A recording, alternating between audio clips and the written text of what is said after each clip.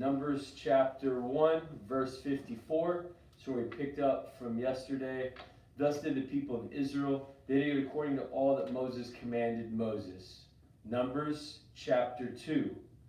The Lord said to Moses and Aaron, the people of Israel shall encamp each by his own standard, with the signs of their fathers' houses. They shall encamp facing the tent of meeting on every side.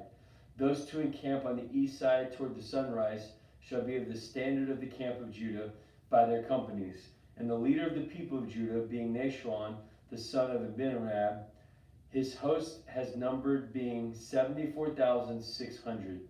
Those who encamp next to him shall be the tribe of Issachar, and the leader of the people of Issachar being Nethanel, son of Zeror. His host is numbered being 44,400. Then the tribe of Zebulun, the leader of the people of Zebulun being Elab, the son of Elon. His host is numbered being 75,400. The whole number of the camp of Judah by their companies is 168,400, and they shall set out first on the march. On the south side shall be the standard of the camp of Reuben by their companies, and the leader of the people of Reuben being Elizur, the son of Shadur. His host is numbered being 46,500. And those who encamp next to him shall be the tribe of Simeon. And the leader of the people of Simeon shall be Shalom, the son of Zeriadai. His host shall be numbered being 59,300. Then the tribe of Gad, and the leader of the people of Gad being Elisapha, the son of Uriel. His host numbered being 45,650. The whole number of the camp of Reuben by their companies is 151,450. They shall set out second. Then the tent of meeting shall set out, with the camp of the Levites in the midst of the camps, as they encamp. So they shall set out, each in position, standard by standard. On the west side shall be the standard of the camp of Ephraim by their companies. The leader of the people of Ephraim shall be Elishama, the son of Ammihud, whose host is numbered 45,500. Next to him shall be the tribe of Manasseh. The leader of the people of Manasseh being Gamaliel, the son of Peduzur, as host numbered being 32,200.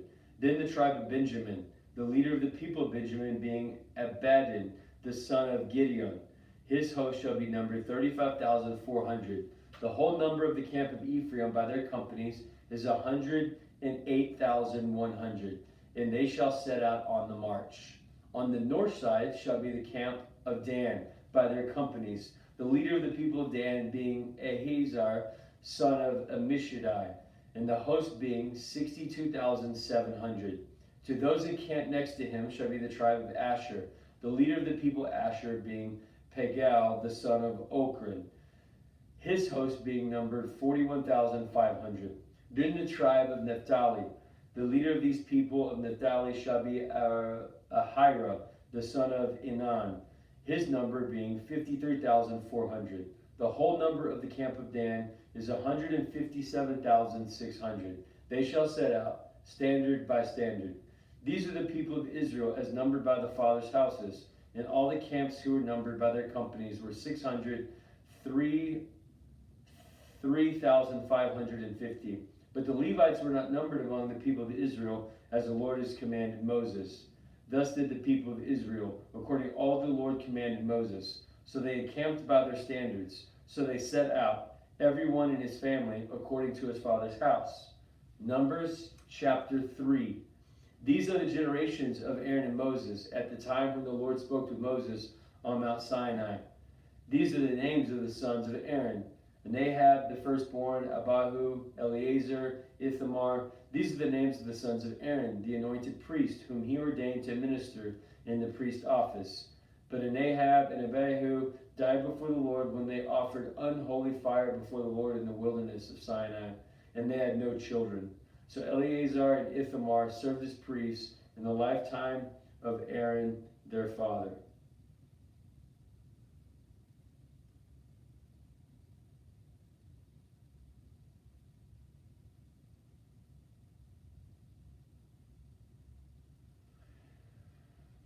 And the Lord said to Moses, bring the tribe of Levi near, and set them before Aaron the priest, that they may minister to him, that they perform duties for him, for the whole congregation before the tent of meeting, as they ministered at the tabernacle.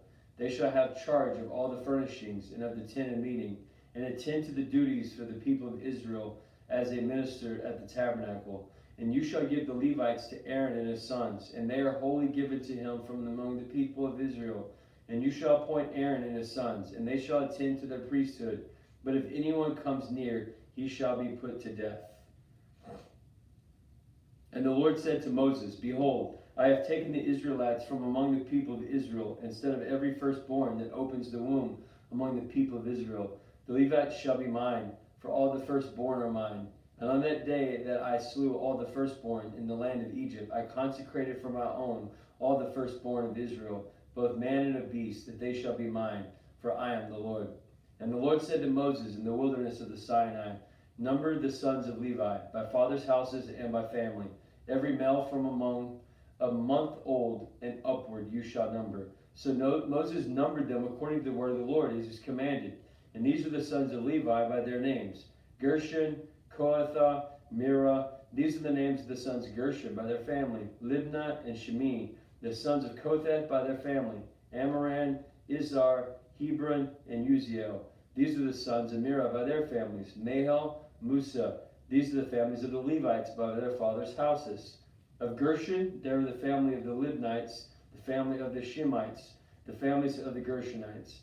Their numbers, according to the numbers of all males from a month old and upward, were 75,500. The families of the Gershonites were the encamped behind the tabernacle of the west, with Eleazar, the son of Lael, the head of the father's house of the Gershonites. And the charge of the sons of Gershon in the tent of meeting was to be the tabernacle, with the tent and its coverings, the screen for the door of the tent of the meeting, the hanging of the court, the screen for the door of the court which is around the tabernacle, and the altar, and its cords, and all the service pertaining to these. Of Kohath were the family of the Amorites, which is the family of the Izharites, and the family of the Hebronites, and the family of the Eleazites, and the families of the Kohathites. According to the number of all the males, from a month old and upward, there were 8,600, attending to the duties of the sanctuary. The families of the sons of Kohath were encamped on the south side of the tabernacle, with Eleazar the son of Uel as the head of the father's house and the family of the Kohathites. And their charge was to be the ark, the table, the lampstand, the altars, the vessel of the sanctuary with which the priest ministered, and the screen.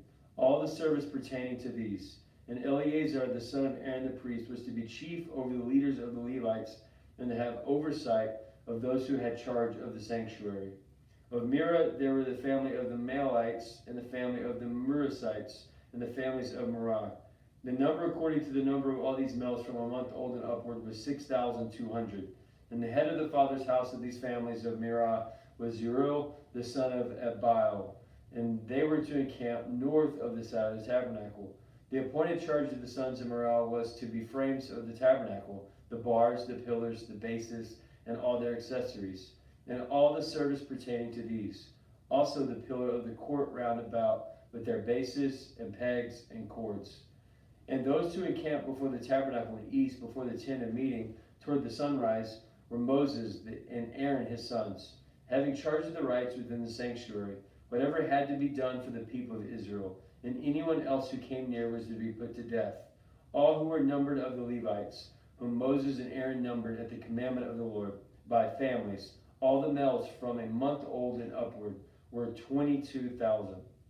And the Lord said to Moses, number all the firstborn males from among the people of Israel, from a month old and upward. Take their number by names, and you shall take the Levites for me. I am the Lord. Instead of all the firstborn among the people of Israel, and the cattle of the Levites, instead of all the firstlings among the cattle of the people of Israel. So Moses numbered all the firstborn among the people of Israel, as the Lord had commanded him, and all the firstborn males according to the number of names, from a month old and upward, as numbered were 22,273. And the Lord said to Moses, take the Levites instead of all the firstborn male among the people of Israel, and the cattle of the Levites instead of their cattle, and the Levites shall be mine, for I am the Lord. and for the redemption of the first 273 of the firstborn of the people of Israel, over and above the number of male Levites. You shall take 5 shekel apiece, reckoning by the shekel of the sanctuary, the shekel of the 20 gerah, and you shall take them, and give them by which the excess of number to redeem to Aaron and his sons. So Moses took the redemption money from those who were over and above and redeemed by the Levites. From the firstborn among the people of Israel he took the money, 1,365 shekels, reckoned by the shekel of the sanctuary, and Moses gave the redemption money to Aaron and his sons, according to the word of the Lord, as the Lord commanded Moses. Numbers chapter 4. The Lord said to Moses and Aaron, take a census from the sons of Kohath, from among the sons of Levi, by their families and their father houses. And from 30 years old to 50 years old, all can who enter the service to do the work in the tent of meeting. This shall be the service of the sons of Kohath in the tent of the meeting, the most holy things. When the camp is to set out, Aaron and his sons shall go in and take down the veil of the screen, and cover the ark of the testimony with it. Then they shall go put a covering of goatskin, and spread over that cloth all of blue, and it shall be put in all its poles. And over the bread of the presence they shall spread a cloth of blue, and put upon it the plates, the dishes for incense, the bowls, and the flagons for the drink offering. And the continual bread shall also be upon it. Then they shall spread over them a cloth of scarlet, and a cover the same covering of goatskin shall be put in its poles. And they shall take a cloth of blue, and cover its lampstands for the light, with its lamps, its snuffers, its trays, and all its vessels for oil, with which it is supplied. And they shall put with it all its utensils, and a covering of goatskin, and it shall put in its carrying frame.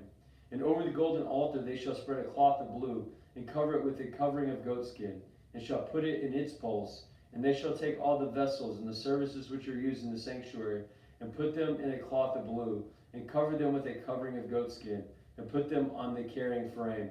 And they shall take away the ash from the altar, and spread a purple cloth over it. And it shall put in its utensils the altar, which are used for service there, the firepan, the forks, the shovels, the basin, all the utensils of the altar. And they shall spread upon it a covering of goatskin, and shall put it in its poles. And when Aaron and his sons have finished covering the sanctuary, all its furnishings of the sanctuary, as the camp sets out, after that the sons of Kohath shall come to carry these things. But they may not touch the holy things, lest they die. They are the tent of the meeting, which the sons of Kohath are to carry. And Eleazar the son of Aaron the priest shall have charge in the oil for the light, the fragrance, the continual cereal offering, and the anointing oil, with all the oversight of the tabernacle and all that is in it, of the sanctuary and its vessels.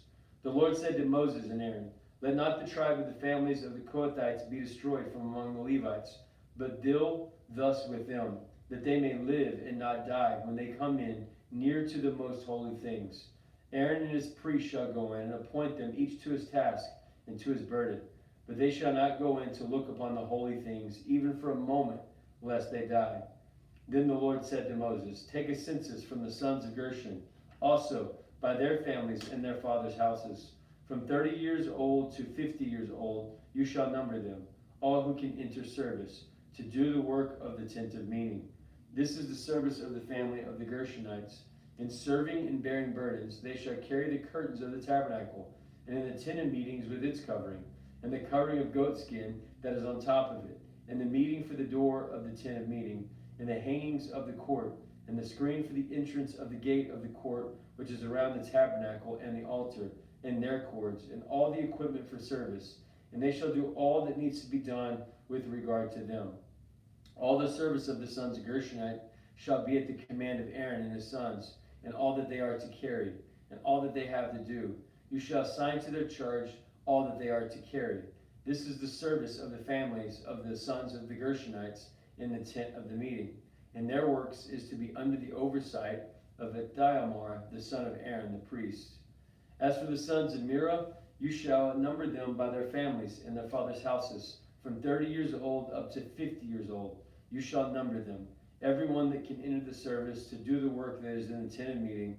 And this is what they are to charge: the whole of their service in the tent of meetings, the frame of the tabernacle with its bars, pillars, and bases, and the pillars of the court around with the pegs, the bases, and the cords, and all the equipment and all their accessories. You shall assign by the names of the objects what they are required to carry. This is the service of the families of the sons of Merari, the whole service in the tent of meeting, under the hand of Ithamar, the son of Aaron, and his priests. And Moses and Aaron and the leaders of the congregation numbered the sons of the Kohathites by their families and their fathers' houses, from 30 years old up to 50 years old, everyone that could enter the service, for the work in the tent of meetings. Their number by families was 2,750. This was the number of the families of the Kohathites, who all served in the tent of meetings, whom Moses and Aaron numbered according to the command of the Lord by Moses. The number of the Gershonites, their families and fathers' houses, from 30 years to 50 years old, everyone that could enter the service for the work in the tent of meeting, their numbers by families and their fathers' houses was 2,630. This was the number of the families of the sons of Gershon, who served in the tent of meeting, whom Moses and Aaron numbered according to the commandment of the Lord. The number of these families of the sons of Merari by their families and their fathers' houses, from 30 years old to 50 years old, everyone that could enter the service from the working of the tent of meeting, their number by families was 3,200. These are those who were numbered of the families of the sons of Merari, whose numbers Moses and Aaron, according to the command of the Lord by Moses. And those who were numbered of all the Levites, whom Moses and Aaron and the leaders of Israel numbered by their families and their fathers' houses, from 30 years old up to 50 years old, everyone that could enter to do the work of the service and the work of bearing the burdens in the tent of meeting, those who numbered of them were 8,580, according to the commandment of the Lord, through which Moses was appointed, each to his task of serving or carrying. Thus they were numbered by him, as the Lord commanded Moses. Numbers chapter 5. The Lord said to Moses, command the people of Israel that they put out of the camp every leper, and everyone having a discharge, and everyone that is unclean through contact with the dead. You shall put out both male and female, putting them outside the camp, that they may not defile their camp, in the midst of which I dwell. And the people of Israel did so, and they drove outside the camp, as the Lord said to Moses, so the people of Israel did. And the Lord said to Moses, say to the people of Israel, when a man or woman commits any of these sins that a man commits by breaking faith with the Lord, and that person is guilty, he shall confess his sin which he has committed, and he shall make full restitution for his wrong, adding a fifth to it, and giving it to him who did the wrong. But if a man has no kinsman to whom the restitution may be made for the wrong, the restitution for the wrong shall go to the Lord for the priest, in addition to the ram of the atonement with which atonement is to be made. Every offering, all the holy things of the people of Israel, which they bring to the priest, shall be his, and every man's holy things which shall be his. Whatever a man gives to the priest shall be his. And the Lord said to Moses, say to the people of Israel, if any man's wife goes astray and acts unfaithfully against him, if a man lies with her carnally, and it is hidden from the eyes of her husband, and she is undetected though she has defiled herself, and there is no witness against her, since she was not taken in the act, and if the spirit of jealousy comes upon him, and he is jealous of his wife who has defiled herself, or if the spirit of jealousy comes upon him, and he is jealous of his wife, though she has not defiled herself, then the man shall bring his wife to the priest, and bring the offering required with her, and a tenth of an ephah of barley meal. And he shall pour no oil on it, and put no frankincense on it, for it is a cereal offering of jealousy, a cereal offering of remembrance, bringing iniquity to remembrance. Then the priest shall bring her near, and he shall set her before the Lord. And the priest shall take holy water in an earthen vessel, and take some of the dust that is on the floor of the tabernacle, and put it into the water. And the priest shall set the woman before the Lord, and bind the hair of the woman's head, and place in her hands the cereal offering of remembrance, which is the cereal offering of jealousy. In his hand the priest shall have the water of bitterness that brings the curse. Then the priest shall make her take an oath, saying, if no man is lain with you, and you have not turned aside to uncleanliness, while you are under your husband's authority, be free from this water of bitterness that brings the curse. But if you have gone astray, though you are under your husband's authority. And if you have defiled yourself, and some man other than your husband has lain with you, then let the priest make the woman take the oath of curse and say to the woman, the Lord made you an extraction and an oath among your people. When the Lord makes your thigh fall away and your body swell, may this water that brings the curse pass into your bowels, and may your body swell and your thigh fall away. And the woman shall say, Amen, Amen. Then the priest shall write these curses in the book, and wash them off into the water of bitterness. And he shall make the woman drink in the water of bitterness that brings the curse, and the water that brings the curse shall enter into her and cause bitter pain. And the priest shall take the cereal offering of jealousy out of the woman's hand, and shall wave the cereal offering before the Lord, and bring it to the altar. And the priest shall take a handful of the cereal offering, and it shall be a memorial portion, and burnt upon the altar. And afterwards shall make the woman drink the water. And after she has drank the water, then she has defied herself and acted unfaithfully against her husband. The water that brings the curse shall enter into her and cause bitter pain, and her body shall swell, and her thighs shall fall away, and the woman shall become an extraction from among her people. But if the woman has not defiled herself and is clean, she shall be made free and shall conceive children. This is the law in the cases of jealousy, when a wife, through under her husband's authority, goes astray and defiles herself. Or when the spirit of jealousy comes upon a man, and he is jealous of his wife, then he shall set the woman before the Lord, and the priest shall execute upon her all this law. And the man shall be free from iniquity, and the woman shall bear her iniquity. Numbers chapter 6.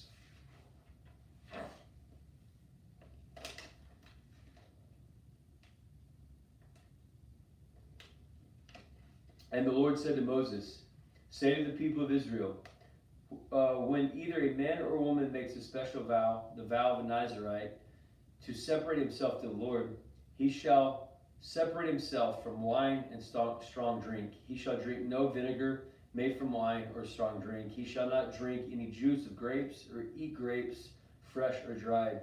All the days of his separation he shall eat nothing that is produced by the grapevine, not even the seeds or the skins. All the days of his vows of separation no razor shall come upon his head, until the time is completed for which he separates himself to the Lord. He shall be holy. He shall let the locks of his head grow long. All the days he separates himself to the Lord, he shall not go near a dead body, neither for his father nor his mother, nor his brother or sister. If they die, he shall make himself unclean, because he is separated to God upon his head. All the days of his separation he is holy unto the Lord. But if this man dies very suddenly besides himself, and he defiles his consecrated head, and he shall shave his head on the day of cleansing. On the 7th day he shall shave it. On the 8th day he shall bring 2 turtle doves, or 2 young pigeons, to the priest to the door of the tent of meeting. And the priest shall offer one for his sin offering, and the other for a burnt offering, and make atonement for him, because he sinned by the reason of the dead body. And he shall consecrate his head that same day, and separate himself to the Lord for the days of his separation, and bring a male lamb a year old from among the guilt offering. But the former time shall be void, because his separation was defiled. And this is the law for the Nazirite. When the time of his separation has been completed, he shall be brought to the door of the tent of meeting. He shall offer his gift to the Lord, 1 male lamb from a year old without blemish for a burnt offering, and 1 ewe lamb from a year old without blemish as a sin offering, and 1 ram without blemish as a peace offering, and a basket of unleavened bread, cakes of fine flour mixed with oil, and unleavened wafers spread with oil, and their cereal offerings, and their drink offerings. And the priest shall present them before the Lord, and his offering shall be his burnt offering, and he shall offer the ram as a sacrifice of peace offering to the Lord, with the basket of unleavened bread. And the priest shall also offer its cereal offering and its drink offering. And the Nazirite shall leave his consecrated head to the door of the meetings, and shall take the hair from his consecrated head, and put it on the fire which is under the sacrifice of the peace offering. And the priest shall take the shoulder of the ram when it is boiled, and 1 leavened cake out of the basket, and 1 leavened wafer, and shall put them in the hands of the Nazirite, After he has shaven the hair of his consecration, the priest shall wave them for a wave offering before the Lord. For they are a holy portion for the priests, together with the breast that is waved and the thigh that is offered. And after that, the Nazarite may drink wine. This is the law of the Nazarite who takes a vow. His offering to the Lord shall be according to the vow as a Nazarite, apart from what else he can afford, in accordance with the vow that he takes. So shall he do according to the separation as a Nazarite. The Lord said to Moses, say to Aaron and his sons, thus you shall bless the people of Israel. You shall say to them, the Lord bless you and keep you. The Lord make his face shine upon you and be gracious to you. The Lord lift up his countenance upon you and give you peace, so that they put my name upon the people of Israel, and I will bless them. Numbers chapter 7. On the day when Moses had finished setting up the tabernacle, and he had anointed and consecrated it with all its furnishings, and had anointed all that consecrated the altar and all its utensils, the leaders of Israel, the heads of their fathers' houses,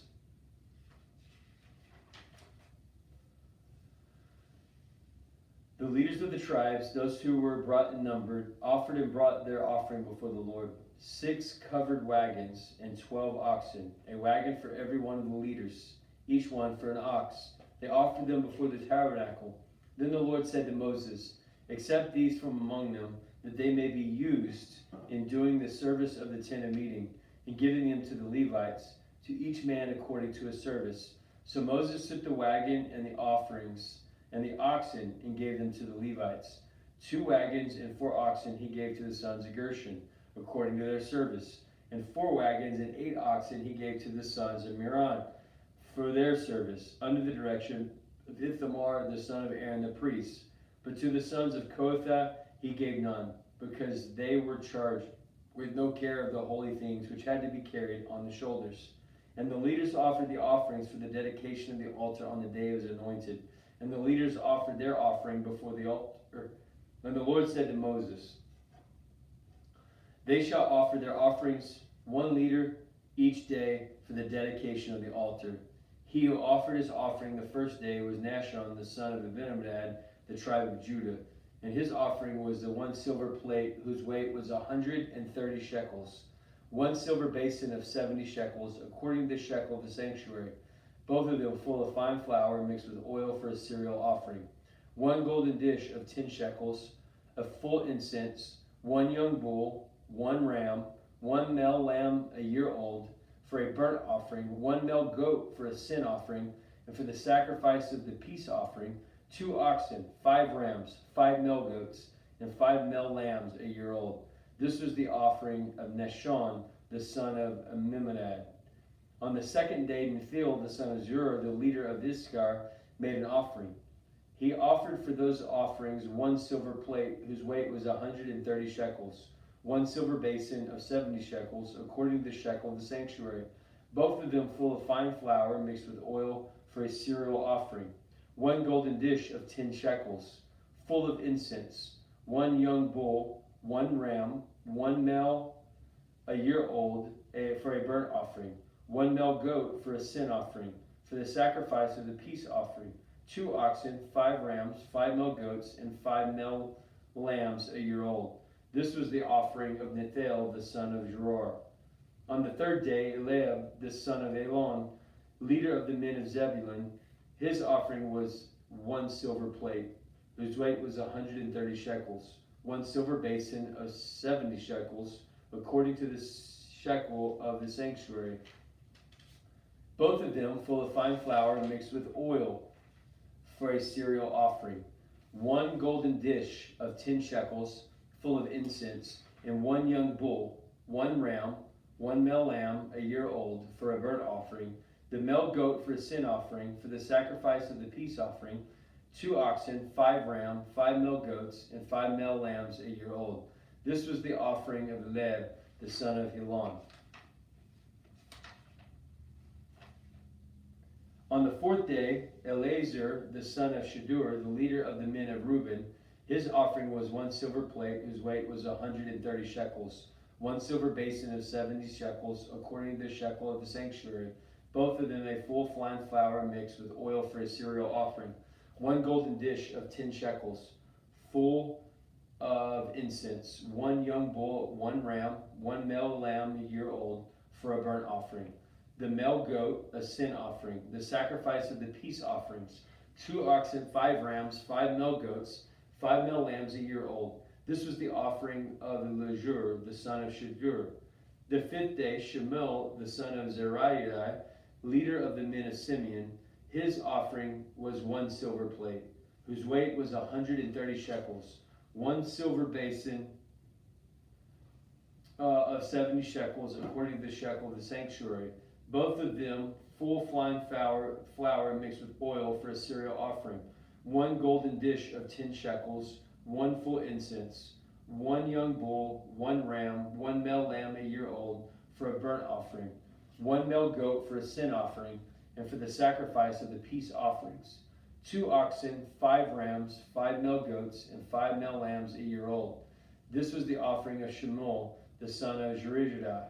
The 6th day, Elisva, the son of Deuel, the leader of the men of Gad, his offering was 1 silver plate, whose weight was 130 shekels, 1 silver basin of 70 shekels, according to the shekel of the sanctuary, both of them a full of fine flour mixed with oil for a cereal offering, 1 golden dish of 10 shekels full of incense, 1 bull, 1 ram, 1 male lamb a year old for a burnt offering, 1 male goat for a sin offering, and for the sacrifices of peace offerings, 2 oxen, 5 rams, 5 male goats, and 5 male lambs a year old.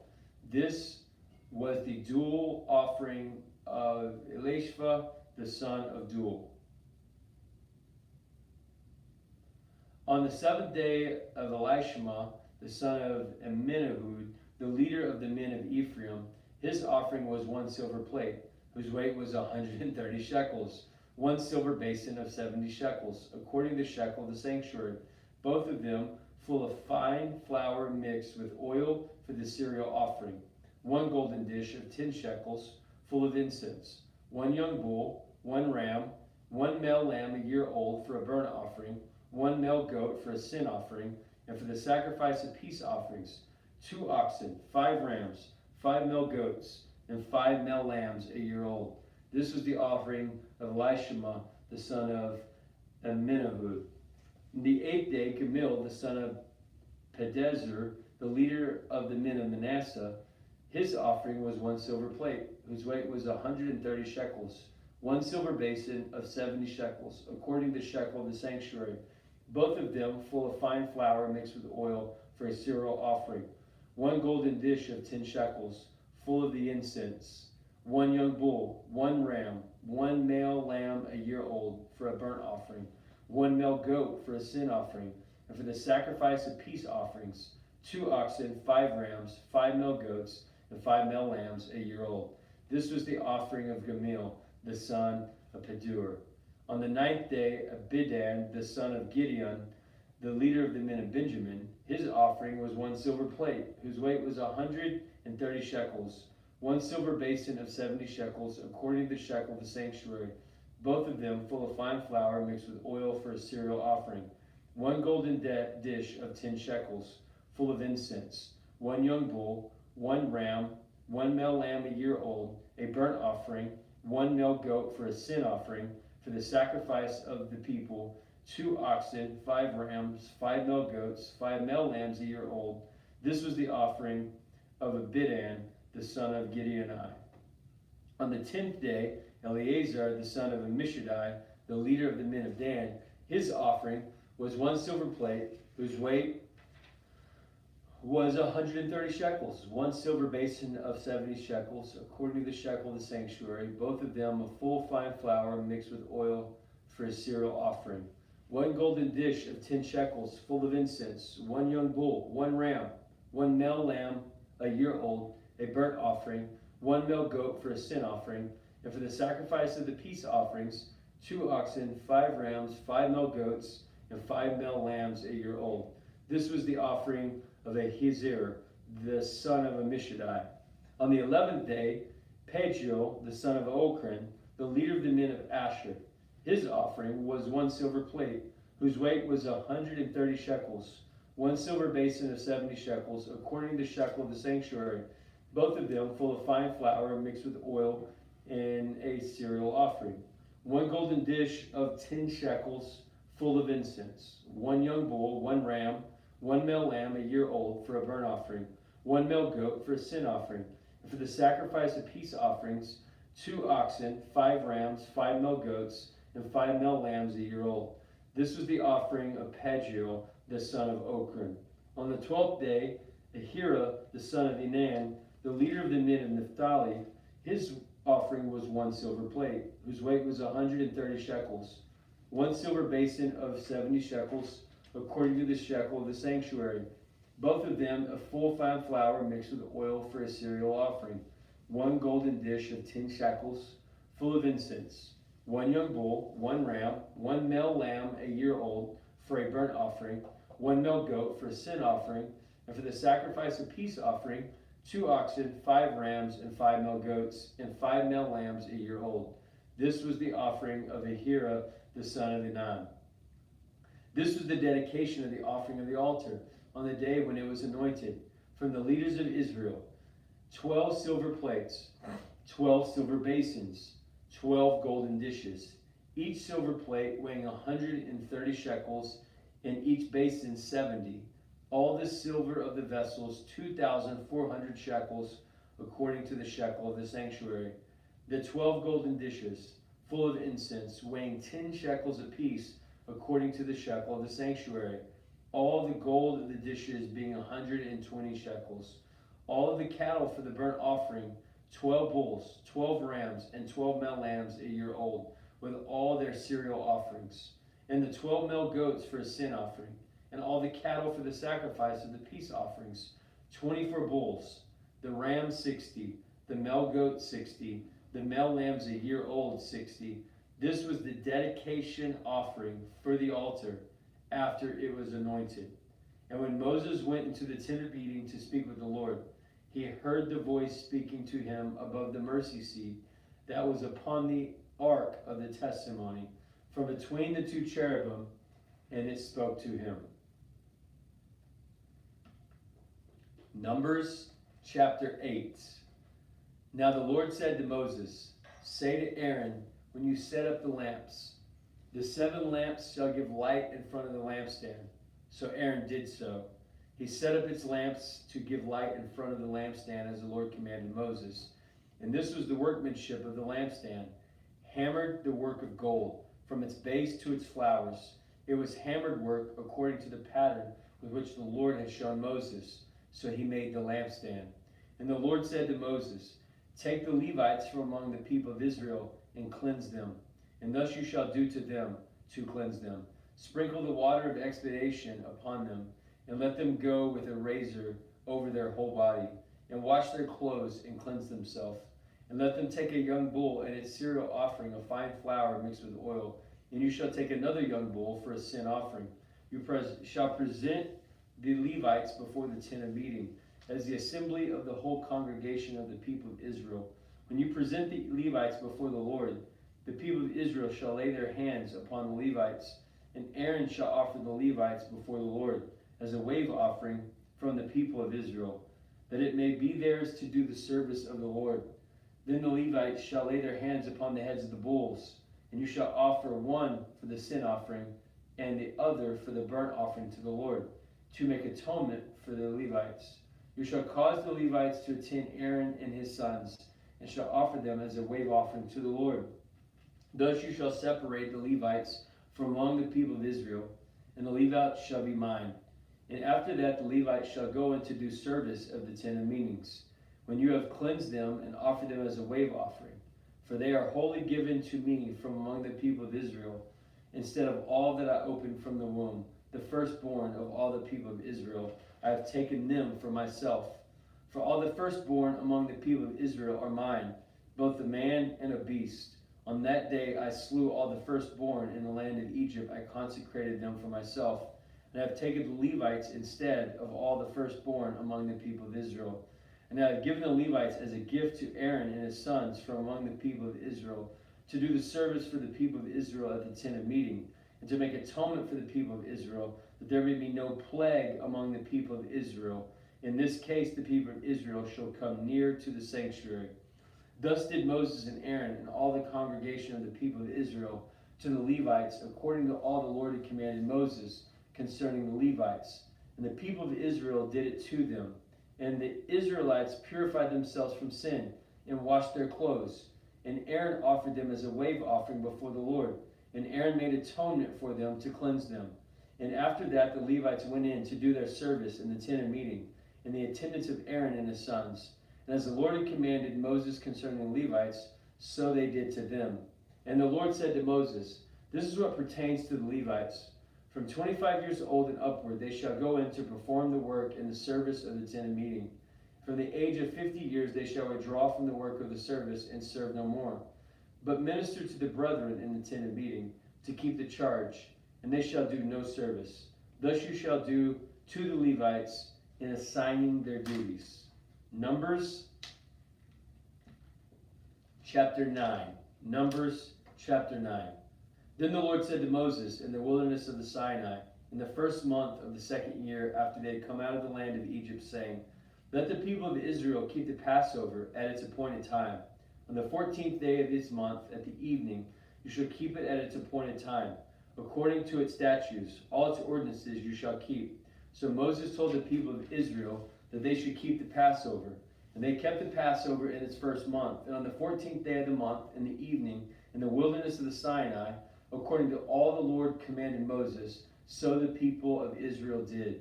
And there were certain men who were unclean through touching the dead body of a man, so they could not keep the Passover on that day. And they came before Moses and Aaron that day, and those men said to him, we are unclean through touching a dead body of a man. Why are we kept from the Lord's offering at the appointed time among the people of Israel?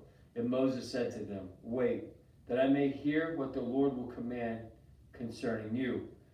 The Lord said to Moses, say to the people of Israel, if any man of you or of his descendants is unclean through touching of a dead body, or it is far off on a journey, he shall keep the Passover to the Lord. In the second month of the 14th day in the evening they shall keep it. They shall eat it with unleavened bread and bitter herbs. They shall leave none of it until the morning, nor break a bone of it. According to all the statute for the Passover they shall keep. But the man who is clean and is not on the journey, yet refrains from keeping the Passover, that person shall be cut off from among his people, because he did not offer the Lord's offering at its appointed time, that the man shall bear his burdens of sin. And if a stranger sojourns among you, he will keep the Passover to the Lord, according to its statute of Passover, according to its ordinances, so shall he do to you. You shall have one statute, both for the sojourner and the native. On the day of the tabernacle was set up, the cloud covered the tabernacle and the tent of testimony. And in the evening it was over the tabernacle, like the appearance of fire until the morning. So it was continually. The cloud covered it by day, and the appearance of fire by night. And whenever the cloud was taken up from over the tent, after that the people of Israel set out. In the place where the cloud settled down, there the people of Israel encamped. At the command of the Lord the people of Israel set out, and at the command of the Lord they encamped. So as long as the cloud rested over the tabernacle, they remained in the camp. Even when the cloud continued over the tabernacle many days, the people of Israel kept the charge of the Lord, and they did not set out. Sometimes the cloud was a few days over the tabernacle, and according to the command of the Lord they remained in the camp. Then according to the command of the Lord they set out. And sometimes the cloud remained from evening until morning. And when the cloud was taken up in the morning, they set out. Or if it continued for a day and a night, when the cloud was taken up, they set out. Whether it was 2 days or a month or a longer time, the cloud continued over the tabernacle, abiding there. The people of Israel remained in the camp, and they did not set out. But when it was taken up, they set out. At the command of the Lord they encamped, and at the command of the Lord they set out. They kept the charge of the Lord, at the command of the Lord by Moses. Numbers chapter 10. Numbers chapter 10. And the Lord said to Moses, make 2 silver trumpets out of hammered work, so that you may make them. You shall use them for a summoning of the congregation, or for the breaking camp. They are both to be blown. All the congregation shall gather themselves to you in the entrance of the tent of meeting. But if you blow only one, then the leaders of the tribes of Israel shall gather themselves to you. When you blow an alarm, the camps that are on the east side shall set out. And when you blow an alarm the second time, the camps that are on the south side shall set out. An alarm is to be blown whenever they are to set out. But when the assembly is to be gathered together, you shall blow. You shall not sound an alarm. And the sons of Aaron, the priest, shall blow the trumpets. The trumpets shall be to you for a personal statute throughout all your generations. And when you go into war in your land against the adversary who oppress you, then you shall sound an alarm with the trumpets, that you may be remembered before the Lord your God, and you shall be saved from your enemies. On the day of your gladness also, at the time of your appointed feast, at the beginning of your months, you shall blow trumpets over your burnt offerings and over the sacrifices of your peace offerings. They shall serve before you as a remembrance of your God, for I am the Lord your God. In the second year, in the second month, and on the 20th day of the month, the cloud was taken up from over the tabernacle of the testimony. And the people of Israel set out by stages from among the wilderness of Sinai. And the cloud settled down in the wilderness of Paran. And they set out for the first time at the commandment of the Lord by Moses. The standard of the camp of men of Judah set out first by their companies, and then over their host of Neshwan, the son of Abimadab. And over them the host of the tribe of men of Issachar was Nathaniel, the son of Zerur. And the host of the tribe of the men of Zebulun was Eliab, the son of Nahor. And then when the tabernacle was taken down, the sons of Gershon and his sons of Merari, who carried the tabernacle, set out. And the standard of the camp of Reuben set out by their companies. And over their host was Eliezer, the son of Shadur. And of the host of the tribe of men of Simeon was Shemuel, son of Jehoshaphat. On which the host of the tribe of men of Gad was Levi, the son of Joel. Then the Kohathites set out, carrying all the holy things. And the tabernacle was set up before their arrival. And the standard of the camp of men of Ephraim set out by their companies over the host of Elishama, the son of Amminadab. And over the host of the tribe of the men of Manasseh was Gamaliel, the son of Pedahzur. Over the host of the tribe of the men of Benjamin, and Abinadab, the son of Gideon. The standard of the camp of the men of Dan, acting as the rear guard of the camp, set out by their companies, over the host of Ahazar, the son of Ammishaddai. Over the host of the tribe of men of Asher was Pagiel, the son of Ochran. Over the host of the tribe of men of Naphtali was Arah, the son of Anan. This was the order of the march of the people of Israel, according to their host, when they set out. And Moses said to Ohab, the son of Uriel the Midianite, Moses' father-in-law, we are setting out for the place of which the Lord said, I will give to you. Come with us, and we will do good for you. For the Lord has promised good to Israel. But he said to him, I will not go. I will not depart from my own land and to my kindred. Do not leave us, I pray, for you know how we are to encamp in the wilderness, and you will serve as eyes for us. And if you will go with us, whatever good the Lord will do to us, the same we will do to you. So they set out from the mount of the Lord 3 days' journey. And the ark of the covenant of the Lord went before them 3 days' journey, to seek out a resting place for them. And the cloud of the Lord was over them by day, whenever they set out from the camp.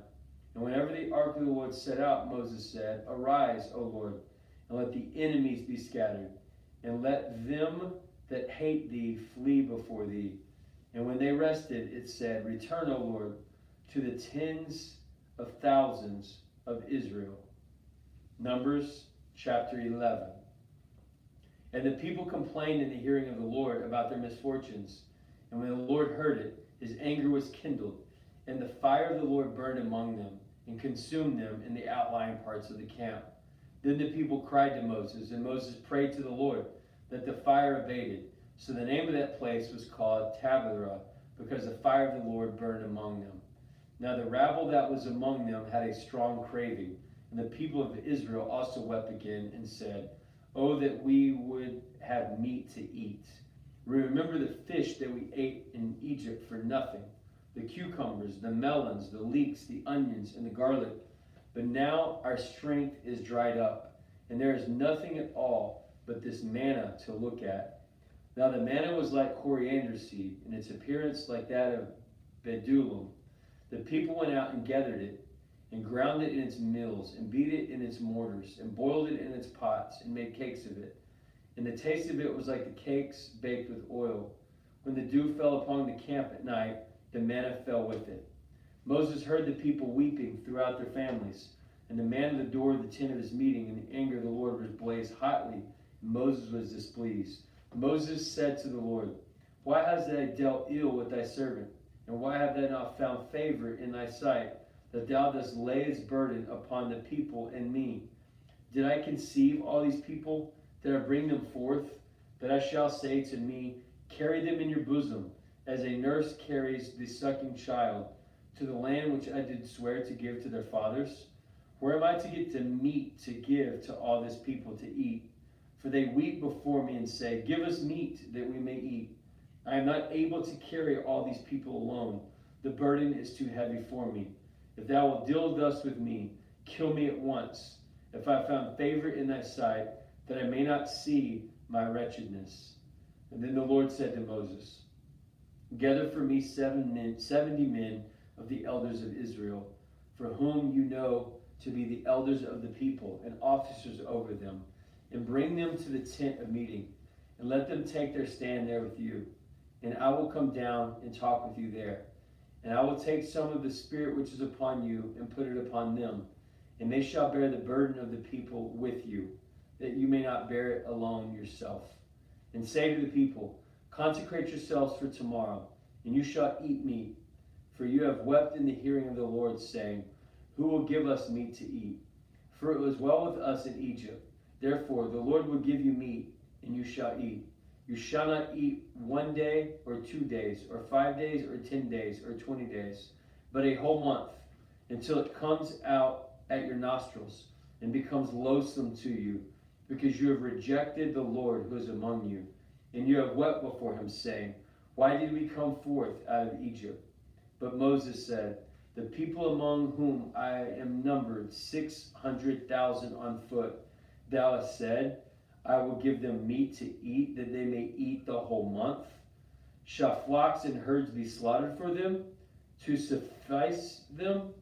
Or shall all the fish of the sea be gathered together for them, to suffice them? And then the Lord said to Moses, Is the Lord's hand shortened? Now you shall come to see my word, whether it is true or not. So Moses went out and told the people the words of the Lord, and gathered 70 men of the elders of the people, and placed them around the tent. And the Lord came down in the cloud and spoke to them, and took some of the spirit that was upon Moses, and put it upon the 70 elders. And when the spirit rested upon them, they prophesied. But they did so no more. Now the 2 men remained in the camp, one named Eliad, and the other named Magid.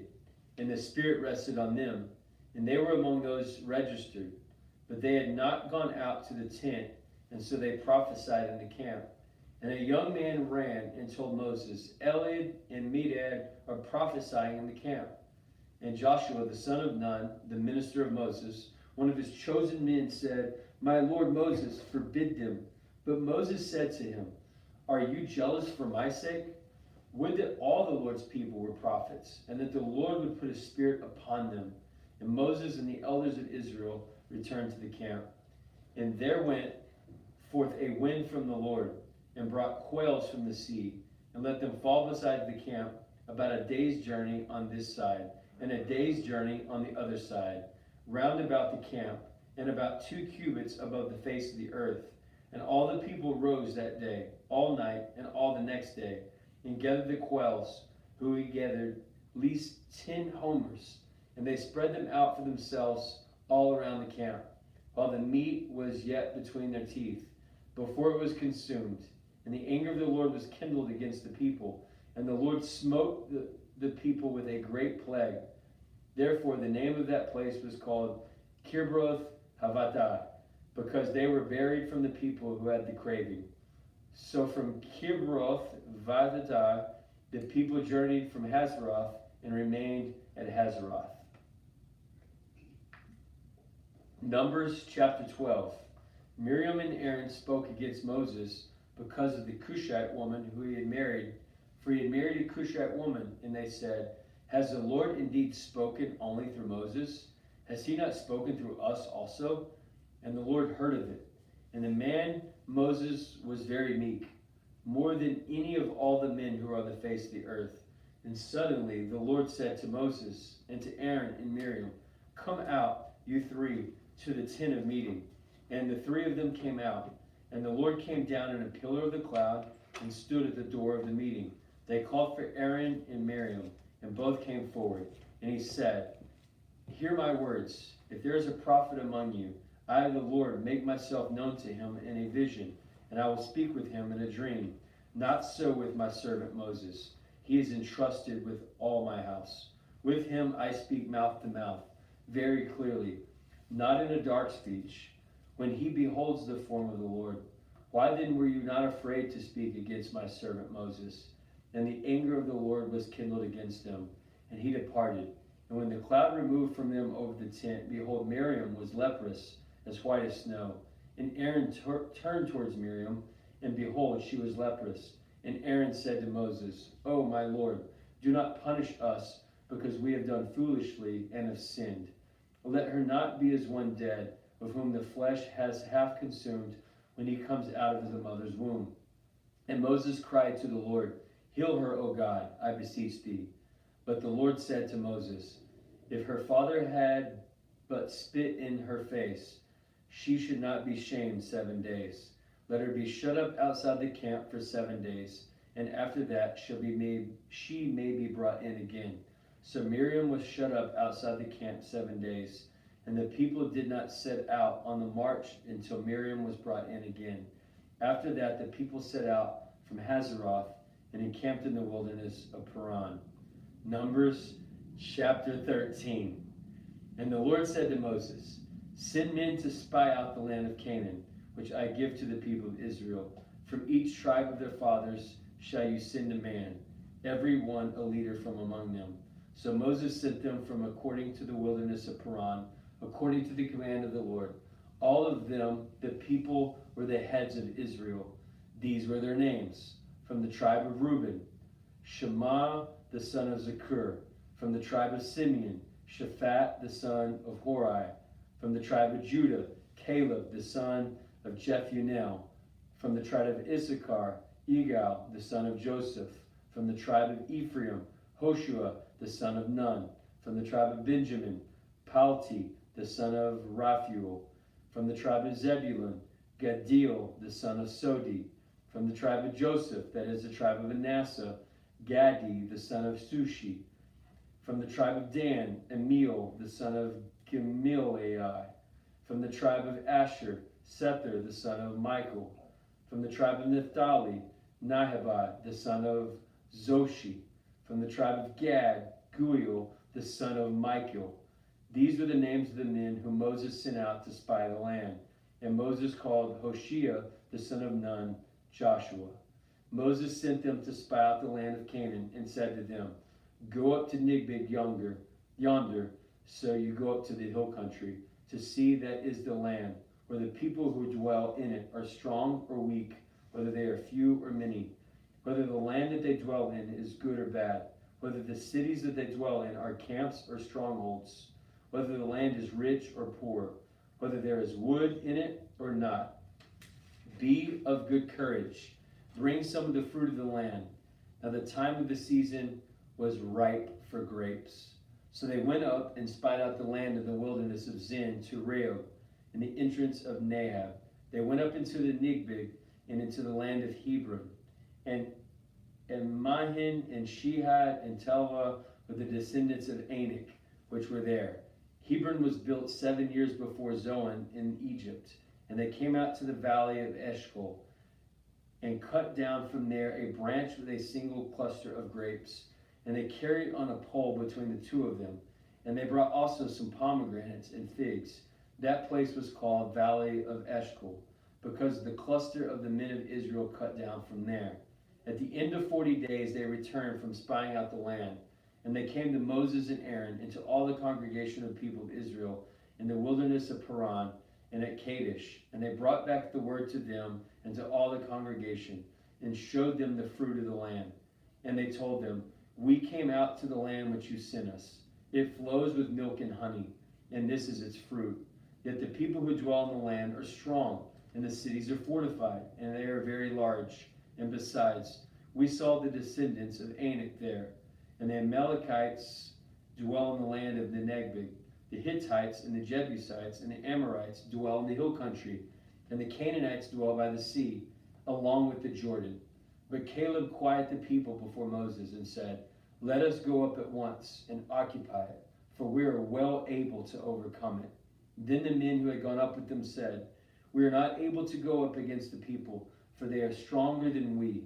So they brought the people of Israel an evil report of the land which they had spied out, saying, the land through which we have gone to spy out is a land that devours its inhabitants, and all the people that we saw in it are men of great stature. And we saw the Nephilim, the sons of Anak, who come from the Nephilim, and we seemed to ourselves like grasshoppers, and so we seemed to them. Numbers chapter 14, and my man Don's taking over. So I'll holler at you once you're finished. Okay. And then just mark that wherever you're finished. And someone will come and relieve you at 10. Awesome. Thank you. All right. Do your best with those names.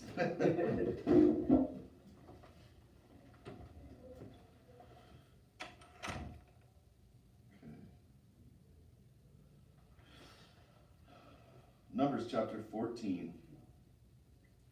Then all the congregation raised a loud cry, and the people wept that night. And all the people of Israel murmured against Moses and Aaron. The whole congregation said to them, would that we had died in the land of Egypt, or would that we had died in this wilderness. Why does the Lord bring us into this land to fall by the sword? Our lives and our little ones, our wives and our little ones will become a prey. Would it not be better for us to go back to Egypt?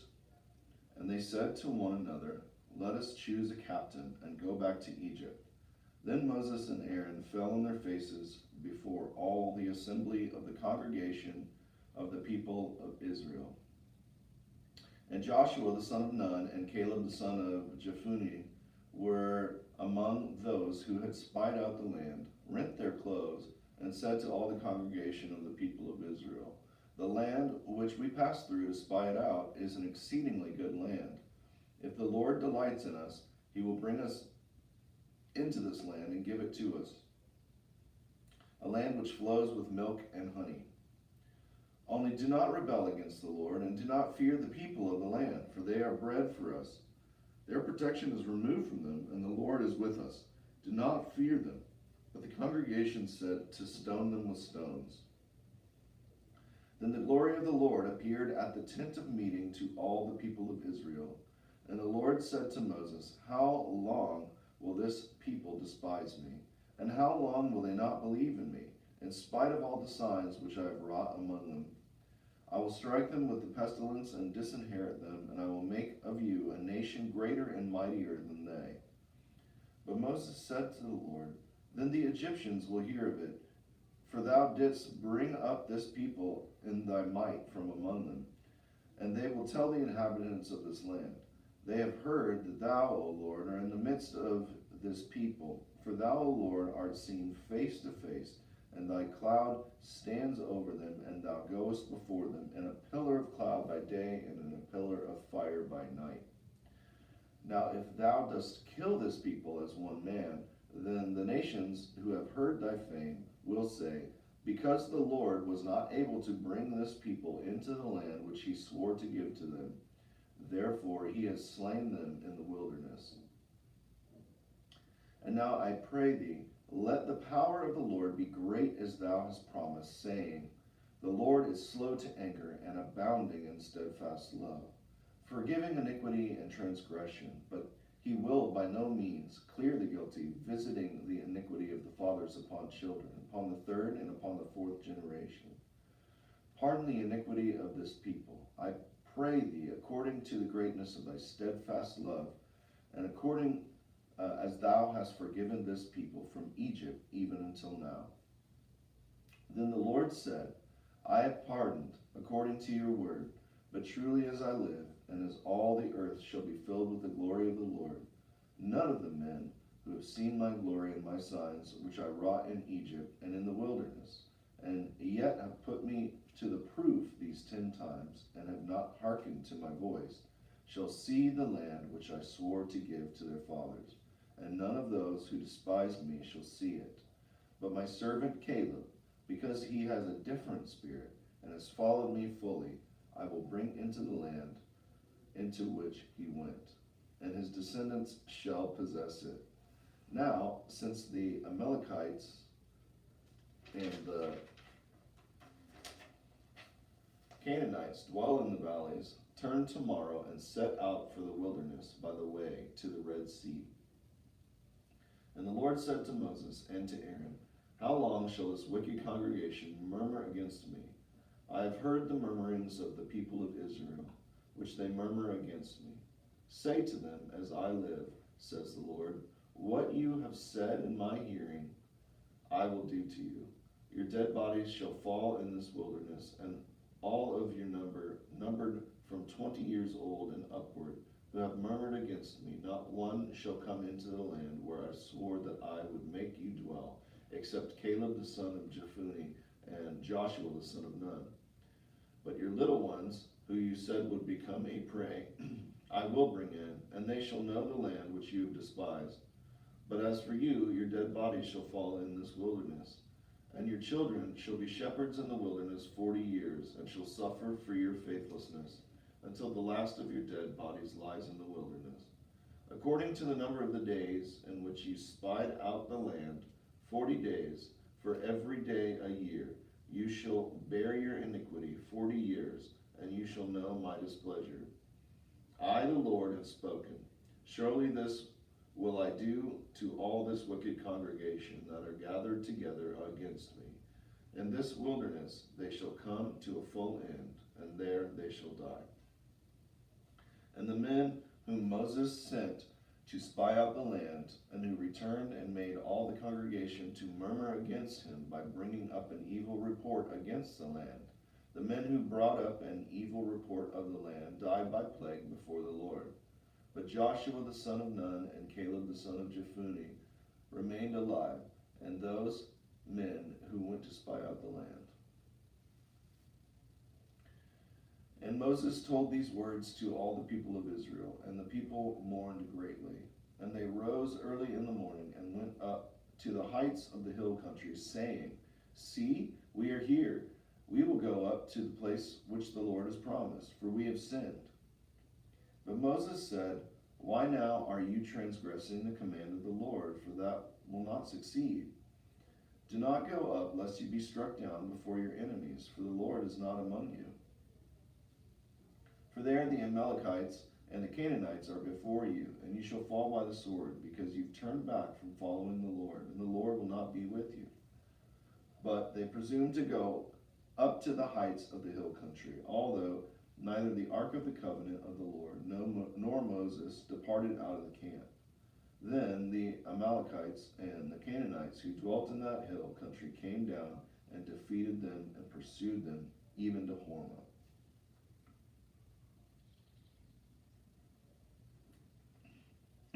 Numbers chapter 15.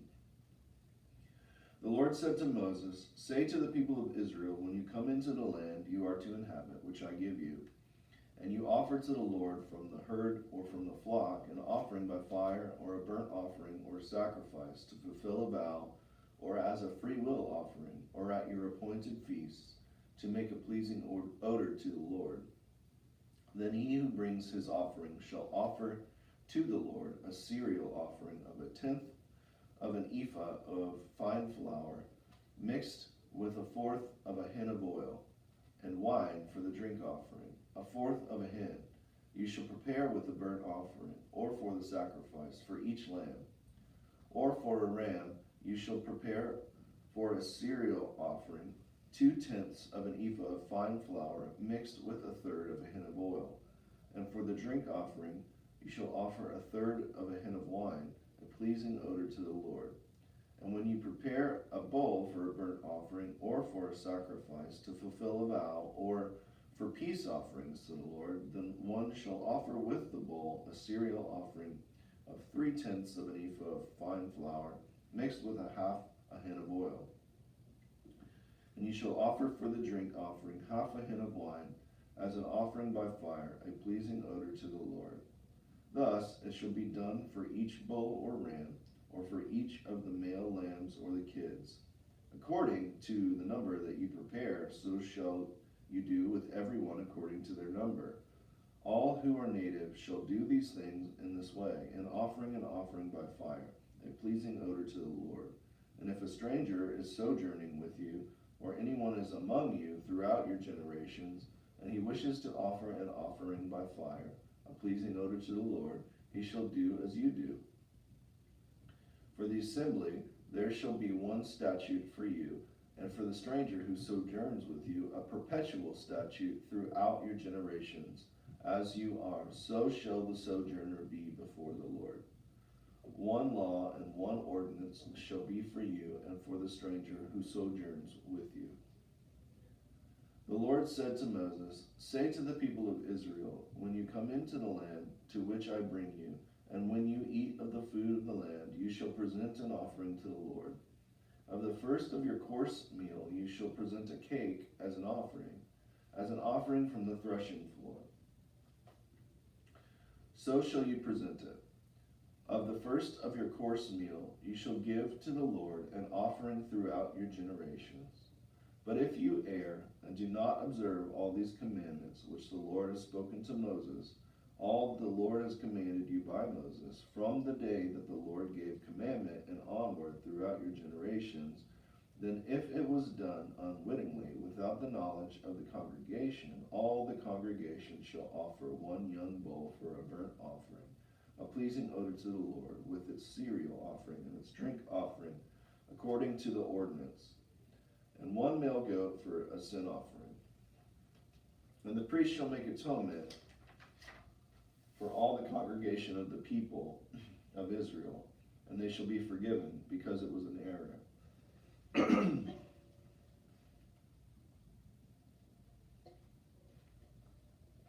And they have brought their offering, an offering by fire to the Lord, and their sin offering before the Lord for their error.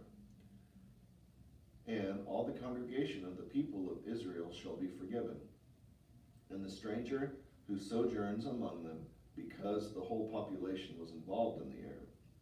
If one person sins unwittingly, he shall offer a female goat a year old for a sin offering, and the priest shall make atonement before the Lord for the person who commits an error, when he sins unwittingly, to make atonement for him, and he shall be forgiven. You shall have one law for him who does anything unwittingly, for him who is native among the people of Israel, and for the stranger who sojourns among them. But the person who does anything with a high hand, whether he is native or a sojourner, reviles the Lord, and that person shall be cut off from among his people, because he has despised the word of the Lord, and has broken his commandment. That person shall be utterly cut off, his iniquity shall be upon him. While the people of Israel were in the wilderness, they found a man gathering sticks on the Sabbath day.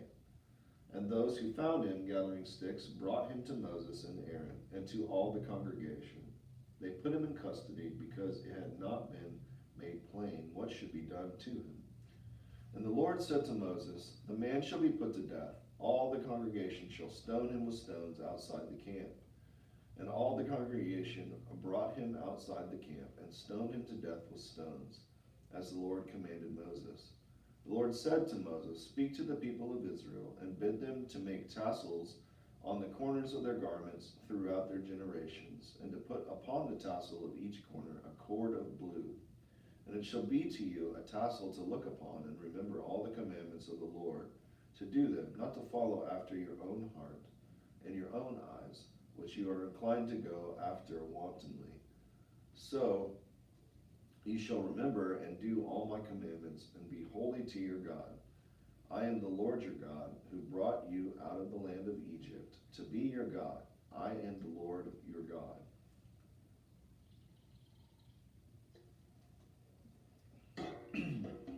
Numbers chapter 16.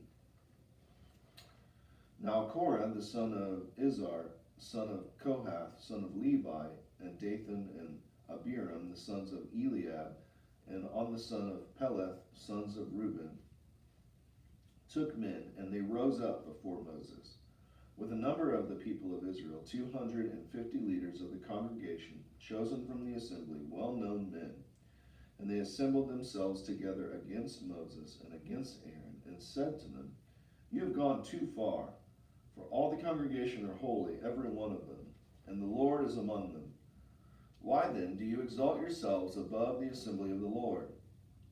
When Moses heard it, he fell on his face, and he said to Korah and all his company, In the morning the Lord will show who is his, and who is holy, and will cause him to come near to him. Him whom he will choose, he will cause to come near to him. Do this, take censers, Korah and all his company, put fire in them and put incense upon them before the Lord tomorrow, and the man whom the Lord chooses shall be the Holy One. You have gone too far, sons of Levi. And Moses said to Korah, Hear now, you sons of Levi, it is too small a thing for you that the God of Israel has separated you from the congregation of Israel, to bring you near to himself, to do service in the tabernacle of the Lord, and to stand before the congregation to minister to them. And that he has brought you near him, and all your brethren, the sons of Levi, with you? And would you seek the priesthood also? Therefore it is against the Lord that you and all your company have gathered together. What is Aaron that you murmur against him? And Moses sent to call Dathan and Abiram, the sons of Eliab, and they said, We will not come up. It is a small thing that you have brought us up out of a land flowing with milk and honey to kill us in the wilderness, that you must also make yourself a prince over us? Moreover, you have not brought us into a land flowing with milk and honey, nor given us inheritance of the fields and the vineyards. Will you put out the eyes of these men? We will not come up. And Moses was very angry, and said to the Lord, Do not respect their offering. I have not taken one ass from them, and I have not harmed one of them. And Moses said to Korah, Be present, you and all your company, before the Lord, you and they, and Aaron tomorrow. And let every one of you take his censer and put incense upon it, and every one of you bring before the Lord his censer, 250 censers. You also and Aaron, each his censer. So every man took his censer, and they put fire in them and laid incense upon them, and they stood at the entrance of the tent of meeting with Moses and Aaron.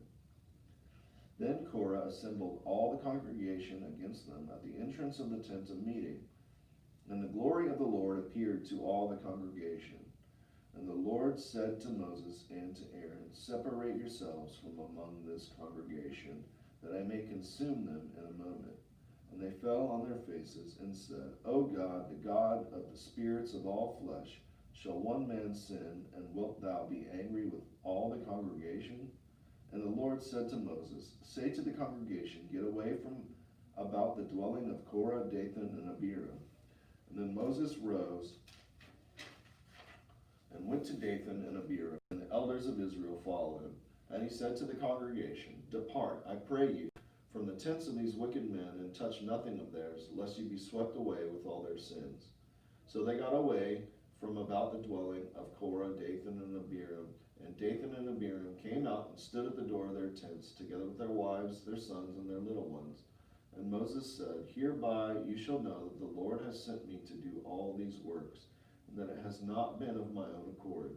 If these men die the common death of all men, or if they are visited by the fate of all men, then the Lord has not sent me.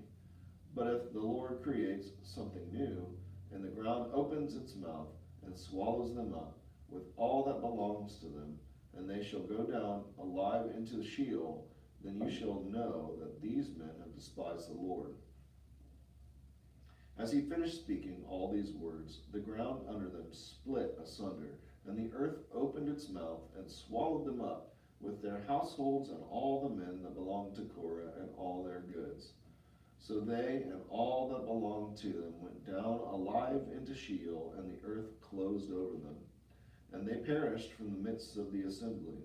And all Israel that were round about them fled at their cry, for they said, Lest the earth swallow us up. And the fire came forth from the Lord, and consumed the 250 men offering the incense.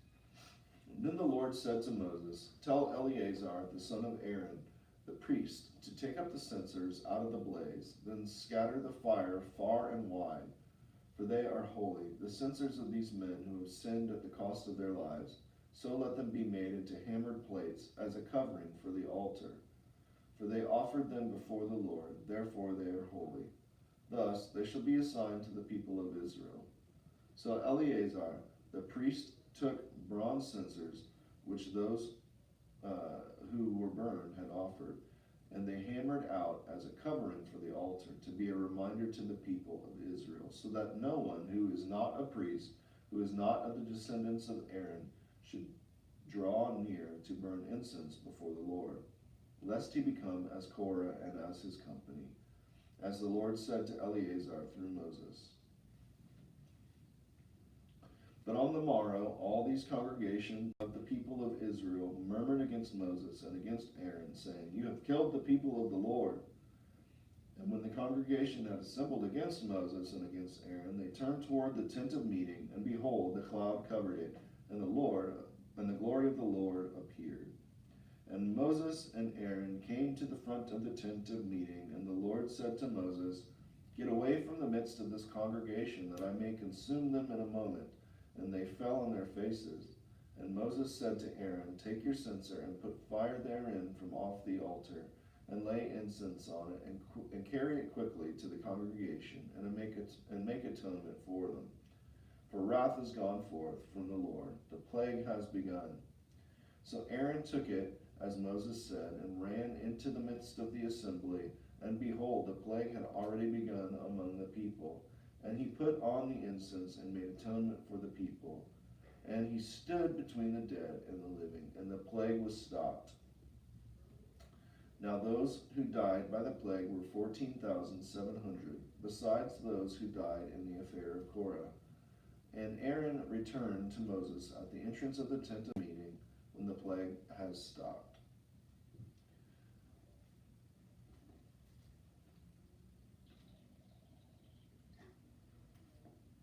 Numbers chapter 17. The Lord said to Moses, Speak to the people of Israel, and get from them rods, one for each father's house, from all their leaders, according to their father's houses, 12 rods. Write each man's name upon his rod, and write Aaron's name upon the rod of Levi. For there shall be one rod for the head of each father's house. Then you shall deposit them in the tent of meeting before the testimony, where I meet with you.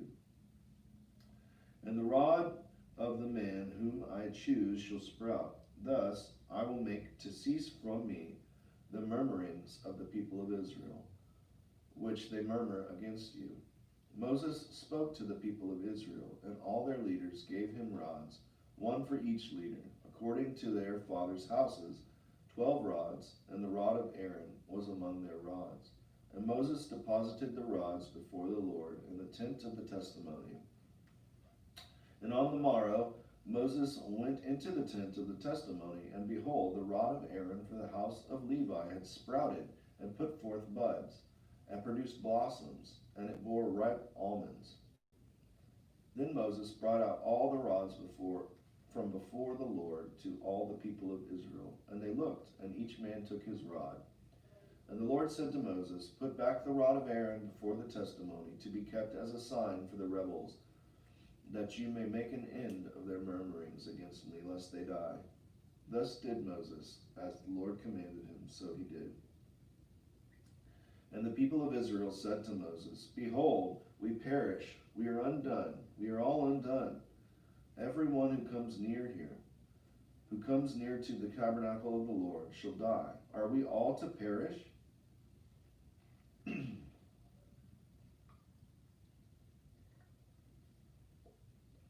Numbers chapter 18. So the Lord said to Aaron, You and your sons and your father's house with you shall bear iniquity in connection with the sanctuary, and you and your sons with you shall bear iniquity in connection with your priesthood. And with you bring your brethren also, the tribe of Levi, the tribe of your father, that they may join you, and minister to you while you and your sons with you are before the tent of the testimony. They shall attend you and attend to all duties of the tent, but shall not come near to the vessels of the sanctuary or to the altar, lest they and you die. They shall join you and attend to the tent of meeting, for all the service of the tent, and no one shall come near you. And you shall attend to the duties of the sanctuary and the duties of the altar, that there be wrath no more among the people of Israel.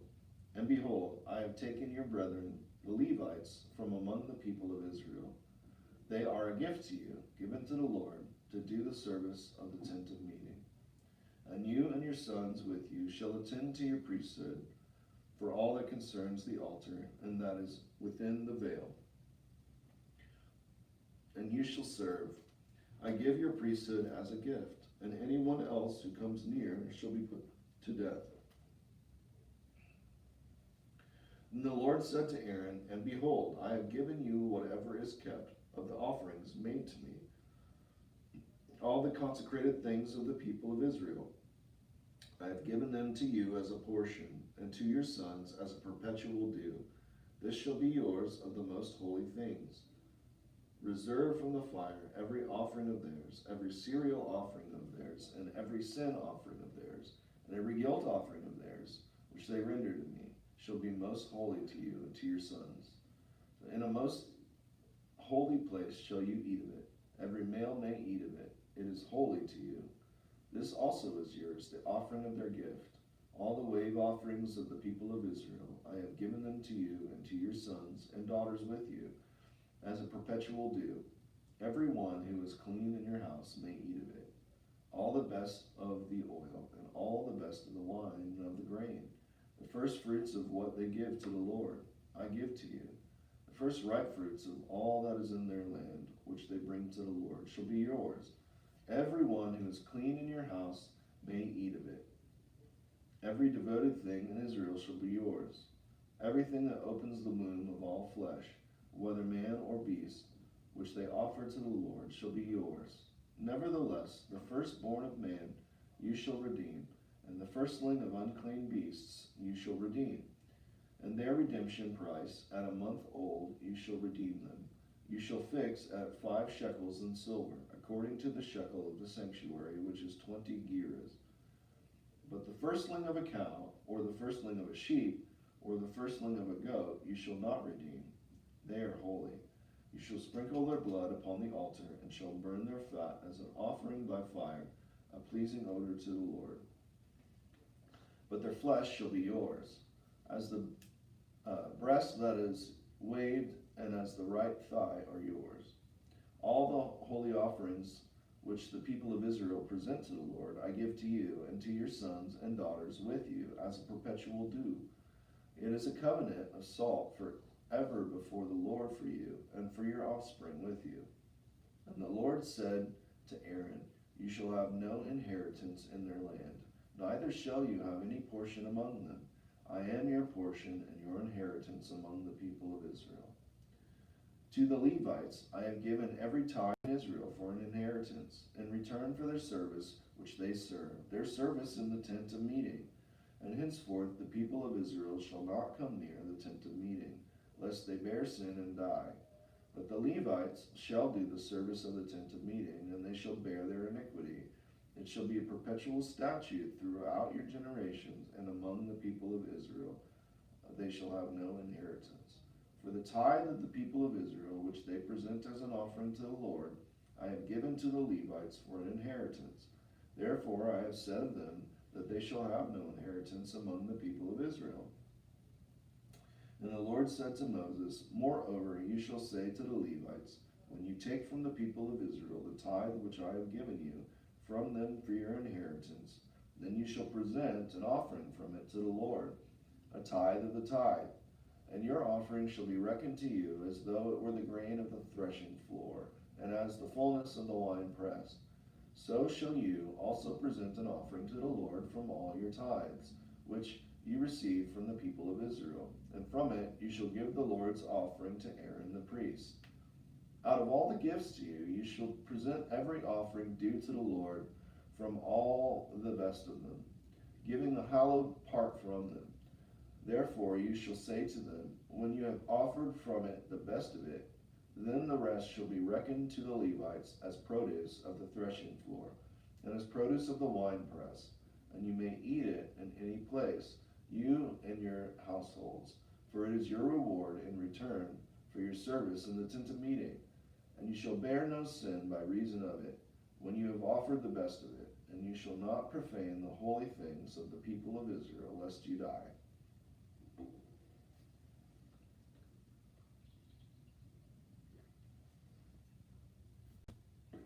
Numbers chapter 19. Now the Lord said to Moses and to Aaron, this is the statute of the law which the Lord has commanded. Tell the people of Israel to bring you a red heifer without defect, in which there is no blemish, and upon which a yoke has never come. And you shall give her to Eleazar the priest, and she shall be taken outside the camp and slaughtered before him. And Eleazar the priest shall take some of her blood with his finger and sprinkle some of her blood toward the front of the tent of meeting 7 times. And the heifer shall be burned in his sight. Her skin, her flesh, and her blood with her dung shall be burned. And the priest shall take cedar wood and hyssop and scarlet stuff and cast them into the midst of the burning of the heifer. Then the priest shall wash his clothes and bathe his body in the water. And afterwards he shall come into the camp, and the priest shall be unclean until evening. He who burns the heifer shall wash his clothes in water, and bathe his body in water, and shall be unclean until evening. And a man who is clean shall gather up the ashes of the heifer, and deposit them outside the camp in a clean place. And they shall be kept for the congregation of the people of Israel, for the water, for impurity, for the removal of sin. And he who gathers the ashes of the heifer shall wash his clothes, and be unclean until evening. And this shall be to the people of Israel, and to the stranger who sojourns among them, a perpetual statute. He who touches the dead body of any person shall be unclean 7 days. He shall cleanse himself the water on the 3rd day, and on the 7th day, and so be clean. But if he does not cleanse himself on the 3rd day, and on the 7th day, he will not become clean. Whoever touches a dead person, the body of any man who has died, and does not cleanse himself, defiles the tabernacle of the Lord, and that person shall be cut off from Israel, because the water for impurity was not thrown upon him. He shall be unclean, his uncleanness is still on him. This is the law when a man dies in a tent. Everyone who comes into the tent and everyone who is in the tent shall be unclean 7 days. And every open vessel which has no cover fastened upon it is unclean. Whoever is in the open field touches one who is slain with a sword, or a dead body, or a bone of a man, or a grave, shall be unclean 7 days. For the unclean they shall take some ashes of the burnt sin offering, and running water shall be added in a vessel. Then a clean person shall take hyssop and dip it in the water, and sprinkle it upon the tent, and upon all the furnishings, and upon the persons who were there, and upon him who touched the bone, or the slain, or the dead, or the grave. And the clean person shall sprinkle upon the unclean of the 3rd day, and on the 7th day. Thus on the 7th day he shall cleanse him, and he shall wash his clothes, and bathe himself in water. And at evening he shall be clean. But the man who is unclean and does not cleanse himself, that person shall be cut off from the midst of the assembly, since he has defiled the sanctuary of the Lord, because the water for impurity has not been thrown upon him. He is unclean. And it shall be a perpetual statute for them. He who sprinkles the water for impurity shall wash his clothes, and he who touches the water for impurity shall be unclean until evening. And whatever the unclean person touches shall be unclean, and anyone who touches it shall be unclean until evening.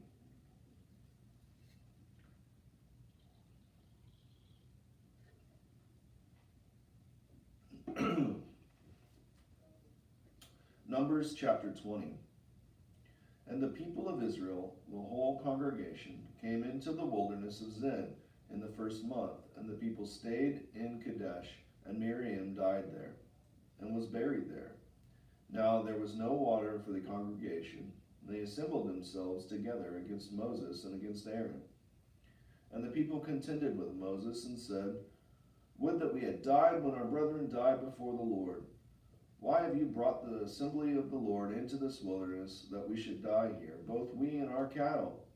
And why have you made us come up out of Egypt to bring us to this evil place? It is no place for grain, or figs, or vines, or pomegranates, and there is no water to drink. Then Moses and Aaron went from the presence of the assembly to the door of the tent of meeting, and fell on their faces. And the glory of the Lord appeared to them.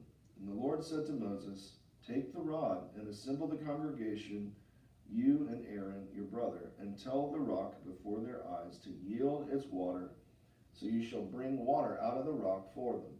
So you shall give drink to the congregation and their cattle. And Moses took the rod from before the Lord, as he commanded him. And Moses and Aaron gathered the assembly together before the rock, and he said to them, Hear now, you rebels, shall we bring forth water for you out of this rock? And Moses lifted up his hand and struck the rock with his rod twice. And the water came forth abundantly, and the congregation drank, and their cattle.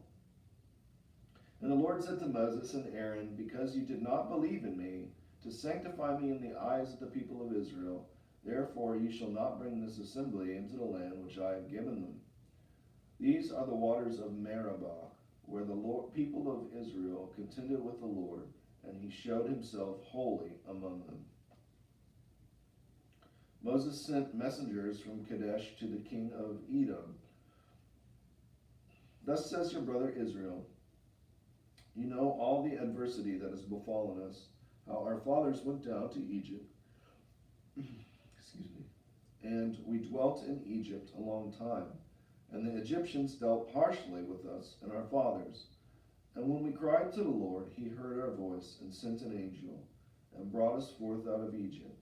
And here we are in Kadesh, a city on the edge of your territory. Now let us pass through your land. We will not pass through field or vineyard, neither will we drink water from a well. We will go along the king's highway. We will not turn aside to the right hand or to the left, until we have passed through your territory. But Edom said to him, You shall not pass through, lest I come out with the sword against you. And the people of Israel said to him, We will go up by the highway, and if we drink your water, I and my cattle, then I will pay for it. Let me only pass through on foot, nothing more. But he said, You shall not pass through. And Edom came out against them with many men and with a strong force. Thus, Edom refused to give Israel passage through his territory, so Israel turned away from him. And they journeyed from Kadesh, and the people of Israel, the whole congregation, came to Mount Hor. And the Lord said to Moses and Aaron at Mount Hor, On the border of the land of Edom, Aaron shall be gathered to his people, for he shall not enter the land which I have given to the people of Israel, because you rebelled against my command at the waters of Meribah. Take Aaron and Eleazar his son, and bring them up to Mount Hor, and strip Aaron of his garments, and put them upon Eleazar his son. And Aaron shall be gathered to his people, and shall die there. Moses did as the Lord commanded, and they went up Mount Hor in the sight of all the congregation, and Moses stripped Aaron of his garments, and put them upon Eleazar his son, and Aaron died there on top of the mountain. Then Moses and Eleazar came down from the mountain, and when all the congregation saw that Aaron was dead, all the house of Israel wept for Aaron 30 days.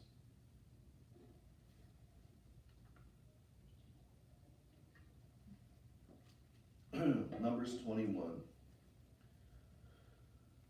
When the Canaanite, the king of Arad, who dwelt in the Negev, heard that Israel was coming by the way of Atharim, he fought against Israel and took some of them captive. And Israel vowed a vow to the Lord and said, If thou wilt indeed give this people into my hand, then I will utterly destroy their cities. And the Lord hearkened to the voice of Israel, and gave over the Canaanites, and they utterly destroyed them and their cities. So the name of the place was called Hormah. From Mount Hor they set out by the way to the Red Sea, to go around the land of Edom. And the people became impatient on the way. And the people spoke against God and against Moses. Why have you brought us up out of Egypt to die in the wilderness? For there is no food and no water, and we loathe this worthless food. Then the Lord sent fiery serpents among the people, and they bit the people, so that many people of Israel died. And the people came to Moses and said, We have sinned, for we have spoken against the Lord and against you. Pray to the Lord that we take away the serpents from us. So Moses prayed for the people, and the Lord said to Moses, Make a fiery serpent and set it on a pole, and every one who is bitten, when he sees it, shall live. So Moses made a bronze serpent and set it on a pole, and if a serpent bit any man, he would look at the bronze serpent and live. And the people of Israel set out and encamped in Oboth, and they set out from Oboth and encamped at Abarim, in the wilderness which is opposite Moab, toward the sunrise. From there they set out and encamped in the valley of Zered. From there they set out and encamped on the other side of the Arnon, which is in the wilderness, that extends from the boundary of the Amorites. For the Arnon is the boundary of Moab, between Moab and the Amorites. Wherefore it is said in the book of the wars of the Lord, Waheb and Suphah, and the valleys of the Arnon, and the slope of the valleys that extends to the seat of Ar, and leans to the border of Moab. And from there they continued to Beer, that is the well of which the Lord said to Moses, Gather the people together, and I will give them water. Then Israel sang this song, Spring up, O well, sing to it, the well which the princess dug, which the nobles of the people delved, and with the scepter and with their staves. And from the wilderness they went on to Mattanah, and from Mattanah to Nahaliel, and from Nahaliel to Bamoth, and from Bamoth to the valley lying in the region of Moab by the top of Pisgah, which looks down upon the desert. Then Israel sent messengers to Sihon, king of the Amorites, saying, Let me pass through your land. We will not turn aside into field or vineyard. We will not drink the water of a well. We will go by the king's highway until we have passed through your territory. But Sihon would not allow Israel to pass through his territory. He gathered all his men together and went out against Israel to the wilderness and came to Jahaz and fought against Israel. And Israel slew him with the edge of the sword and took possession of his land from the Arnon to the Jabbok, as far as to the Ammonites, for Jazer was the boundary of the Ammonites. And Israel took all these cities, and Israel settled in all the cities of the Amorites, in Heshbon, and in all its villages. For Heshbon was the city of Sihon, the king of the Amorites, who had fought against the former king of Moab, and taken all his land out of his hand, as far as the Arnon. Therefore the ballad singers say, Come to Heshbon, let it be built, let the city of Sihon be established. For fire went forth from Heshbon, flame from the city of Sihon.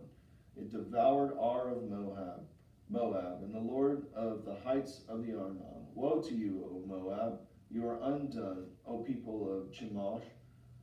He has made his sons fugitives and his daughters captives, to an Amorite king, Sihon. So their posterity perished from the Heshbon, as far as Dibon, and we laid waste until fire spread to Medeba. Thus Israel dwelt in the land of the Amorites, and Joseph sent to spy out Jazer, and they took its villages and dispossessed the Amorites that were there. Then they turned and went up by the way to Bashan, and Og the king of Bashan came out against them. he and all his people, to battle at Edrei.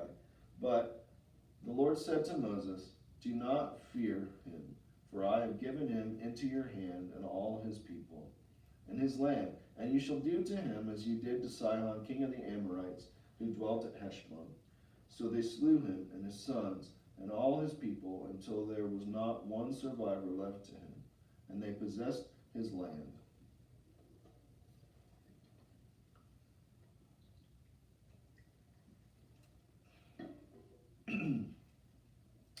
Numbers chapter 22. Then the people of Israel set out and encamped in the plains of Moab, beyond the Jordan at Jericho. And Balak, the son of Zippor, saw all that Israel had done to the Amorites. And Moab was in great dread of the people, because they were many. Moab was overcome with fear of the people of Israel.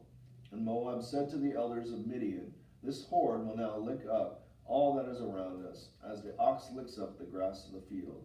So Balak, the son of Zippor, who was the king of Moab at that time, sent messengers to Balaam, the son of Beor, at Pethor, which is near the river, in the land of Ammon, to call him, saying, behold, a people has come out of Egypt. They cover the face of the earth. They are dwelling opposite me. Come now, curse this people for me, since they are too mighty for me. Perhaps I shall be able to defeat them and drive them from the land. For I know that he whom you bless is blessed, and he whom you curse is cursed. So the elders of Moab and the elders of Midian departed with the fees for divination in their hand. And they came to Balaam and gave him Balak's message. And he said to them, lodge here this night, and I will bring back word to you, as the Lord speaks to me. So the princes of Moab stayed with Balaam. And God came to Balaam and said, who are these men with you? And Balaam said to God, Balak, the son of Zippor, king of Moab, has sent to me, saying, behold, a people has come out of Egypt, and it covers the face of the earth. Now come, curse them for me. Perhaps I shall be able to fight against them and drive them out. And God said to Balaam, you shall not go with them. You shall not curse the people, for they are blessed. So Balaam rose in the morning and said to the princes of Balak, go to your own land, for the Lord has refused to let me go with you. So the princes of Moab rose and went to Balak, saying, Balaam refuses to come with us. Once again, Balak sent princes, more in number and more honorable than they, and they came to Balaam and said to him, thus says Balak the son of Zippor, let nothing hinder you from coming to me, for I will surely do you great honor, and whatever you say to me I will do. Come, curse this people for me. But Balaam answered and said to the servants of Balak, though Balak were to give me this house full of silver and gold, I could not go beyond the command of the Lord my God, to do less or more. Pray now, tarry here this night also, that I may know what more the Lord will say to me. And God came to Balaam at night and said to him, if the men have come to call you, rise, go with them, but only what I bid you, that shall you do. So Balaam rose in the morning, saddled his ass, and went with the princes of Moab. But God's anger was kindled because he went, and the angel of the Lord took his stand in the way as his adversary. Now he was riding on the ass, and his two servants were with him. And the ass saw the angel of the Lord standing in the road, with a drawn sword in his hand. And the ass turned aside out of the road, and went into the field. And Balaam struck the ass to turn her into the road. Then the angel of the Lord stood in a narrow path between the vineyards, with a wall on either side. And when the ass saw the angel of the Lord, she pushed against the wall and pressed Balaam's foot against the wall, so he struck her again. Then the angel of the Lord went ahead and stood in a narrow place, where there was no way to turn either to the right or to the left. When the ass saw the angel of the Lord, she lay down under Balaam, and Balaam's anger was kindled, and he struck the ass with his staff. Then the Lord opened the mouth of the ass, and she said to Balaam, what have I done to you that you have struck me these 3 times? And Balaam said to the ass, because you have made sport of me, I wish I had a sword in my hand, for then I would kill you. And the ass said to Balaam, I am not your ass upon which you have ridden. Am I not your ass upon which you have ridden all your life long to this day? Was I ever accustomed to do so to you? And he said, No. And then the Lord opened the eyes of Balaam, and he saw the angel of the Lord standing in the way with his drawn sword in his hand. And he bowed his head and fell on his face. And the angel of the Lord said to him, Why have you struck your ass these 3 times? Behold, I have come forth to withstand you, because your way is perverse before me. And the ass saw me and turned aside before me these 3 times. If she had not turned aside from me, surely just now I would have slain you and let her live. Then Balaam said to the angel of the Lord, I have sinned, for I did not know that thou didst stand in the road against me. Now therefore, if it is evil in thy sight, I will go back again. And the angel of the Lord said to Balaam, Go with the men, but only the word which I bid you, that shall you speak. So Balaam went on with the princes of Balak.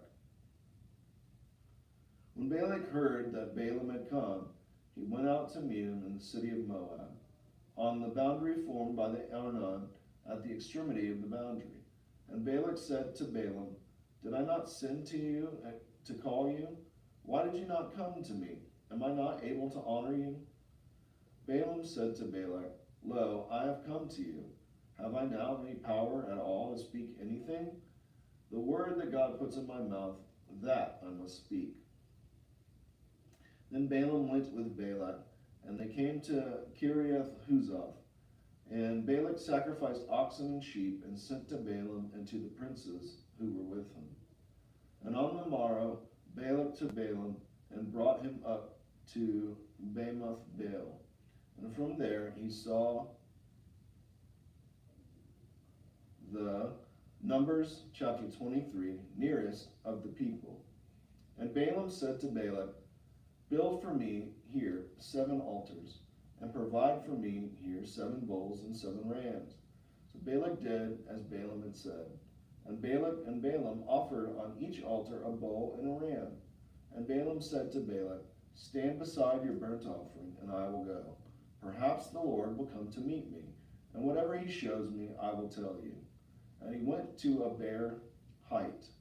And God met Balaam, and Balaam said to him, I have prepared the 7 altars, and I have offered upon each altar a bull and a ram. And the Lord put a word in Balaam's mouth, and said, Return to Balak, and thus you shall speak. And he returned to him, and lo, he and all the princes of Moab were standing beside his burnt offering. And Balaam took up his discourse, and said, From Aram Balak has brought me, and the king of Moab from the eastern mountains. Come, curse Jacob for me, and come, denounce Israel. How can I curse whom God has not cursed? How can I denounce whom the Lord has not denounced? For from the top of the mountains I see him, from the hills I behold him. Lo, a people dwelling alone, and not reckoning itself among the nations. Who can count the dust of Jacob, or number the 4th part of Israel? Let me die the death of righteous, and let my end be like his. And Balak said to Balaam, What have you done to me?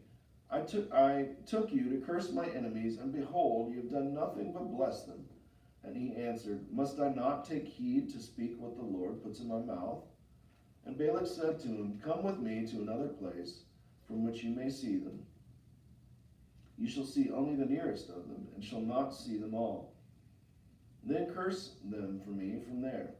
And he took him to the field of Zophim, to the top of Pisgah, and built 7 altars, and offered a bull and a ram on each altar. And Balaam said to Balak, Stand here before your burnt offering, while I meet the Lord yonder. And the Lord met Balaam, and put a word in his mouth, and said, Return to Balak, and thus shall you speak.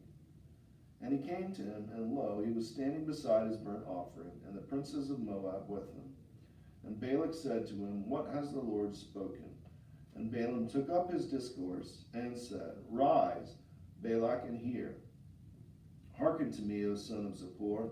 God is not man, that he should lie, or a son of man, that he should repent. Has he said, and will he not do it? Or has he spoken, and will he not fulfill it? Behold, I received a command to bless. He is blessed, and I cannot revoke it. He has not beheld misfortune in Jacob, nor has he seen trouble in Israel. The Lord their God is with them, and the shout of a king is among them. God brings them out of Egypt. They have, as it were, the horns of the wild ox. For there is no enchantment against Jacob, no divination against Israel. Now it shall be said of Jacob and Israel, what has God wrought? Behold, a people, a lioness, it rises up, and as a lion it lifts itself. It does not lie down till it devours the prey and drinks the blood of the slain. And Balak said to Balaam, neither curse them at all, nor bless them at all. But Balaam answered Balak, did I not tell you all that the Lord says that I must do? And Balak said to Balaam, come now, I will take you to another place. Perhaps it will please God that you may curse them for me from there. So Balak took Balaam to the top of Peor that overlooks the desert. And Balaam said to Balak, build for me here 7 altars, and provide for me here 7 bulls and 7 rams. And Balak did as Balaam had said, and offered a bull and a ram on each altar.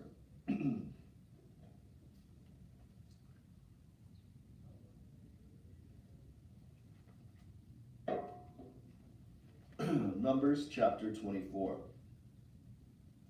When Balaam saw that it pleased the Lord to bless Israel, he did not go, as at other times, to look for omens, but set his face toward the wilderness.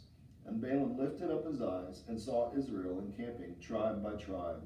And the Spirit of God came upon him, and he took up his discourse and said, the oracle of Balaam the son of Beor, the oracle of the man whose eye is opened, the oracle of him who hears the words of God, who sees the vision of the Almighty, falling down, but having his eyes uncovered. How fair are your tents, O Jacob, your encampments, O Israel, like valleys that stretch afar, like gardens beside a river, like aloes that the Lord has planted, like cedar trees beside the waters. Water shall flow from his buckets, and his seed shall be in many waters. His king shall be higher than Agag, and his kingdom shall be exalted. God brings him out of Egypt. He has, as it were, the horns of the wild ox. He shall eat up the nations his adversaries, and shall break their bones in pieces, and pierce them through with his arrows.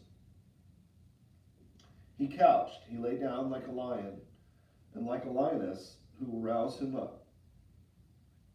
Blessed be everyone who blesses you, and cursed be everyone who curses you.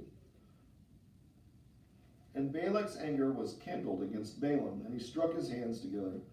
And Balak said to Balaam, I called you to curse my enemies, and behold, you blessed them these 3 times. Therefore now flee to your place. I said, I will certainly honor you, but the Lord has held you back from honor. And Balaam said to Balak, did I not tell your messengers whom you sent to me, if Balak should give me his house full of silver and gold, I would not be able to go beyond the word of the Lord to do either good or bad of my own will. What the Lord speaks, that will I speak. And now, behold, I am going to my people. Come, I will let you know what this people will do to your people in the latter days.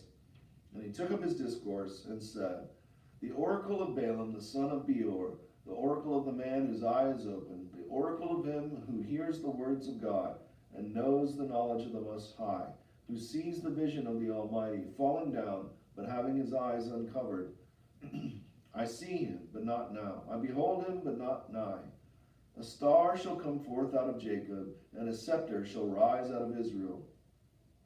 Shall crush the forehead of Moab, and break down all the sons of Sheth. Edom shall be dispossessed. Seir also, his enemies shall be dispossessed, while Israel does valiantly. By Jacob shall dominion be exercised, and the survivors of cities be destroyed. Then he looked on Amalek, and took up his discourse, and said, Amalek was the first of the nations, but in the end he shall come to destruction. And he looked on the Kenite, and took up his discourse, and said, Enduring is your dwelling place, and your nest is set in the rock. Nevertheless, Cain shall be wasted. How long shall Asher take you away captive? And he took up his discourse, and said, Alas, who shall live when God does this? But ships shall come from Kittim, and shall afflict Asher and Eber, and he also shall come to destruction. Then Balaam rose and went back to his place, and Balak also went his way. Numbers chapter 25. While Israel dwelt in Shittim, the people began to play the harlot with the daughters of Moab. These invited the people to the sacrifices of their gods, and the people ate and bowed down to their gods. So Israel yoked himself to Baal of Peor. And the anger of the Lord was kindled against Israel. And the Lord said to Moses, Take all the chiefs of the people and hang them in the sun before the Lord, that the fierce anger of the Lord may turn away from Israel. And Moses said to the judges of Israel, Every one of you slay his men who have yoked themselves to Baal of Peor. And behold, one of the people of Israel came and brought a Midianite woman to his family in the sight of Moses and in the sight of the whole congregation of the people of Israel. And while they were weeping at the door of the tent of meeting, when Phinehas, the son of Eleazar, the son of Aaron the priest, saw it, he rose and left the congregation, and took a spear in his hand, and went after the man of Israel into the inner room, and pierced both of them, the man of Israel and the woman, through her body. Thus the plague was stayed from the people of Israel. Nevertheless, those that died by the plague were 24,000. And the Lord said to Moses, Phinehas, the son of Eleazar, son of Aaron the priest, has turned back my wrath from the people of Israel, and that he was jealous with my jealousy among them, so that I did not consume the people of Israel in my jealousy. Therefore say, Behold, I give to him my covenant of peace, and shall be to him and to his descendants after him the covenant of perpetual priesthood, because he was jealous for his God, and made atonement for the people of Israel. The name of the slain man of Israel, who was slain with the Midianite woman, was Zimri, the son of Salu, head of a father's house belonging to the Simeonites. And the name of the Midianite woman who was slain was Cosbi, the daughter of Zur, who was the head of the people of a father's house in Midian. And the Lord said to Moses, Harass the Midianites and smite them, for they have harassed you with their wiles, in which they beguiled you in the matter of Peor, and in the matter of Cosbi, the daughter of the prince of Midian, their sister, who was slain on the day of the plague on account of Peor. So, our guy that's supposed to be reading from 10 to 12. Thank you. So, it's long, isn't it? Oh.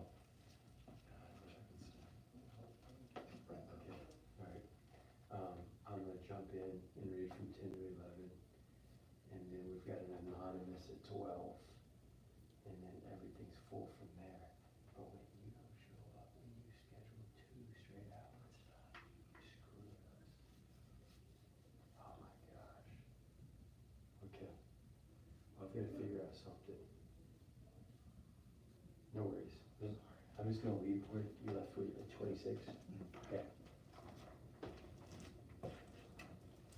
I need to find at least one. I can't go 2 more hours.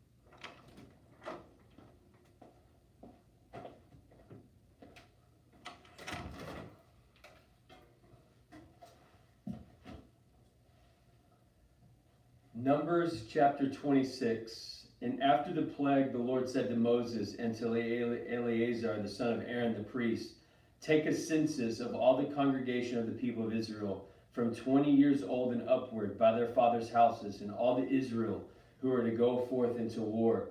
And Moses and Eleazar the priest spoke with them in the plains of Moab by the Jordan at Jericho, saying, take a census of the people from 20 years old and upward, as the Lord had commanded Moses, the people of Israel, who came forth out of the land of Egypt, who were Reuben, the firstborn of Israel. The sons of Reuben were Anak and the families of Anachotes, Pali, the family of Palatites, Haran, the families of Haranites, Carmi, the family of Carmenites.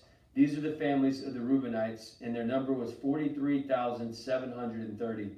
And the sons of Palal, Elab, the sons of Elab were Nebu, Nathaniel, and Rehoboam, chosen from among the congregation, who contended against Moses, and Aaron, the Korath, who contended against the Lord, and the Lord opened its mouth and swallowed them up together with Korah. With that company died. There were fire devoured 250 men, and they became a warning. Nothing withstanding, the sons of Korah did not die. The sons of Simeon, according to their families: of Nemuel, the families of Nemuelites; Jamin, the Jaminites; Jan, Jasonites; Jerah, the family of the Zerarites; Shaul, the Saulites. These are the family of the Simeonites, 22,200. The sons of Gad, according to their families: of Zephon, the family of Zephonites; Agai, the family of the Agonites; Shon, the family of Shonites; Ozin, the family of Ozanites; Eri, the family of Erites; Arod, the family of Arodites; Ariel, the family of Arielites. These are the families of the sons of Gad, according to their number. The sons of Judah were and Onan, and and Onan died in the land of Canaan. These are the sons of Judah according to their families: of Shelah, the family of Shelites; Perizzites; Zerarites. The sons of Perah were Ezron, the family of Ezronites; the family of Amul, the family of Judah according to their number, 76,500. The sons of Issachar according to their families: of Tola, the family of Tolites; Puva, the family of Punites; Jeshum, the family of Jeshunites; Shimron, the family of Shimronites. These are the family of Issachar according to their number, 64,300. The sons of Zebulun according to their families: of Shirad, the family of Shiradites; Elon, the family of Elonites; Jael, the family of Jaelites. These are the families of the Zebulans according to their number, 60,500. The sons of Joseph according to their family: Manasseh and Ephraim. The sons of Manasseh: of Machir, family of Mechronites; Mechronites, the father of Gilead; and Gilead, the family of Gileadites. These are the sons of Gilead: Ezer, the family of Ezerites; Elkah, the family of Elkanites; Ezra, the family of the Ezraites; and Shimon, the family of Shimonites; Shemidah, the family of Shimonites; Eber, the family of Ebradites. Now Zebulun, the son of the Zerzites, had no son, but daughters, and names of daughters were Noah, Hoglah, Milcah, Telzah. These are the families of Manasseh, and their number was 52,700. These are the sons of Ephraim according to their families: the Shuphamites, the family of Shuhamites; Becher, the family of Becherites; Tanan, the family of Tananites. These are the families of the Aaronites. These are the families according to Ephraim according to their number, 32,500. These are the sons of Joseph according to their families: the sons of Benjamin according to their families: of Bela, the family according to theirs. These are the sons of Joseph according to their families: the sons of Benjamin according to their families: of Bela, the son of Belaites; Ashabel, the family of Ashabites; Aram, the family of Aaronites; Shuphan, the family of Shuphanites; Hupim, the family of Hupanites. The sons of Bela were Arn and Nahum. These were the sons of Benjamin according to their families, and their number was 45,600. These are the sons of Dan according to their families: of Shuham, the family of Shumanites. These are the families of Dan according to their families. All the family of the Shuhanites according to their number were 64,400.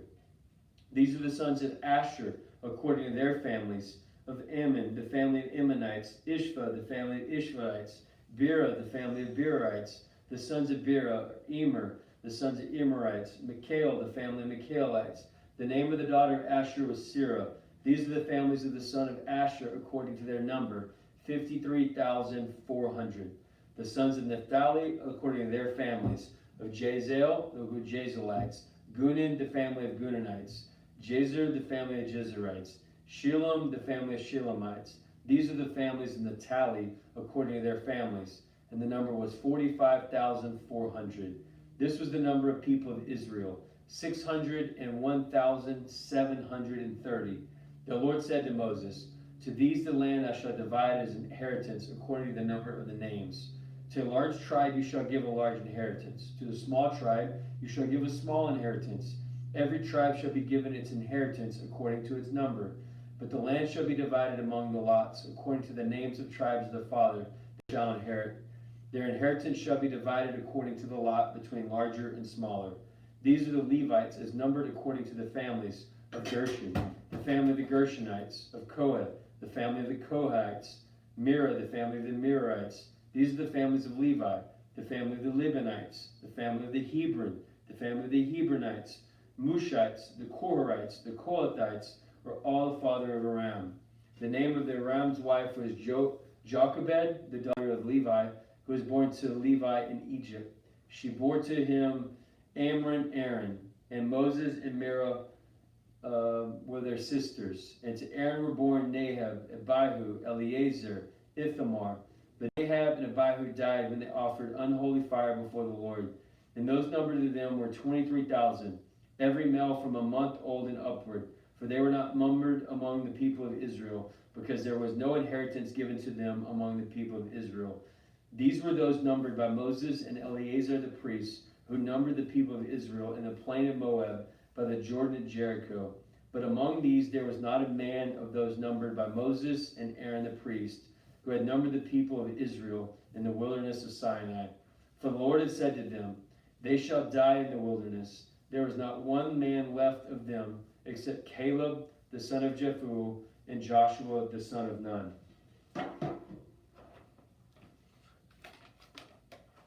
Numbers chapter 27.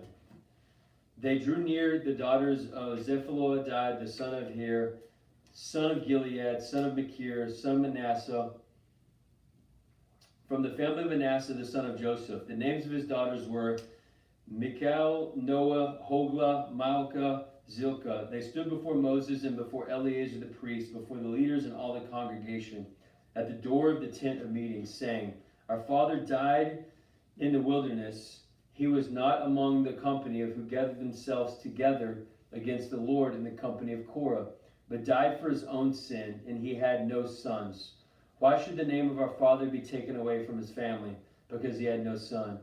Give to us a possession among our father's brethren. So Moses brought their case before the Lord, and the Lord said to Moses, the daughter of Zebulun, you are right. You shall give them a possession of the inheritance among the father's brethren, and cause the inheritance of their father to pass before them.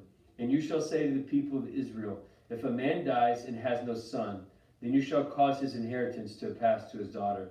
And if he has no daughter, then you shall give his inheritance to his brothers.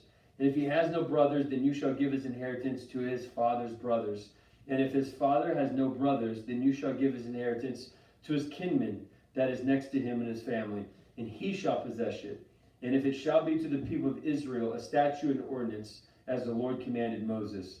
And the Lord said to Moses, go up into this mountain of Abram, and see that the land I have given to the people of Israel, and you shall have seen it, whether you gather together with your people as your brother Aaron was gathered, because you rebelled against my word in the wilderness of Zin, during the strife of the congregation, to sanctify me at the waters before their eyes.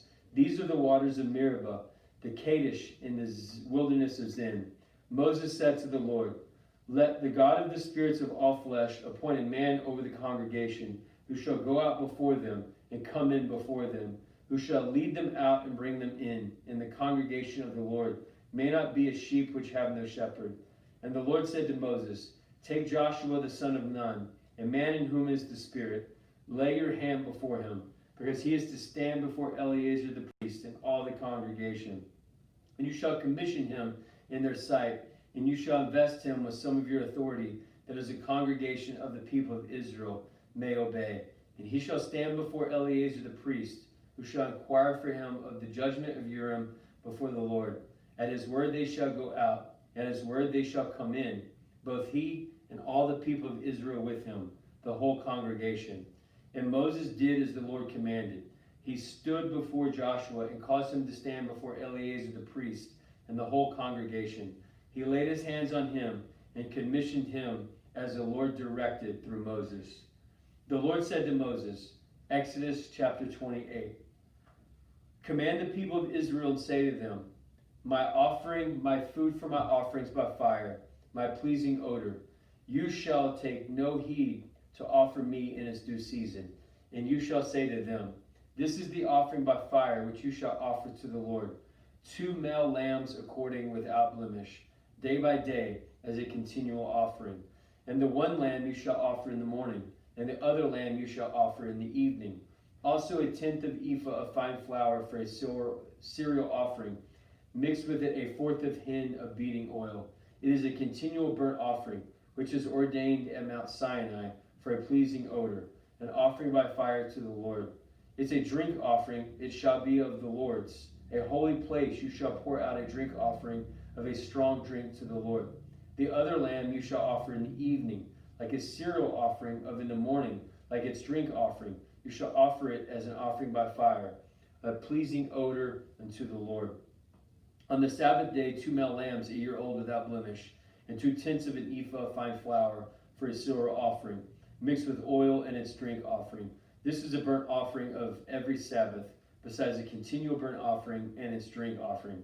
At the beginnings of your month you shall offer a burnt offering to the Lord, 2 young bulls, 1 ram, 7 male lambs, a year old without blemish, also 3/10 of an ephah of fine flour for a cereal offering, mixed with oil, each bull, 2/10 of a fine flour of the cereal offering mixed with oil for 1 ram, and a tenth of fine flour mixed with oil as a cereal offering for every lamb for a burnt offering of the pleasing odor, an offering by fire to the Lord. Their drink offering shall be a half of hin of wine for a bull, and a third of hin for a ram, and a fourth of a hin for a lamb. This is the burnt offering of each month throughout the months of the year. Also 1 male goat for a sin offering to the Lord. It shall be offered besides the continual burnt offering and its drink offering.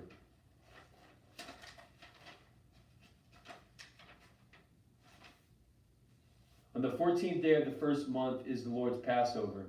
On the 15th day of this month is a feast. 7 days shall unleavened bread be eaten. On the first day there shall be a holy convocation. Ye shall do no laborious work, but offer an offering by fire, a burnt offering to the Lord. 2 young bulls, 1 ram, 7 male lambs, a year old, and see if they are without blemish. Also the cereal offering of fine flour mixed with oil, 3/10 of an ephah.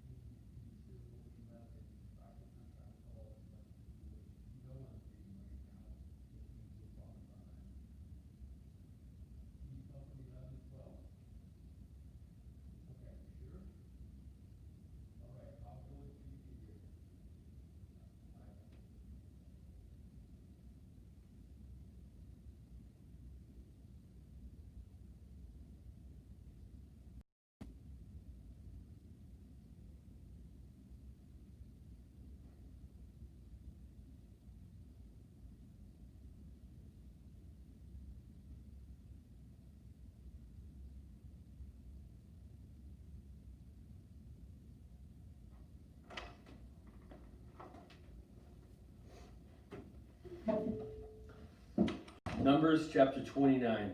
On the first day of the month you shall offer a holy convocation to the Lord. No laborious work. It is a day for you to blow trumpets, and you shall offer a burnt offering, a pleasing odor to the Lord. 1 young bull, 1 ram, 1 7 lamb without blemish.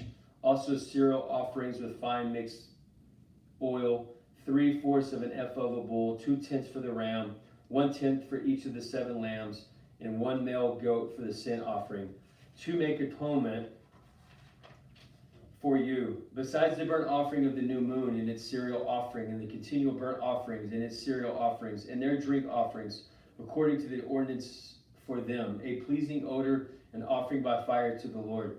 On the 10th day of the 7th month you shall make a holy convocation, and afflict yourself. You shall do no work. You shall offer a burnt offering to the Lord, a pleasing odor, 1 young bull, 1 ram, 7 male lambs without blemish, and their cereal offerings of fine flour mixed with oil, 3/10 of an ephah for the young bull, 2/10 of 1 ram, 1/10 of each of the 7 lambs, also 1 male goat for a sin offering, besides the sin offering of atonement, and the continual burnt offering, and its cereal offerings, and their drink offerings. On the 15th day of the 7th month you shall have a holy convocation. You shall do no laborious work. You shall keep a feast to the Lord for 7 days. You shall offer a burnt offering, an offering by fire, pleasing odor to the Lord. 13 young bulls, 2 rams, 14 male lambs a year old, and they shall be without blemish. And their cereal offerings with fine flour mixed with oil, 3/10 of an ephah for each of the 13 bulls, 2/10 for each of the rams, 1/10 for each of the 14 lambs, 1 male goat for sin offering, besides the continual burnt offering. It's a cereal offering and its drink offering.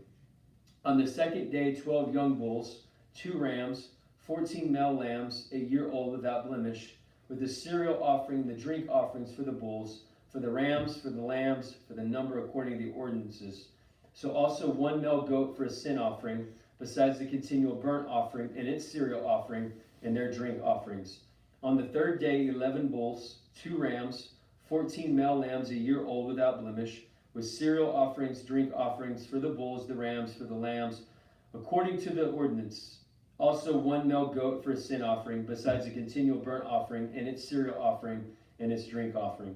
On the 14th day, 10 bulls, 2 rams,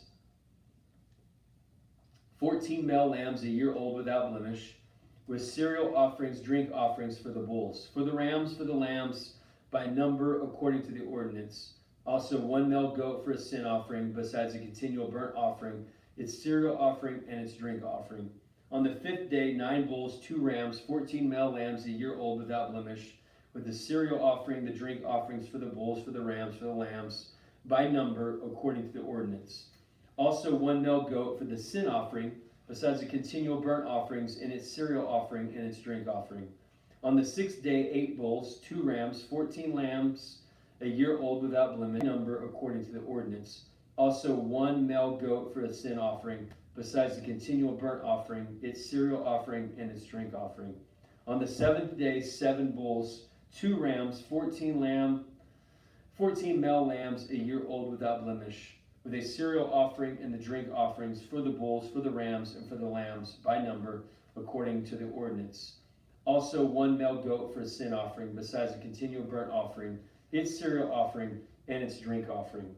On the 8th day you shall have a solemn assembly, and you shall do no laborious work, but you shall offer a burnt offering, an offering by fire, a pleasing aroma to the Lord, 1 bull, 1 ram, 7 male lambs a year old without blemish, and a cereal offering, and the drink offerings for the bull, for the ram, and for the lambs, by number according to its ordinance.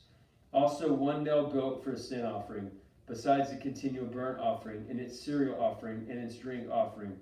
These you shall offer to the Lord at your appointed feast, in addition to your votive offerings, your freewill offerings, your burnt offerings, and your cereal offerings, and for your drink offerings, and for your peace offerings. And Moses told the people of Israel everything just as the Lord commanded Moses. Numbers chapter 30.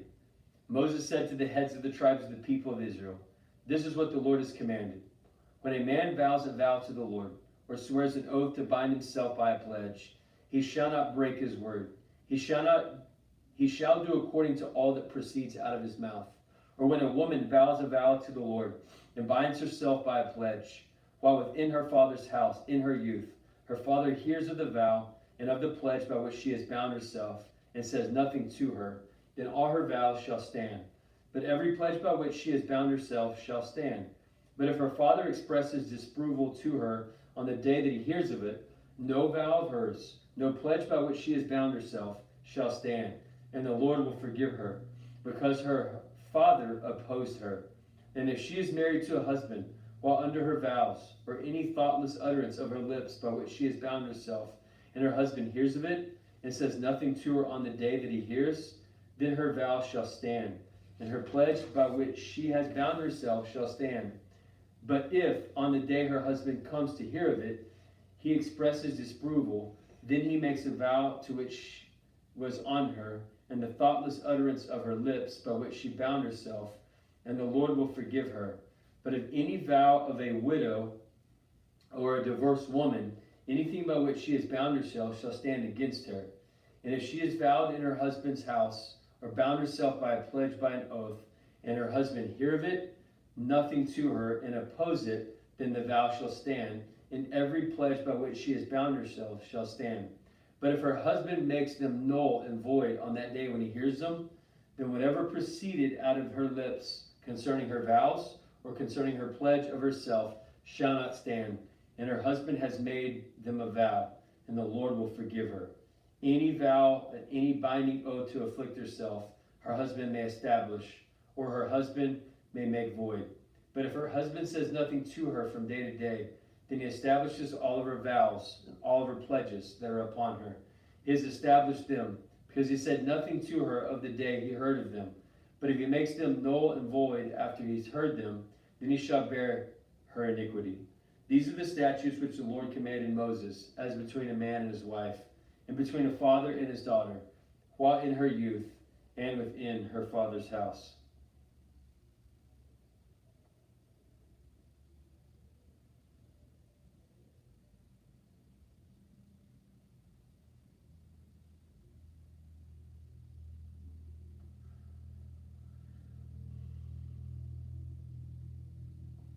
Numbers chapter 31. The Lord said to Moses, "Avenge the people of Israel on the Midianites. Afterward you shall gather to your people." And Moses said to the people, "Arm men from among you from the war, that they may go against Midian, to execute the Lord's vengeance on Midian. You shall send 1,000 from each tribe of the Israel to the war." So they were there provided, out of the thousands of Israel, 1,000 from each tribe, 12,000 armed for war. Then Moses sent them to a war, 1,000 from each tribe, gathered with Phinehas, the son of Eleazar the priest, with the vessels of the sanctuary, and the trumpets for the alarm in his hands. They warred against Midian, as the Lord commanded Moses, and slew every male. They slew the kings of Midian with the rest of their slain, Evi, Rekem, Zur, and Reba, the 5 kings of Midian. And they also slew Balaam, the son of Beor, with a sword. And the people of Israel took captive the women of Midian and their little ones, and they took as booty their cattle, their flocks, and all their goods, all their cities and the places which they dwelt, and all their encampments. They burned with fire. They took all the spoils and all the booty from both man and a beast. Then they brought the captives, the booty, the spoils to Moses, and Eleazar the priest, and the congregation of the people of Israel, at the camp from the plains of Moab, by the Jordan at Jericho. Moses and Eleazar the priest and all the leaders of the congregation went forth to meet them outside the camp. And Moses was angry with the officers of the army, the commanders of the thousands, the commanders of the hundreds, and those who had come in from service of the war. Moses said to them, "Have you let all the women live? Behold, these caused the people of Israel by counsel of Balaam to act treacherously against the Lord in the matter of Peor. And so the plague came among the congregation of the Lord. Now therefore, kill every male among the little ones, and kill every woman who has known man by lying with him. But all the young girls who have not known man by lying with him, keep alive for yourselves. Encamp outside the camp 7 days. Whoever of you has killed any person, whoever has touched anything slain, purify yourselves and your captives on the 3rd day and on the 7th day. You shall purify all the garments, every article of skin, all goat's hair, and every article of wood. And Eleazar the priest said to the men of war who had gone to battle, this is the statute of the law which Moses commanded. Only gold, silver, bronze, iron, tin, and lead, everything that can stand in the fire, you shall pass through the fire, and it shall be clean. Nevertheless, it shall also be purified with the water of the impurity, and whatever cannot stand in the fire, you shall pass through the water.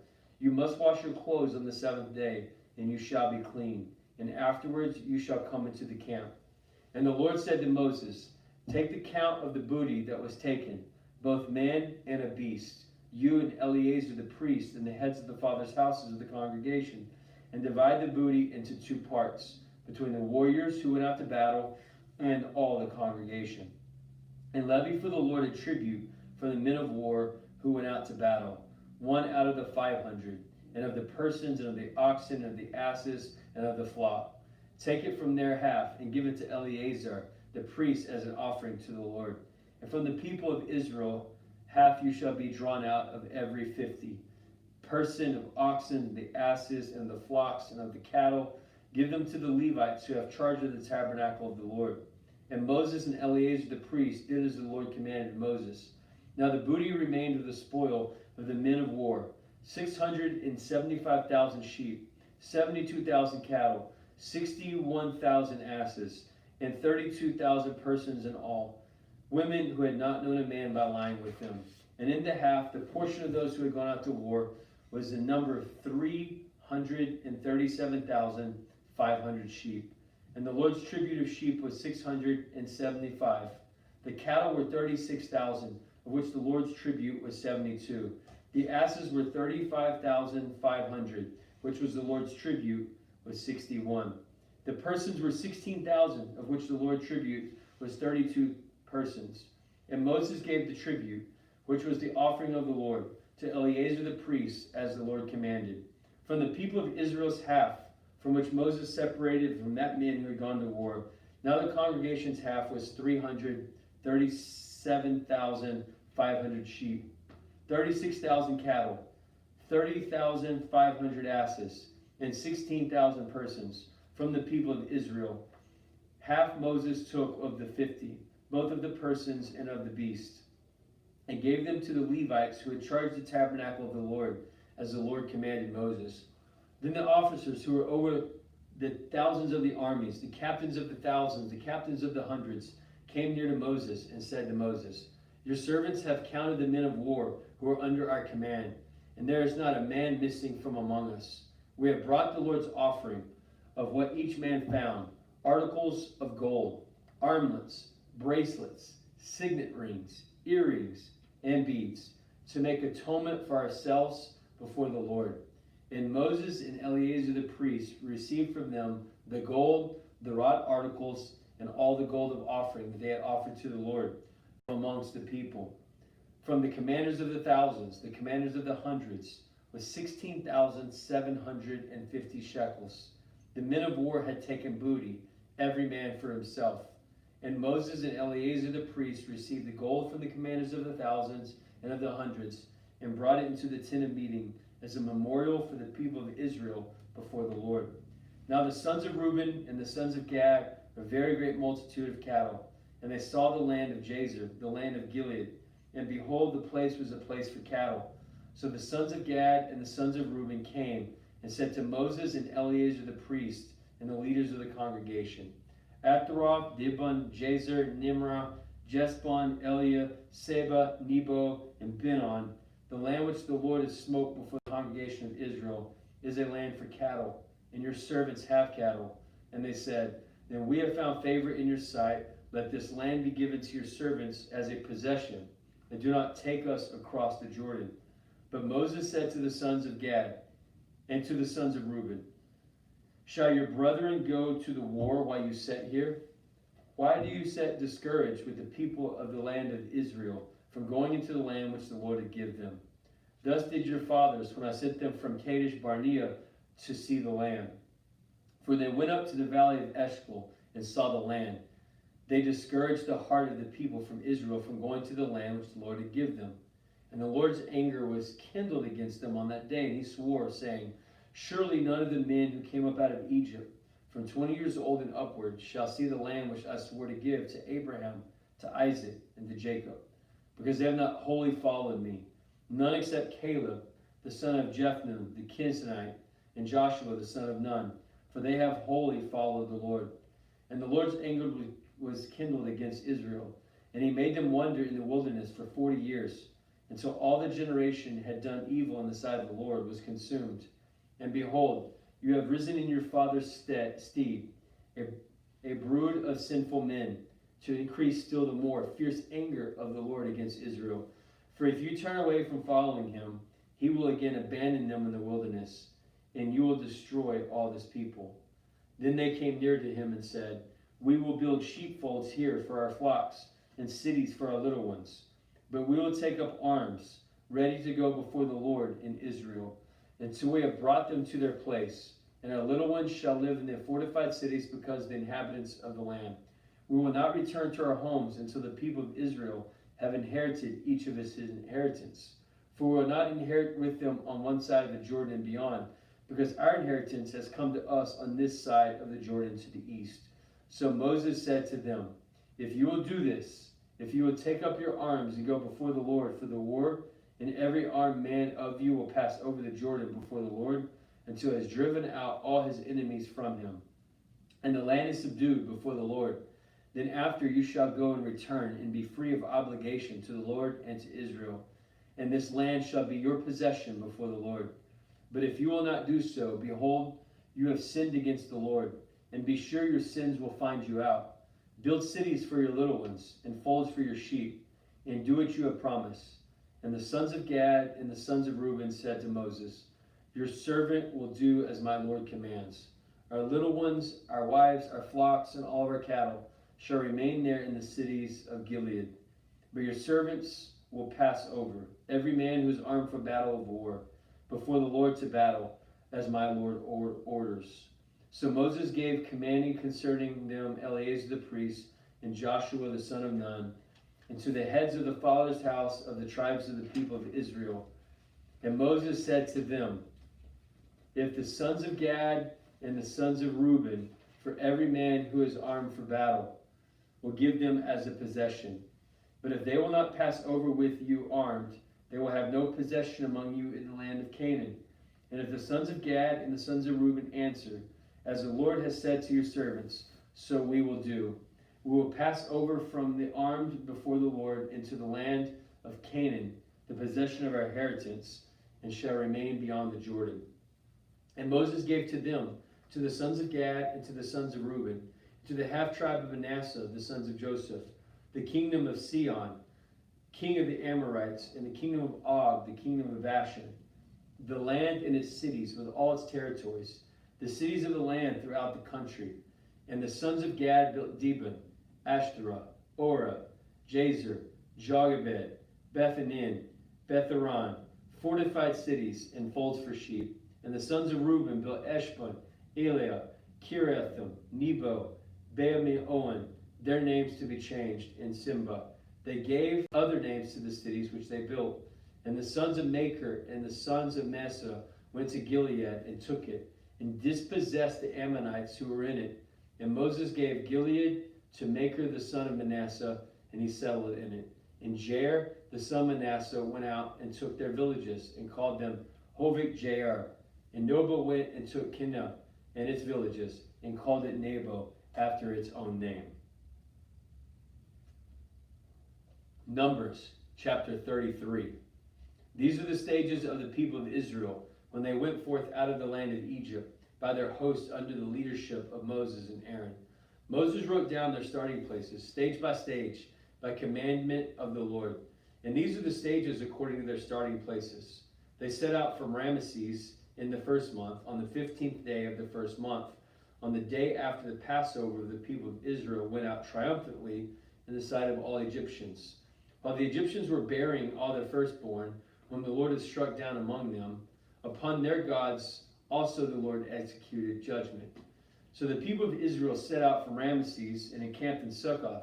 And they set out from Succoth and encamped in Edom, which among the edges of the wilderness. And they set out from Etham and turned to Pi Horath, which is east of Baal Zippon. And they encamped before Migdal. And they set out from before Hatharon and passed through the midst of the sea into the wilderness. And they went a 3 days' journey in the wilderness of Etham and encamped in Marah. They set out from Marah and came to Elim. In Elim there were 12 springs of water and 70 palm trees. And they encamped there. And they set out from Elim and encamped by the Red Sea. And they set out from the Red Sea and encamped in the wilderness of the Sin. And they set out from the wilderness of Sin and encamped in Dophah. And they set out from Dophah and camped in Ashla. And they set out from Ashla and camped in Rephidim, and where there was no water for the people to drink. And they set out from Rephidim and camped in the wilderness of Sinai. And they set out from the wilderness of Sinai and encamped at Kibroth Havadah. And they set out from Kibroth Havadah and encamped in Azeroth. And they set out from Azeroth and encamped in Rithmah. And they set out from Rithmah and encamped in Rehom Peres. They set out from Rehom Peres and encamped in Libnah. They set out from Libnah and encamped in Rishah. They set out from Rishah and encamped in Kethlah. They set out from Kethlah and encamped in Mount Sheber. They set out from Mount Sheber and they encamped in Haradah. They set out from Haradah and encamped in Mekloth. And they set out from Mekloth and encamped in Tatha. In Tatha they encamped in Terah. And from Terah they encamped in Miklah. And from Miklah they encamped in Hashmonah. They set out from Hashmonah and encamped in Mishra. And they set out from Mishra and encamped in Ben Jakin. And from Ben Jakin they camped in Horadaga. They set out from Horadaga and encamped at Jotham. They set out from Jotham and encamped in Aroma. They set out in Aroma and encamped in Ezon-Geber. And in Ezon-Geber they encamped in the wilderness of Zin, that is Kadesh. And they set out from Kadesh and encamped in Mount Horah, and in the edge of Edom. And Aaron the priest went up from Mount Or in the command of the Lord and died there. In the 14th year after the people of Israel had come out of the land of Edom, on the first day of the 15th month. And Aaron was 123 years old when he died on Mount Or. And the Canaanite, the king of Ar, dwelled in the Negev in the land of Canaan, heard the people of Israel coming. And they set out from Mount Or and encamped in Zimlah. And they set out from Zimlah and encamped in Punah. And they set out from Punah and encamped in Oboth. And Oboth they set out and encamped in the territory of the Moabites. And they set out from Iglah and encamped at Digbon Gad. And at Digbon Gad they encamped in Almon Dibaladah. And they set out from Almon Dibaladah and encamped in the mountains of Abarim before Nebo. And they set out from the mountains of Abarim and encamped in the plains of Moab by Jordan at Jericho. They encamped by the Jordan by Beth Shemosh and then Abel Shittim to the plains of Moab. And the Lord said to Moses in the plains of Moab by the Jordan at Jericho, say to the people of Israel, when you pass over the Jordan into the land of Canaan, then you shall drive out all the inhabitants of the land before you, and destroy all the figured stones, and all their molten images, and demolish all their high places. And you shall take possession of the land, and settle in it. For I have given you the land for which you possess. You shall inherit the land by lot, according to your families. In a large tribe you shall give a large inheritance. To a small tribe you shall give a small inheritance. Wherever the lot falls to any man, that shall be his. According to the tribes of your father you shall inherit. But if you do not drive out the inhabitants of the land from before you, then those of whom you remain shall be pricked in your eyes and thorns in your side, and they shall trouble the land which you dwell. And I will do to you as you thought to them. Numbers chapter 34. The Lord said to Moses, command the people of Israel and say to them, when you enter the land of Canaan, this is the land that you shall fall for your inheritance, the land of Canaan to its full extent. Your south side shall be to the wilderness of Zin along the side of Edom, and your southern boundary shall be from the end of the Salt Sea on the east. Your boundary shall turn south from the ascent of Ekron and cross to Zin, and its end shall be south to Kadesh Barnea, and it shall go on to Azer Adar, to pass along to Azmon, to the boundary to the Ammon, to the brook of Egypt. Its termination shall be to the sea. For the western boundary you shall have the great sea and its coast, and it shall be your boundary. This is your northern boundary from the great sea to the mark of the line of Mount Or. To Mount Or you shall mark to the entrance of Hamath, and the end of the boundary shall be Zeded, and this boundary shall be Zephron. and its boundary shall be Ezer Enen, and its boundary shall be your territory. You shall mark out the eastern boundary from Ezer Enen to Shepna. The boundary shall go from Zebna to Reblah to the east of An, to the boundary that shall go out to reach the shoulder of the Chinnereth on the east, and the boundary shall get out to the Jordan, and it shall end at the Salt Sea. This shall be your land with its boundaries all around. Moses commanded the people of Israel, saying, This is the land you shall inherit by lot, which the Lord has commanded, to give 9 tribes and the other half-tribe, and the half-tribe of the sons of Reuben by the father's house, and the sons of Gad by their father's houses have received their inheritance, and also the half-tribe of Manasseh. The 2 tribes and the half-tribe have received their inheritance beyond the Jordan at Jericho, eastward towards the sunrise.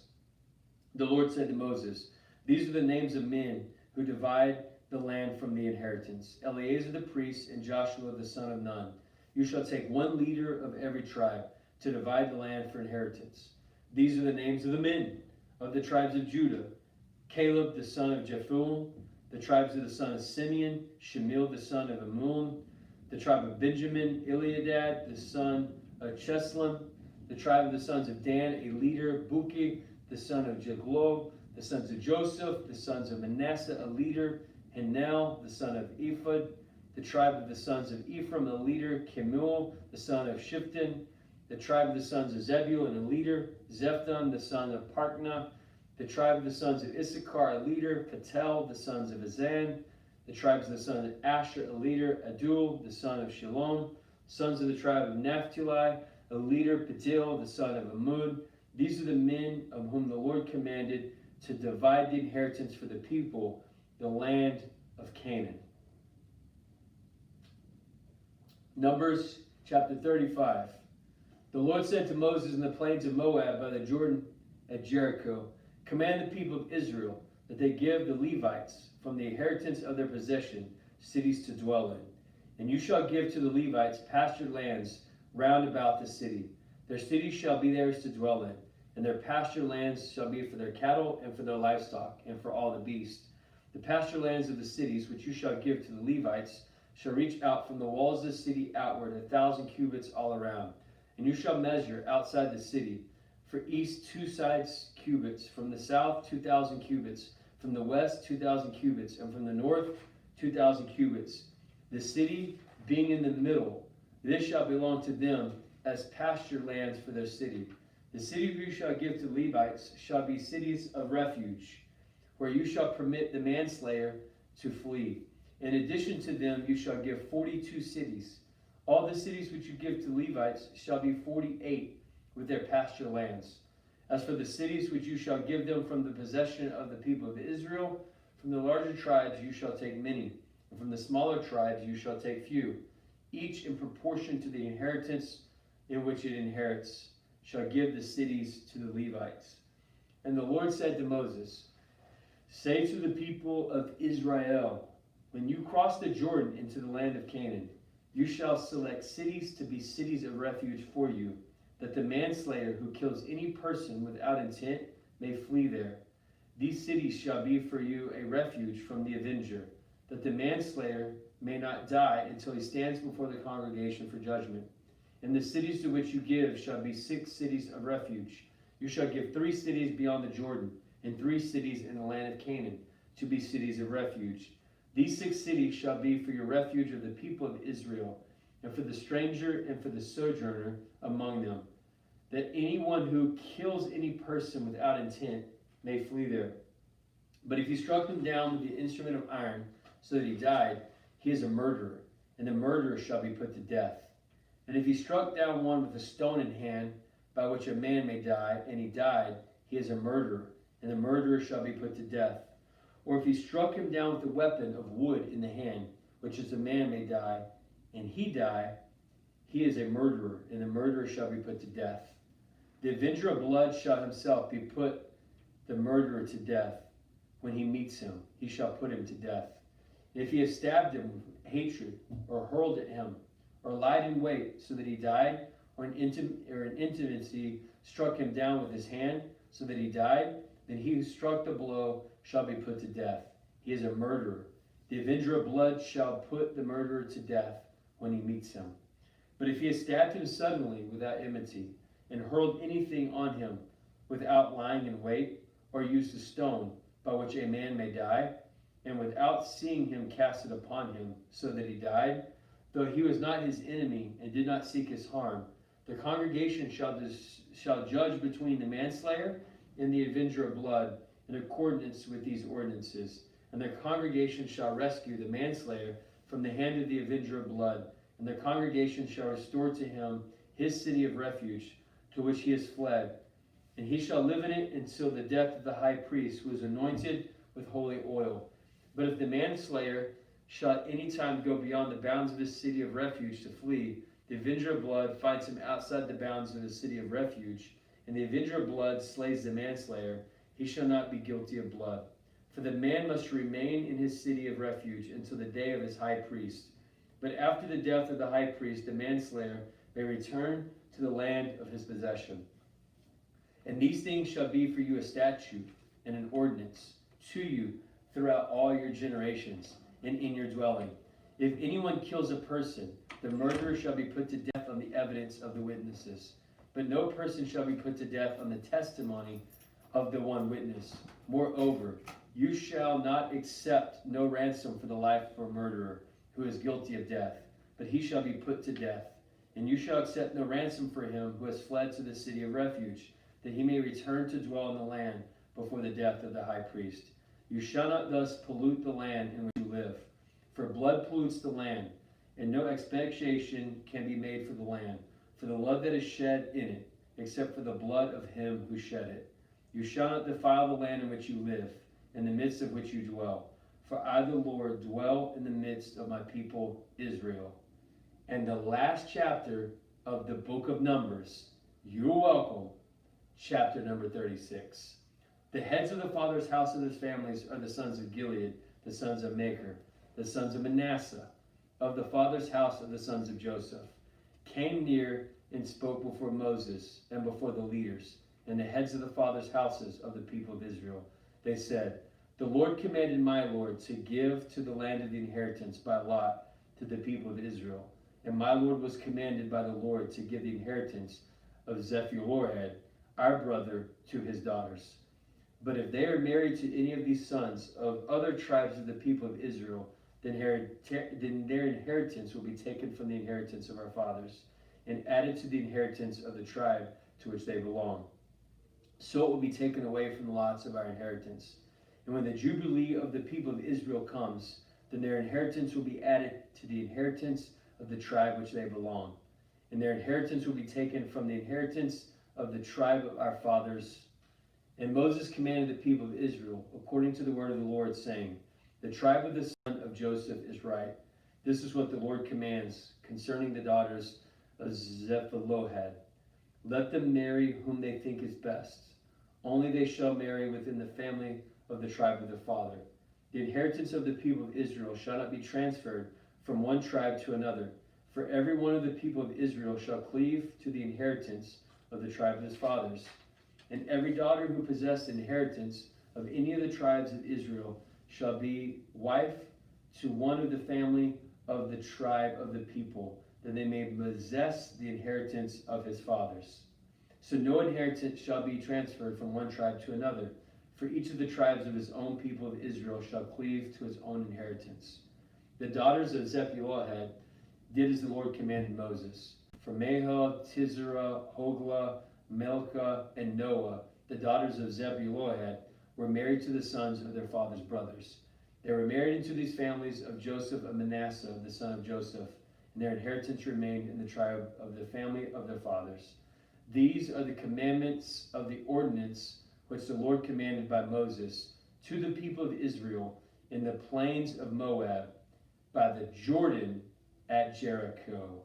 And so it is, the book of Numbers is complete.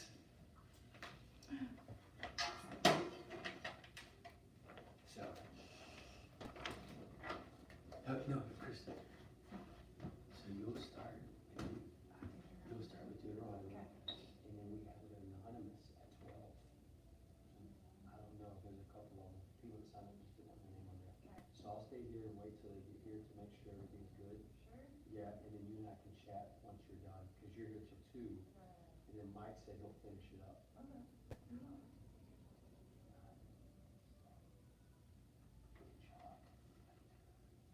It's tough. I read it yesterday from 1 to 3. 2 straight hours. I've already read it. Yeah, I've already read it in 2 hours. Yep. You don't have to stay till 12, right? No, I got stuff to do. Okay. Yeah, and I'll make sure this As long next as you person have shows stuff up. to do. Okay, sounds good. So, all Okay. right, have fun. Cool. Hey, you're welcome on numbers being done. Okay. You're welcome.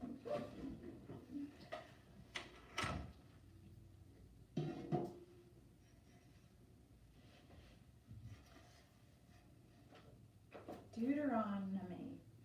These are the words that Moses spoke to all Israel beyond the Jordan in the wilderness in the Arabah over against Suph between Paran and Tophel, Laban, Hazareth, and Disaph. It is 11 days' journey from Horeb by the way of Mount Seir to Kadeshbarnea. And in the 14th year, on the first day of the 11th month, Moses spoke to the people of Israel according to all that the Lord had given him in commandment to them, after he had defeated Sihon, the king of the Amorites, who lived in Heshbon, and Og of the king of Bashan, who lived in Ashtaroth and Edrei. Beyond the Jordan, in the land of Moab, Moses undertook to explain this law, saying, "The Lord our God said to us in Horeb, 'You have stayed long enough at this mountain. Turn and take your journey and go to the hill country of the Amorites and to all their neighbors in the Arabah and the hill country and in the lowland and in the Negev and by the sea coast, the land of the Canaanites and Lebanon, as far as the great river, the river Euphrates. Behold, I have set the land before you. Go in and take possession of the land which the Lord swore to your fathers, to Abraham, to Isaac, and to Jacob, to give to them and to their descendants after them. At the time I said to you, I am not able alone to bear you. The Lord your God has multiplied you, and behold, you are this day as the stars of heaven for multitude. May the Lord, the God of your fathers, make you 1,000 times as many as you are, and bless you as he has promised you. How can I bear alone the weight and burden of you in your strife? Choose wise, understanding, and experienced men according to your tribes, and I will appoint them as your heads. And you answered me, the thing that you have spoken is good for us to do. So I took the heads of your tribes, wise and experienced men, and set them as heads over you, commanders of thousands, commanders of hundreds, commanders of 50s, commanders of 10s, and officers throughout your tribes. And I charge your judges at that time, hear the cases between your brethren, and judge righteously between a man and his brother, or the alien that is with him. You shall not be partial in judgment. You shall hear the small and the great alike. You shall not be afraid of the face of man, for the judgment is God's. In the case that is too hard for you, you shall bring to me, and I will hear it. And I commanded you at this time all the things that you should do. And we set out from Horeb and went through all that great and terrible wilderness which you saw on the way to the hill country of the Amorites, as the Lord our God commanded us. And we came to Kadeshbarnea, and I said to you, you have come to the hill country of the Amorites, which the Lord our God gives us. Behold, the Lord your God has set the land before you. Go up, take possession, as the Lord, the God of your fathers, has told you to do. Not fear or be dismayed.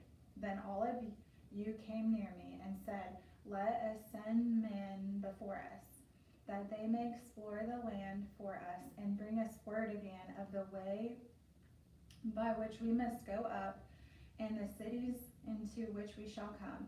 The thing seemed good to me, and I took 12 men of you, 1 man for each tribe, and they turned and went up into the hill country and came to the valley of Eshcol and spied it out. And they took in their hands some of the fruit of the land and brought it down to us and brought us word again and said, It is good land which the Lord our God gives us. Yet you would not go up, but rebelled against the command of the Lord your God. And you murmured in your tents and said, Because the Lord hated us, he has brought us forth out of the land of Egypt to give us into the land of the Amorites to destroy us. Whither are we going up? Our brethren have made our hearts melt, saying, The people are greater and taller than we. The cities are great and fortified up to heaven. And moreover, we have seen the sons of the Anakim there.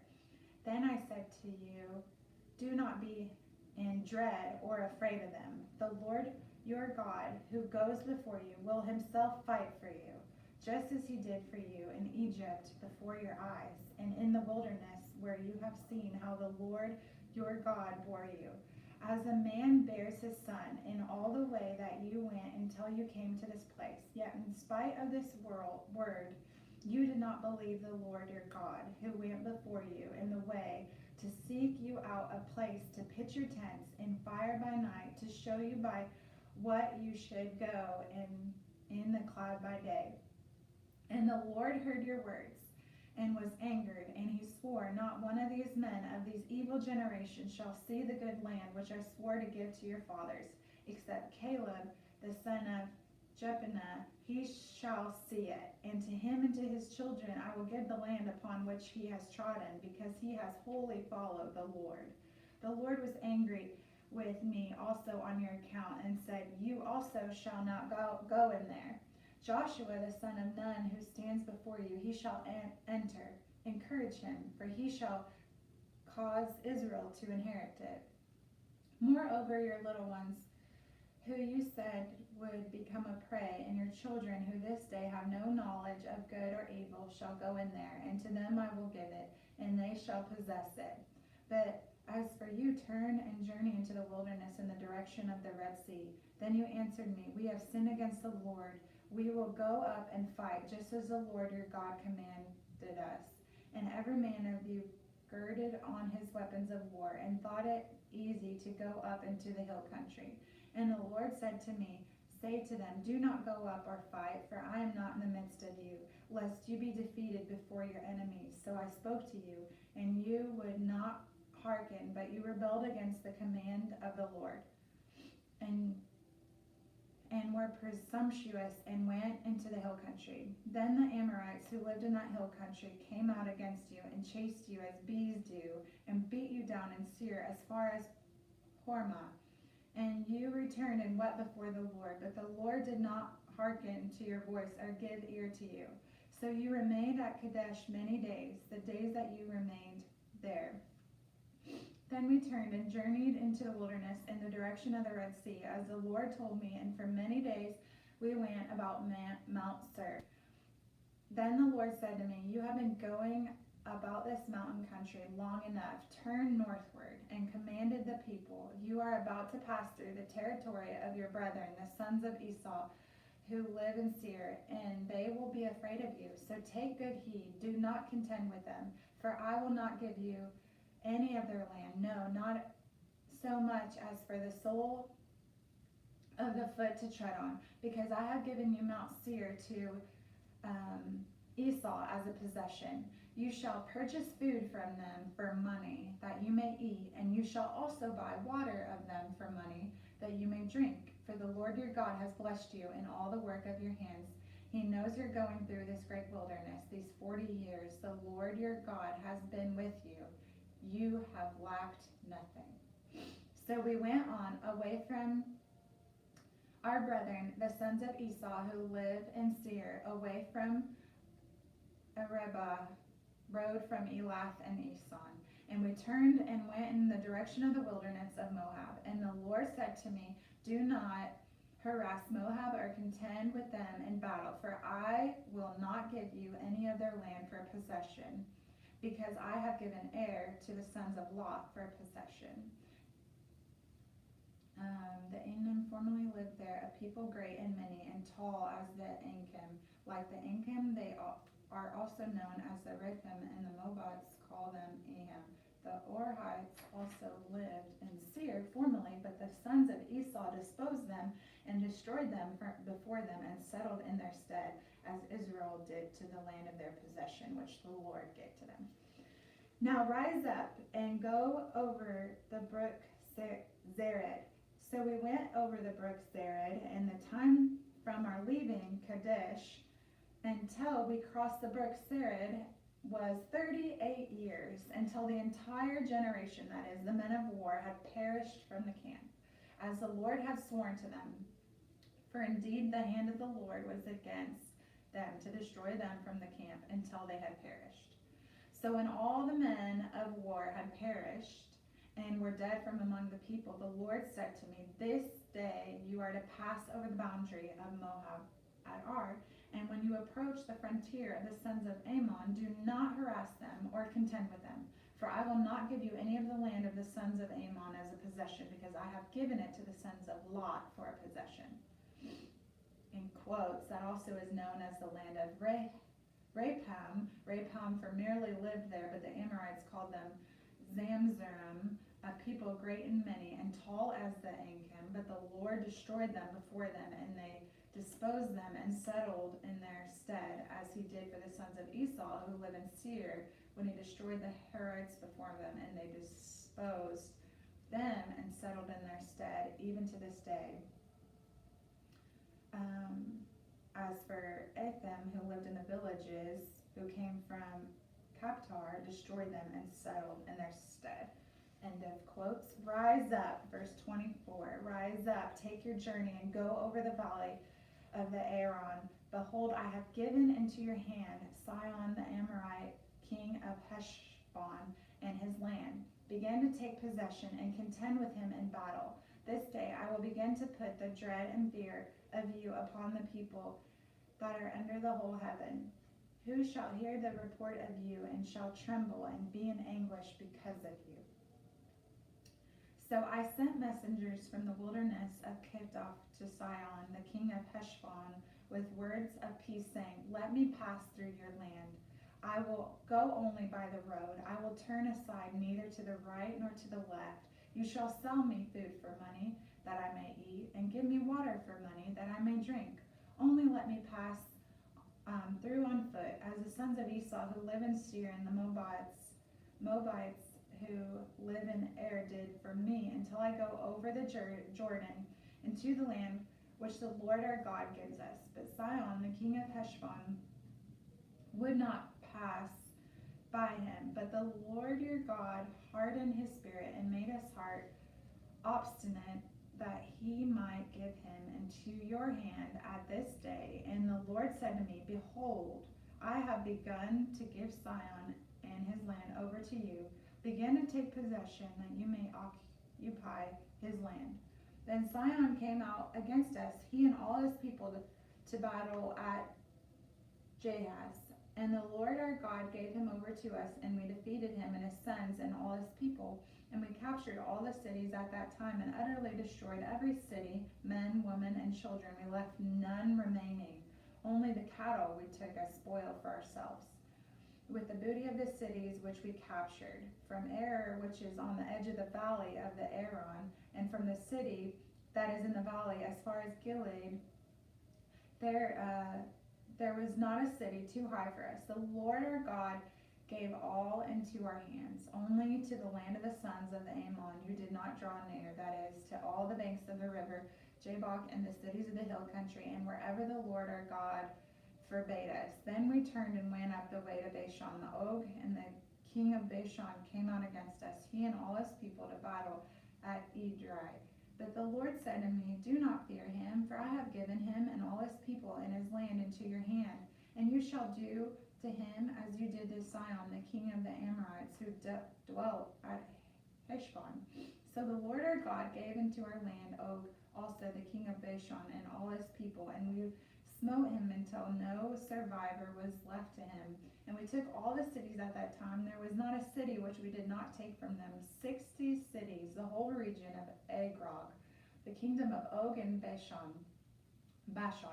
All these were cities fortified with high walls, gates, and bars, besides very many unwalled villages. And we utterly destroyed them, as we did to Sihon the king of Heshbon, destroying every city, men and women and children. But all the cattle and the spoil of the cities we took as our booty. So we took the land at the time of the hand of the two kings of the Amorites, who were beyond the Jordan, from the valley of the Aaron to Mount Hermon, all the cities of the tableland, and all Gilead, and all Bashan, as far as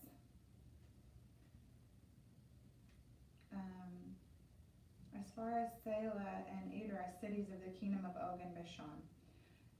Quotes verse 11, for only Og, the king of Bashan, was left of the remnant of the Redham. Behold, his bedstead was a bed of iron. It is not in Rabbath of the Ammonites. 9 cubits was in its length, and 4 cubits its breadth, according to the common cubit.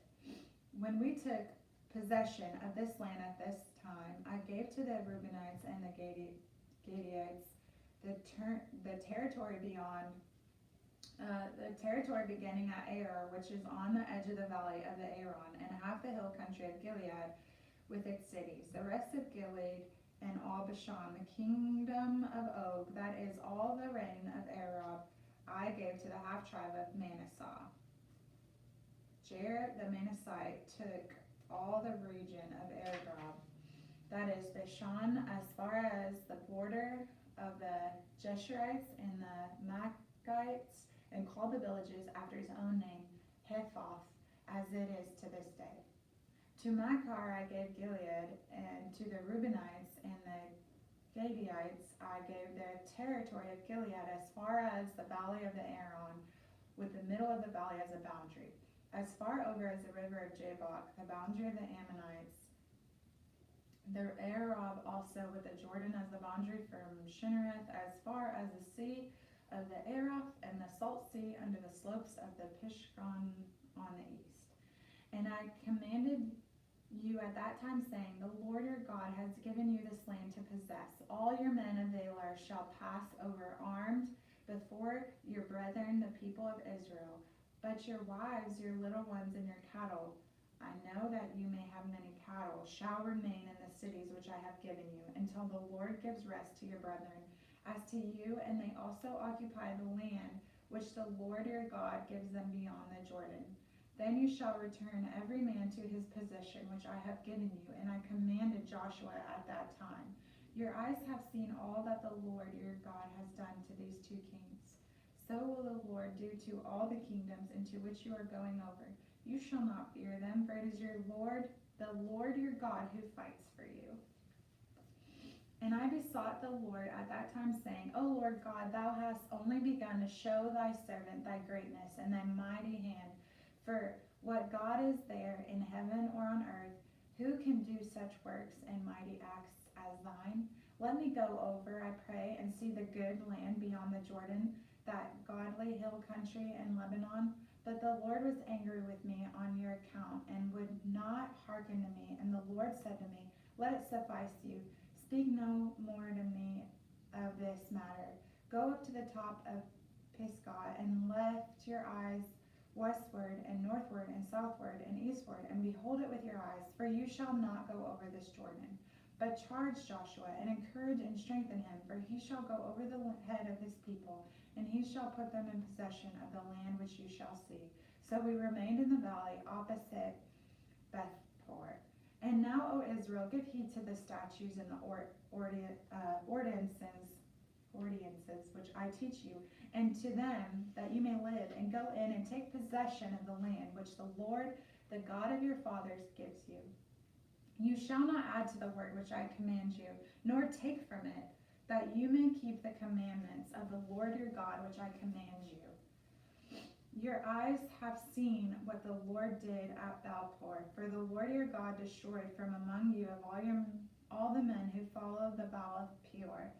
But you who held fast to the Lord your God are all alive this day. Behold, I have taught you statutes and ordinances, as the Lord my God commanded me, that you should do them in the land which you are entering to take possession of it. Keep them and do them, for that will be your wisdom and your understanding in the sight of the peoples, who, when they hear all these statutes, will say, surely this is great. Nation is a wise and understanding people. For what great nation is there that has a God so near to it as the Lord our God is to us, whenever we call upon him? And what great nation is there that has statutes and ordinances so righteous as all this law which I set before you this day? Only take heed and keep your soul diligently, lest you forget the things which your eyes have seen, unless they depart from your heart all the days of your life. Make them known to your children and your children's children, how on the day that you stood before the Lord your God at Horeb, the Lord said to me, gather the people to me, that I may let them hear my words, so that they may learn to fear me all the days that they live upon the earth, and that they may teach their children so. And you came near and stood at the foot of the mountain, while the mountain burned with fire to the heart of the heaven, wrapped in darkness, cloud, and gloom. Then the Lord spoke to you out of the midst of the fire. You heard the sound of words, but saw no form. There was only a voice, and he declared to you his covenant, which he commanded you to perform, that is, the 10 Commandments. And he wrote them upon 2 tables of stone.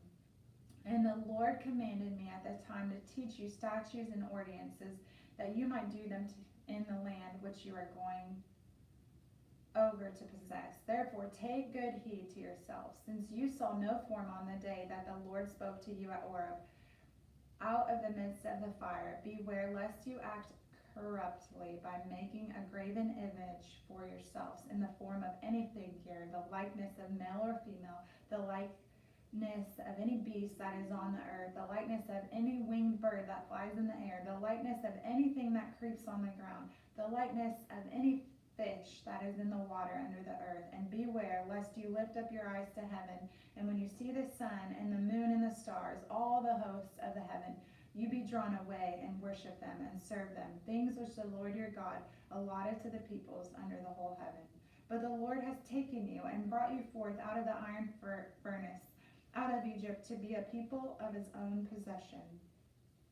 At this day, furthermore, the Lord was angry with me on your account, and he swore that I should not cross the Jordan, and that I should not enter the good land which the Lord your God gives you for an inheritance. For I must die in this land. I must not go over the Jordan, but you shall go over and take possession of that good land. Take heed to yourselves, lest you forget the covenant of the Lord your God, which he made with you, and make a graven image in the form of anything which the Lord your God has forbidden you. For the Lord your God is a devouring fire, a jealous God. Deuteronomy, I'm on 4:25. When you beget children and children's children and have grown old in the land, if you act corruptly by making a graven image in the form of anything, and by doing what is evil in the sight of the Lord your God, so as to provoke him to anger, I call heaven and earth to witness against you this day, that you will soon utterly perish from the land which you are going over the Jordan to possess. You will not live long upon it, but will be utterly destroyed. And the Lord will scatter you among the peoples, and you will be left few in number among the nations where the Lord will drive you. And there you will serve gods of wood and stone, and the work of men's hands, that neither see nor hear, nor eat nor smell. But from there you will seek the Lord your God, and you will find him. If you search after him with all your heart and with all your soul, when you are in tribulation and all these things upon you in the latter days, you will return to the Lord your God and obey his voice. For the Lord your God is a merciful God. He will not fail you or destroy you or forget the covenant with your fathers which he swore to them. For ask now of the days that are past, which were before you, since the day that God created man upon the earth, and ask from one end of the heaven to the other, whether such a great thing as this has ever happened or was ever heard of. Did any people ever hear the voice of a God speaking out of the midst of the fire, as you have heard, and still live? Or has any God ever attempted to go and take a nation for himself from the midst of another nation? by trials, by signs, by wonders, and by war, by a mighty hand and an outstretched arm, and by great terrors, according to all that the Lord your God did for you in Egypt before your eyes. To you it was shown that you might know that the Lord is God, there is no other besides him. Out of heaven he let you hear his voice, that he might discipline you, and on earth he let you see his great fire. And you heard his words out of the midst of the fire, and because he loved your fathers and chose their descendants after them, and brought you out of Egypt with his own presence, by his great power, driving out before you nations greater and mightier than yourselves, to bring you in, to give you their land for an inheritance, as at this day, know before this day, and lay it to your heart, that the Lord is God in heaven above, and on the earth beneath there is no other. Therefore you shall keep his statutes and his commandments, which I command you this day, that it may go well with you, and with your children after you, and that you may prolong your days in the land which the Lord your God gives you forever. Then Moses set apart 3 cities in the east beyond the Jordan, that the manslayer might flee there, who kills his neighbor unintentionally, without being at the enmity with him in time past, and that by fleeing to one of the cities he might save his life. Bazar in the wilderness on the tableland of the Reubenites, and Ramoth and Gilead for the Gadites, and Golan and Bashan for the Manassites. This is the law which Moses set before the children of Israel. These are the testimonies, the statutes, and the ordinances which Moses spoke to the children of Israel when they came out of Egypt, beyond the Jordan in the valley, opposite Beth-peor in the land of Sihon, the king of the Amorites, who lived in Heshbon,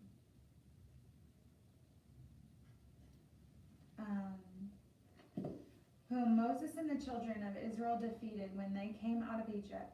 And they took possession of his land, in the land of Og, the king of Bashan, the 2 kings of Amorites who lived to the east beyond the Jordan, from Aroer, which is on the edge of the valley of the Aaron, as far as Mount Sinai, together with all the Arab on the east side of the Jordan, as far as the sea of the Araboth, under the slopes of Pisgah.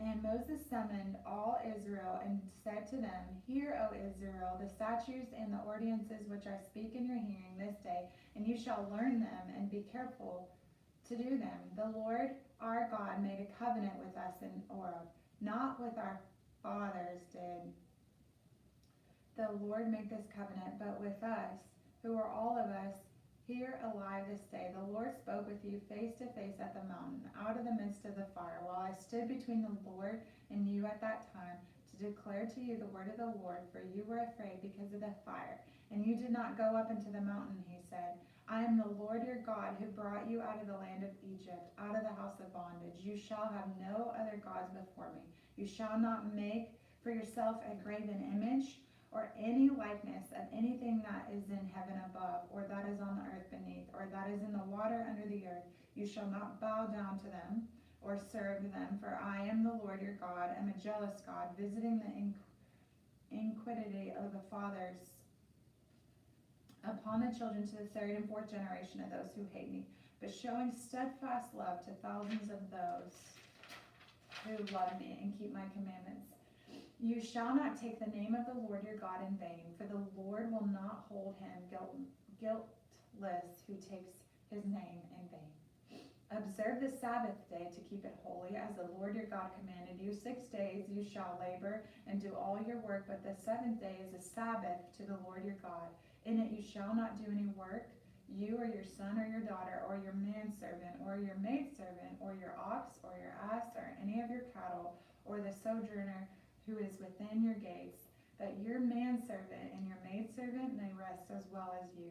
You shall remember that you were a servant in the land of Egypt, and the Lord your God brought you out thence with a mighty hand and an outstretched arm. Therefore the Lord your God commanded you to keep the Sabbath day. Honor your father and mother, as the Lord your God commanded you, that your days may be prolonged, and that it may go well with you in the land which the Lord your God gives. You shall not kill, neither shall you commit adultery, neither shall you steal, Neither shall you bear false witness against your neighbor. Neither shall you covet your neighbor's wife. And you shall not desire your neighbor's house, his field, or his manservant, or his maidservant, his ox, or his ass, or anything that is your neighbor's. These words the Lord spoke to all who assembly at the mountain out of the midst of the fire, the cloud, the thick darkness, with a loud voice, and he added no more.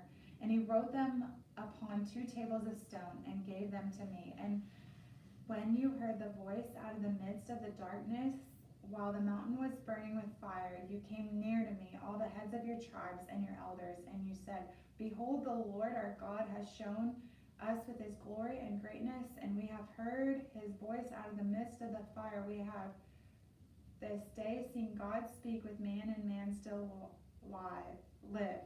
Now therefore, why should we die? For this great fire will consume us. If we hear the voice of the Lord our God any more, we shall die. For who is there of all flesh that has heard the voice of the living God speaking out of the midst of the fire, as we have, and has still lived? Go near and hear all that the Lord our God will say, and speak to us all that the Lord our God will speak to you, and we will hear and do it. And the Lord heard your words when you spoke to me, and the Lord said to me, I have heard the words of this people, which they have spoken to you. They have rightly said all that they have spoken. Oh, that they had such a mind as this always, to fear me and to keep all my commandments, that it might go well with them and with their children forever. Go and say to them, return to your tents, but you stand here by me, and I will tell you all of the commandment, and the statutes and the ordinances which you shall teach them, that they may do them in the land which I give them to possess. You shall be careful to do, therefore, as the Lord your God has commanded you. You shall not turn aside to the right hand or to the left.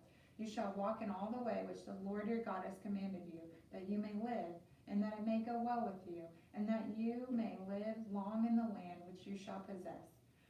Now this is the commandment, the statutes and the ordinances which the Lord your God commanded me to teach you, that you may do them in the land to which you are going over to possess it, that you may fear the Lord your God, you and your son and your son's son, by keeping all the statutes and his commandments which I commanded you all the days of your life, and that your days may be prolonged.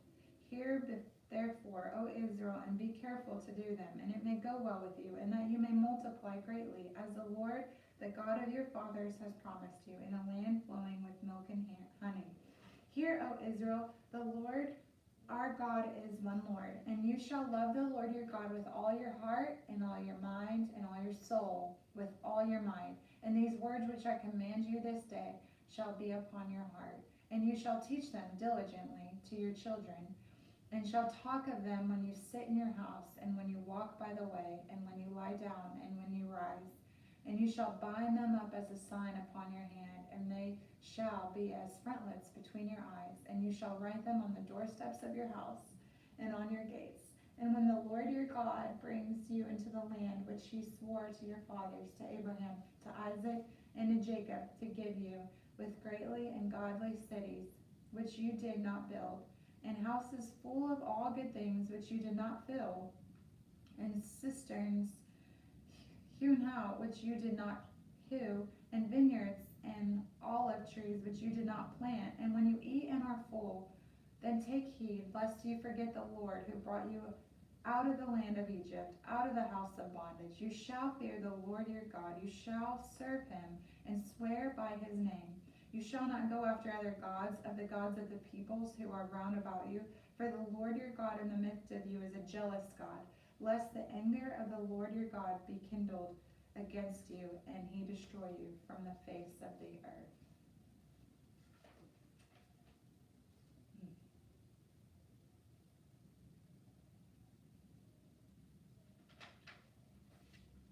Deuteronomy 6:16.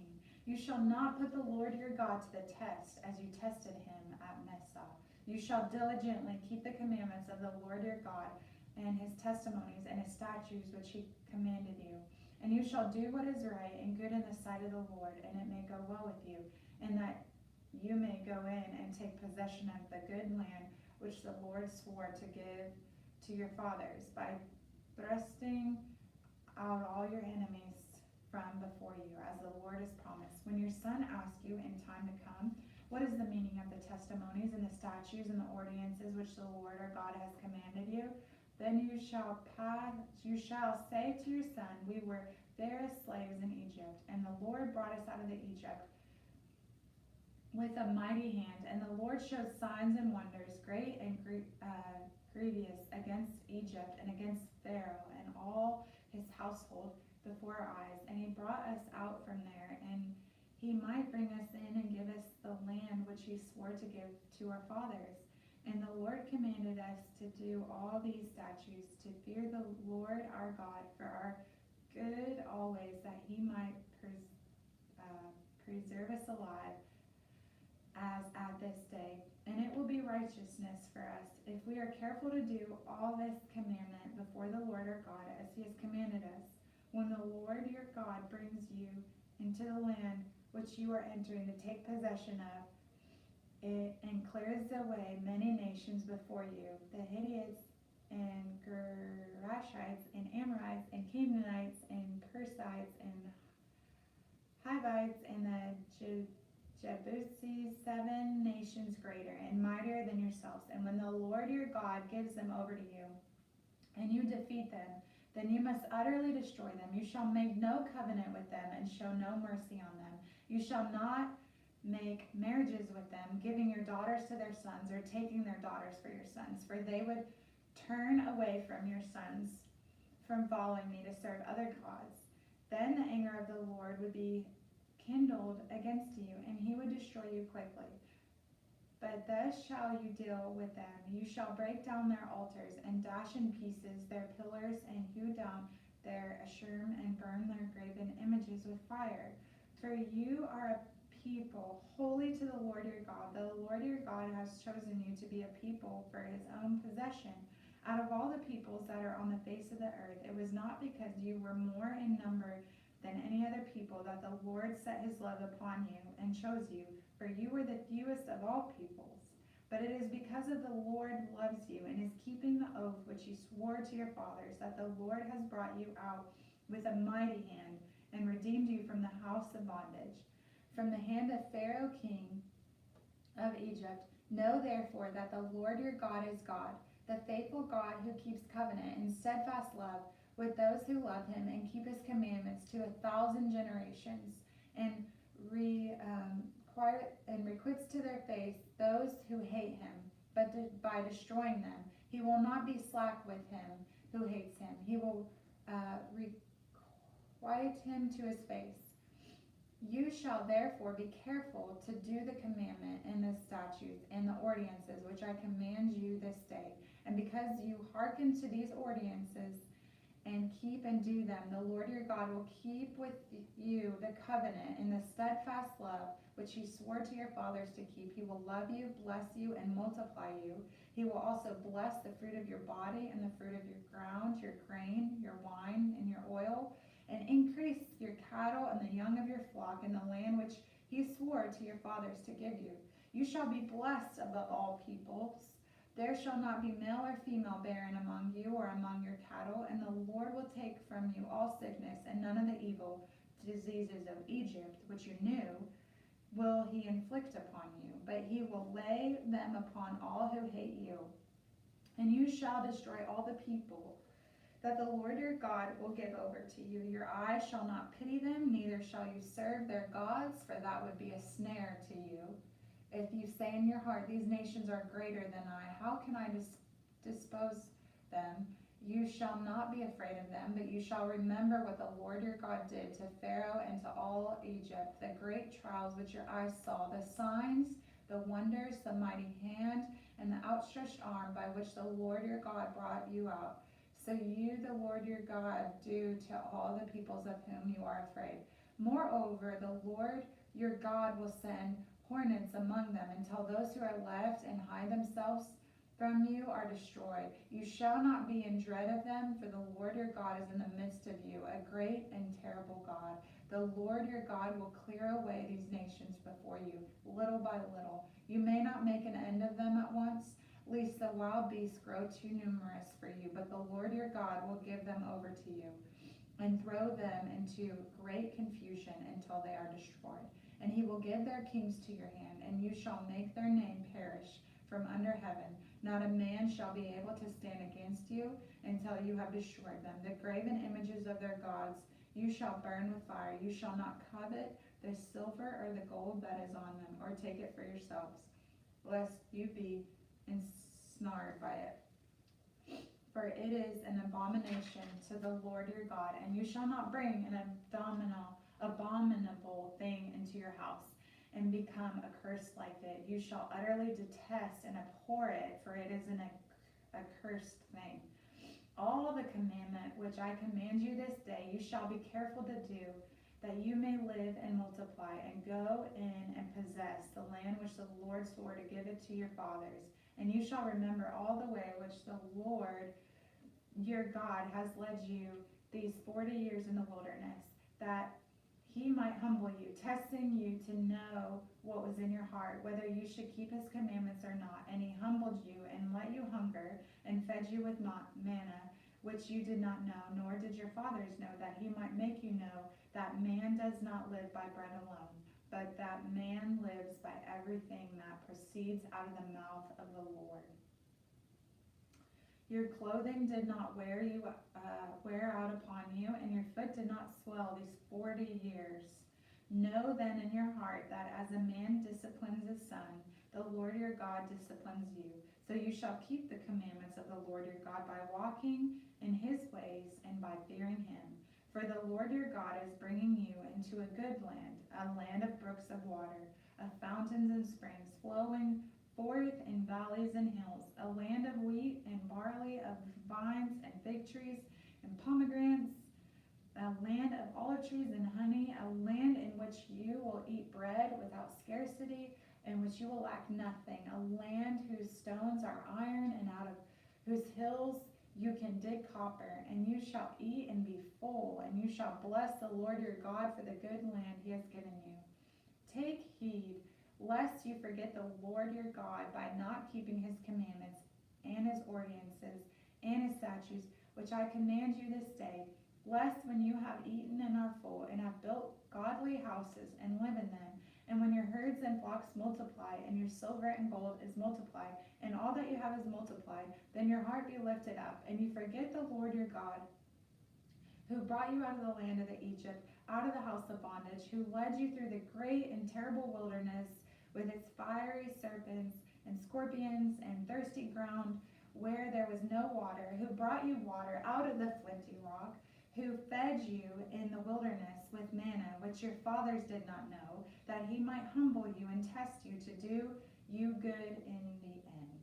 Beware lest you say in your heart, my power and the might of my hand have gotten me this wealth. You shall remember the Lord your God, for it is he who gives you the power to get wealth, that he may confirm his covenant which he swore to your fathers as at this day.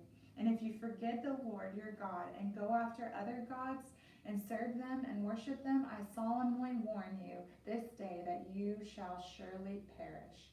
Like the nations that the Lord makes to perish before you, so shall you perish, because you would not obey the voice of the Lord your God. Chapter 9. Hear, O Israel, you are to pass over the Jordan this day, to go and to dispose nations greater and mightier than yourselves, cities great and fortified up to heaven, a people great and tall, the sons of the Anakim, whom you know, and of whom you have heard it said, who can stand before the sons of Anak?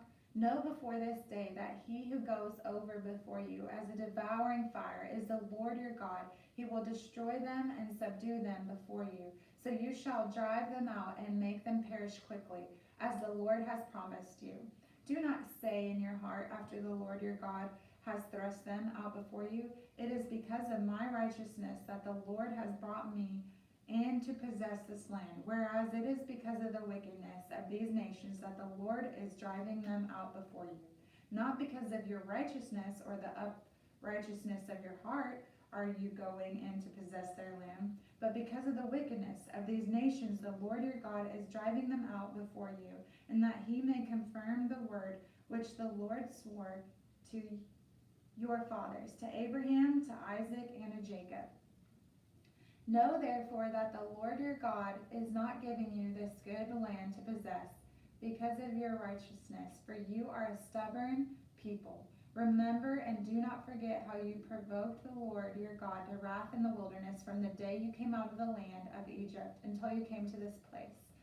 You have been rebellious against the Lord. Even at Oreb you provoked the Lord to wrath, and the Lord was so angry with you that he was ready to destroy you. When I went up the mountain to receive the tables of stone, the tables of the covenant which the Lord made with you, I remained on the mountain 40 days and 40 nights. I neither ate bread nor drank water, and the Lord gave me the 2 tables of stone written with the finger of God, and on them were all the words which the Lord had spoken with you on the mountain out of the midst of the fire on the day of the assembly. And at the end of 40 days and 40 nights, the Lord gave me the 2 tables of stone, the tables of the covenant.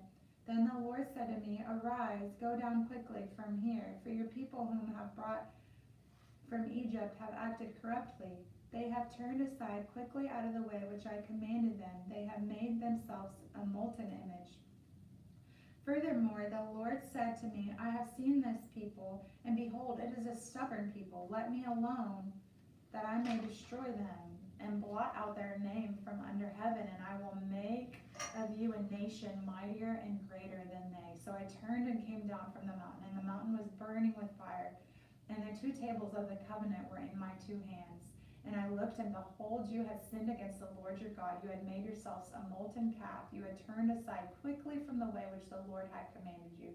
So I took hold of the 2 tables, cast them out of my 2 hands, and broke them before your eyes. Then I lay prostrate before the Lord as before 40 days and 40 nights. I neither ate bread nor drank water because of all the sin which you had committed in doing what was evil in the sight of the Lord, to provoke him to anger. For I was afraid of the anger and the hot displeasure which the Lord bore against you, so that he was ready to destroy you. But the Lord hearkened to me that time also. And the Lord was so angry with Aaron that he was ready to destroy him. And I prayed for Aaron also at the same time. Then I took the sinful thing, the calf which you had made, and burned it with fire, and crushed it, grinding it very small, until it was as fine as dust. And I threw the dust of it into the brook that descended out of the mountain. At Tabereth also, and at Messiah and Kibroth, and provoked the Lord to wrath. Let me finish this. And when the Lord sent you from Kadesh, saying, Go up and take possession of the land which I have given you, then you rebelled against the commandment of the Lord your God, and did not believe him or obey his voice. You have been rebellious against the Lord from the day that I knew you. So I lay prostrate before the Lord for these 40 days and 40 nights, because the Lord had said he would destroy you. And I prayed to the Lord, O Lord God, destroy not thy people and my heritage, whom thou hast redeemed through thy greatness, whom thou hast brought out of Egypt with a mighty hand. Remember thy servants, Abraham, Isaac, and Jacob. Do not regard the stubbornness of this people, or their wickedness, or their sin, lest the land from which thou didst bring us say, because the Lord was not able to bring them into the land which he promised them, and because he hated them, he has brought them out to slay them in the wilderness. For they are thy people and thy heritage, whom thou didst bring out by the great power and by thy outstretched arm. At that time the Lord said to me, Hew 2 tables of stone like the first, and come up to me on the mountain, and make an ark of wood, and I will write on the tables the words that were on the first tables which you broke, and you shall put them in the ark. So I made an ark of wood, and hewed 2 tables of stone like the first, and went up the mountain with the 2 tables in my hand. And he wrote on the tables as at the first writing, the 10 commandments which the Lord had spoken to you on the mountain out of the midst of the fire on the day of the assembly, and the Lord gave them to me. Then I turned and came down from the mountain, and put the tables in the ark which I had made. And there they are, as the Lord commanded me. The people of Israel journeyed from beneath to Messiah. Then Aaron died, and there he was buried, and his son Elsamar ministered as a priest in his stead. From there they journeyed a land with brooks of water. At that time the Lord set apart the tribe of Levi to carry the ark of the covenant of the Lord, to stand before the Lord, to minister to him, and to bless him in his name to this day. Therefore Levi has no portion or inheritance with his brothers. The Lord is his inheritance, as the Lord your God said to him. I stayed on this mountain as at the first time 40 days and 40 nights, and the Lord hearkened to me that time also. The Lord was unwilling to destroy you, and the Lord said to me, Arise, go on your journey at the head of the people, that they may go in and possess the land which I swore to their fathers to give them. And now, Israel, what does the Lord your God require of you? But to fear the Lord your God, to walk in all his ways, to love him, to serve the Lord your God with all your heart and with all your soul, to keep the commandments and statutes of the Lord, which I command you this day for your good. Behold, to the Lord your God belong heaven and the heaven of heavens, the Lord with all that is in it. Yet the Lord set his heart in love upon your fathers, and chose their descendants after them, you above all people, as at this day. Circumcise therefore the foreskin of your heart, and be no longer stubborn. For the Lord your God is God of gods and Lord of lords, and great, the mighty, and the terrible God, who is not partial and takes no bribe. He executes justice for the fatherless and the widow, and loves the sojourner, giving him food and clothing. Love the sojourner, therefore, for you were sojourners in the land of Egypt. You shall fear the Lord your God. You shall serve him and cleave to him, and by his name you shall swear. He is your praise. He is your God, who has done for you these great and terrible things which your eyes have seen. Your fathers went down to Egypt, 70 persons, and now the Lord your God has made you as the stars of the heavens.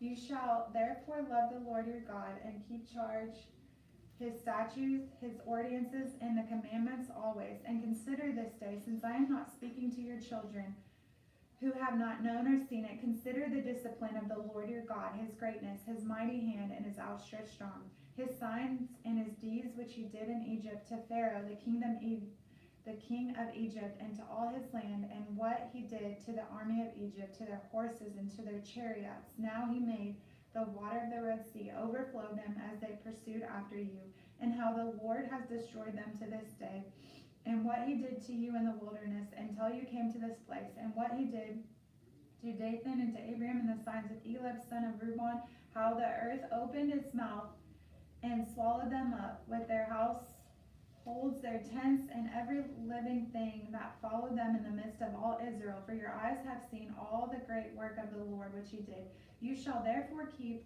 all the commandment which I command you this day, that you may be strong and go in and take possession of the land which you are going over to possess, and that you may live long in the land which the Lord swore to your fathers to give to them, and to their descendants, a land flowing with milk and honey. For the land which you are entering to take possession of, it is not like the land of Egypt from which you have come, where you sowed your seed and watered it with your feet like a garden of vegetables. But the land which you are going over to possess is a land of hills and valleys, which drinks water by the rain from heaven, a land which the Lord your God cares for.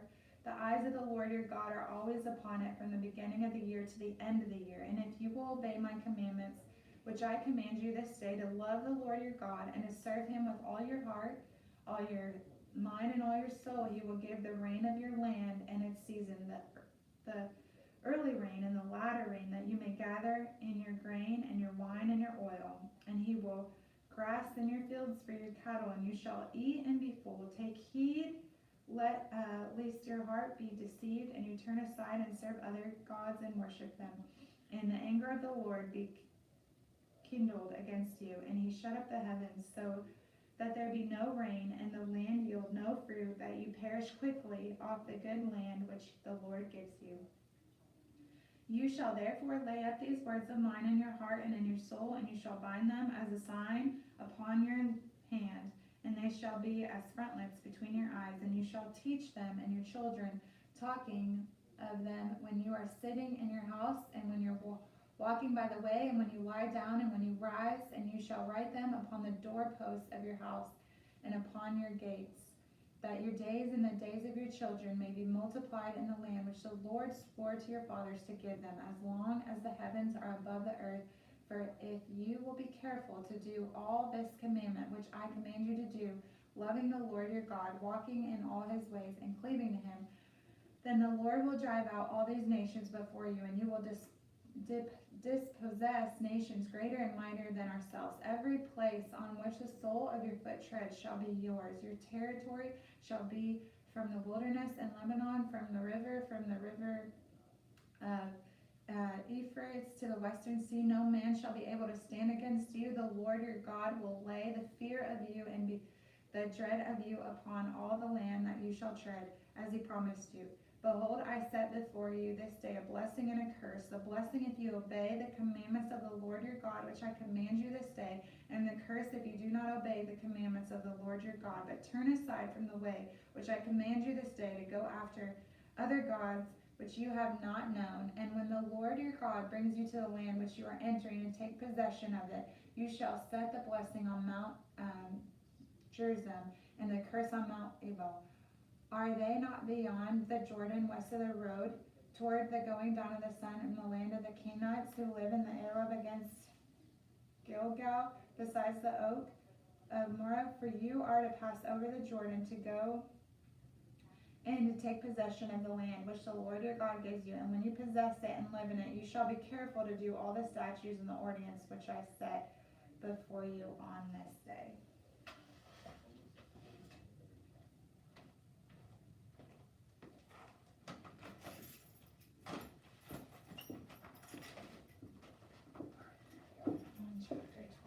Chapter 12. Yeah, Deuteronomy. You're fine. Yeah, it actually went by fast. Thank you, Sarah.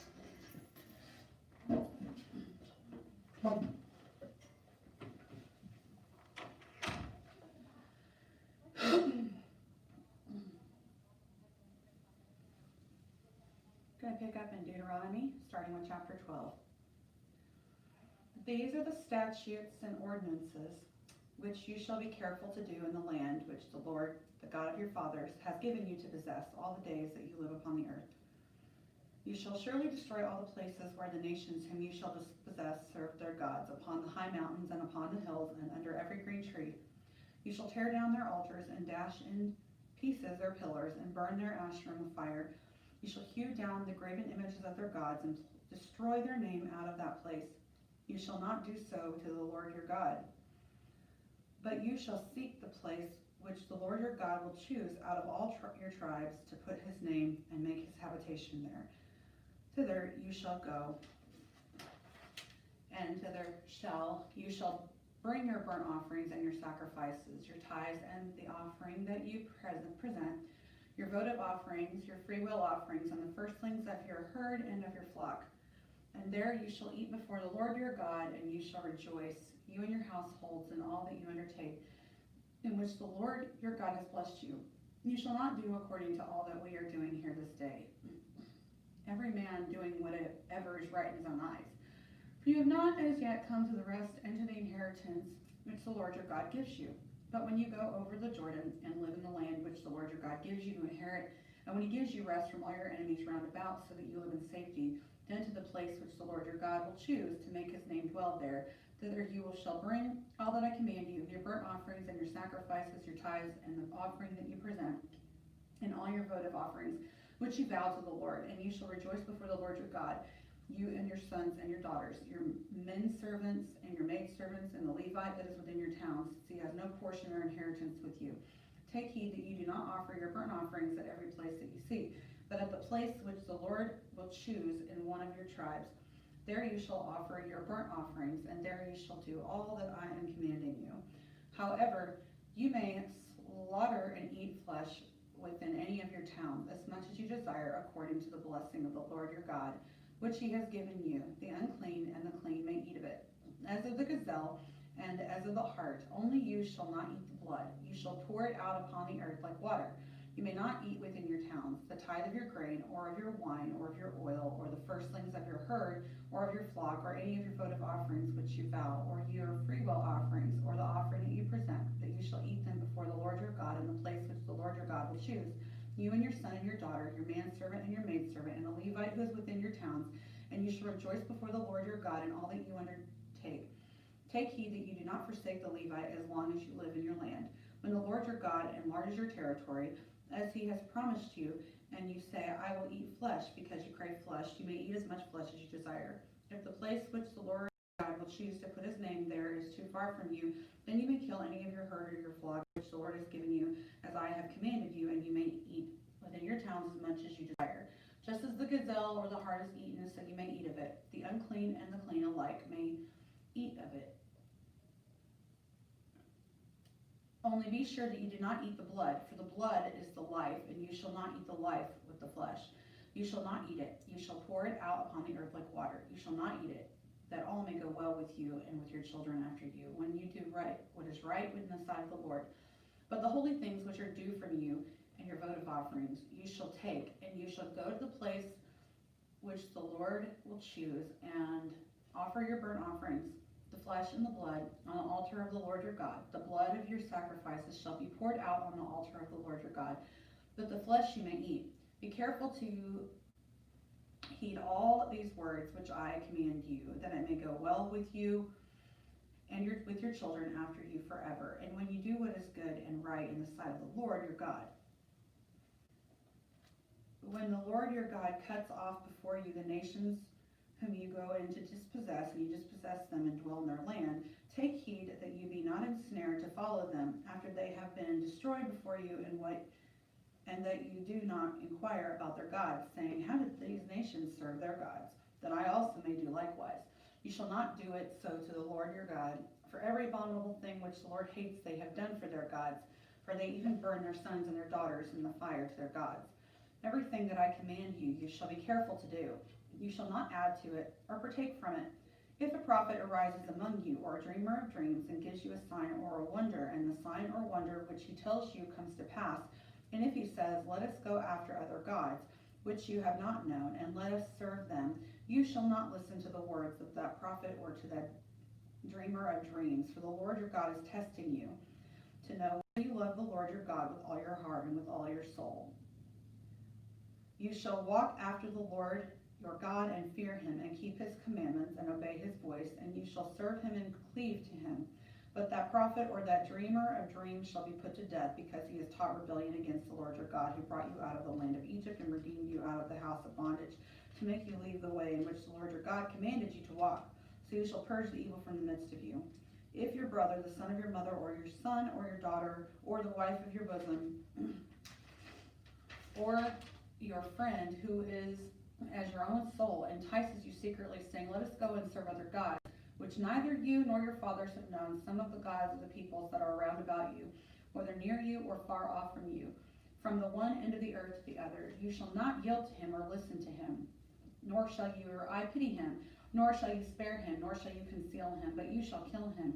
Your hand shall be first against him to put him to death, and afterwards the hand of all people. You shall stone him to death with stones, because he sought to draw you away from the Lord your God, who brought you out of the house of bondage. And all Israel shall hear and fear, and never again do any such wickedness as this among you.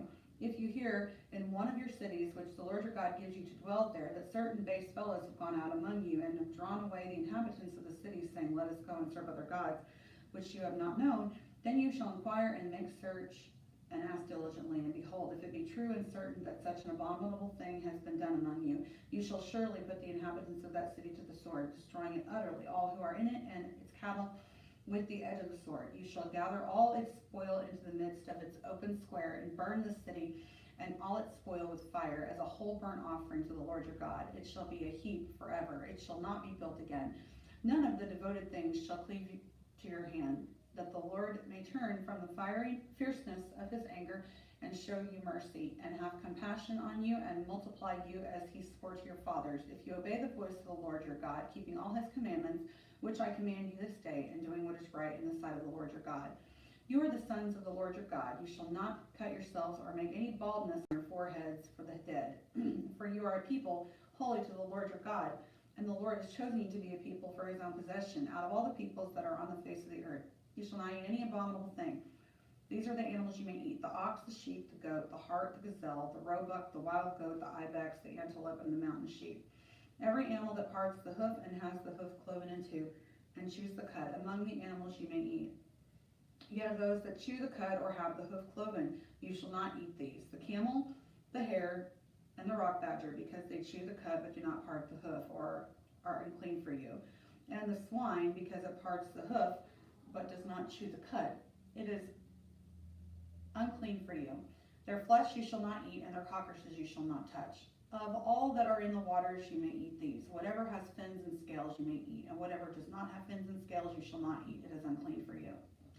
You may eat all clean birds, but these are the ones which you shall not eat: the eagle, the vulture, the osprey, the buzzard, the kite, after their kinds, every raven after its kind, the ostrich, the nighthawk, the seagull, the hawk after their kinds, the little owl, the gray owl, the water hen, and the pelican, the carrion vulture, and the cormorant, the stork, the heron after their kinds, the hoopoe, and the bat, and all winged insects are unclean for you. They shall not be eaten. All clean winged things you may eat. You shall not eat anything that dies of itself. You may give it to the alien who is within your towns, that he may eat it, or you may sell it to a foreigner, for you are a people holy to the Lord your God. You shall not boil a kid in its mother's milk. You shall tithe all the yield of your seed which comes forth from the field year by year, and before the Lord your God, in the place which he will choose to make his name dwell there. You shall eat the tithe of your grain, of your wine, and of your oil, and the firstlings of your herd and flock, that you may learn to fear the Lord your God always. And if the way is too long for you, so that you are not able to bring the tithe, when the Lord your God blesses you, because the place is too far from you, which the Lord your God chooses to set his name there, then you shall turn it into money, and bind up the money in your hand, and go to the place which the Lord your God chooses, and spend the money for whatever you desire: oxen or sheep, or wine or strong drink, whatever your appetite craves. And you shall eat there before the Lord your God, and rejoice, you and your household. And you shall not forsake the Levite who is within your towns, for he has no portion or inheritance with you. At the end of every 3 years you shall bring forth all the tithe of your produce in the same year, and lay it up within your towns. And the Levite, because he has no portion or inheritance with you, and the sojourner, the fatherless, and the widow who are within your towns, shall come and eat and be filled, that the Lord your God may bless you in all the work of your hands that you do. At the end of every 7 years you shall grant a release, and this is the manner of the release. Every creditor shall release what he has lent to his neighbor. He shall not exact it of his neighbor, his brother, because the Lord's release has been proclaimed. Of a foreigner you may exact it, but whatever of yours is with your brother, your hand shall release. But there will be no poor among you, for the Lord will bless you in the land which the Lord your God gives you for an inheritance to possess, if only you will obey the voice of the Lord your God, being careful to do all this commandment which I command you this day. For the Lord your God will bless you, as he promised you, and you shall lend to many nations, but you shall not borrow, and you shall rule over many nations, but they shall not rule over you. If there is among you a poor man, one of your brethren, in any of your towns within your land, which the Lord your God gives you, you shall not harden your heart or shut your hand against your poor brother, but you shall open your hand to him and lend him sufficient for his need, whatever it may be. Take heed lest there be a base thought in your heart, and you say, the 7th year of the year of release is near, and your eye be hostile to your poor brother, and you give him nothing, and he cry to the Lord against you, and it be sin to you. You shall give to him freely, and your heart shall not be grudging when you give to him, because for this the Lord your God will bless you in all your work and in all that you undertake. For the poor will never cease out of the land. Therefore I command you, you shall open wide your hand to your brother, to the needy, and to the poor in the land. If your brother, a Hebrew man or a Hebrew woman, is sold to you, he shall serve you 6 years, and in the 7th year you shall let him go free from you. And when you let him go free from you, you shall not let him go empty-handed. You shall furnish him liberally out of your flock, out of your threshing floor, and out of your winepress. As the Lord your God has blessed you, you shall give to him. You shall remember that you were a slave in the land of Egypt, and the Lord your God redeemed you. Therefore I command you this today. But if he says to you, I will not go out from you, because he loves you and your household, since he fares well with you, then you shall take an awl and thrust it through his ear into the door, and he shall be your bondman forever. And to your bondwoman you shall do likewise. It shall not seem hard to you when you let him go free from you. For at half the cost of a hired servant he has served you 6 years, so the Lord your God will bless you in all that you do. All the firstling males that are born of your herd and flock you shall consecrate to the Lord your God. You shall do no work with the firstling of your herd, nor shear the firstling of your flock. You shall eat it, you and your household, before the Lord your God, year by year, at the place which the Lord will choose. But if it has any blemish, if it is lame or blind, or has any serious blemish whatever, you shall not sacrifice it to the Lord your God. You shall eat it in your towns. The unclean and the clean alike may eat it, as though it were a gazelle or a hart. Only you shall not eat its blood. You shall pour it out on the ground like water. Observe the month of Abib, and keep the Passover to the Lord your God. For in the month of Abib, the Lord your God brought you out of Egypt by night, and you shall offer the Passover sacrifice to the Lord your God from the flock or the herd, at the place which the Lord will choose to make his name dwell there. You shall eat no leavened bread with it. 7 days you shall eat it with unleavened bread, the bread of affliction. For you came out of the land of Egypt in hurried flight, that all the days of your life you may remember the day when you came out of the land of Egypt. No leaven shall be seen with you in all your territory for 7 days, nor shall any of the flesh which you sacrifice on the evening of the first day remain all night until morning. You may not offer the Passover sacrifice within any of your towns which the Lord your God gives you, but at the place which the Lord your God will choose to make his name dwell in, there you shall offer the Passover sacrifice in the evening at the going down of the sun at the time you came out of Egypt. And you shall boil it and eat it at the place which the Lord your God will choose. And in the morning you shall turn and go to your tents. For 6 days you shall eat unleavened bread, and on the 7th day there shall be a solemn assembly to the Lord your God. You shall do no work on it. You shall count 7 weeks. Begin to count the 7 weeks from the time you first put the sickle to the standing grain.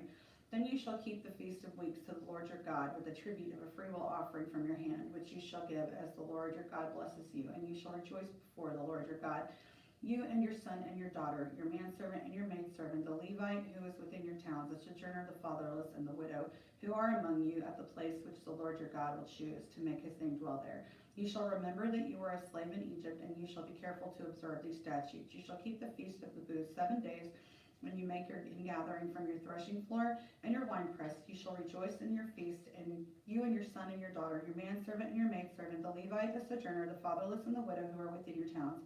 For 7 days you shall keep the feast to the Lord your God at the place which the Lord will choose, because the Lord your God will bless you in all your produce and in all the work of your hands, so that you will be altogether joyful. 3 times a year all your males shall appear before the Lord your God at the place which he will choose, at the Feast of Unleavened Bread, at the Feast of Weeks, and at the Feast of Booths. They shall not appear before the Lord empty-handed. Every man shall give as he is able according to the blessing of the Lord your God, which he has given you. You shall appoint judges and officers in all your towns, which the Lord your God gives you according to your tribes, and they shall judge the peoples with righteous judgment. You shall not pervert justice, you shall not show partiality, and you shall not take a bribe. For a bribe blinds the eyes of the wise and subverts the cause of the righteous. Justice and only justice you shall follow, that you may live and inherit the land which the Lord your God gives you. You shall not plant any tree as an Asherah beside the altar of the Lord your God, which you shall make. And you shall not set up a pillar which the Lord your God hates.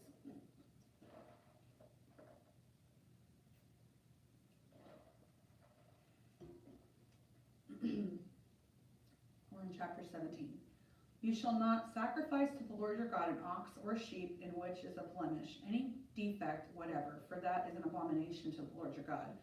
If there is found among you within any of your towns which the Lord your God gives you, a man or woman who does what is evil in the sight of the Lord your God in transgressing his covenant, and has gone and served other gods and worshipped them, or the sun or the moon, or any of the hosts of heaven, which I have forbidden, and it is told you, and you hear of it, then you shall inquire diligently. And if it is true and certain that such an abominable thing has been done in Israel, then you shall bring forth to your gates that man or woman who has done this evil thing, and you shall stone that man or woman to death with stones.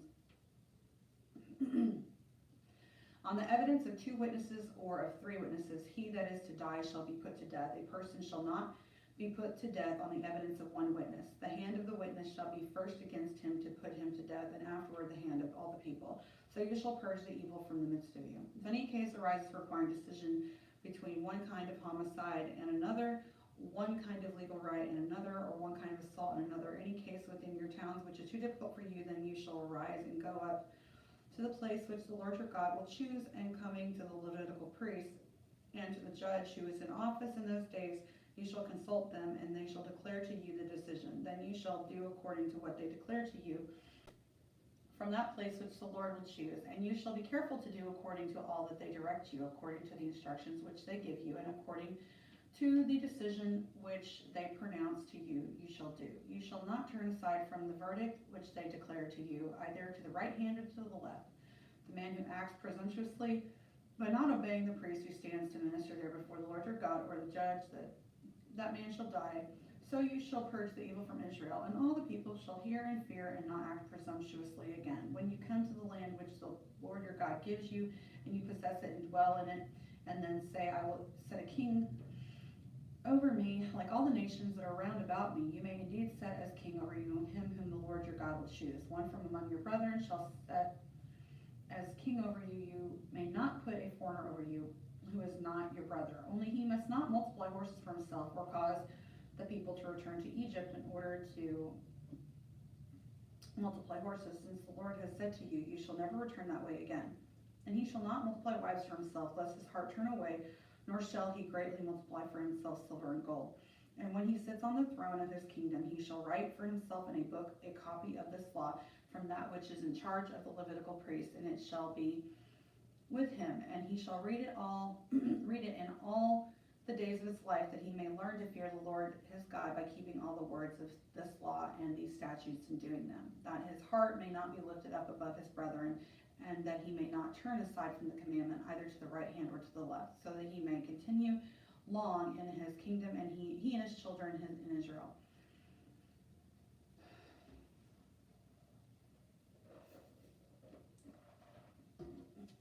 Levitical priests, that is, all the tribe of Levi, shall have no portion or inheritance with Israel. They shall eat the offerings by fire to the Lord and his rightful dues. They shall have no inheritance among their brethren. The Lord is their inheritance, as he promised them. And this shall be the priest's due from the people. From those offering a sacrifice, whether it be ox or sheep, they shall give to the priest the shoulder and the 2 cheeks and the stomach. The first fruits of your grain, of your wine, and of your oil, and the first of the fleece of your sheep you shall give him. For the Lord your God has chosen him out of all your tribes to stand and minister in the name of the Lord, him and his sons forever. And if a Levite comes from any of your towns out of all Israel where he lives, and he may come when he desires to the place which the Lord will choose, then he may minister in the name of the Lord his God, like all his fellow Levites who stand to minister there before the Lord. They shall have equal portions to eat, besides what he receives from the sale of his patrimony. When you come into the land which the Lord your God gives you, you shall not learn to follow the abominable practices of those nations. There shall not be found among you anyone who burns his son or his daughter as an offering, anyone who practices divination or soothsayer, or an augurer or sorcerer, or a charmer, or a medium, or a wizard, or a necromancer. For whoever does these things is an abomination to the Lord. And because of these abominable practices, the Lord your God is driving them out before you. You shall be blameless before the Lord your God. For these nations which you are about to dispossess give heed to soothsayers and to diviners, but as for you, the Lord your God has not allowed you to do so. The Lord your God will raise up for you a prophet like me from among you, from your brother, and him you shall heed, just as you desired of the Lord your God at Horeb on the day of the assembly, when you said, let me not hear again the voice of the Lord my God, or see his great fire anymore, lest I die. The Lord said to me, they have rightly said all that they have spoken. I will raise up for them a prophet like you from among their brethren, and I will put my words in his mouth, and he shall speak to them all that I command him. And whoever will not give heed to my words, which he shall speak in my name, I myself will require it of him. But the prophet who presumes to speak a word in my name, which I have not commanded him to speak, or who speaks in the name of other gods, that same prophet shall die. And if you say in your heart, how may we know the word which the Lord has spoken? When a prophet speaks in the name of the Lord, if the word does not come to pass or come true, that it is a word which the Lord has not spoken. The prophet has spoken it presumptuously. You need not be afraid of him. When the Lord your God cuts off the nations whose land the Lord your God gives you, and you dispossess them and dwell in their cities and in their houses, you shall set apart 3 cities for you in the land which the Lord your God gives you to possess. You shall prepare the roads and divide into 3 parts the area of the land which the Lord your God gives you as a possession, so that any manslayer can flee to them. This is the provision for the manslayer, who by fleeing there may save his life. If anyone kills his neighbor unintentionally without having been at enmity with him in times past, as when a man goes into the forest with his neighbor to cut wood, and his hand swings the axe to cut down a tree, and the head slips from the handle and strikes his neighbor so that he dies, he may flee to one of these cities and save his life. Lest the avenger of blood in hot anger pursue the manslayer and overtake him, because the way is long and wound him mortally, though the man did not deserve to die, since he was not at enmity with his neighbor in times past. Therefore I command you, you shall set apart 3 cities, and if the Lord your God enlarges your border as he has sworn to your fathers, and gives you all the land he promised to give to your fathers, provided you are careful to keep all this commandment, which I command you this day, by loving the Lord your God and by walking ever in his ways, then you shall add 3 other cities to these 3, lest innocent blood be shed in your land, which the Lord your God gives you for an inheritance, and so the guilt of bloodshed be upon you. But if any man hates his neighbor and lies in wait for him, and attacks him and wounds him mortally so that he dies, and the man flees into one of these cities, then the elders of his city shall send him, fetch him from there, and hand him over to the avenger of blood so that he may die. Your eye shall not pity him, but you shall purge the guilt of innocent blood from Israel, so that it may be well with you. In the inheritance which you will hold in the land that the Lord your God gives you to possess, you shall not remove your neighbor's landmark, which the men of old have set. A single witness shall not prevail against a man for any crime or for any wrong in connection with any offense he has committed. Only on the evidence of 2 witnesses or of 3 witnesses shall a charge be sustained. If a malicious witness rises against any man to accuse him of wrongdoing, then both parties to the dispute shall appear before the Lord, before the priests and the judges who are office in those days. The judges shall inquire diligently, and if the witness is a false witness, and he has accused his brother falsely, then you shall do to him as he had meant to do to his brother. So you shall purge the evil from the midst of you, and the rest shall hear and fear, and shall never again commit any such evil among you. Your eye shall not pity. It shall be life for life, eye for an eye, tooth for tooth, hand for hand, foot for foot.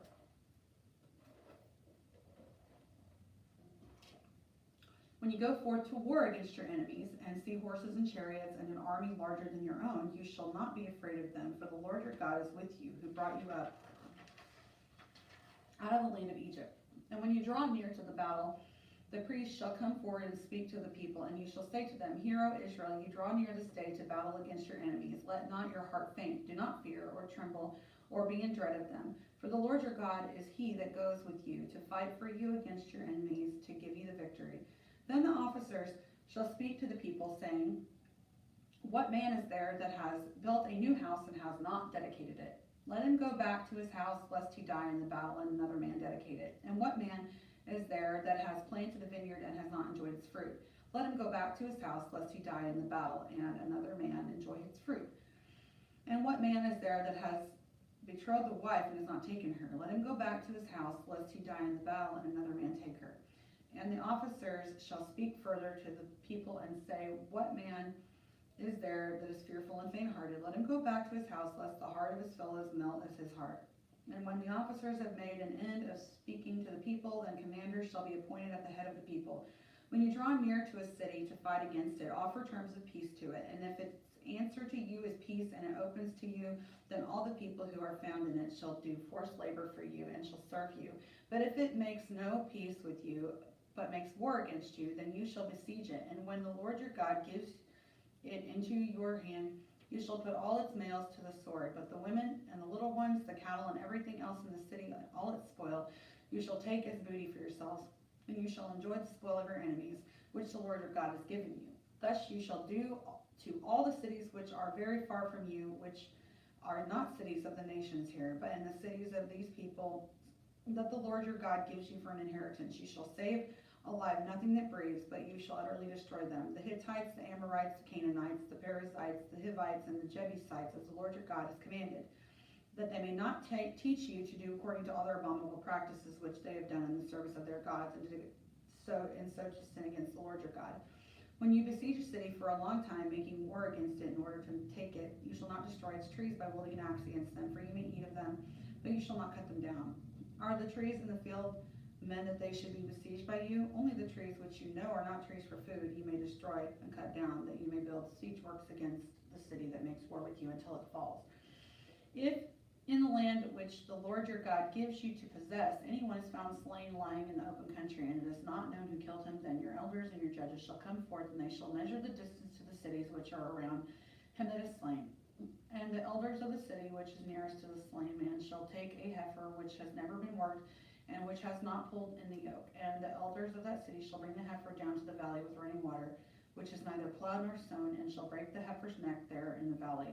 And the priests, the sons of the Levi, shall come forward, for the Lord your God has chosen them to minister to him and to bless in the name of the Lord. And by their word every dispute and every assault shall be settled. And all the leaders of that city nearest to the slain man shall wash their hands over the heifer whose neck was broken in the valley, and they shall testify, our hands did not shed this blood, neither did our eyes see it shed. Forgive, O Lord, thy people Israel, whom thou hast redeemed, and set not the guilt of an innocent blood in the midst of thy people Israel, but let the guilt of blood be forgiven them. So you shall purge the guilt of innocent blood from your midst when you do what is right in the sight of the Lord. When you go forth to war against your enemies, and the Lord your God gives them into your hands, and you take them captive, and see among the captives a beautiful woman, and you have desire for her, and would take her for yourself as a wife, then you shall bring her home to your house, and she shall shave her head and pare her nails. And she shall put off her captive's garb, and shall remain in your house, and bewail her father and her mother a full month. After that you may go into her and be her husband, and she shall be your wife. Then, if you have no delight in her, you shall let her go where she will, but you shall not sell her for money. You shall not treat her as a slave, since you have humiliated her. If a man has two wives, the one loved and the other disliked, and they both born him children, both the loved and the disliked, and if the firstborn son is hers that is disliked, then on the day when he assigns his possessions as an inheritance to his son, do not treat the son of the loved as the firstborn in preference to the son of the disliked, who is the firstborn. But he shall acknowledge the firstborn, the son of the disliked, by giving him a double portion of all that he has, for he is the first issue of his strength, the right of the firstborn is his. If a man has a stubborn and rebellious son, who will not obey the voice of his father or the voice of his mother, and though they chastise him, he will not give heed to them, then his father and his mother shall take hold of him and bring him out to the elders of his city at the gate of the place where he lives. And they shall say to the elders of his city, this our son is stubborn and rebellious. He will not obey our voice. He is a glutton and a drunkard. Then all the men of the city shall stone him to death with stones. So you shall purge the evil from your midst, and all Israel shall hear and fear. If a man has committed a crime punishable by death, and he is put to death, and you hang him on a tree, his body shall not remain all night upon the tree, but you shall bury him the same day. For a hanged man is accursed by God. You shall not defile your land, which the Lord your God gives you for an inheritance. You shall not see your brother's ox or his sheep go astray, and withhold your help from them. You shall take them back to your brother, and if he is not near to you, or if you do not know him, you shall bring it home to your house, and shall be with you until your brother seeks it, and then you shall restore it to him. And you shall do with his ass. So you shall do with his garment, so you shall do with any lost thing of your brother's, which he loses and you find. You may not withhold your help. You shall not see your brother's ass or his ox fallen down by the way, and withhold your help from them. You shall help him to lift them up again. A woman shall not wear anything that pertains to a man, nor shall a man put on a woman's garment. For whoever does these things is an abomination to the Lord your God. If you chance to come upon a bird's nest in any tree or on the ground with young ones or eggs, and the mother sitting upon the young or upon the eggs, you shall not take the mother with the young. You shall let the mother go, but the young you may take for yourself,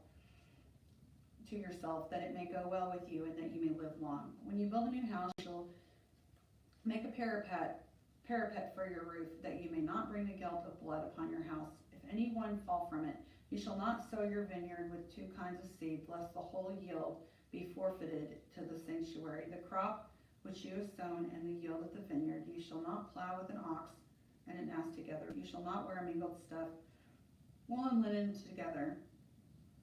You shall make yourself tassels on the four corners of your cloak, which covers yourself. If any man takes a wife and goes into her, and then spurns her and charges her with shameful conduct, and brings an evil name upon her, saying, I took this woman, and when I came near her, I did not find in her the tokens of virginity. When the father of the young woman and then her mother shall take and bring out the tokens of her virginity to the elders of the city in the gate, and the father of the young woman shall say to the elders, I gave my daughter to this man to be his wife, and he spurns her. And lo, he has made shameful charges against her, saying, I did not find in your daughter the tokens of virginity.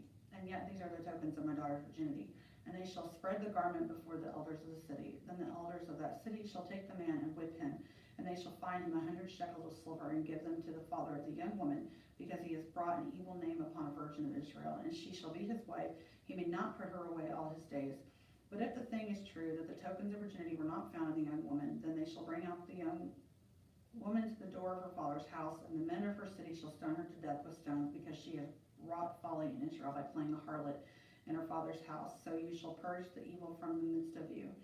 If a man is found lying with the wife of another man, both of them shall die, the man who lay with the woman and the woman. So you shall purge the evil from Israel. If there is a betrothed virgin, and a man meets her in the city and lies with her, then you shall bring them both out to the gate of the city, and you shall stone them to death with stones. The young woman, because she did not cry for help, though she was in the city, and the man, because he violated his neighbor's wife.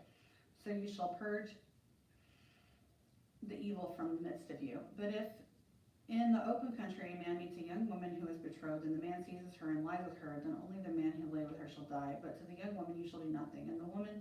In the young woman there is no offense punishable by death, for this case is like that of a man attacking and murdering his neighbor, because he came upon her in the open country, and though the betrothed young woman cried for help, there was no one to rescue her. If a man meets a virgin who is not betrothed and seizes her and lies with her, and they are found, then the man who lay with her shall give to the father the young woman 50 shekels of silver, and she shall be his wife, because he has violated her. He may not put her away all of his days. A man shall not take his father's wife, nor shall he uncover her who is his father's. He whose testicles are crushed or whose male member is cut off shall not enter the assembly of the Lord. No bastard shall enter the assembly of the Lord. Even to the 10th generation, none of his descendants shall enter the assembly of the Lord. No Ammonite or Moabite shall enter the assembly of the Lord. Even to the 10th generation, none belonging to them shall enter the assembly of the Lord forever, because they did not meet you with bread and with water on the way when you came forth out of Egypt, and because they hired against you Balaam, the son of Beor, from Pethor of Mesopotamia, to curse you. Nevertheless, the Lord your God would not hearken to Balaam, but the Lord your God turned the curse into a blessing for you, because the Lord your God loved you. You shall not seek their peace or their prosperity all your days forever. You shall not abhor an Edomite, for he is your brother. You shall not abhor an Egyptian, because you were a sojourner in his land. The children of the third generation that are born to them may enter the assembly of the Lord. When you go forth against your enemies and are in a camp, then you shall keep yourself from every evil thing. If there is among you a man who is not clean by reason of what chances to him by night, then he shall go outside the camp. He shall not come within the camp. But when evening comes on, he shall bathe himself in water, and when the sun is down, he may come within the camp. You shall have a place outside the camp, and you shall go out to sit, and you shall have a stick with your weapons, and when you sit down outside, you shall dig a hole with it, and turn back and cover up your excrement, because the Lord your God walks in the midst of your camp to save you and to give up your enemies before you. Therefore your camp must be holy, that he may not see anything indecent among you and turn away from you. You shall not give up to his master a slave who has escaped from his master to you. He shall dwell with you in your midst in the place which he shall choose within one of your towns where it pleases him best. You shall not oppress him. There shall be no cold prostitute of the daughters of Israel, neither shall there be a cold prostitute of the sons of Israel. You shall not bring the hire of a harlot or the wages of a dog into the house of the Lord your God in payment for any vow, for both of these are an abomination to the Lord your God. You shall not lend upon interest to your brother, interest on money, interest on victuals, interest on anything that is lent for interest. To a foreigner you may lend upon interest, but to your brother you shall not lend upon interest, that the Lord your God may bless you in all that you undertake in the land which you are entering to take possession of it. When you make a vow to the Lord your God, you shall not be slack to pay it, for the Lord your God will surely require it of you, and it would be sin in you. But if you refrain from vowing, it shall be no sin in you. You shall be careful to perform what has passed your lips, for you have voluntarily vowed to the Lord your God what you have promised with your mouth. When you go into your neighbor's vineyard, you may eat your fill of grapes, as many as you wish, but you shall not put any in your vessel. When you go into your neighbor's standing grain, you may pluck the ears with your hand, but you shall not put a sickle to your neighbor's standing grain. When a man takes a wife and marries her, if then she finds no favor in his eyes, because he has found some indecency in her, and he writes her a bill of divorce and puts it in her hand and sends her out of his house, and she departs out of his house, and if she goes and becomes another man's wife, and the latter husband dislikes her and writes her a bill of divorce and puts it in her hand and sends her out of his house, or if the latter husband dies who took her to be his wife, then her former husband who sent her away may not take her again to be his wife after she has been defiled, for that is an abomination before the Lord. And you shall not bring guilt upon the land which the Lord your God gives you for an inheritance. When a man is newly married, he shall not go out with the army or be charged with any business. He shall be freed at home 1 year to be happy with his wife whom he has taken. No man shall take a mill or an upper millstone in pledge, for he would be taking a life in his pledge. If a man is found stealing one of his brethren, the people of Israel, and if he treats him as a slave or sells him, then that thief shall die, so you shall purge the evil from the midst of you. Take heed in an attack of leprosy to be very careful to do according to all that the Levitical priests shall direct you. As I commanded them, so you shall be careful to do. Remember what the Lord your God did to Miriam on the way as you came forth out of Egypt. When you make your neighbor a loan of any sort, you shall not go into his house to fetch his pledge. You shall stand outside, and the man to whom you make the loan shall bring the pledge out to you. And if he is a poor man, you shall not sleep in his pledge. When the sun goes down, you shall restore him to the pledge, that he may sleep in his cloak and bless you. And it shall be righteousness to you before the Lord your God. You shall not oppress a hired servant who is poor and needy, whether he is one of your brethren or one of the sojourners who are in your land within your towns. You shall give him his hire on the day he earns it before the sun goes down, for he is poor and sets his heart upon it, lest he cry against you to the Lord, and it be sin in you. The fathers shall not be put to death for the children, nor shall the children be put to death for the fathers. Every man shall be put to death for his own sin. You shall not pervert the justice due to the sojourner or to the fatherless, or take a widow's garment in pledge. But you shall remember that you were a slave in Egypt, and the Lord your God redeemed you from there. Therefore I command you to do this. When you reap your harvest in your field and have forgotten a sheaf in the field, you shall not go back to get it. It shall be for the sojourner, the fatherless, and the widow, that the Lord your God may bless you in all your work of your hands. When you beat your olive trees, you shall not go over the boughs again. It shall be for the sojourner, the fatherless, and the widow. When you gather the grapes of your vineyard, you shall not glean it afterward. It shall be for the sojourner, the fatherless, and the widow. You shall remember that you were a slave in the land of Egypt. Therefore I command you to do this. If there is a dispute between men and they come into court, and the men and the judges decide between them, acquitting the innocent and condemning the guilty, then if the guilty man deserves to be beaten, the judge shall cause him to lie down and be beaten in his presence with a number of stripes in proportion to his offense. 40 stripes may be given him, but not more, lest if one should go on to beat him with more stripes than these, your brother will be degraded in your sight. You shall not muzzle an ox when it treads on the grain. If brothers dwell together, and one of them dies and has no son, the wife of the dead shall not be married outside the family to a stranger. Her husband's brother shall go into her and take her as his wife and perform the duty of a husband's brother to her. And the first son whom she bears shall succeed to the name of his brother who is dead, that his name may not be blotted out of Israel. And if the man does not wish to take his brother's wife, then his brother's wife shall go up to the gate to the elders and say, my husband's brother refuses to perpetuate his brother's name in Israel. He will not perform the duty of a husband's brother to me. Then the elders of his city shall call him and speak to him. And if he persists, saying, I do not wish to take her, then his brother's wife shall go up to him in the presence of the elders and pull his sandal off his foot and spit in his face. And he shall answer and say, so shall it be done to the man. And she shall answer and say, so shall it be done to the man who does not build up his brother's house. And the name of his house shall be called in Israel, the house of him that had his sandal pulled off. When men fight with one another, and the wife of the one draws near to rescue her husband from the hand of him who is beating him, and puts out her hand and seizes him by the private parts, then you shall cut off her hand. Your eye shall have no pity. You shall not have in your bag 2 kinds of weights, a large and a small. You shall not have in your house 2 kinds of measures, a large and a small. A full and just weight you shall have, a full and just measure you shall have, that your day may be prolonged in the land which the Lord your God gives you. For all who do such things, all who act dishonestly, are an abomination to the Lord your God. Remember what Amalek did to you on the way as you came out of Egypt, how he attacked you on the way when you were faint and weary, and cut off at your rear all who lagged behind you, and he did not fear God. Therefore, when the Lord your God has given you rest from all your enemies around you, in the land which the Lord your God gives you for an inheritance to possess, you shall blot out the remembrance of Amalek from under heaven. You shall not forget. When you come into the land which the Lord your God gives you for an inheritance, and have taken possession of it and live in it, you shall take some of the first of all the fruit of the ground which you harvest from your land that the Lord your God gives you, and you shall put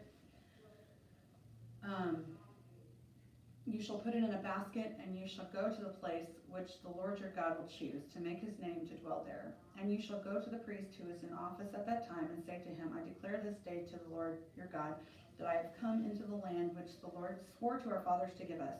Then the priest shall take the basket from your hand and set it down before the altar of the Lord your God, and you shall make response before the Lord your God. A wandering Aramean was my father, and he went down into Egypt and sojourned there, few in number, and there he became a nation great, mighty, and populous. And the Egyptians treated us harshly and afflicted us, and laid upon us hard bondage. Then we cried to the Lord, the God of our fathers, and the Lord heard our voice, and saw our affliction, our toil, and our oppression. And the Lord brought us out of Egypt with a mighty hand and an outstretched arm, with great terror, with signs and wonders. And he brought us into this place and gave us this land, a land flowing with milk and honey. And behold, now I bring the first of the fruit of the ground, which thou, O Lord, hast given me.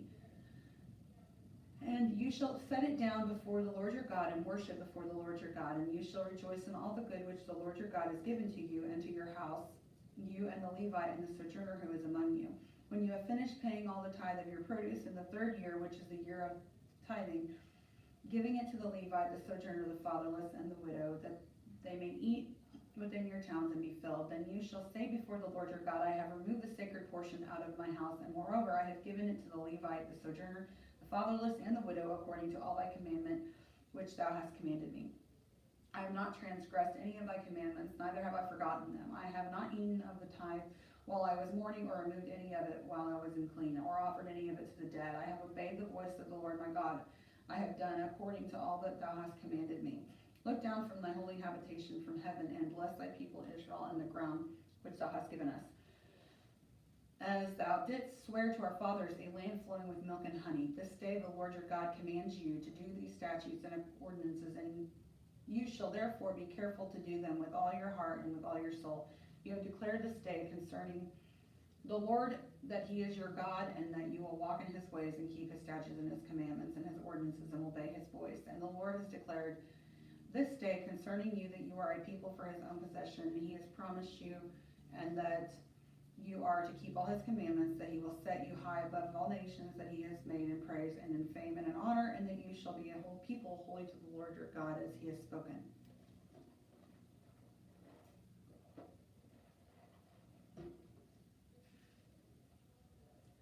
Now Moses and the elders of Israel command the people, saying, keep all the commandment which I command you this day, and on the day you pass over the Jordan to the land which the Lord your God gives you, you shall set up large stones and plaster them with plaster, and you shall write upon them all the words of this law when you pass over to enter the land which the Lord your God gives you, a land flowing with milk and honey, as the Lord, the God of your fathers, has promised you. And when you have passed over the Jordan, you shall set up these stones concerning which I command you this day on Mount Ebal, and you shall plaster them with plaster, and there you shall build an altar to the Lord your God, an altar of stones.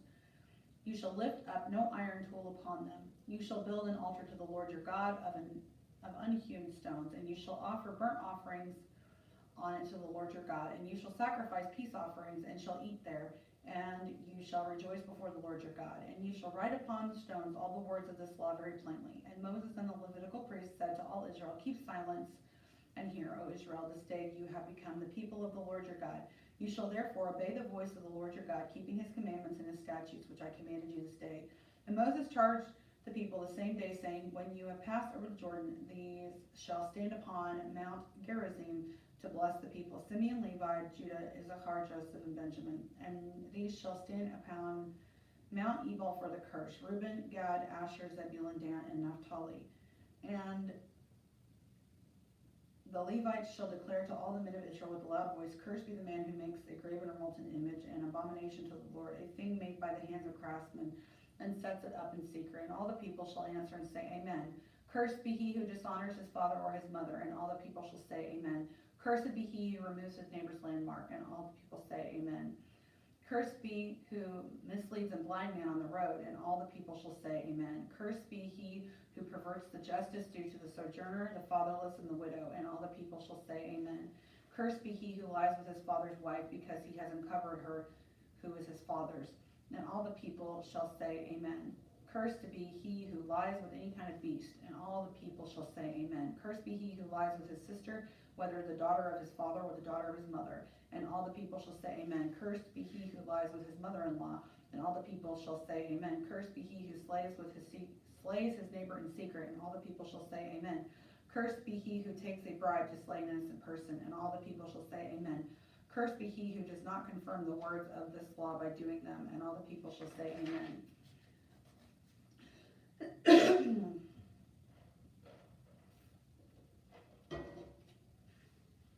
And if you obey the voice of the Lord your God, being careful to do all his commandments which I command you this day, the Lord your God will set you high above all the nations of the earth.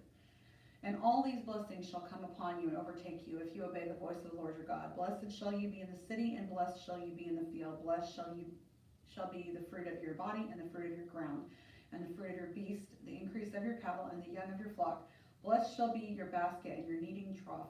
Blessed shall you be when you come in, and blessed shall you be when you go out. The Lord will cause your enemies who rise against you to be defeated before you. They shall come out against you one way and flee before you 7 ways. The Lord will command the blessing upon you in your barns and in all that you undertake, and he will bless you in the land which the Lord your God gives you. The Lord will establish you as a people holy to himself, as he has sworn to you, who keep the commandments of the Lord your God and walk in his ways. And all the peoples of the earth shall see that you are called by the name of the Lord, and they shall be afraid of you. And the Lord will make you abound in prosperity in the fruit of your body, and in the fruit of your cattle, and in the fruit of the ground, your ground, within the land which the Lord swore to your fathers to give you. The Lord will open to you his good treasury, the heavens, to give the rain of your land in its season, and to bless all the work of your hands. And you shall lend to many nations, but you shall not borrow. And the Lord will make you the head and not the tail, and you shall tend upward only and not downward. If you obey the commandments of the Lord your God, which I command you this day, being careful to do them, and if you do not turn aside from any of the words that I commanded you this day, to the right hand or to the left, to go after other gods to serve them. But if you will not obey the voice of the Lord your God, or be careful to do all his commandments and his statutes which I commanded you this day, then all these curses shall come upon you and overtake you. Cursed shall you be in the city, and cursed shall you be in the field. Cursed shall be your basket and your kneading trough. Cursed shall be the fruit of your body and the fruit of your ground, the increase of your cattle and the young of your flock. Cursed shall you be when you come in, and cursed shall you be when you go out. The Lord will send upon you curses, confusion, and frustration in all that you undertake to do, until you are destroyed and perish quickly, on account of the evil of your doings, because you have forsaken me. The Lord will make the pestilence cleave to you until he has consumed you off the land which you are entering to take possession of it. The Lord will smite you with consumption, and with fever, inflammation, and fiery heat, and with drought, and with blasting, and with mildew. They shall pursue you until you perish. And the heavens over your head shall be brass, and the earth under you shall be iron. The Lord will make the rain of your land powder and dust. From heaven it shall come down upon you until you are destroyed. The Lord will cause you to be defeated before your enemies. You shall go out one way against them, and flee 7 ways before them. And you shall be a horror to all the kingdoms of the earth. And your dead body shall be food for all birds of the air, and for the beasts of the earth. And there shall be no one to frighten them away. The Lord will smite you with the boils of Egypt, and with the ulcers, and the scurvy, and the itch, of which you cannot be healed. The Lord will smite you with madness and blindness and confusion of mind. And you shall grope at noonday as the blind grope in darkness, and you shall not prosper in your ways, and you shall be only oppressed and robbed continually. And there shall be no one to help you. You shall betroth a wife, and another man shall lie with her. You shall build a house, and shall not dwell in it. You shall plant a vineyard, and you shall not use the fruit of it. Your ox shall be slain before your eyes, and you shall not eat of it. Your ass shall be violently taken away before your face, and shall not be restored to you. Your sheep shall be given to your enemies, and there shall be no one to help you. Your sons and your daughters shall be given to another people, while your eyes look on and fail with longing for them all the day. And it shall not be in the power of your hand to prevent it. A nation which you have not known shall eat up the fruit of your ground, and of all your labors, and you shall be only oppressed and crushed continually, so that you shall be driven mad by the sight which your eyes shall see. The Lord will smite you on the knees and on the legs with grievous boils of which you cannot be healed, from the sole of your foot to the crown of your head. The Lord will bring you and your king, whom you set over you, to a nation that neither you nor your fathers have known, and there you shall serve other gods of wood and stone, and you shall become a horror, a proverb and a byword among all the peoples, where the Lord will lead you away. You shall carry much seed into the field, and shall gather little in, for the locust shall consume it. You shall plant vineyards and dress them, but you shall neither drink of the wine nor gather their grapes, for the worm shall eat them. You shall have olive trees throughout all your territory, but you shall not anoint yourself with the oil, for your olives shall drop it off. You shall beget sons and daughters, but they shall not be yours, for they shall go into captivity. All your trees and the fruit of your ground of the locust shall possess. The sojourner who is among you shall mount above you higher and higher, and you shall come down lower and lower. He shall lend to you, and you shall not lend to him. He shall be the head, and you shall be the tail. All the curses shall come upon you and pursue you and overtake you till you are destroyed, because you did not obey the voice of the Lord your God to keep his commandments and his statutes which he commanded you. They shall be upon you as a sign and a wonder, and upon your descendants forever. Because you did not serve the Lord your God with joyfulness and gladness of heart by reason of the abundance of all things, therefore you shall serve your enemies whom the Lord will send against you, in hunger and thirst, in nakedness and in want of all things, and he will put a yoke of iron upon your neck until he has destroyed you. The Lord will bring a nation against you from afar, from the end of the earth, as swift as the eagle flies, a nation whose language you do not understand, a nation of stern countenance, who shall not regard the person of the old or show favor to the young, and shall eat the offspring of your cattle and the fruit of your ground until you are destroyed, who also shall not leave you grain, wine, or oil, the increase of your cattle, or the young of your flock, until they have caused you to perish.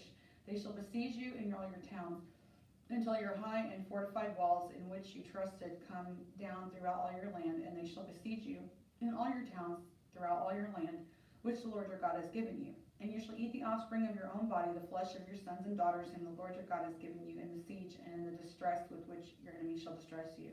The man who is the most tender and delicately bred among you will grudge food to his brother, to the wife of his bosom, and to the last of the children who remain to him, so that he will not give to any of them any of the flesh of his children whom he is eating, because he has nothing left him in the siege and in the distress with which your enemy shall distress you in all your towns. The most tender and delicately bred woman among you, who would not venture to set the sole of her foot upon the ground because she is so delicate and tender, will grudge to the husband of her bosom, to her son and to her daughter, her afterbirth that comes out from between her feet, and her children whom she bears, because she will eat them secretly for want of all things in the siege and in the distress with which your enemy shall distress you in your towns.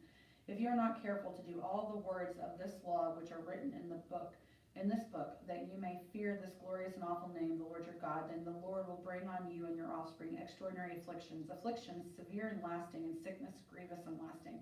And he will bring upon you again all the diseases of Egypt which you were afraid of, and they shall cleave to you. Every sickness also and every affliction which is not recorded in the book of this law, the Lord will bring upon you until you are destroyed. Whereas you were as the stars of heaven for multitude, you shall be left few in number, because you did not obey the voice of the Lord your God. And as the Lord took delight in doing you good and multiplying you, so the Lord will take delight in bringing ruin upon you and destroying you. And you shall be plucked off the land which you are entering to take possession of it. And the Lord will scatter you among all peoples, from one end of the earth to the other, and there you shall serve other gods of wood and stone, which neither you nor your fathers have known. And among these nations you shall find no ease, and there shall be no rest for the sole of your foot. But the Lord will give you there a trembling heart and failing eyes and a languishing soul. Your life shall hang in a doubt before you. Night and day you shall be in dread and have no assurance of your life. In the morning you shall say, would it were evening, and at evening you shall say, would it were morning, because of the dread which your heart shall fear, and the sights which your eyes shall see. And the Lord will bring you back in ships to Egypt, a journey which I promised that you should never make again, and there you shall offer yourselves for sale to your enemies as male and female slaves, but no man will buy you. These are the words of the covenant which the Lord commanded Moses to make with the people of Israel in the land of Moab, besides the covenant which he had made with them at Horeb.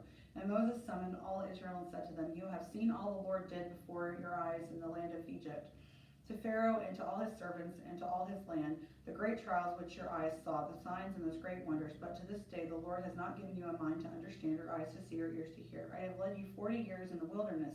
Your clothes have not worn out upon you, and your sandals have not worn off your feet. You have not eaten bread, and you have not drunk wine or strong drink, that you may know that I am the Lord your God. And when you came to this place, Sihon the king of Heshbon and Og the king of Bashan came out against us to battle, but we defeated them. We took their land and gave it for an inheritance to the Reubenites, the Gadites, and the half-tribe of the Manassites. Therefore, be careful to do the words of this covenant, that you may prosper in all that you do. You stand this day, all of you, before the Lord your God, the heads of your tribes, your elders, and your officers, and all the men of Israel, your little ones, your wives, and the sojourner who is in your camp, both he who hews your wood and he who draws your water, that you may enter into the sworn covenant of the Lord your God, which the Lord your God makes with you this day, that he may establish you this day as his people, and that he may be your God as he promised you, and as he swore to your fathers, to Abraham, to Isaac, and to Jacob. Nor is it with you only that I may make this sworn covenant, but with him who is not here with us this day, as well as with him who stands here with us this day before the Lord our God. You know how we dwelt in the land of Egypt, and how we came through the midst of the nations through which you passed, and you have seen their detestable things, their idols of wood and stone, of silver and gold, which were among them. Beware, lest there be among you a man or woman or family or tribe whose heart turns away this day from the Lord our God to go and serve the gods of those nations, lest there be among you a root bearing poisonous and bitter fruit, one who, when he hears the words of the sworn covenant, blesses himself in his heart, saying, I shall be safe, though I walk in the stubbornness of my heart. This would lead to the sweeping away of the moist and dry alike. The Lord would not pardon him, but rather the anger of the Lord and his jealousy would smoke against the man. And the curses written in this book would settle upon him, and the Lord would blot out his name from under heaven. And the Lord would single him out from all the tribes of Israel for calamity, in accordance with all the curses of the covenant written in this book of the law. And the generation to come after your children, and the generation to come, your children who rise up after you, and the foreigner who comes from a far land would say, when they see the afflictions of that land, and the sickness with which the Lord has made it sick, the whole land brimstone and salt, and a burnt out waste unsown, and growing nothing, where no grass can sprout, and overthrow like that of Sodom and Gomorrah, Admah, and Zeboim, which the Lord overthrew in his anger and wrath. Yea, all the nations would say, why has the Lord done thus to this land? What means the heat of this great anger? Then men would say, it is because they forsook the covenant of the Lord, the God of their fathers, which he made with them when he brought them out of the land of Egypt, and went and served other gods and worshipped them, gods whom they had not known and whom he had not allotted to them. Therefore the anger of the Lord was kindled against this land, bringing upon it all the curses written in this book. And the Lord uprooted them from their land in anger and fury and great wrath, and cast them into another land, as at this day. The secret things belong to the Lord our God, but the things that are revealed belong to us and to our children forever, that we may do all the words of this law. And when all these things come upon you, the blessing and the curse which I have set before you, and you call them to mind among all the nations where the Lord your God has driven you, and return to the Lord your God, and you and your children, and obey his voice in all that I command you this day, with all your heart and with all your soul, then the Lord your God will restore your fortunes and have compassion upon you. And he will gather you again from all the peoples where the Lord your God has scattered you. If your outcasts are in the uttermost parts of heaven, from there the Lord your God will gather you, and from there he will fetch you. And the Lord your God will bring you in to possess the land which your fathers possessed, that you may possess it, and he will make you more prosperous and numerous than your fathers. And the Lord your God will circumcise your heart and the heart of your offspring, so that you will love the Lord your God with all your heart and with all your soul, that you may live. And the Lord your God will put all these curses upon your foes and enemies who persecuted you, and you shall again obey the voice of the Lord, and keep all his commandments which I command you this day. The Lord your God will make you abundantly prosperous in all the work of your hand, in the fruit of your body, and in the fruit of your cattle, and in the fruit of your ground. For the Lord will again take delight in prospering you, as he took delight in your fathers, if you obey the voice of the Lord your God, to keep his commandments and his statutes which are written in this book of the law, if you turn to the Lord your God with all your heart and with all your soul. For this commandment which I command you this day is not too hard for you, neither is it far off. It is not in heaven, that you should say, who will go up for us to heaven and bring it to us, that we may hear it and do it. Neither is it beyond the sea, that you should say, who will go over the sea for us and bring it to us, that we may hear it and do it. But the word is very near to you. It is in your mouth and in your heart, so that you can do it. See, I have set before you this day life and good, death and evil. If you obey the commandments of the Lord your God, which I command you this day, by loving the Lord your God, by walking in his ways, and by keeping his commandments and his statutes and his ordinances, then you shall live and multiply, and the Lord your God will bless you in the land which you are entering to take possession of it. But if your heart turns away, and you will not hear, but are drawn away to worship other gods and serve them, I declare to you this day that you shall not perish, or that you shall perish. You shall not live long in the land which you are going over the Jordan to enter and possess. I call heaven and earth to witness against you this day, that I have set before you life and death, blessing and curse. Therefore choose life, that you and your descendants may live. loving the Lord your God, obeying his voice and cleaving to him, for that means life to you and length of days, that you may dwell in the land which the Lord swore to your fathers, to Abraham, to Isaac, and to Jacob, to give them.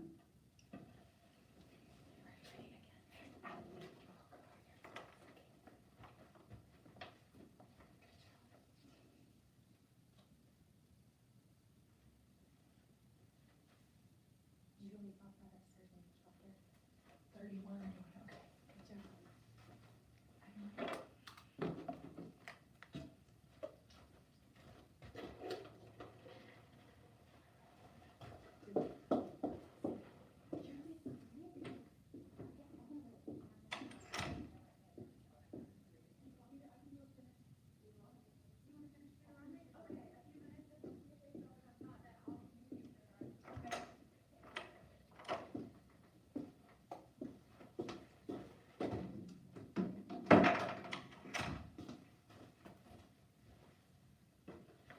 Let me just come back and finish Deuteronomy. We've got 2 more chapters. So Moses continued to speak these words to all Israel, and he said to them, I am 120 years old this day. I am no longer able to go out and come in. The Lord has said to me, you shall not go over this Jordan. The Lord your God himself will go over before you. He will destroy these nations before you, so that you shall dispossess them, and Joshua will go over at your head as the Lord has spoken. And the Lord will do to them as he did to Sihon and Og, the kings of the Amorites, and to their land, when he destroyed them. And the Lord will give them over to you, and you shall do to them according to all the commandment which I have commanded you. Be strong and of good courage. Do not fear or be in dread of them, for it is the Lord your God who goes with you. He will not fail you or forsake you. Then Moses summoned Joshua and said to him in the sight of all Israel, Be strong and of good courage, for you shall go with this people into the land which the Lord has sworn to their fathers to give them, and you shall put them in possession of it. It is the Lord who goes before you. He will be with you. He will not fail you or forsake you. Do not fear or be dismayed. And Moses wrote this law and gave it to the priests of the sons of Levi, who carried the ark of the covenant of the Lord, and to all the elders of Israel. And Moses commanded them at the end of every 7 years, at the set time of the year of release, at the Feast of Booths, when all Israel comes to appear before the Lord your God at the place which he will choose. You shall read this law before all Israel in their hearing. Assemble the people, men, women, and little ones, and the sojourner within your towns, and they may hear and learn to fear the Lord your God, and be careful to do all the words of this law, and that their children who have not known it may hear and learn to fear the Lord your God, as long as you live in the land which you are going over to the Jordan to possess. And the Lord said to Moses, Behold, the days approach when you must die. Call Joshua and present yourselves in the tent of meeting, that I may commission him. And Moses and Joshua went and presented themselves in the tent of meeting. And the Lord appeared in the tent in a pillar of cloud, and the pillar of cloud stood by the door of the tent. And the Lord said to Moses, Behold, you are about to sleep with your fathers. Then this people will rise and play the harlot after the strange gods of the land, where they go to be among them. And they will forsake me and break my covenant which I have made with them. Then my anger will be kindled against them in that day, and I will forsake them and hide my face from them, and they will be devoured. And many evils and troubles will come upon them, so that they will say in that day, Have not these evils come upon us, because our God is not among us? And I will surely hide my face in that day on account of all the evil which they have done, because they have turned to other gods. Now therefore write this song, and teach it to the people of Israel. Put it in their mouths, that this song may be a witness for me against the people of Israel. For when I have brought them into the land flowing with milk and honey, which I swore to give to their fathers, and they have eaten and are full and grown fat, they will turn to other gods and serve them, and despise me and break my covenant. And when many evils and troubles have come upon them, this song shall confront them as a witness, for it will live unforgotten in the mouths of their descendants. For I know the purposes which they are already forming, before I have brought them into the land that I swore to give. So Moses wrote this song the same day and taught it to the people of Israel. And the Lord commissioned Joshua the son of Nun, saying, Be strong and of good courage, for you shall bring the children of Israel into the land which I swore to give them. I will be with you. When Moses had finished writing the words of this law in a book to the very end, Moses commanded the Levites who carried the ark of the covenant of the Lord, Take this book of the law and put it by the side of the ark of the covenant of the Lord your God, that it may be there for a witness against you. For I know how rebellious and stubborn you are. Behold, while I am yet alive and with you today, you have been rebellious against the Lord. How much more after my death? Assemble to me all the elders of your tribes and your officers, that I may speak these words in their ears, and call heaven and earth to witness against them. For I know that after my death you will surely act corruptly, and turn aside from the way which I have commanded you. And in the days to come evil will befall you, because you will do what is evil in the sight of the Lord, provoking him to anger through the work of your hands. Then Moses spoke the words of this song until they were finished in the ears of all the assembly of Israel. Give ear, O heavens, and I will speak, and let the earth hear the words of my mouth. May my teaching drop as the rain, my speech distill as the dew, as the gentle rain upon the tender grass, and as the showers upon the herb. For I will proclaim the name of the Lord, ascribe greatness to our God. The rock, his work is perfect, for all his ways are justice. A God of faithfulness and without iniquity, just and right is he. They have dealt corruptly with him, because they are no longer his children because of their blemish. They are a perverse and crooked generation. Do you thus requite the Lord, you foolish and senseless people? Is he not your father, who created you, who made you and established you? Remember the days of old, consider the years of many generations. Ask your father, and he will show you, your elders, and they will tell you. When the Most High gave to the nations their inheritance, when he separated the sons of men, he fixed the bounds of the peoples according to the number of the sons of God. For the Lord's portion is his people, Jacob his allotted heritage. He found him in a desert land and in the howling wastes of the wilderness. He encircled him, he cared for him, he kept him as the apple of his eye. Like an eagle that stirs up its nest, that flutters over its young, spreading out its wings, catching them, bearing them on its pinions. The Lord alone did lead him, and there was no foreign God with him. He made him ride on the high places of the earth, and he ate the produce of the field. And he made him suck honey out of the rock, and oil out of the flinty rock, curds from the herd, and milk from the flock, with fat of lambs and rams, herds of Bashan and goats, with finest of wheat, and the blood of the grape you drank wine. But Jeshurun waxed fat and kicked. You waxed fat, you grew thick, you became sleek. Then he forsook God who made him, and scoffed at the rock of his salvation. They stirred him to jealousy with strange gods, with abominable practices. They provoked him to anger. There is sacrifice to demons which were no gods, to gods they had never known, to new gods that had come in of late, whom your fathers had never dreaded. You were unmindful of the rock that begot you, and you forgot the God who gave you birth. The Lord saw it and spurned them, because of the provocation of his sons and his daughters. And he said, I will hide my face from them. I will see what their end will be, for they are a perverse generation, children in whom is no faithfulness. They have stirred me to jealousy with what is no God. They have provoked me with their idols. So I will stir them to jealousy with those who are no people. I will provoke them with a foolish nation. For a fire is kindled by my anger, and it burns to the depths of Sheol, devours the earth and its increase, and sets on fire the foundations of the mountains. And I will heap evils upon them. I will spend my arrows upon them. They shall be wasted without hunger, and devoured with burning heat and poisonous pestilence. And I will send the teeth of beasts against them, with venom and crawling things of dust. In the open the sword shall bereave, and in the chambers shall be terror, destroying both young man and virgin. The suckling child with the man of gray hairs, I would have said, I will scatter them afar. I will make the remembrance of them cease from among them, had I not feared provocation by the enemy. Lest their adversaries should judge amiss, lest they should say, our hand is triumphant. The Lord has not wrought all this, for they are a nation void of counsel, and there is no understanding in them. If they were wise, they would understand this. They would discern their latter end. How should one chase 1,000 and two put 10,000 to flight, unless their rock had sold them and their Lord had given them up? For their rock is not as our rock, even our enemies themselves being judges.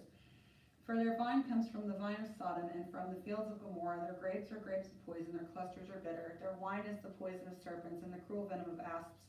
Is not this laid up in store with me, sealed up in my treasuries? Vengeance is mine and recompense, for the time when their foot shall slip. For the day of their calamity is at hand, and their doom comes swiftly. For the Lord will vindicate his people, and have compassion on his servants. When he sees that their power is gone, and there is none remaining bond or free, then he will say, where are their gods? The rock in which they took refuge, who ate the fat of the sacrifices and drank the wine of their drink offering. Let them rise up and help you. Let them be your protection. See now that I, even I, am He, and there is no God beside me. I kill and I make alive. I wound and I heal, and there is none that can deliver out of my hand. For I lift up my hand to heaven and swear, as I live forever, if I whet my glittering sword and my hand takes hold on judgment, I will take vengeance on my adversaries and will requite those who hate me. I will make my arrows drunk with blood, and my sword shall devour flesh with the blood of the slain and the captives from the long-haired heads of the enemy. Praise his people, O you nations, for he avenges the blood of his servants and takes vengeance on his adversaries and makes expiation for the land of his people. Moses came and recited all the words of this song in the hearing of the people, and he and Joshua, the son of Nun. And when Moses had finished speaking all these words to all Israel, he said to them, Lay to heart all the words which I enjoin upon you this day, that you may command them to your children, that they may be careful to do all the words of this law. For it is no trifle for you, but it is your life, and thereby you shall live long in the land which you are going over the Jordan to possess. And the Lord said to Moses that very day, Ascend this mountain of the Abarim, Mount Nebo, which is in the land of Moab, opposite Jericho, and view the land of Canaan, which I give to the people of Israel for a possession. And die on the mountain which you ascend, and be gathered to your people, as Aaron your brother died in Mount Hor, and was gathered to his people. Because you broke faith with me in the midst of the people of Israel, at the waters of Meribah Kadesh, in the wilderness of Zin, because you did not revere me as holy in the midst of the people of Israel. For you shall see the land before you, but you shall not go there into the land which I have given the people of Israel. This is the blessing with which Moses, the man of God, blessed the children of Israel before his death. He said, The Lord came from Sinai and dawned from Seir upon us. He said, He shone forth from Mount Paran. He came from the 10,000s of holy ones, with flaming fire in his right hand. Yea, he loved his people. All those consecrated to him were in his hand. So they followed in thy steps, receiving direction from thee when Moses commanded us a law as a possession for the assembly of Jacob. Thus the Lord became king in Jeshurun. When the heads of the people were gathered, all the tribes of Israel together, let Reuben live and not die, nor let his men be few. And this he said of Judah, Hear, O Lord, the voice of Judah, and bring him into his people. With thy hands contend for him, and be a help against his adversaries. And of Levi he said, Give to Levi thy Thummim and thy Urim, to thy godly one, whom thou didst test at Massah, with whom thou didst strive at the waters of Meribah, who said of his father and mother, I regard them not. He disowned his brothers, and ignored his children, for they observed thy word and kept thy covenant. They shall teach Jacob thy ordinances, and Israel thy law. They shall put incense before thee, and hold burnt offerings upon thy altar. Bless, O Lord, his substance, and accept the work of his hands. Crush the loins of his adversaries, of those that hate him, and that they rise not again. Of Benjamin he said, the beloved of the Lord, he dwells in safety by him. He encompasses him all the day long, and he makes his dwelling between his shoulders. And of Joseph he said, Blessed by the Lord be his land, with the choicest gifts of heaven above, and of the deep that couches beneath, with the choicest fruits of the sun, and the rich yield of the months, with the finest produce of the ancient mountains, and the abundance of the everlasting hills, with the best gifts of the earth in its fullness, and the favor of him that dwelt in the bush. Let these come upon the head of Joseph, and upon the crown of the head of him that is prince among his brothers.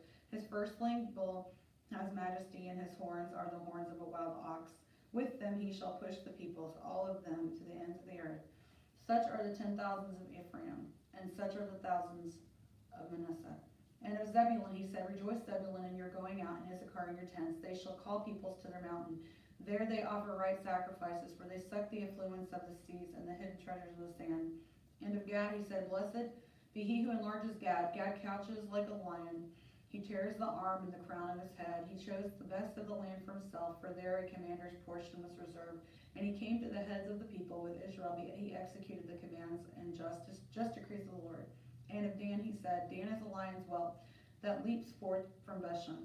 And of Naphtali he said, O Naphtali, satisfied with favor and full of the blessing of the Lord, possess the lake and the south. And of Asher he said, Blessed above sons be Asher, let him be the favorite of his brothers, and let him dip his foot in oil. Your bars shall be iron and bronze, and as your days, so shall your strength be. There is none like God, O Jeshurun, who rides through the heavens to your help, and in his majesty through the skies. The eternal God is your dwelling place, and underneath are the everlasting arms. And he thrust out the enemy before you and said, Destroy. So Israel dwelt in safety, the fountain of Jacob alone, in a land of grain and wine. Yea, his heavens dropped down dew. Happy are you, O Israel, who is like you, a people saved by the Lord, the shield of your help, and the sword of your triumph. Your enemies shall come fawning to you, and you shall tread upon their high places. And Moses went up from the plains of Moab to Mount Nebo, to the top of Pisgah, which is opposite Jericho. And the Lord, when he died, his eye was not dim. And the Lord showed him all the land, Gilead, as far as Dan, all Naphtali, the land of Ephraim and Manasseh, and all the land of Judah, as far as the western sea, the Negeb and the plain, that is, the valley of Jericho, the city of palm trees, as far as Zoar. And the Lord said to him, This is the land of which I swore to Abraham, to Isaac, and to Jacob. I will give it to your descendants. I have let you see with your eyes, but you shall not go over there. So Moses, the servant of the Lord, died there in the land of Moab, according to the word of the Lord. And he buried him in the valley in the land of Moab, opposite Beth Peor. But no man knows the place of his burial to this day. Moses was 120 years old when he died. His eye was not dim, nor his natural force abated. And the people of Israel wept for Moses in the plains of Moab 30 days. Then the days of weeping and mourning for Moses were ended. And Joshua, the son of Nun, was full of the spirit of wisdom, for Moses had laid his hands upon him. So the people of Israel obeyed him and did as the Lord had commanded Moses. And there has not arisen a prophet since in Israel like Moses, whom the Lord knew face to face, none like him, for all the signs and the wonders which the Lord sent him to do in the land of Egypt, to Pharaoh and to all his servants and to all his land, and for all the mighty power and all the great and terrible deeds which Moses wrought in the sight of all Israel. And that concludes the book of Deuteronomy.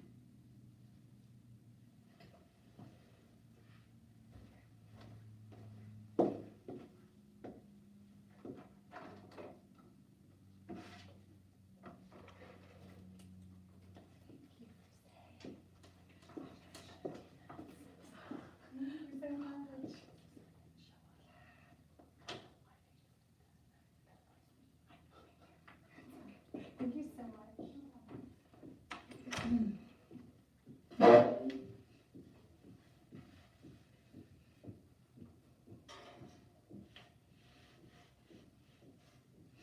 The book of Joshua. After the death of Moses, the servant of the Lord said to Joshua, the son of Nun, Moses' minister, Moses, my servant, is dead. Now therefore arise, go over this Jordan, you and all this people, into the land which I am giving to them, to the people of Israel. Every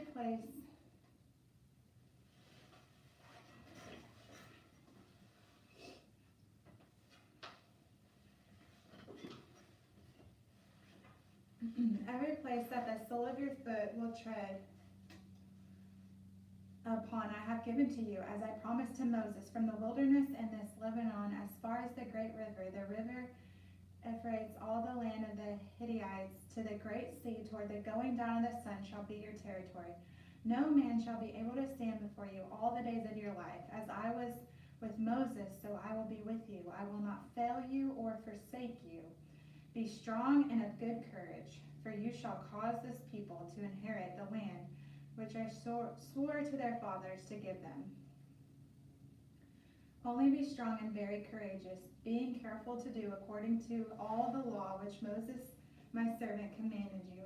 Turn not from it to the right hand or to the left, that you may have good success wherever you go. This book of the law shall not depart out of your mouth, but you shall meditate it on it day and night, and you may be careful to do according to all that is written in it. For when you shall make your way prosperous, and then you shall have good success. Have I not commanded you? Be strong and of good courageous. Be not frightened, neither be dismayed, for the Lord your God is with you wherever you go. Then Joshua commanded the officers of the people, pass through the camp and command the people, prepare your provisions, for within 3 days you are to pass over this Jordan, to go to take possession of the land which the Lord your God gives you to possess. And to the Reubenites, the Gadites, and the half-tribe of Manasseh, Joshua said, remember the word which Moses, the servant of the Lord, commanded you, saying, The Lord your God is providing you a place of rest, and he will give you this land. Your wives, your little ones, and your cattle shall remain in the land which Moses gave you beyond the Jordan. But all of the men of Valor among you shall pass over armed before you brethren, and shall help them, until the Lord gives rest to your brethren as well as to you.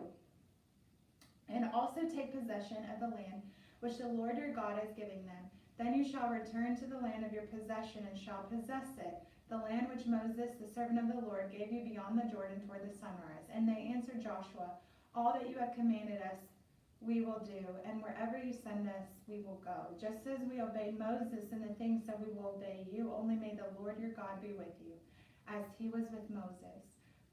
Whoever rebels against your commandment and disobeys your words, whatever you command him, shall be put to death. Only be strong and of good courage. And Joshua the son of Nun sent 2 men secretly from Shittim as spies, saying, go view the land, especially Jericho. And they went and came into the house of a harlot, whose name was Rahab, and lodged there. And it was told the king of Jericho, behold, certain men of Israel have come here tonight to search out the land. Then the king of Jericho sent Rahab, saying, bring forth the men that have come to you, who entered your house, for they have come to search out all the land. But the woman had taken the 2 men and hidden them. And she said, true men came to me, but I did not know where they came from. And when the gate was to be closed at dark, the men went out. Where the men went, I do not know. Pursue them quickly, for you will overtake them. But she had brought them up to the roof, and hid them with the stalks of flax, which she had laid in order on the roof. So the men pursued after them on the way to the Jordan, as far as the fords, and as soon as the pursuers had gone out, the gate was shut. Before they lay down, she came up to them on the roof and said to the men, I know that the Lord has given you the land, and that the fear of you has fallen upon us, and that all the inhabitants of the land melt away before you. For we have heard how the Lord dried up the water of the Red Sea before you, when you came out of Egypt, and what you did to the 2 kings of the Amorites that were beyond the Jordan, to Sihon and Og, whom you utterly destroyed. And as soon as we heard it, our hearts melted, and there were no courage left in any man because of you, for the Lord your God is he who is God in heaven above and on earth beneath. Now then, swear to me by the Lord that as I have dealt kindly with you, you also will deal kindly with my father's house, and give me a sure sign, and save alive my father and mother, my brothers and sisters, and all who belong to them, and deliver our lives from death. And the men said to her, our life for yours. If you do not tell this business of ours, then we will deal kindly and faithfully with you when the Lord gives us the land. Then she let them down by a rope through the window, for her house was built into the city of wall, so that she dwelt in the wall. And she said to them, go into the hills, lest the pursuers meet you, and hide yourselves there 3 days, until the pursuers have returned. Then afterward you may go your way. The men said to her, we will be guiltless with respect to this oath of yours, which you have made us swear. Behold, when we come into the land, you shall bind the scarlet cord in the window through which you let us down, and you shall gather into your house your father and mother, your brothers, and all your father's household. If anyone goes out of the doors of your house into the street, his blood shall be upon his head, and we shall be guiltless. But if a hand is laid upon anyone who is with you in the house, his blood shall be on our head. But if you tell this business of ours, then we shall be guiltless with respect to your oath which you have made us swear. And she said, according to your words, so be it. Then she sent them away, and they departed. And she bound the scarlet cord in the window. They departed and went into the hills, and remained there 3 days, until the pursuers returned. For the pursuers had made search all along the way, and found nothing. Then the 2 men came down again from the hills, and passed over, and came to Joshua the son of Nun. And they told him all that they had befallen him. And they said to Joshua, truly the Lord has given all the land into our hands, and moreover all the inhabitants of the land are faint-hearted because of us. Early in the morning Joshua rose and set out from Shittim with all the people of Israel, and they came to the Jordan and lodged there before they passed over. At the end of the 3 days, the officers went through the camp and commanded the people, when you see the ark of the covenant of the Lord your God being carried by the Levitical priests, then you shall set out from your place and follow it, that you may know that the way you shall go, for you have not passed this way before. Yet there shall be a space between you and it, a distance of about 2,000 cubits. Do not come near it. And Joshua said to the people, sanctify yourselves, for tomorrow the Lord will do wonders among you.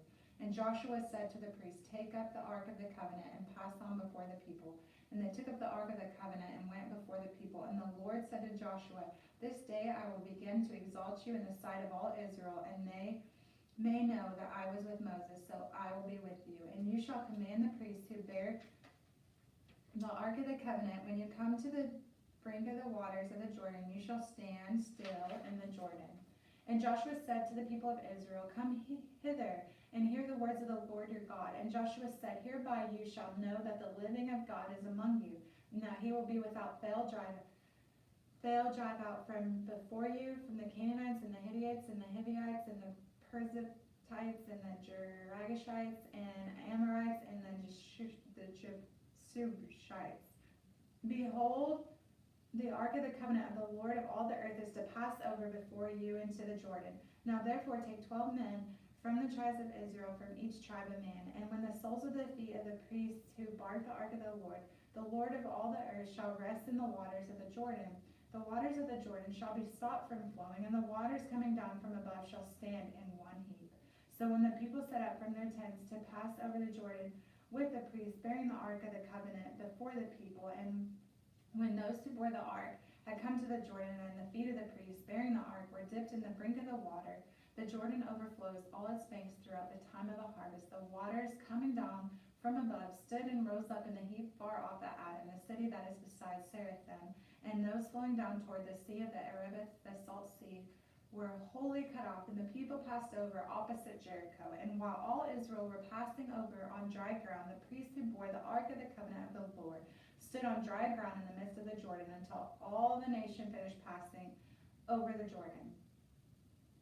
When all the nation had finished passing over the Jordan, the Lord said to Joshua, take 12 men from the people, from each tribe a man, and command them, take 12 stones from here out of the midst of the Jordan, from the very place where the priest's feet stood, and carry them over with you, and lay them down in the place where you lodge tonight.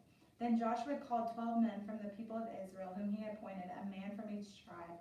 And Joshua said to them, pass on before the ark of the Lord your God into the midst of the Jordan, and take up each of you a stone upon his shoulder, according to the number of the tribes of the people of Israel, that this may be a sign among you. When your children ask in time to come, what do those stones mean to you? Then you shall tell them that the waters of the Jordan were cut off before the ark of the covenant of the Lord. When it passes over the Jordan, the waters of the Jordan were cut off, so these stones shall be to the people of Israel a memorial forever. And the men of Israel did as Joshua commanded, and took up 12 stones out of the midst of the Jordan, according to the number of the tribes of the people of Israel, as the Lord told Joshua, and they carried them over with them to the place where they lodged, and laid them down there. And Joshua set up 12 stones in the midst of the Jordan, in the place where the feet of the priests bearing the ark of the covenant had stood. And they were there to this day, for the priests who bore the ark stood in the midst of the Jordan until everything was finished that the Lord commanded Joshua to tell the people. According to all that Moses had commanded Joshua, the people passed over in haste. And when all the people had finished passing over, the ark of the Lord and the priests passed before the people. The sons of the Reuben and the sons of Gad and the half-tribe of Manasseh passed over armed before the people of Israel, as Moses had bidden them.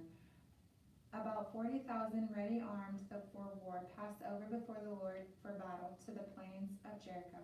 On that day the Lord exalted Joshua in the sight of all Israel, and they stood in awe of him as they had stood in awe of Moses all the days of his life. And the Lord said to Joshua, command the priests who bear the ark of the testimony to come up out of the Jordan. Joshua before commanded the priests, come up out of the Jordan. And when the priests bearing the ark of the covenant of the Lord came from the midst of the Jordan, and the soles of the priests' feet were lifted up on dry ground, the waters of the Jordan returned to their place and overflowed all its banks as before. The people came up out of the Jordan on the 10th day of the first month, and they encamped in Gilgal on the east border of Jericho. And those 12 stones which they took out of the Jordan, Joshua set up in Gilgal. And he did to the people of Israel, when your children ask their fathers in time to come, what do these stones mean? then you shall let your children know. Israel passed over this Jordan on dry ground, for the Lord your God dried up the waters of the Jordan for you until you passed over, as the Lord your God did to the Red Sea, which he dried up for us until we passed over. So that all the people of the earth may know, and the hand of the Lord is mighty, and you may fear the Lord your God forever. When all the kings of the Amorites that were beyond the Jordan to the east, and all the kings of the Canaanites that were by the sea, heard the Lord, and dried up the waters of the Jordan for the people of Israel until they had crossed over, their heart melted, and there was no longer any spirit in them, because of the people of Israel. At the time the Lord said to Joshua, make flint knives, and circumcise the people of Israel again the second time. So Joshua made flint knives, and circumcised the people of Israel at Gibeath. And this is the reason why Joshua circumcised them. All the males of the people who came out of Egypt, all the men of the war, had died on the way in the wilderness after they had come out of Egypt. Though all the people who came out have been circumcised, yet all the people that were born on the way in the wilderness after they had come out of Egypt had not been circumcised.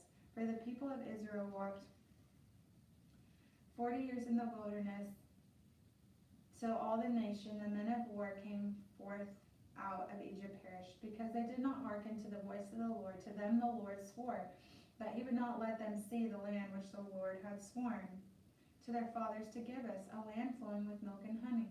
So it was their children whom he raised up in their stead, that Joshua circumcised, for that they were uncircumcised, because they had not been circumcised on the way. When the circumcising of all the nation was done, they remained in their places in the camp till they were healed. And the Lord said to Joshua, this day I have rolled away the reproach of Egypt from you. And so the name of that place is called Gilgal to this day.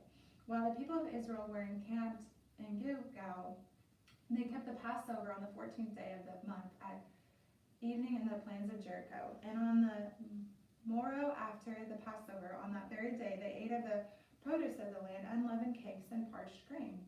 And the manna ceased on the morrow, when they ate of the produce of the land. And the people of Israel had manna no more, but ate of the fruit of the land in Canaan that year. When Joshua was by Jericho, he lifted up his eyes and looked, and behold, a man stood before him with his drawn sword on his hand. And Joshua went to him and said to him, are you for us or for our adversaries?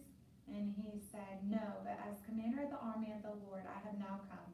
And Joshua fell on his face to the earth and worshipped, and said to him, what does my Lord bid his servant? And the commander of the Lord's army said to Joshua, put off your shoes from your feet, for the place where you stand is holy. And Joshua did so. Now Jericho was shut up from within and from without because of the people of Israel. None went out and none came in. And the Lord said to Joshua, see, I have given into your land Jericho with its king and mighty man of valor. You shall march around the city. All of the men of war are going around the city once. Thus shall you do for 6 days. And 7 priests shall bear 7 trumpets of ram's horns before the ark. And on the 7th day you shall march around the city 7 times, the priests blowing the trumpets. And when they make a long blast with the ram's horn, as soon as you hear the sound of the trumpet, when all the people shall shout with a great shout, and the wall of the city will fall down flat, and the people shall go up, every man straight before him. So Joshua the son of Nun called the priests and said to them, take up the ark of the covenant, and let 7 priests bear 7 trumpets of ram's horns before the ark of the Lord. And he said to the people, go forward, march around the city, and let the arm pass on before the ark of the Lord.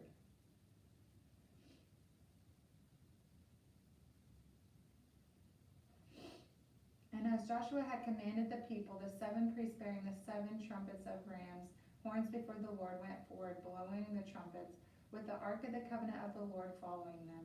And the armed men went before the priests who blew the trumpets, and the rear guard came after the ark while the trumpets blew continually. But Joshua commanded the people, you shall not shout or let your voice be heard, neither shall any word go out of your mouth until the day I bid you shout.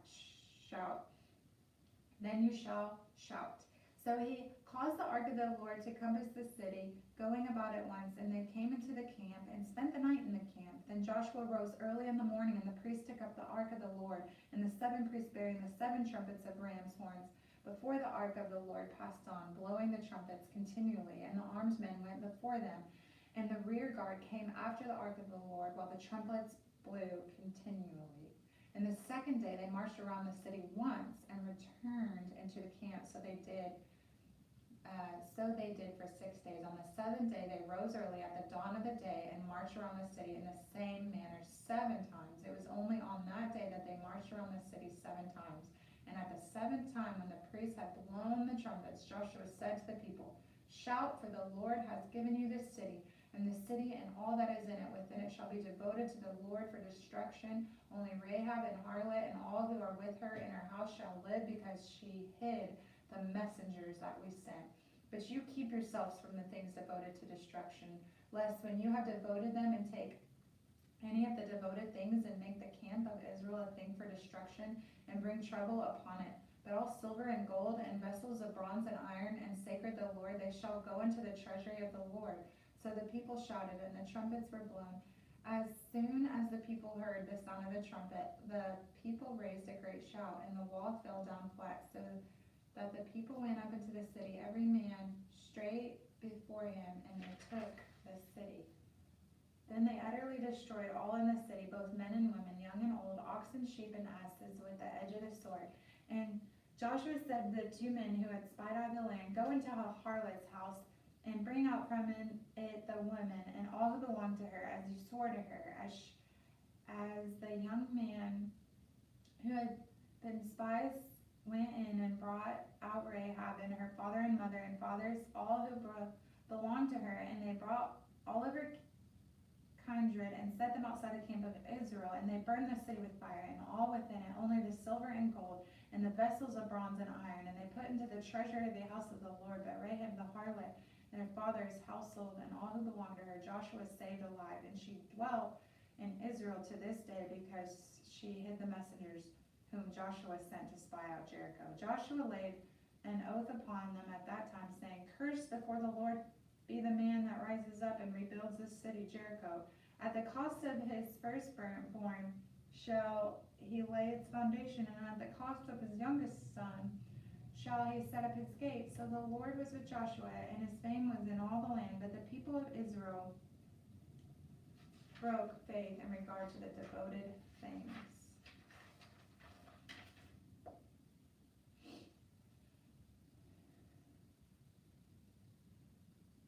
Tribe of Judah took some of the devoted things, and the anger of the Lord burned against the people of Israel. Joshua sent men from Jericho to Ai, which is near Beth Haven, east of the Bethel, and said to them, "Go up and spy out the land." And the man went up and spied out Ai. And they returned to Joshua and said to him, "Let not all the people go up, but let about 2,000 or 3,000 men go up and attack Ai. Do not make the whole people toil up there, for they are but few." So about 3,000 went up there from the people, and they fled before the men of Ai. And the men of Ai killed about 36 men of them, and chased them before the gate as far as Shebron, and slew them at the descent. And the hearts of the people melted and became as water. Then Joshua rent his clothes and fell to the earth upon his face before the ark of the Lord until the evening, he and the elders of Israel. They put dust upon their heads. And Joshua said, "Alas, O Lord God, why hast thou brought these people over the Jordan at all, to give us into the hands of the Amorites to destroy us? Would that we had been content to dwell beyond the Jordan. O Lord, what can I say when Israel has turned their backs before their enemies? For the Canaanites and all the inhabitants of the land will hear of it, and will surround us and cut our name from the earth. And what wilt thou do for thy great name?" The Lord said to Joshua, "Arise, why have you thus fallen upon your face? Israel has sinned. They have transgressed my covenant which I commanded them. They have taken some of the devoted things that have stolen, and lied and put them among their own stuff. Therefore the people of Israel cannot stand before their enemies. They turn their backs before their enemies, because they have become a thing for destruction. I will be with you no more, unless you destroy the devoted things from among you. Up, sanctify the people, and say, Sanctify yourselves for tomorrow. For thus says the Lord God of Israel, there are devoted things in the midst of you. O Israel, you cannot stand before your enemies until you take away the devoted things from among you. In the morning, therefore, you shall be brought near by your tribes, and the tribe which the Lord takes shall come near by families, and the family which the Lord takes shall come near by households, and the household which the Lord takes shall come near by man, and he is taken with the devoted things shall be burned with fire, he and all that he has, because he has transgressed the covenant of the Lord, and because he has done a shameful thing in Israel. So Joshua rose early in the morning and brought Israel near tribe by tribe, and the tribe of Judah was taken, and he brought near the families of Judah, and the family of the Zerahites was taken, and he brought near the family of Zerahites, man and man. Zabdi was taken, and he brought near his household, man by man, son of Zerah, and the tribe of Judah was taken. Then Joshua said to Achan, my son, give glory to the Lord your God of Israel, and render praise to him, and tell me now what you have done. Do not hide it from me. And Achan answered Joshua, of a truth I have sinned against the Lord God of Israel, and this is what I did. When I saw among the spoil a beautiful mantle from Shinar, and 200 shekels of silver, and a bar of gold weighing 50 shekels, then I coveted them, and took them, and behold, they are hidden in the earth inside my tent, with the silver underneath. So Joshua sent messengers, and they ran into the tent, and behold, it was hidden in his tent with the silver underneath. And they took them out of the tent, and brought them to Joshua and all the people of Israel, and they laid them down before the Lord. And Joshua and all the Israel with him took Achan and the son of Sarah, and the silver and the mantle, and the bar of gold, and his son and daughters, and oxen, and asses, and sheep, and his tent, and all that he had, and they brought them up to the valley of Acre. And Joshua said, why did you bring trouble on us? The Lord brings trouble on you today. And all Israel stoned him with stones. They burned him with fire. They stoned them with stones, and they raised him with a great heap of the stones that remains to this day. Then the Lord turned from his burning anger. Therefore to this day, the name of that place is called the Valley of Achor.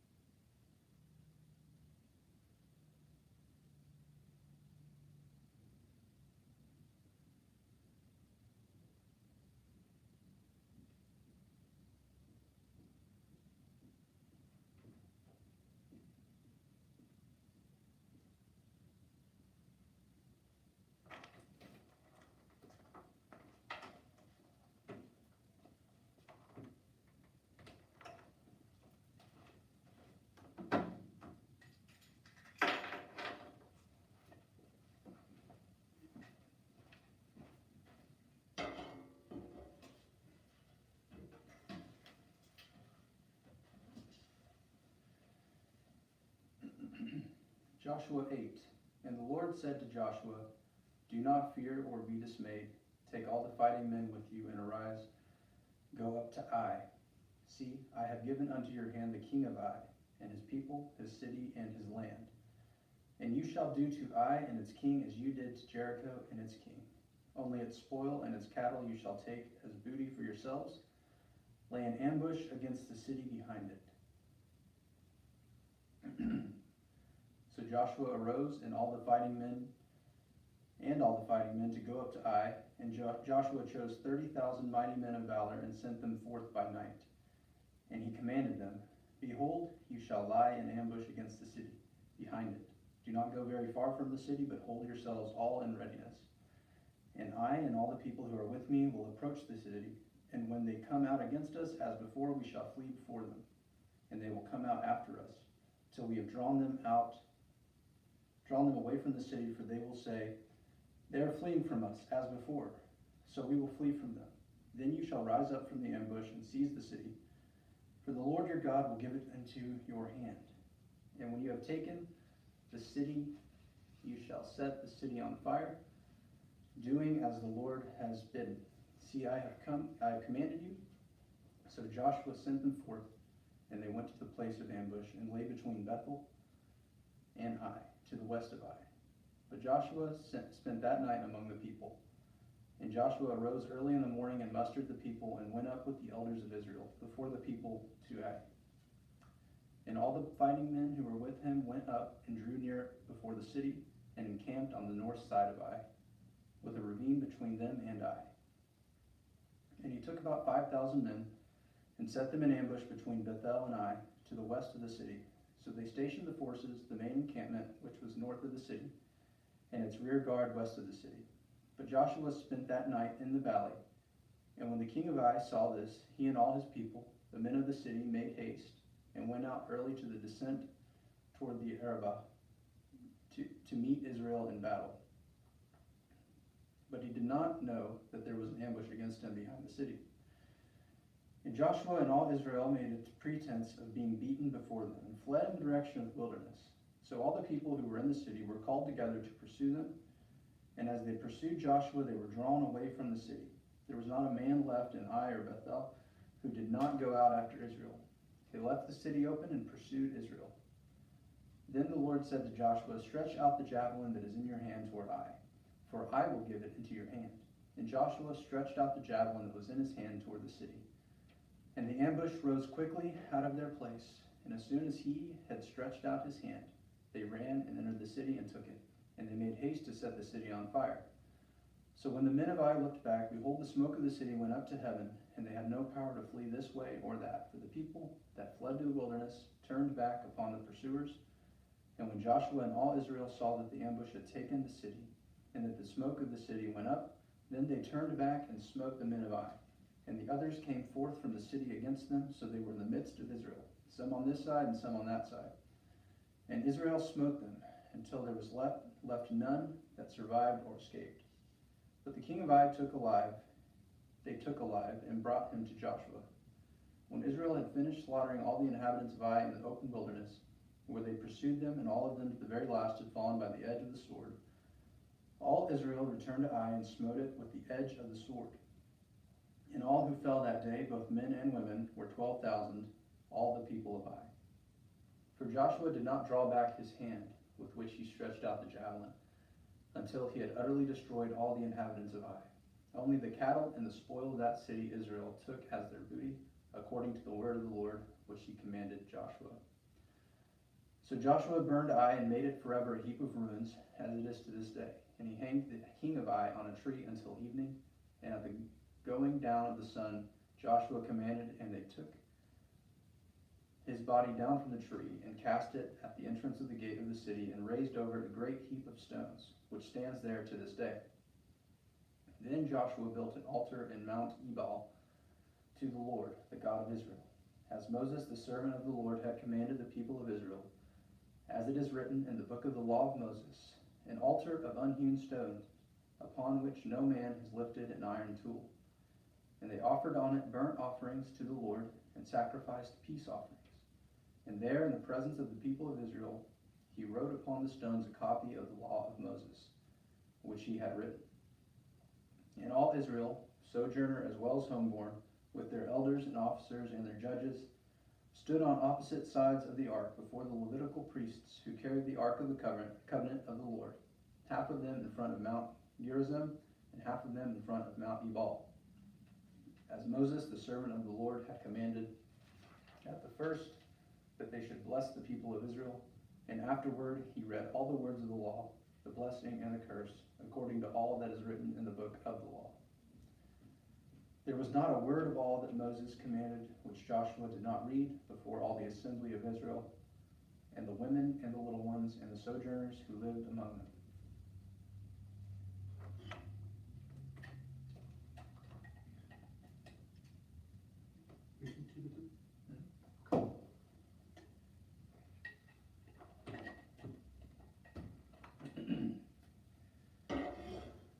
Joshua 9. When all the kings who were beyond the Jordan in the hill country and in the lowland, all along the coast of the great sea toward Lebanon, the Hittites, the Amorites, the Canaanites, the Perizzites, the Hivites, and the Jebusites heard of this, they gathered together with one accord to fight Joshua and Israel. But when the inhabitants of Gibeon heard what Joshua had done to Jericho and to Ai, they on their part acted with cunning and went and made provisions, and took worn-out sacks upon their asses and wineskins, worn out and torn and mended, with worn-out patched sandals on their feet and worn-out clothes, and all their provisions were dry and moldy. And they went to Joshua in the camp at Gilgal, and said to him and to the men of Israel, We have come from a far country, so now make a covenant with us. But the men of Israel said to the Hivites, Perhaps you live among us, then how can we make a covenant with you? They said to Joshua, We are your servants. And Joshua said to them, Who are you, and where do you come from? They said to him, From a very far country your servants have come because of the name of the Lord your God. For we have heard a report of him, and all that he did in Egypt, and all that he did to the two kings of the Amorites who were beyond the Jordan, Sihon the king of Heshbon, and Og king of Bashan, who dwelt in Ashtaroth. And our elders and all the inhabitants of our country said to us, Take provisions in your hand for your journey, and go to meet them, and say to them, We are your servants. Come now, make a covenant with us. Here is our bread. It was still warm when we took it from our houses as our food for the journey, on the day we set forth to come to you. But now, behold, it is dry and moldy. These wineskins were new when we filled them, and behold, they are burst. And these garments and shoes of ours are worn out from the very long journey. So the men partook of their provisions and did not ask direction from the Lord. And Joshua made peace with them, and made a covenant with them, to let them live. And the leaders of the congregation swore to them. At the end of 3 days after they made a covenant with them, they heard that they were their neighbors, and that they dwelt among them. And the people of Israel set out and reached their cities on the third day. Now their cities were Gibeon, Chephirah, Berah, and Kiriath-Jearim. But the people of Israel did not kill them, because the leaders of the congregation had sworn to them by the Lord, the God of Israel. Then all the congregation murmured against the leaders, but all the leaders said to all the congregation, We have sworn to them by the Lord, the God of Israel, and now we may not touch them. This we will do to them, and let them live, lest wrath be upon us, because of the oath which we swore to them. And the leaders said to them, Let them live. So they became hewers of wood and drawers of water for all the congregation, as the leaders had said of them. Joshua summoned them, and he said to them, Why did you deceive us, saying, We are very far from you, when you dwell among us? Now therefore you are cursed, and some of you shall always be slaves, hewers of wood and drawers of water for the house of my God. They answered Joshua, Because it was told to your servants for a certainty that the Lord your God had commanded his servant Moses to give you all the land and to destroy all the inhabitants of the land from before you. So we feared greatly for our lives because of you, and did this thing. And now behold, we are in your hand. Do as it seems good and right in your sight to do to us. So he did to them, and delivered them out of the hand of the people of Israel, and they did not kill them. But Joshua made them that day hewers of wood and drawers of water for the congregation and for the altar of the Lord, to continue to this day in the place which he should choose.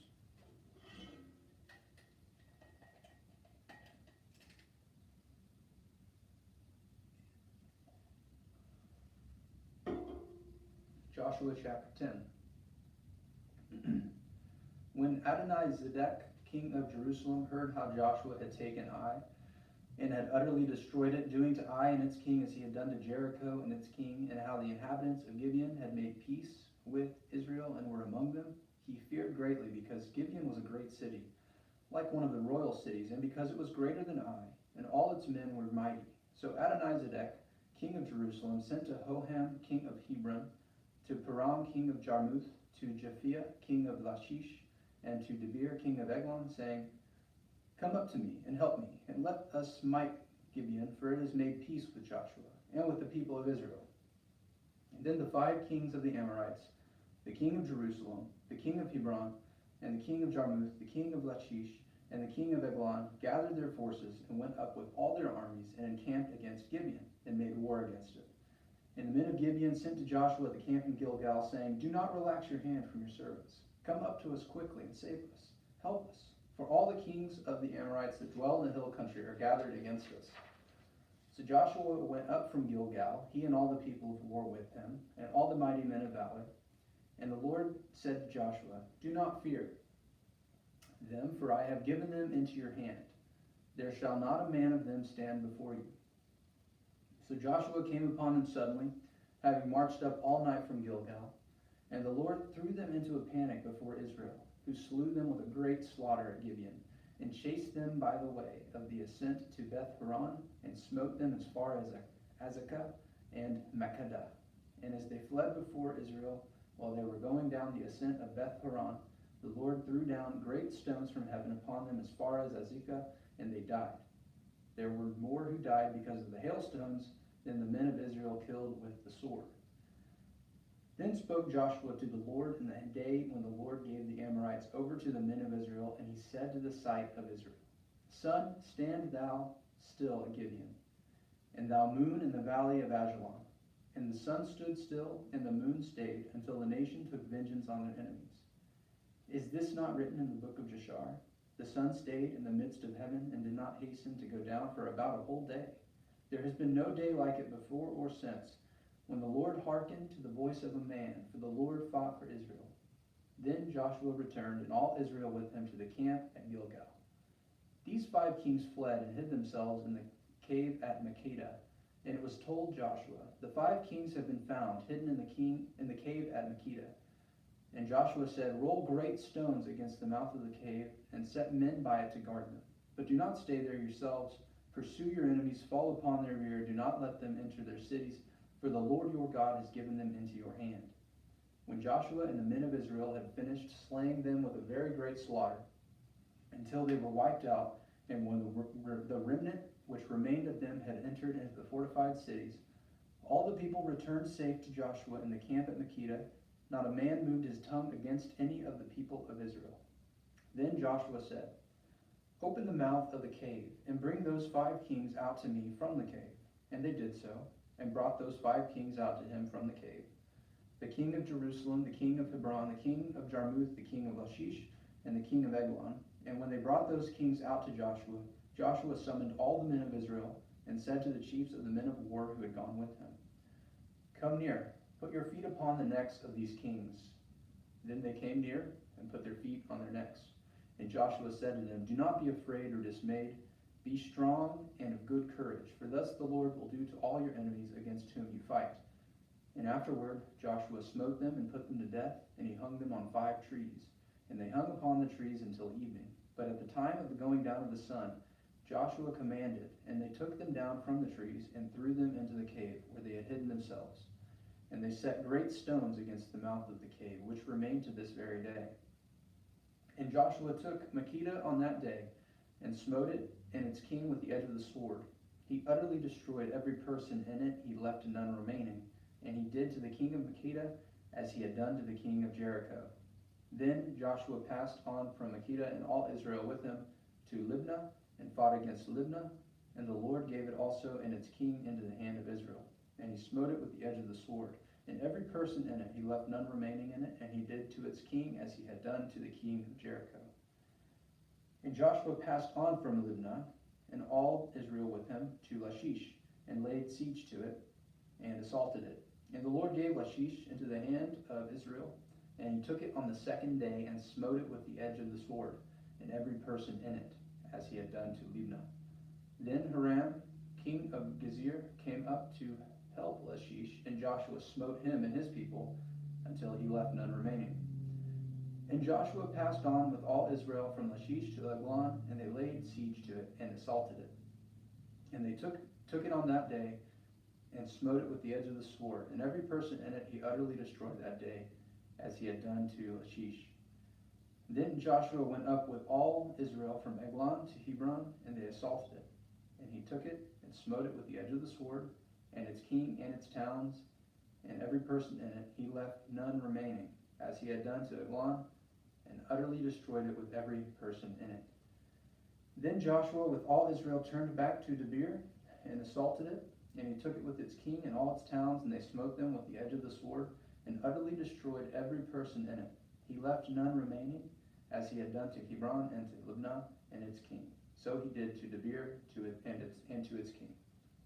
So Joshua defeated the whole land, the hill country and the Negeb, and the lowland and the slopes, and all their kings. He left none remaining, but utterly destroyed all that breathed, as the Lord God of Israel commanded. And Joshua defeated them from Kadesh Barnea to Gaza, and all the country of Goshen as far as Gibeon. And Joshua took all these kings and their land at one time, because the Lord God of Israel fought for Israel.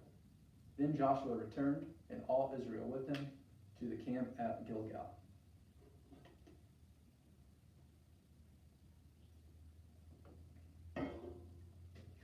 Joshua 11.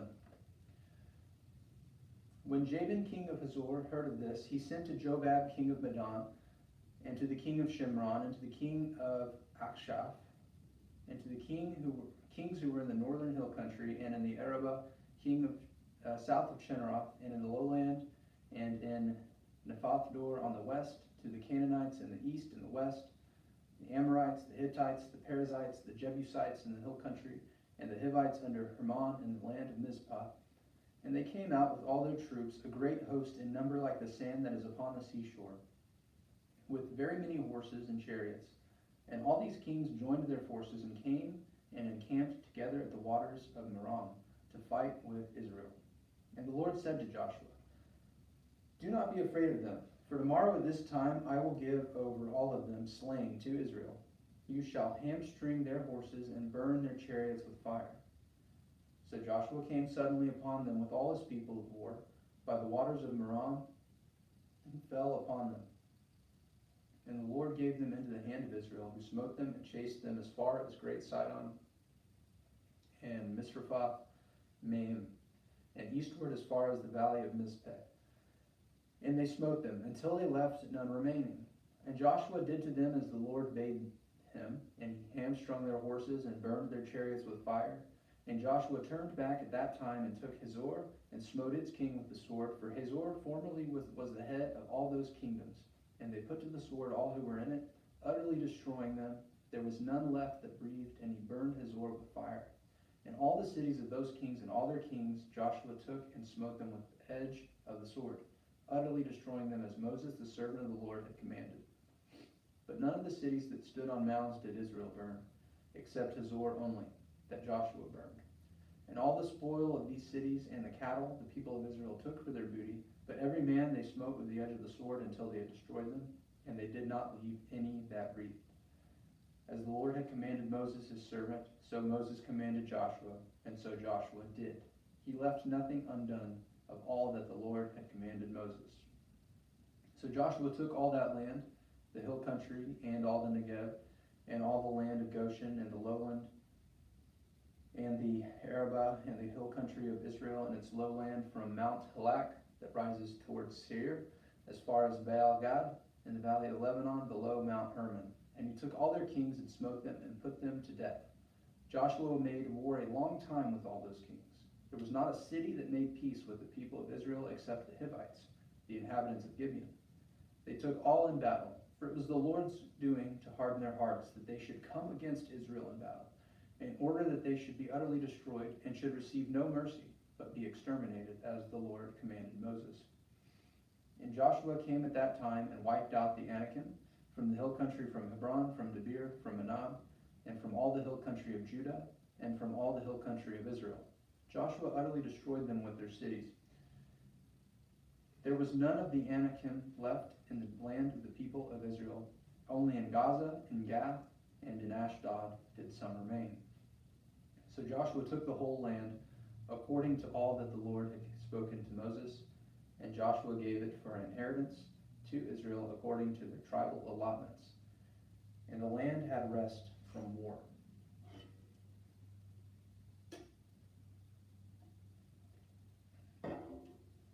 Joshua chapter 12. Now these are the kings of the land, whom the people of Israel defeated, and took possession of their land beyond the Jordan toward the sun rising, from the valley of the Arnon to Mount Hermon, with all the Arabah eastward. Sihon, king of the Amorites, who dwelt at Heshbon, and ruled over Aroer, which is on the edge of the valley of the Arnon, and from the middle of the valley as far as the river Jabbok, the boundary of the Ammonites, that is half of Gilead, and the Arabah to the sea of Chinneroth, eastward, and in the direction of Beth Jeshimah, to the sea of the Arabah, the salt sea, southward to the foot of the slopes of Pisgah, and Og, king of Bashan, one of the remnant of the Rephaim, who dwelt at Ashtaroth and at Edrei, and ruled over Mount Hermon and Salekah, and all Bashan to the boundary of the Geshurites and the Maacathites, and over half of Gilead to the boundary of Sihon, king of Heshbon. Moses, the servant of the Lord, and the people of Israel defeated them, and Moses, the servant of the Lord, gave their land for a possession to the Reubenites, and the Gadites, and the half-tribe of Manasseh. And these are the kings of the land, whom Joshua and the people of Israel defeated on the west side of the Jordan, from Baal Gad in the valley of Lebanon to Mount Halak that rises towards Seir. And Joshua gave their land to the tribes of Israel as a possession according to their allotments in the hill country, in the lowland, in the Arabah, in the slopes, in the wilderness, and in the Negev, the land of the Hittites, the Amorites, the Canaanites, the Perizzites, the Hivites, and the Jebusites. The king of Jericho, 1. The king of Ai, which is beside Bethel, 1. The king of Jerusalem, 1. The king of Hebron, 1. The king of Jarmuth, 1. The king of Lachish, 1. The king of Eglon, 1. The king of Gezer, 1. The king of Debir, 1. The king of Geder, 1. The king of Hormah, 1. The king of Arad, 1. The king of Libnah, 1. The king of Adullam, 1. The king of Makkedah, 1. The king of Bethel, 1. The king of Tappuah, 1. The king of Hepher, 1. The king of Aphek, 1. The king of Lasharon, 1. The king of Medan, 1. The king of Hazor, 1. The king of Shimron Meron, 1. The king of Akshaph, 1. The king of Tanakh, 1. The king of Megiddo, 1. The king of Kadesh, 1. The king of Jekneam and Carmel, 1. The king of Dor and Nephath Dor, 1. The king of Goam and Galilee, 1. The king of Tirzah, 1. In all 31 kings.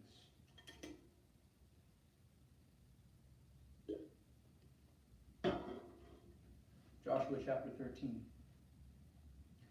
Now Joshua was old and advanced in years. And the Lord said to him, You are old and advanced in years, and there remains yet very much land to be possessed. This is the land that yet remains, all the regions of the Philistines, and all those of the Geshurites, from the Shihor, which is east of Egypt, northward to the boundary of Ekron. It is reckoned as Canaanite. There are 5 rulers of the Philistines, those of Gaza, Ashdod, Ashkelon, Gath, and Ekron, and those of the Avim in the south. All the land of the Canaanites and Mearah, which belongs to the Sidonians, to Aphek, to the boundary of the Amorites, and the land of the Gebalites, and all Lebanon, toward the sun rising from Baal Gad, below Mount Hermon, to the entrance of Hamath. All the inhabitants of the hill country from Lebanon to Misrephoth Maim, even all the Sidonians. I will myself drive them out from before the people of Israel. Only allot the land to Israel for an inheritance, as I have commanded you. Now therefore divide this land for an inheritance to the 9 tribes and half the tribe of Manasseh. With the other half of the tribe of Manasseh, the Reubenites and the Gadites received their inheritance, which Moses gave them beyond the Jordan eastward, as Moses the servant of the Lord gave them. From Aroer, which is on the edge of the valley of the Arnon, and the city that is in the middle of the valley, and all the tableland of Medeba, as far as Dibon, and all the cities of Sihon, king of the Amorites, who reigned in Heshbon, as far as the boundary of the Ammonites, and Gilead, and the region of the Geshurites and Maacathites, and all Mount Hermon, and all Bashan to Salika, all the kingdom of Og and Bashan, who reigned in Ashtaroth and in Edrei. He alone was left of the remnant of the Rephaim. These Moses had defeated and driven out. Yet the people of Israel did not drive out the Geshurites or the Maacathites, but Geshur and Maacath dwell in the midst of Israel to this day. To the tribe of Levi alone Moses gave no inheritance. The offerings by fire to the Lord God of Israel are their inheritance, as he said to him. And Moses gave an inheritance to the tribe of the Reubenites according to their families. So their territory was from Aroer, which is on the edge of the valley of the Arnon, and the city that is in the middle of the valley, and all the tableland by the Medeba, with Heshbon and all its cities that are in the tableland, Dibon and Bemoth Baal, and Beth Baal Maon, and Jahaz, and Kedemoth, and Miphath, and Kiriathim, and Sibmah, and Zareth Shahar, on the hill of the valley, and Beth Peor in the slopes of Pisgah, and Beth Jeshimoth, that is all the cities of the tableland, and all the kingdom of Sihon, king of the Amorites, who reigned in Heshbon, whom Moses defeated with the leaders of Midian, Evi and Rechem, and Zur and Hur and Reba, the princes of Sihon, who dwelt in the land. Balaam also, the son of Beor, Soothsayer, the people of Israel killed with the sword among the rest of their slain. In the border of the people of Reuben was the Jordan as a boundary. This was the inheritance of the Reubenites, according to their families, with their cities and villages. And Moses gave an inheritance also to the tribe of the Gadites, according to their families. Their territory was Jazer, and all the cities of Gilead, and half the land of the Ammonites to Aroer, which is east of Rabbah, and from Heshbon to Ramoth Mizpah, and Betinim, from Mahanaim to the territory of Debir, and in the valley of Beth Haram, Beth Yimrah, Succoth, and Zaphon. The rest of the kingdom of Sihon, king of Heshbon, having the Jordan as a boundary, to the lower end of the sea of Shinnereth, eastward beyond the Jordan. This is the inheritance of the Gadites, according to their families, with their cities and villages. And Moses gave an inheritance to the half-tribe of Manasseh. It was allotted to the half-tribe of the Manassites according to their families. Their region extended from Mahanaim through all Bashan, the whole kingdom of Og, king of Bashan, and all the towns of Jer, which are in Bashan, 60 cities, and half Gilead, and Ashtaroth, and Edrei, the cities of the kingdom of Og and Bashan. These were allotted to the people of Mashir, the son of Manasseh, for the half of the Mashirites according to their families. These are the inheritances which Moses distributed in the plains of Moab, beyond the Jordan, east of Jericho. But to the tribe of Levi, Moses gave no inheritance. The Lord God of Israel is their inheritance, as he said to them.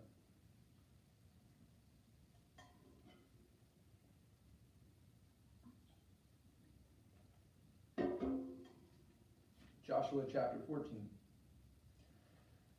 And these are the inheritances which the people of Israel received in the land of Canaan, which Eleazar the priest and Joshua the son of Nun and the heads of the fathers' houses of the tribes of the people of Israel distributed to them. Their inheritance was by lot, as the Lord had commanded Moses for the 9 1/2 tribes. For Moses had given an inheritance to the 2 1/2 tribes beyond the Jordan. But to the Levites he gave no inheritance among them. For the people of Joseph were 2 tribes, Manasseh and Ephraim. And no portion was given to the Levites in the land, but only cities to dwell in, with their pasture lands for their cattle and their substance. The people of Israel did as the Lord commanded Moses. They allotted the land. Then the people of Judah came to Joshua at Gilgal, and Caleb the son of Jephunneh the Kenizzite said to him, "You know what the Lord said to Moses, the man of God, in Kadesh Barnea, concerning you and me. I was 40 years old when Moses, the servant of the Lord, sent me from Kadesh Barnea to spy out the land. And I brought him word again, as it was in my heart. But my brethren who went up with me made the heart of the people melt. Yet I wholly followed the Lord my God. And Moses swore on that day, saying, Surely the land on which your foot has trodden shall be an inheritance for you and your children forever, because you have wholly followed the Lord my God. And now, behold, the Lord has kept me alive, as he said, these 45 years since the time that the Lord spoke this word to Moses, while Israel walked in the wilderness. And now, lo, I am this day 85 years old. I am still as strong to this day as I was in the day that Moses sent me. My strength now is as my strength was then, for war, and for going and coming. So now give me this hill country, of which the Lord spoke on that day. For you heard on that day how the Anakim were there, with great fortified cities. It may be that the Lord will be with me, and I shall drive them out, as the Lord said.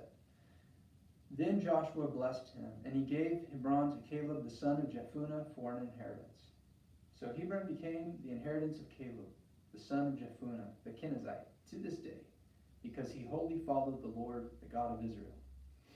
Now the name of Hebron formerly was Kiriath Arba. This Arba was the greatest among the Anakim, and the land had rest from war.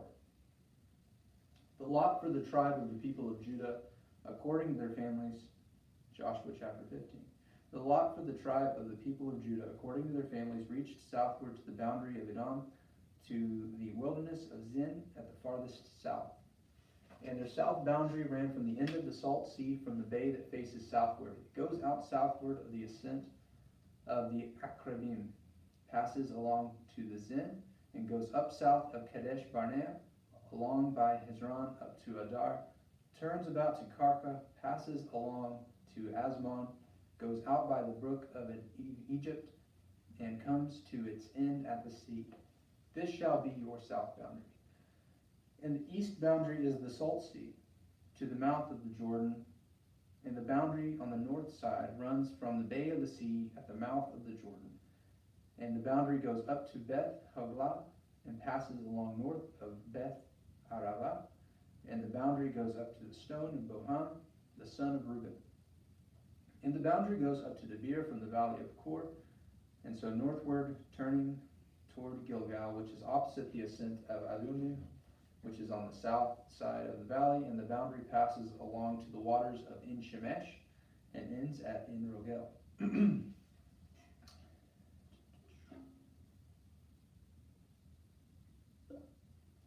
Then the boundary goes up by the valley of the son of Hinnom, at the southern shoulder of the Jebusite, that is Jerusalem. And the boundary goes up to the top of the mountain that lies over against the valley of Hinnom on the west, at the northern end of the valley of Rephaim. Then the boundary extends from the top of the mountain to the spring of the waters of Nephtoah, and from there to the cities of Mount Ephron. Then the boundary bends around to Bela, that is Kiriath Jearim. And the boundary circles west of Bela to Mount Seir, passes along to the northern shoulder of Mount Jearim, that is Chesalon, and goes down to Beth Shemesh, and passes along by Timnah. Boundary goes out to the shoulder of the hill north of Ekron. Then the boundary bends round to Shikharon and passes along to Mount Bela and goes out to Jabneel. Then the boundary comes to an end at the sea. And the west boundary was the Great Sea with its coastline. This is the boundary round about the people of Judah according to their family. According to the commandment of the Lord to Joshua, he gave to Caleb the son of Jephunneh a portion among the people of Judah. Kiriath Arba, that is Hebron. Arba was the father of Anak. And Caleb drove out from there the three sons of Anak, Sheshai, and Ahiman, and Talmai, the descendants of Anak. And he went up from there against the inhabitants of Debir. Now the name of Debir formerly was Kiriath Sephir. And Caleb said, whoever smites Kiriath Sephir and takes it, to him will I give Achsah my daughter as wife. And Othniel the son of Kenaz, the brother of Caleb, took it, and he gave him Achsah his daughter as wife. When she came to him, she urged him to ask her father for a field. And she alighted from her ass, and Caleb said to her, what do you wish? She said to him, give me a present. Since you have set me in the land of Negev, give me also springs of water. And Caleb gave her the upper springs and the lower springs. This is the inheritance of the tribe of the people of Judah according to their families. The cities belonging to the tribe of the people of Judah in the extreme south toward the boundary of Edom, where Kabzeel, Eder, Jahur, Kinah, Dimonah, Adadah, Kadesh, Hazor, Itnan, Ziph, Telem, Bealath, Hazor Hadathah, Kiriath Hezron, that is Hazor, Amam, Shema, Molada, Hazar Gadah, Heshmon, Beth Pelet, Hazar Shual, Be'er Shiva, Biziathaiah, Bela, Im, Izim, Oltolad, Chesil, Hormah, Ziklag, Madmanah, Sansana, Lebaoth, Shilhim, Ain, and Rimmon, and all 29 cities with their villages. And in the lowland, Eshtal, Zorah, Ashna, Zenoah, Enganim, Tapua, Enim, Jarmuth, Adulam, Soko, Azekah, Sharim, Adathaim, Gedera, Gederathaim, 14 cities with their villages.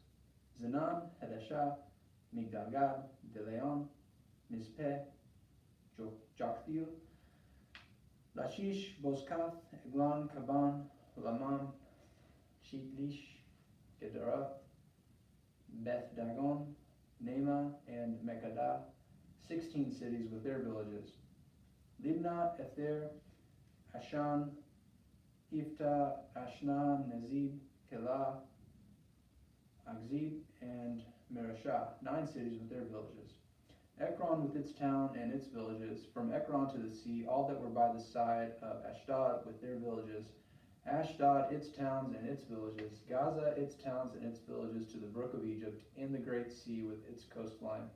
And in the hill country, Shamir, Jatir, Sokah, Danah, Kiriath Sanah, that is Debir, Anab, Eshtemo, Anim, Goshen, Holon, and Gilo, 11 cities with their villages, Arab, Dema, Eshin, Janim, Beth Tupua, Ephekah, Hamtah, Kiriath Arba, that is Hebron, and Zior, 9 cities with their villages, Meon, Carmel, Ziph, Jutah, Jezreel, Jokdeam, Zanoah, Cain, Gibeah, and Timnah, 10 cities with their villages, Halhu, Beth Zur, Gadur, Me'arath, Beth Anan, Beth Anath, and Takan, 6 cities with their villages, Kiriath Baal, that is Kiriath Jearim, and Rabbah, 2 cities with their villages, and the wilderness, Beth Arabah, Medin, Sekakah, Nibshan, the city of Salt, and Engedi, 6 cities with their villages. But the Jebusites, the inhabitants of Jerusalem, the people of Judah could not drive out. So the Jebusites dwell with the people of Judah at Jerusalem to this day.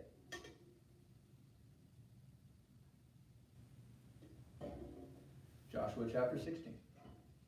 The allotment of the descendants of Joseph went from the Jordan by Jericho, east of the waters of Jericho, into the wilderness, going up from Jericho into the hill country to Bethel.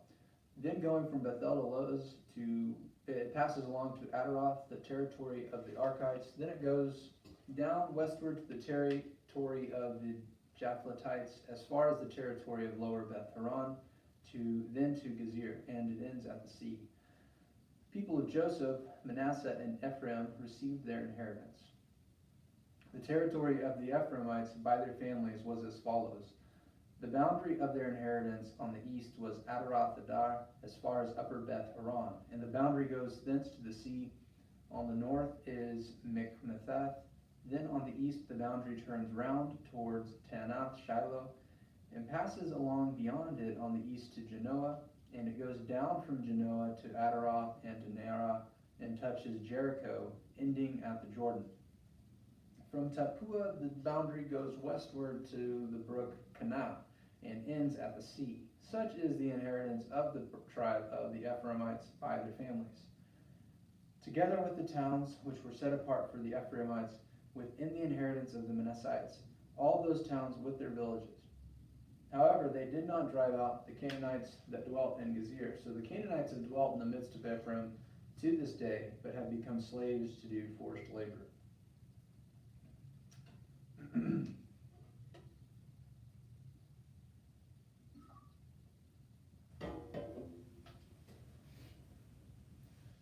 Joshua chapter 17.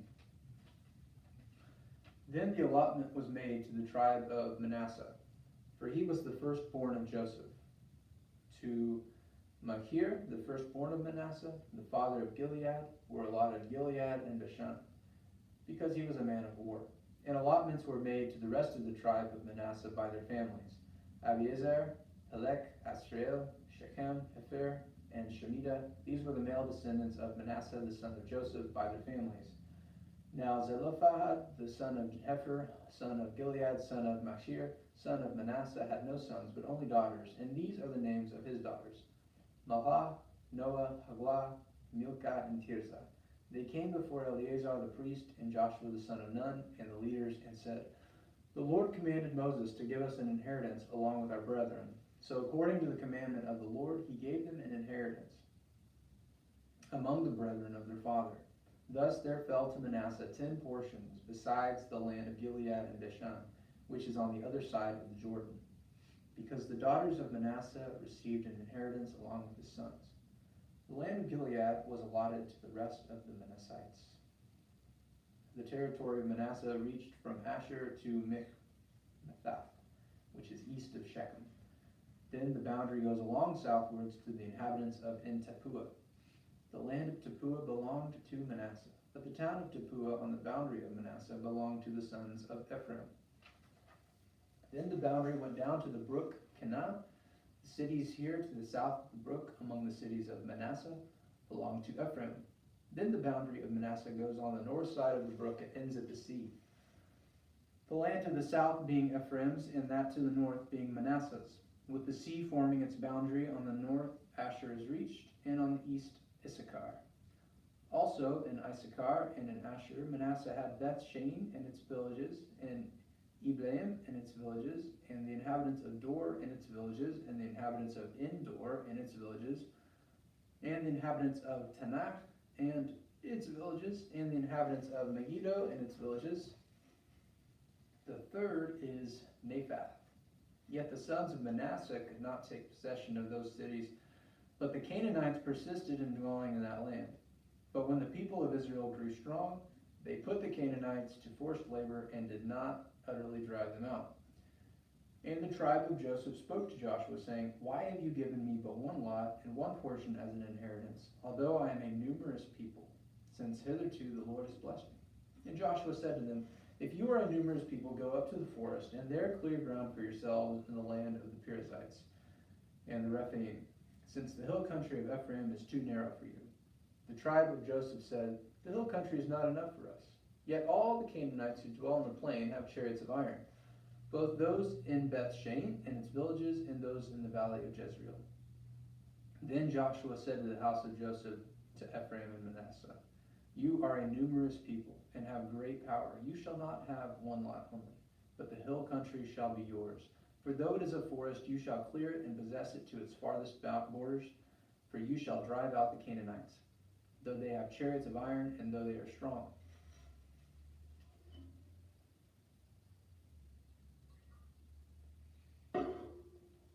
Joshua chapter 18. Then the whole congregation of the people of Israel assembled at Shiloh, and set up the tent of meeting there. The land lay subdued before them. There remained among the people of Israel 7 tribes, whose inheritance had not yet been apportioned. So Joshua said to the people of Israel, how long will you be slack to go in and take possession of the land, which the Lord, the God of your fathers, has given you? Provide 3 men from each tribe, and I will send them out that they may set out and go up and down the land, writing a description of it with a view of their inheritances, and then come to me. They shall divide it into 7 portions, Judah continuing in his territory on the south, and the house of Joseph in their territory on the north. And you shall describe the land in 7 divisions, and bring the description here to me. And I will cast lots for you here before the Lord our God. The Levites have no portion among you, for the priesthood of the Lord is their heritage. And Gad and Reuben and half the tribe of Manasseh have received their inheritance beyond the Jordan eastward, which Moses, the servant of the Lord, gave them. So the men started on their way, and Joshua charged those who had went to write the description of the land, saying, go up and down and write a description of the land, and come again to me, and I will cast lots for you here before the Lord in Shiloh. So the men went and passed up and down in the land, and sat down in a book, a description of it by towns and 7 divisions. Then they came to Joshua in the camp at Shiloh. And Joshua cast lots for them in Shiloh before the Lord. And there Joshua apportioned the land to the people of Israel, to each his portion. The lot of the tribe of Benjamin, according to its families, came up, and the territory allotted to it fell between the tribe of Judah and the tribe of Joseph. On the north side, their boundary began at the Jordan. Then the boundary goes up to the shoulder north of Jericho, then up through the hill country westward, and it ends at the wilderness of Beth Aven. From there the boundary passes along southward in the direction of Luz, to the shoulder of Luz, the same as Bethel. Then the boundary goes down to Adaroth Adar, upon the mountain that lies south of lower Beth Horon. Then the boundary goes in another direction, turning on the western side, southward from the mountain that lies to the south, opposite Beth Horon, and it ends at Kiriath Baal, that is Kiriath Jearim, a city belonging to the tribe of Judah. This forms the western side. And the southern side begins at the outskirts of Kiriath Jearim, and the boundary goes from there to Ephron, to the spring of the waters of Nephtoah. Then the boundary goes down to the border of the mountain that overlooks the valley of the son of Hinnom, which is at the north end of the valley of Rephaim. And it then goes down the valley of Hinnom, south of the shoulder of the Jebusites, and downward to En-Rogel, then it bends in a northerly direction going on to En-Shemesh, and thence goes to Gilgal, which is opposite the ascent of Adummim. Then it goes down to the stone of Bohan, the son of Reuben, and passing onto the north of the shoulder of Beth Arabah, it goes down to the Arabah. Then the boundary passes onto the north of the shoulder of Beth Haglah, and the boundary ends at the northern bay of the Salt Sea at the south end of the Jordan. This is the southern border.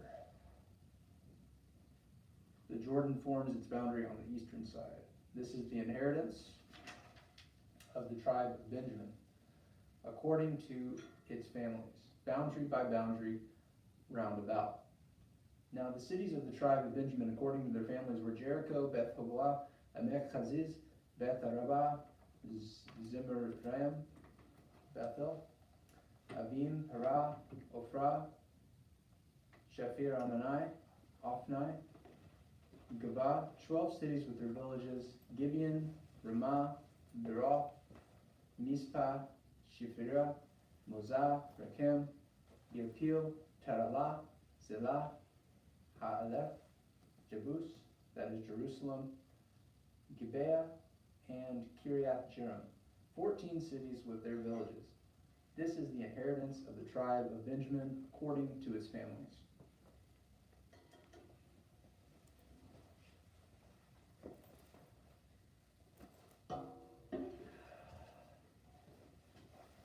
Joshua chapter 19.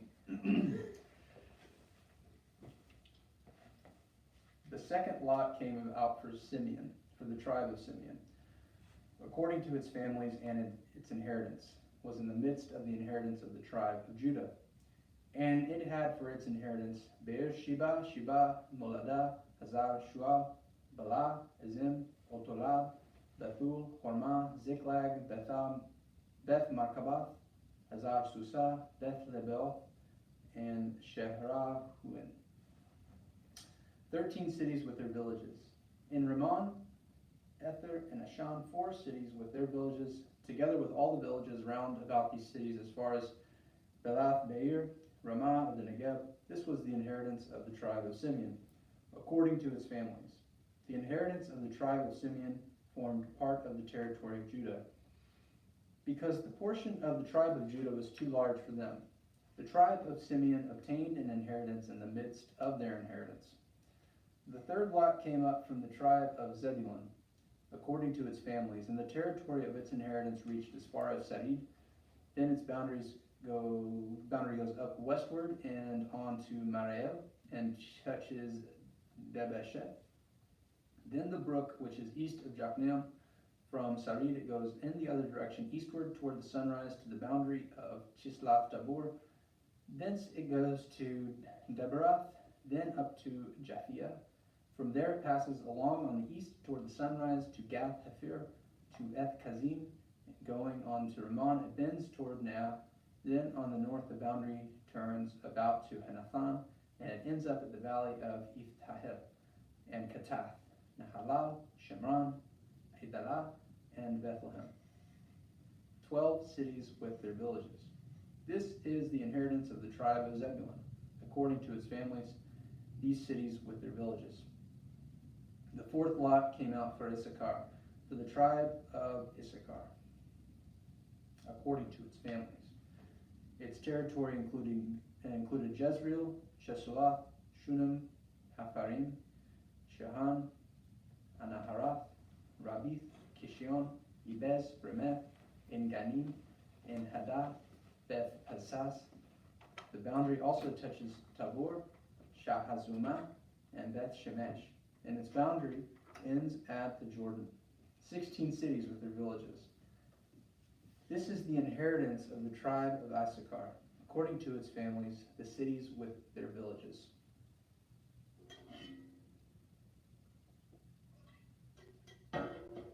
The fifth lot came out for the tribe of Asher, according to its families.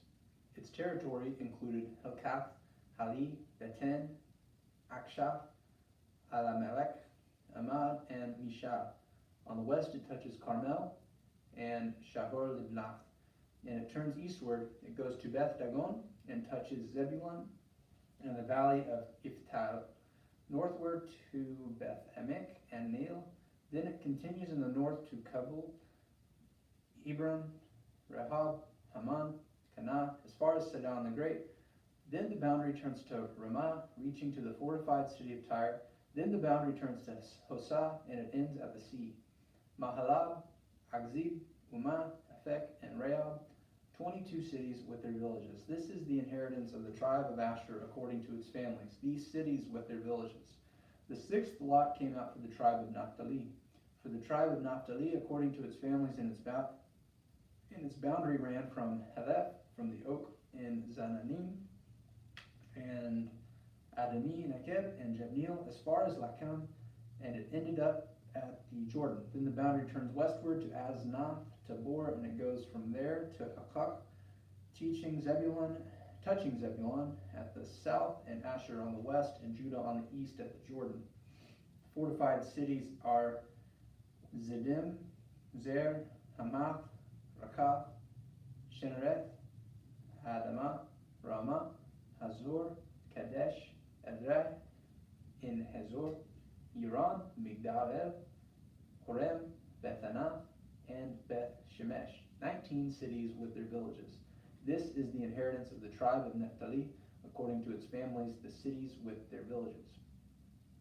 The seventh lot came out for the tribe of Dan, according to its families, and the territory of its inheritance included Zorah, Eshtaol, Irshemesh, Shaalabin, Ajalon, Ithplah, Elon, Timnah, Ekron, El-Tekeh, Gibbethon, Be'eth, Jehud, Bene Barak, Gath Ramon, and Me Jarkan, and Rakan with the territory over against Joppa. When the territory of the Danites was lost to them, the Danites went up and fought against Lashem, and after capturing it and putting it to the sword, they took possession of it and settled settled in it, calling Lashem Dan, after the name of Dan, their ancestor. This is the inheritance of the tribe of Dan, according to their families, these cities with their villages.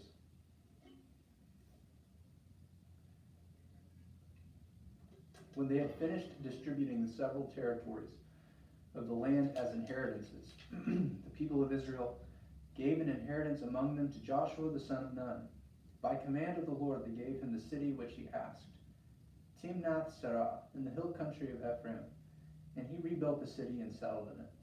These are the inheritances which Eleazar the priest and Joshua the son of Nun and the heads of the fathers' houses of the tribes of the people of Israel distributed by lot at Shiloh before the Lord at the door of the tent of meeting. So they finished dividing the land.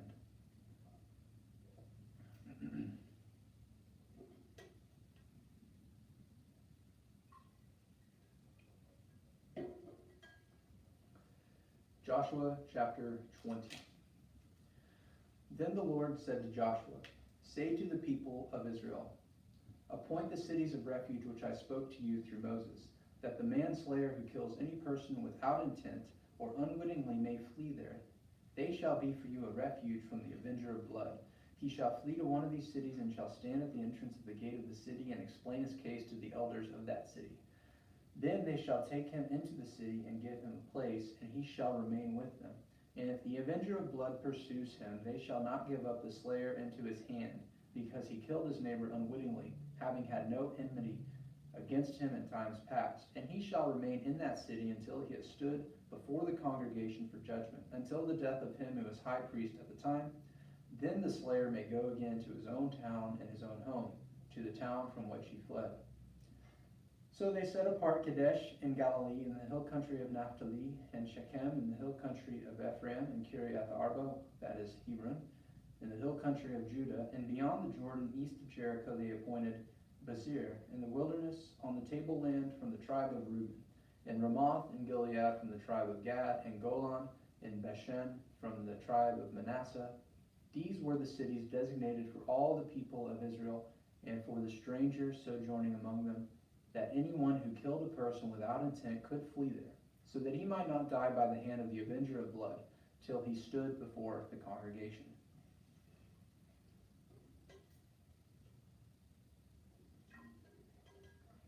Joshua chapter 21. Then the heads of the fathers' houses of the Levites came to Eleazar the priest and to Joshua the son of Nun, and to the heads of the fathers' houses of the tribes of the people of Israel. And they said to them at Shiloh in the land of Canaan, the Lord commanded through Moses that we be given cities to dwell in, along with their pasture lands for our cattle. So by command of the Lord, the people of Israel gave to the Levites the following cities and pasture lands out of their inheritance. The lot came out for the families of the Kohathites. So those Levites who were descendants of Aaron the priest received by lot from the tribes of Judah, Simeon, and Benjamin 13 cities. And the rest of the Kohathites received by lot from the families of the tribe of Ephraim, from the tribe of Dan, and the half-tribe of Manasseh, 10 cities. The Gershonites received by lot from the families of the tribe of Issachar, from the tribe of Asher, from the tribe of Naphtali, and from the half-tribe of Manasseh and Bashan, 13 cities. The Merarites, according to their families, received from the tribe of Reuben, the tribe of Gad, and the tribe of Zebulun, 12 cities. These cities and their pasture lands the people of Israel gave by lot to the Levites as the Lord had commanded through Moses. Out of the tribe of Judah and the tribe of Simeon they gave the following cities mentioned by name, which went to the descendants of Aaron, one of the families of the Kohathites, who belonged to the Levites, since the lot fell to them first. They gave them Kiriath Arba, Arba being the father of Anak, that is Hebron, in the hill country of Judah, along with the pasture lands round about it. But the fields of the city and its villages had been given to Caleb the son of Jephunneh as his possession. And to the descendants of Aaron the priest they gave Hebron, the city of refuge for the slayer, with its pasture lands, Libnah with its pasture lands, Jatir with its pasture lands, Eshtemoa with its pasture lands, Holon with its pasture lands, Debir with its pasture lands, Ain with its pasture lands, Jetah with its pasture lands, Beth Shemesh with its pasture lands, 9 cities out of these 2 tribes. Then out of the tribe of Benjamin, Gibeon with its pasture lands, Gebah with its pasture lands, Anathoth with its pasture lands, and Almon with its pasture lands, 4 cities. The cities of the descendants of Aaron the priests were in all 13 cities with their pasture lands. As to the rest of the Kohathites belonging to the Kohathite families of the Levites, the cities allotted to them were out of the tribe of Ephraim. To them were given Shechem, the city of refuge for the slayer, with its pasture lands in the hill country of Ephraim, Gezir with its pasture lands, Gibzaim, Beth Horon with its pasture lands, 4 cities, and out of the tribe of Dan, El Tekeh with its pasture lands, Gibbethon with its pasture lands, Aijalon with its pasture lands, Gath Ramon with its pasture lands, 4 cities, and out of the half tribe of Manasseh, Ta'anak with its pasture lands, and Gath Ramon with its pasture lands, 2 cities. The cities of the families of the rest of the Kohathites were 10 in all with all their pasture lands. And to the Gershonites, one of the families of the Levites, were given out of the half tribe of Manasseh, Golan in the Bashan with its pasture lands, the city of refuge for the slayer, and Bishterah and its pasture lands, 2 cities, and out of the tribe of Issachar, Kishion with its pasture lands, Daberath with its pasture lands, Jarmuth with its pasture lands, 4 cities, and out of the tribe of Asher, Mishal with its pasture lands, Abdon with its pasture lands, Helkath with its pasture lands, and Rahab with its pasture lands, 4 cities, and out of the tribe of Naphtali, Kadesh and Galilee with its pasture lands, the city of refuge for the slayer, Hamath-dor with its pasture lands, and Kartan with its pasture lands, 3 cities. The cities of the several families of the Gershonites were in all 13 cities with their pasture lands. And to the rest of the Levites, the Merarite families were given out of the tribe of Zebulun, Jokneam with its pasture lands, Karta with its pasture lands, Dimnah with its pasture lands, Nahalal with its pasture lands, 4 cities. And out of the tribe of Reuben, Bezir, Jahaz, Kedemoth, and Methath, all with their pasture lands, 4 cities. And out of the tribe of Gad, Ramoth, and Gilead with its pasture lands, the city of refuge for the slayer, Mahanaim, Jazir, Heshbon, all with their pasture lands, 4 cities in all. As for the cities of the several Merarite families, that is the remainder of the families of the Levites, those allotted to them were in all 12 cities. The cities of the Levites in the midst of the possession of the people of Israel were in all 48 cities with their pasture lands. These cities had each pasture lands round about, so it was with all these cities. Thus the Lord gave to Israel all the land which he swore to give to their fathers, and having taken possession of it, they settled there. And the Lord gave them rest on every side, just as he had sworn to their fathers. Not one of all their enemies had withstood them, for the Lord had given all their enemies into their hands. Not one of all the good promises which the Lord had made to the house of Israel had failed. All came to pass.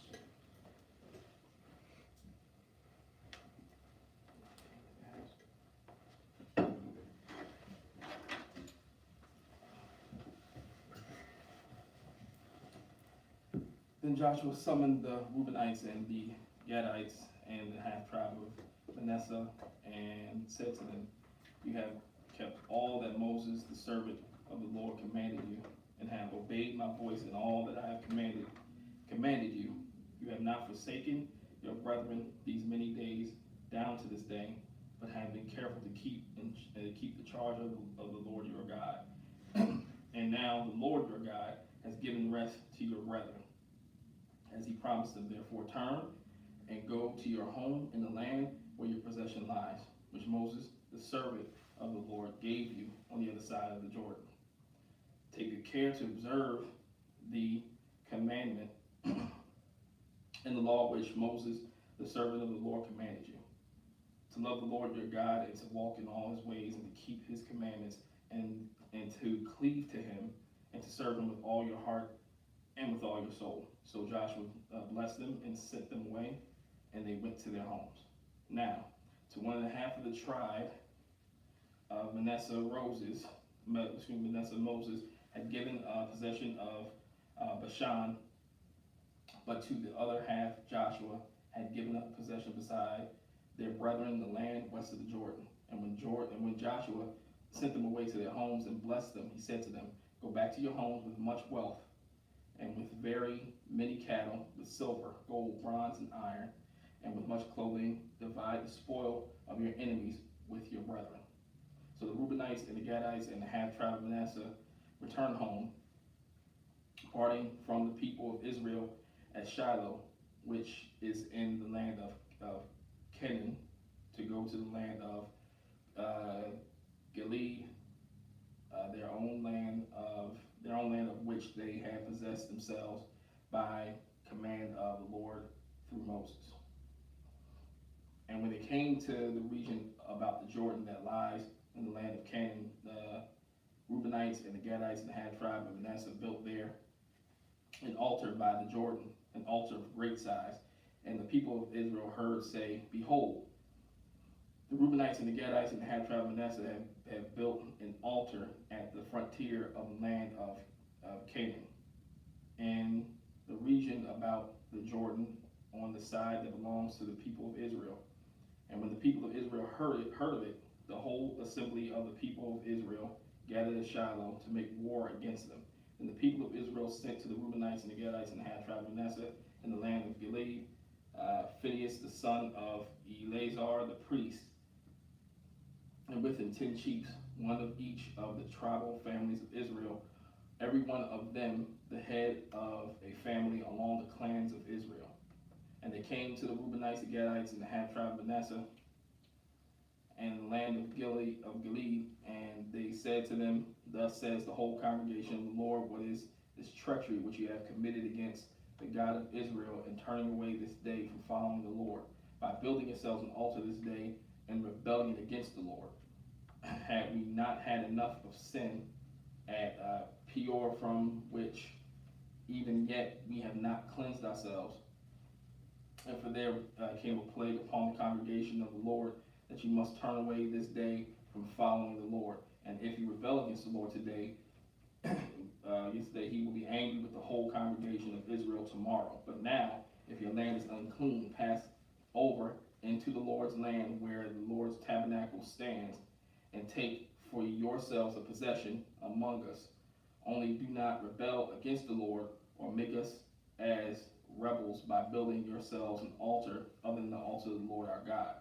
Did not Achan, the son of Zerah, break faith in the matter of the devoted things, and wrath fell upon the congregation of Israel, and he did not perish alone for his iniquity?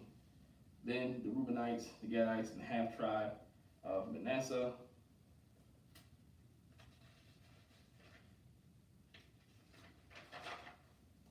said in answer to the heads of the families of Israel, "The mighty one, God, the Lord, the mighty one, God, the Lord, he knows, and let Israel know itself know, and if it was in rebellion or in breach of faith toward the Lord, spare us not today, for building an altar to turn away from following the Lord, or if we did so, to offer burnt offerings or cereal offerings or peace offerings on it.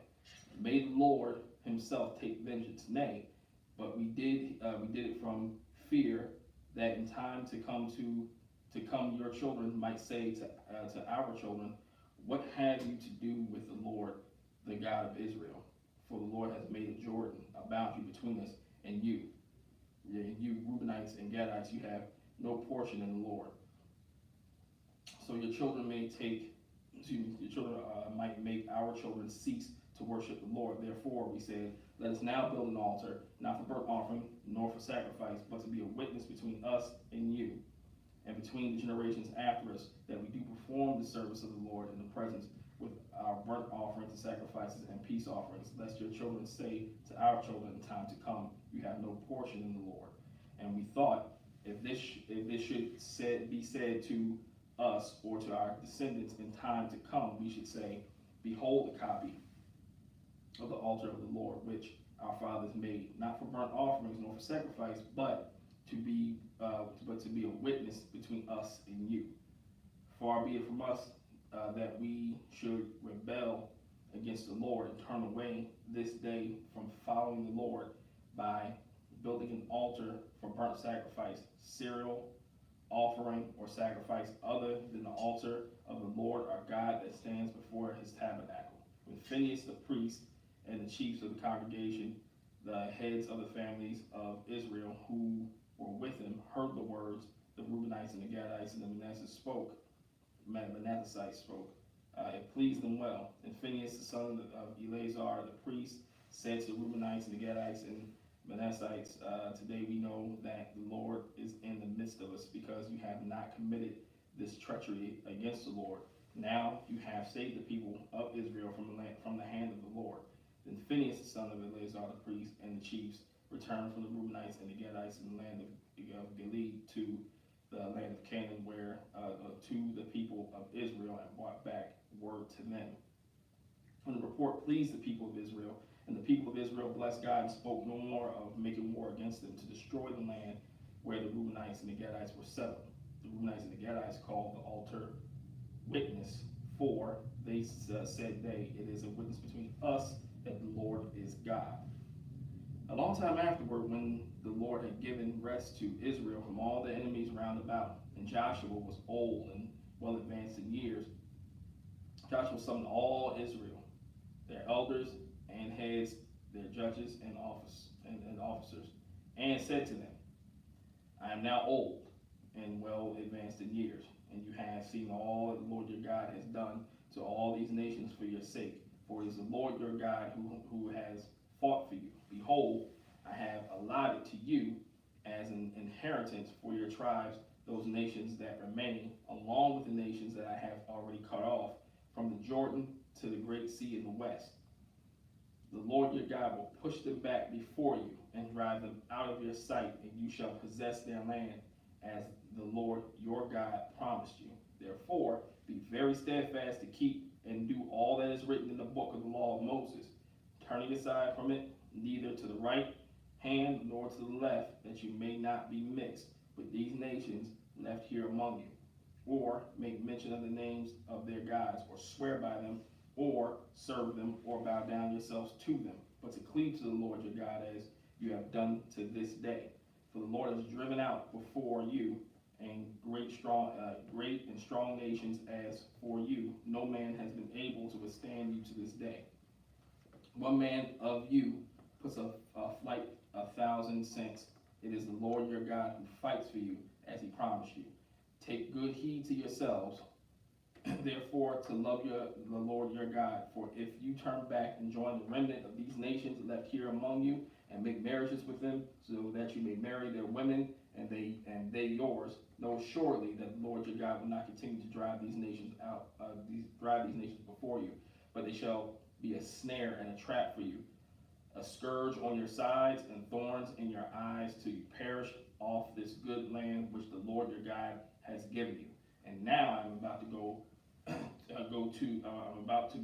the way of all the earth, and you know in your hearts and souls, all of you, that not one thing has failed, all the good things which the Lord your God promised concerning you. All have come to pass for you, not one of them has failed. But just as the good things which the Lord your God promised concerning you have been fulfilled for you, so the Lord will bring upon you all the evil things, until he have destroyed you from off this good land which the Lord your God has given you. If you transgress the covenant of the Lord your God, which he commanded you, and go and serve other gods and bow down to them, then the anger of the Lord will be kindled against you, and you shall perish quickly from off the good land which he has given you. Then Joshua gathered all the tribes of Israel to Shechem, and summoned the elders, the heads, the judges, and the officers of Israel, and they presented themselves before God. And Joshua said to all the people, thus says the Lord, the God of Israel, your fathers lived of old beyond the Euphrates, Terah, father of Abraham and of Nahor, and they served other gods. Then I took your father Abraham from beyond the river, and led him through all the land of Canaan, and made his offspring many. I gave him Isaac, and to Isaac I gave Jacob and Esau. And I gave Esau the hill country of Seir to possess, but Jacob and his children went down to Egypt, and I sent Moses and Aaron, and I plagued Egypt with what I did in the midst of it. And afterwards I brought you out. Then I brought your fathers out of Egypt, and you came to the sea. The Egyptians pursued your fathers with chariots and horsemen to the Red Sea. And when they cried to the Lord, he put darkness between you and the Egyptians, and made the sea come upon them and cover them, and your eyes saw what I did to Egypt. And you lived in the wilderness for a long time. Then I brought you to the land of Amorites, who lived on the other side of the Jordan. They fought with you, and I gave them into your hand, and you took possession of their land, and I destroyed them before you.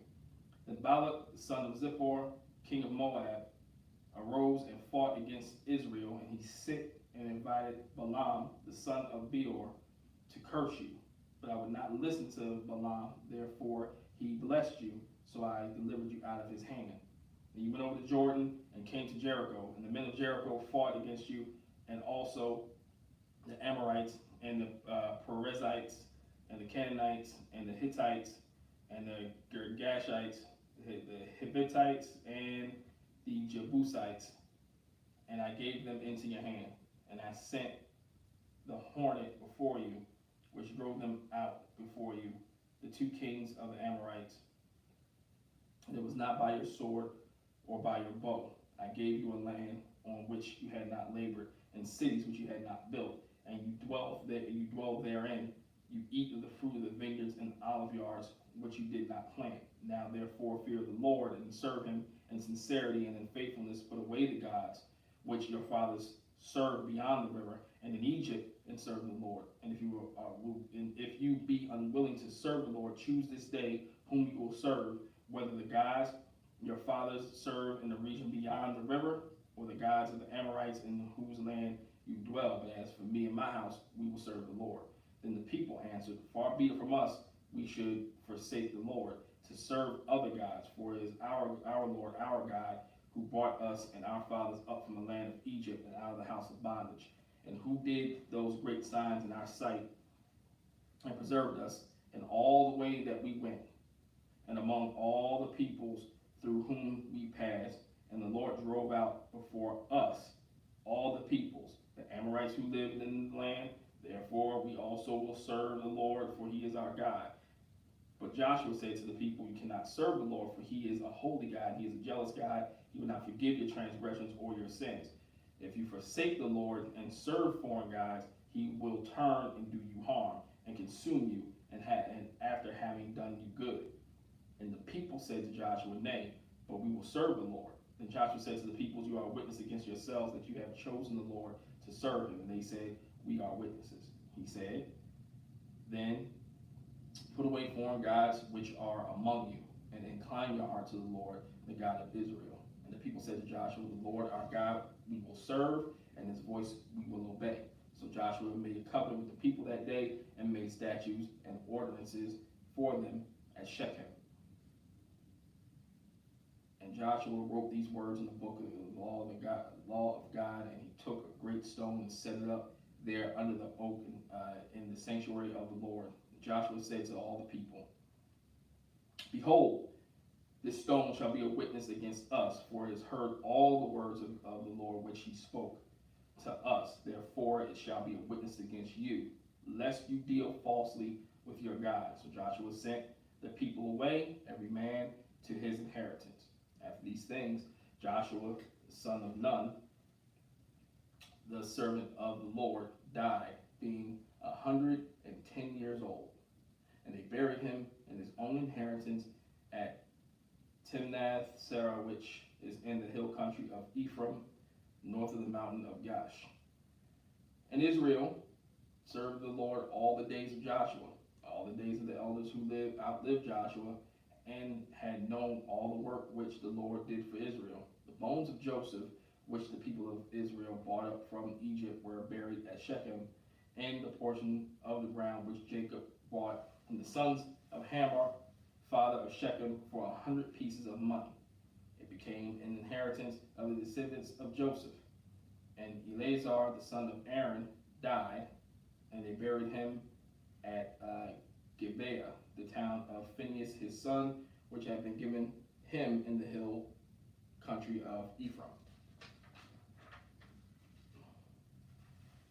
Book of Judges.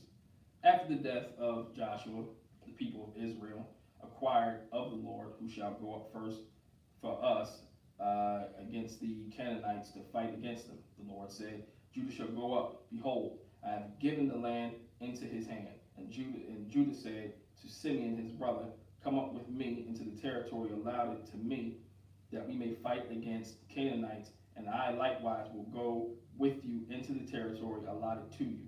So Simeon went with him. Then Judah went up, and the Lord gave the Canaanites and the Perizzites into their hand, and they defeated 10,000 of them at Bezek. They came upon Adoni-Bezek at Bezek and fought against him, and defeated the Canaanites and the Perizzites. Adoni-Bezek fled, but they pursued him and caught him and cut off his thumbs and his great toes.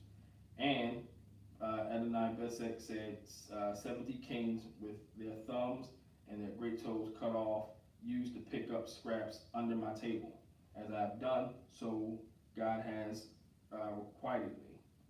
And they brought to him Jerusalem, and he died there. And the men of Judah fought against Jerusalem and took it and smote it with the edge of the sword and set the city on fire. And afterward, the men of Judah went down to fight against the Canaanites who dwelt in the hill country in the Negeb and in the lowland. And Judah went against the Canaanites who dwelt in Hebron. Now, the name of Hebron was formerly Kiriath Arba, and they defeated Shezai and Ahiman and Telamai. From there, they went against the inhabitants of Debir, and the name of Debir was formerly Kiriath Sepher. And Caleb said, he who attacks Kiriath Sepher and takes it, I will give him Akshah and my daughter as wife. And Othniel, the son of Kenaz, Caleb's younger brother, took it and gave him Akshah as his daughter as his wife.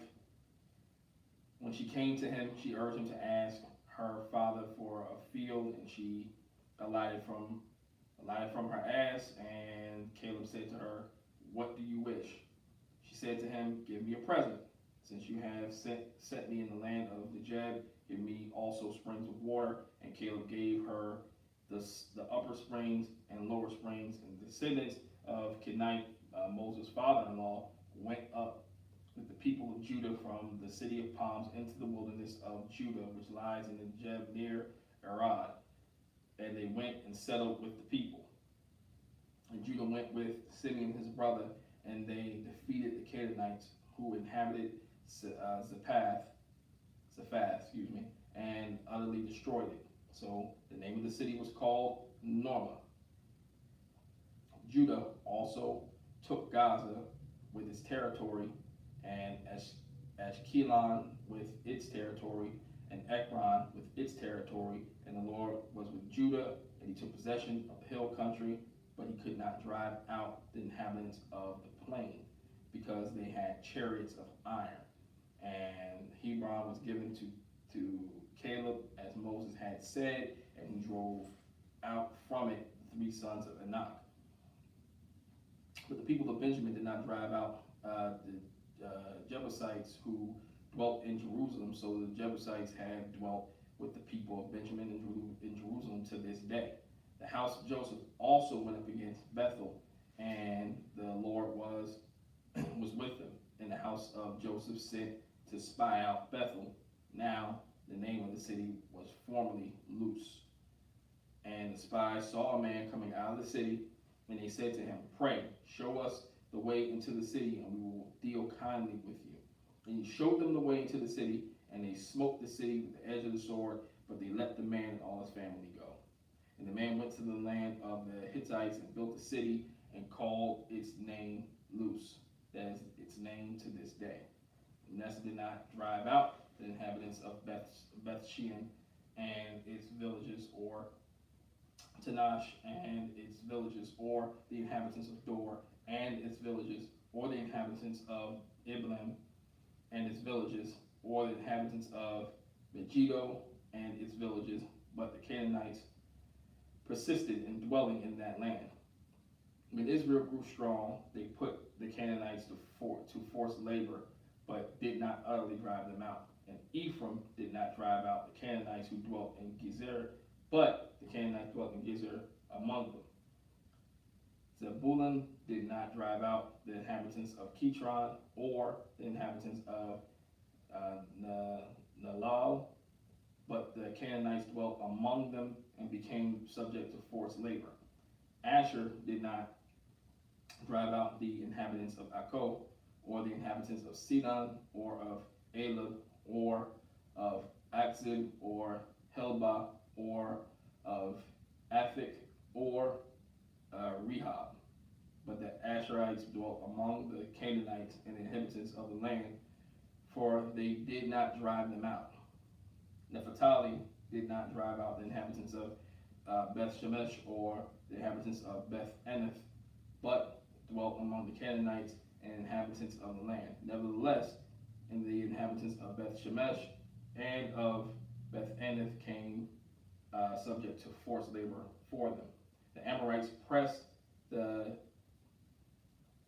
Danites back into the hill country, for they did not allow them to come down to the plain, and the Amorites persisted in dwelling in her Harris and Aijalon and in Shalabim. Hallelujah. But the hand of the house of Joseph rested heavily upon them, and they became subject to forced labor. And the border of the Amorites ran from the ascent of Akarabim, from Selah and upward. Now the angel of the Lord went up to Gilgal from Bochum, and he said, I brought you up from Egypt and brought you into the land which I swore to give your fathers. I said, I will never break my covenant with you. You shall make no covenant with the inhabitants of this land. You shall break down their altars, but you have not obeyed my command. What is this you have done? Now I say, I will not drive them out before you, but they shall become adversaries to you, and their God shall be a snare to you. When the angel of the Lord spoke these words to all the people of Israel, the people lifted up their voices and wept. And they called the name of that place Bochum, and they sacrificed there to the Lord. When Joshua dismissed the people of Israel went each to his inheritance to take possession of the land. And the people served the Lord all the days of Joshua and all the days of the elders who outlived Joshua, and who had seen the great work which the Lord had done for Israel. And Joshua the son of Nun, the servant of the Lord, died at the age of 110 years. And they buried him within the bounds of his inheritance in Timnath-Heres, in the hill country of Ephraim, north of the mountain of Gash. And all that generation also were gathered to their fathers, and there arose another generation after them who did not know the Lord, nor the work which he had done for Israel. And the people of Israel did what was evil in the sight of the Lord, and served the Baals. And they forsook the Lord, the God of their fathers, who had brought them out of the land of Egypt, and went after other gods from among the gods of the peoples who were round about them, and bowed down to them, and they provoked the Lord to anger. They forsook the Lord and served the Baals and the Ashtaroth. So the anger of the Lord was kindled against Israel. He gave them over to plunderers, who plundered them, and he sold them into the power of their enemies round about, so that they could no longer withstand their enemies. Whenever they marched out, the hand of the Lord was against them for evil, as the Lord had warned, and as the Lord had sworn to them, and they were in sore straits. The Lord raised up judges who have saved them out of the power of those who plundered them, and yet they did not listen to their judges, for they played the harlot after other gods bowed down to them. They soon turned aside from the way in which their fathers had walked, who had obeyed the commandments of the Lord, and they did not do so. Whenever the Lord raised up judges for them, the Lord was with the judge, and he saved them from the hand of their enemies all the days of the judge, for the Lord was moved to pity by their groaning because of those who afflicted and oppressed them. But whenever the judge died, they turned back and behaved worse than their fathers, going after other gods, serving them and bowing down to them. They did not drop any of their practices or their stubborn ways. So the anger of the Lord was kindled against Israel. He said, because this people have transgressed my covenant, which I commanded their fathers, and have not obeyed my voice, I will not henceforth drive out before them any of the nations that Joshua left when he died, that I may test Israel, whether they take care to walk in the way of the Lord as their fathers did or not. So the Lord left those nations, not driving them out at once, and he did not give them into the power of Joshua. Now these are the nations which the Lord left to test Israel by them, that is, in all Israel who had no experience of any war in Canaan. It was only the generations of the people of Israel might know war, that he might teach war to such at least as he had not known it before. These are the nations, 5 lords of the Philistines, and all the Canaanites and all the Sidonians and the Hivites who dwelt on Mount Lebanon, from Mount Baal Hermon as far as the entrance of Hamath. They were for the testing of Israel, to know whether Israel would obey the commandments of the Lord, which he commanded their fathers by Moses. So the people of Israel dwelt among the Canaanites and the Hittites and the Amorites and Perizzites and the Hivites and the Jebusites, and they took their daughters to themselves for wives, and their own daughters they gave to their sons, and they served their gods. And the people of Israel did what was evil in the sight of the Lord, forgetting the Lord their God, and serving the Baals and the Asheroth. Therefore the anger of the Lord was kindled against Israel, and he sold them into the hand of Cushan Rish Athaim, king of Mesopotamia, and the people of Israel served Cush Rish Athaim 8 years. But when the people of Israel cried to the Lord raised up a deliverer for the people of Israel, who delivered them, Othniel, the son of Kenaz, Caleb's younger brother. The Spirit of the Lord came upon him, and he judged Israel and went out to war. And the Lord gave Cushan Rishathaim, king of Mesopotamia, into his hand, and his hand prevailed over Cush Rishathaim. And so the land had rest 40 years. And Othniel, the son of Kenaz, died. And the people of Israel again did what was evil in the sight of the Lord. The Lord strengthened Eglon, the king of Moab, against Israel, because they had done what was evil in the sight of the Lord. He gathered him to himself the Ammonites and the Amalekites, and went and defeated Israel and took possession of the city of palms. And the people of Israel served Eglon and the king of Moab 18 years. When the people of Israel cried to the Lord raised up for them a deliverer, Ehud, the son of Gera, the Benjaminite, a left-handed man. The people of Israel sent tribute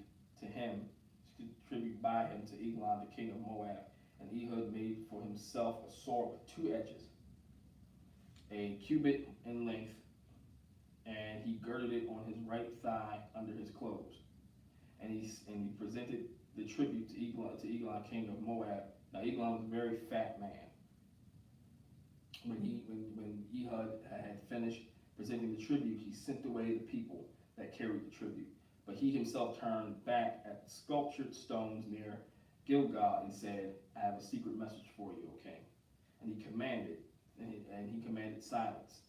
And all his attendants went out from his presence. And Ehud came to him as he was sitting alone in his cool roof chamber. And Ehud said, I have a message from God for you. and he arose from his seat. And Ehud reached with his left hand, took his sword from his right thigh, and thrust it into his belly. And the hilt also went in after the blade, and the fat closed over the blade. For he did not draw the sword out of his belly, and the dirt came out. And Ehud went into the vestibule. He vestibule and closed the doors of the roof chamber upon him and locked them. When he had gone, the servants came. When they saw that the doors of the roof chamber were locked, they thought he is only relieving himself in the closet of the cool chamber, and they waited till they were utterly at a loss. But when he still did not open the doors of the roof chamber, they took the key and opened them, and there lay their lord dead on the floor.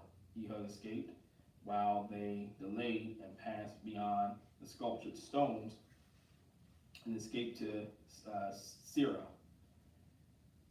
When he arrived, he sounded the trumpet in the hill country of Ephraim, and the people of Israel went down with him from the hill country, having him at their head. And he said to them, "Follow after me, for the Lord has given your enemies, the Moabites, into your hand." So they went down after him and seized the fords of the Jordan against the Moabites, and allowed not a man to pass over.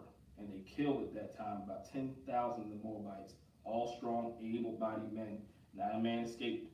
So Moab was subdued that day under the hand of Israel, and the land had rest for 80 years. After him was Shamgar, the son of Anath, who killed 600 of the Philistines with an ox goad, and he too delivered Israel. And the people of Israel again did what was evil in the sight of the Lord after Ehud died, and the Lord sold them into the hand of Jabin, king of Canaan, who reigned in Hazor.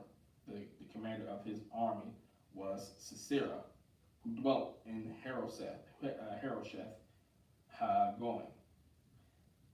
Then the people of Israel cried to the Lord for help, and he had 900 chariots of iron, and oppressed the people of Israel cruelly for 20 years. Now Deborah, a prophetess, the wife of Lepiddoth, was judging Israel at that time.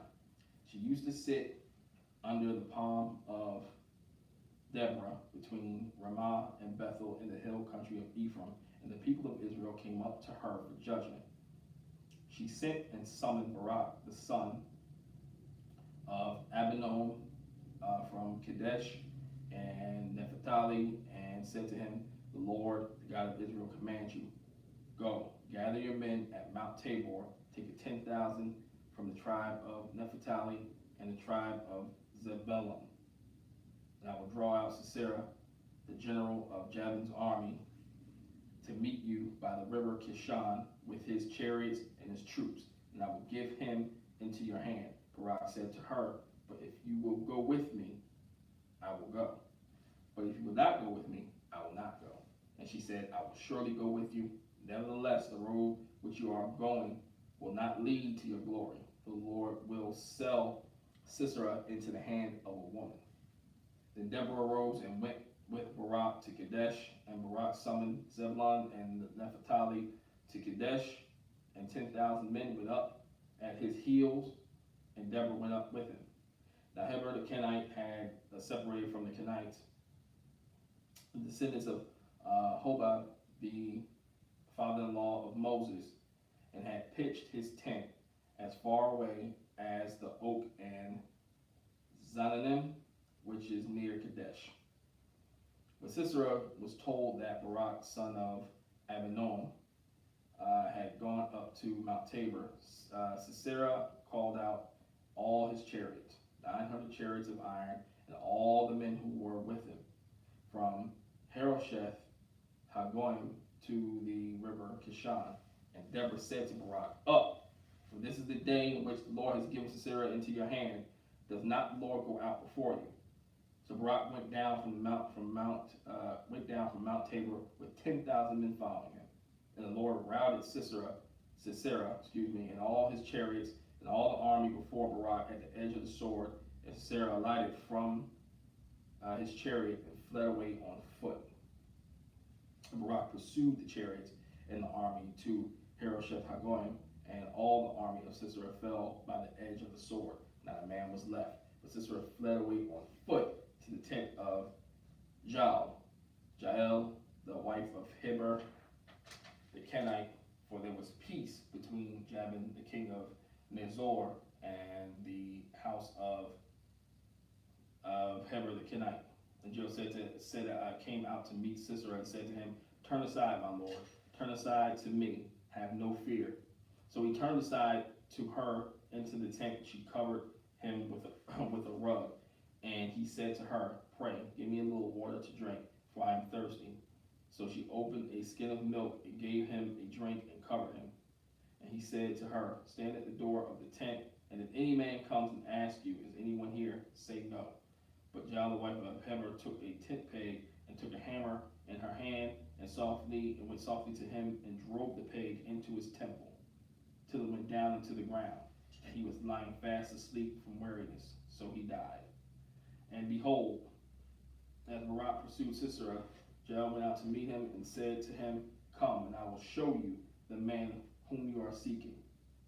So he went into their tent, and there lay Sisera dead with the tent peg in his temple. So on that day, God subdued Jabin, king of Canaan, before the people of Israel. And the hand of the people of Israel bore harder and harder on Jabin, king of Canaan, until they destroyed Jabin, king of Canaan. Then sang Deborah and Barak, the son of Abinoam, on that day that the leaders took the lead in Israel, that the people offered themselves willingly. Bless the Lord. Hear, O kings, give ear, O princes, to the Lord I will sing. I will make melody to the Lord, the God of Israel. Lord, when thou didst go forth from Seir, did thou this march from the region of Edom? The earth trembled and the heavens dropped. Yea, the clouds dropped water. The mountains quaked before the Lord, yon Sinai, before the Lord, the God of Israel. In the days of Shamgar, son of Anath, and the days of Jael, caravans ceased, and travelers kept to the byways. The peasantry ceased in Israel. They ceased until you arose, Deborah. Arose as a mother in Israel. When new gods were chosen, when war was in the gates, was shield or spear to be seen among 40,000 in Israel. My heart goes out to the commanders of Israel who offered themselves willingly among the people. Bless the Lord. Tell of it you who ride on tawny asses, who sit on rich carpets, and you who walk by the way. To the sounds of musicians at the watering places where they repeat the triumphs of the Lord, the triumphs of his peasantry in Israel. Then down to the gates march the people of the Lord. Awake, awake, Deborah. Awake, awake, utter a song. Arise, Barak, lead away your captives, O son of Abinoam. Then down marched the remnant of the noble. The people of the Lord marched down for him against the mighty. From Ephraim they sent out to thither into the valley. Following you, Benjamin, with your kinsmen.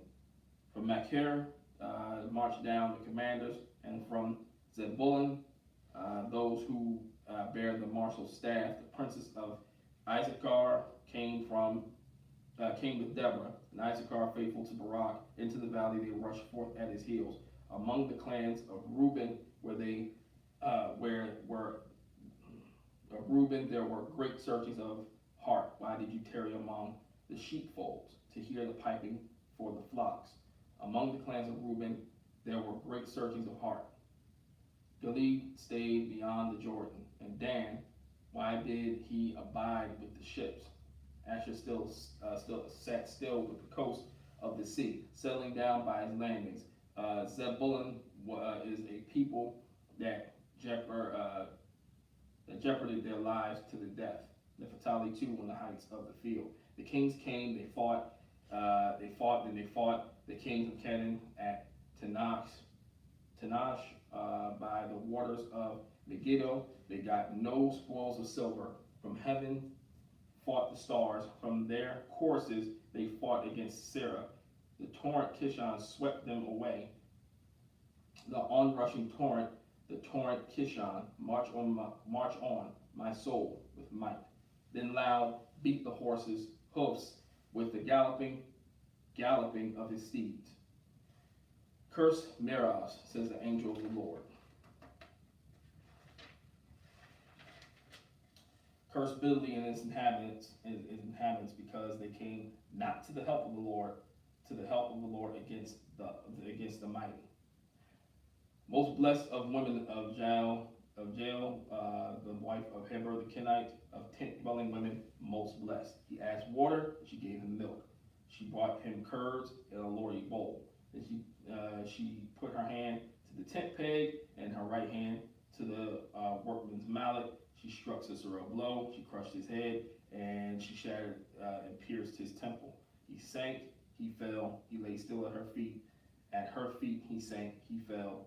Where he sank, there he fell dead. Out of the window she peered. The mother of Sisera gazed through the lattice. Why is his chariot so long and coming? Why tarry the hoofbeats of his chariots? Her wisest ladies make answer. Nay, she gives answer to herself. Are they not finding and dividing the spoil? A maiden or two for every man, spoil of dyed stuffs for Sisera, spoiled of dyed stuffs embroidered. 2 pieces of dyed work embroidered for my neck as spoil. So perish all thine enemies, O Lord, but thy friends be like the sun as he rises in his might, and the land had rest for 40 years. The people of Israel did what was evil in the sight of the Lord. The Lord gave them into the hand of Midian 7 years. And the hand of Midian prevailed over Israel because of Midian. The people of Israel made for themselves the dens which are in the mountains and the caves and the strongholds. For whenever the Israelites put in seed of the Midianites and the Amalekites and the people of the east would come up and attack them. They would encamp against them and destroy the produce of the land as far as the neighborhood of Gaza, and leave no sustenance in Israel, and no sheep or ox or ass, for they would come up with their cattle and their tents, coming like locusts for number. Both they and their camels would not be counted, and so that they wasted the land as they came in. Israel was bought very low because of Midian, and the people of Israel cried for help to the Lord. And the people of Israel cried to the Lord on account of the Midianites. The Lord sent the prophet of the people of Israel. He said to them, Thus says the Lord, the God of Israel, I led you up from Egypt and brought you out of the house of bondage, and I delivered you from the hand of the Egyptians and from the hand of all who oppressed you, and drove them out before you, and gave you their land.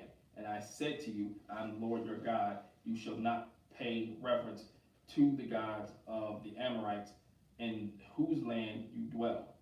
You have not given heed to my voice. Now the angel of the Lord came and sat under the oak of Ophrah, which belonged to Joash the Bezerite, as son of Gideon, was beating out wheat in the winepress to hide it from the Midianites. And the angel of the Lord appeared to him and said to him, The Lord is with you, mighty man of valor. And Gideon said to him, Pray, sir, if the Lord is with us, then why then has all this befallen us? And where all his wonderful deeds which our fathers recounted to us, saying, Did not the Lord bring us up from Egypt? But now the Lord has cast us off and given us into the hand of Midian. And the Lord turned to him and said, Go in this might of yours and deliver Israel from the hand of Midian. I do not send you. Do not I send you? And he said to him, Pray, Lord, how can I deliver Israel? Behold, my clan is the weakest in Manasseh, and I am the least in my family. The Lord said to him, But I will be with you, and you shall smite the Midianites as one man. And he said to him, If now I have found favor with thee, then show me a sign that it is thou who speakest with me. Do not depart from here, I pray thee, until I come to thee and bring out my present and set it before thee. And he said, I will stay till you return. So Gideon went into his house and prepared a kid and unleavened cakes from ephah of flour, and he met and the meat he put in the basket, and the broth he put in the pot. and brought them to him under the oak and presented them. And the angel of God said to him, take the meat and the unleavened cakes and put them on this rock and pour the broth over them. And he did so. Then the angel of the Lord reached out the tip of his staff that was in his hand and touched the meat and the unleavened cakes, and there sprang up fire from the rock and consumed the flesh and the unleavened cakes, and the angel of the Lord vanished from his sight. Then Gideon perceived that he was the angel of the Lord, and Gideon said, Alas, O Lord God, for now I have seen the angel of the Lord face to face. But the Lord said to him, Peace be to you. Do not fear, you shall not die. Then Gideon built an altar there to the Lord and called it, The Lord is Peace. To this day it still stands at Ophrah, which belongs to the Abiezrites.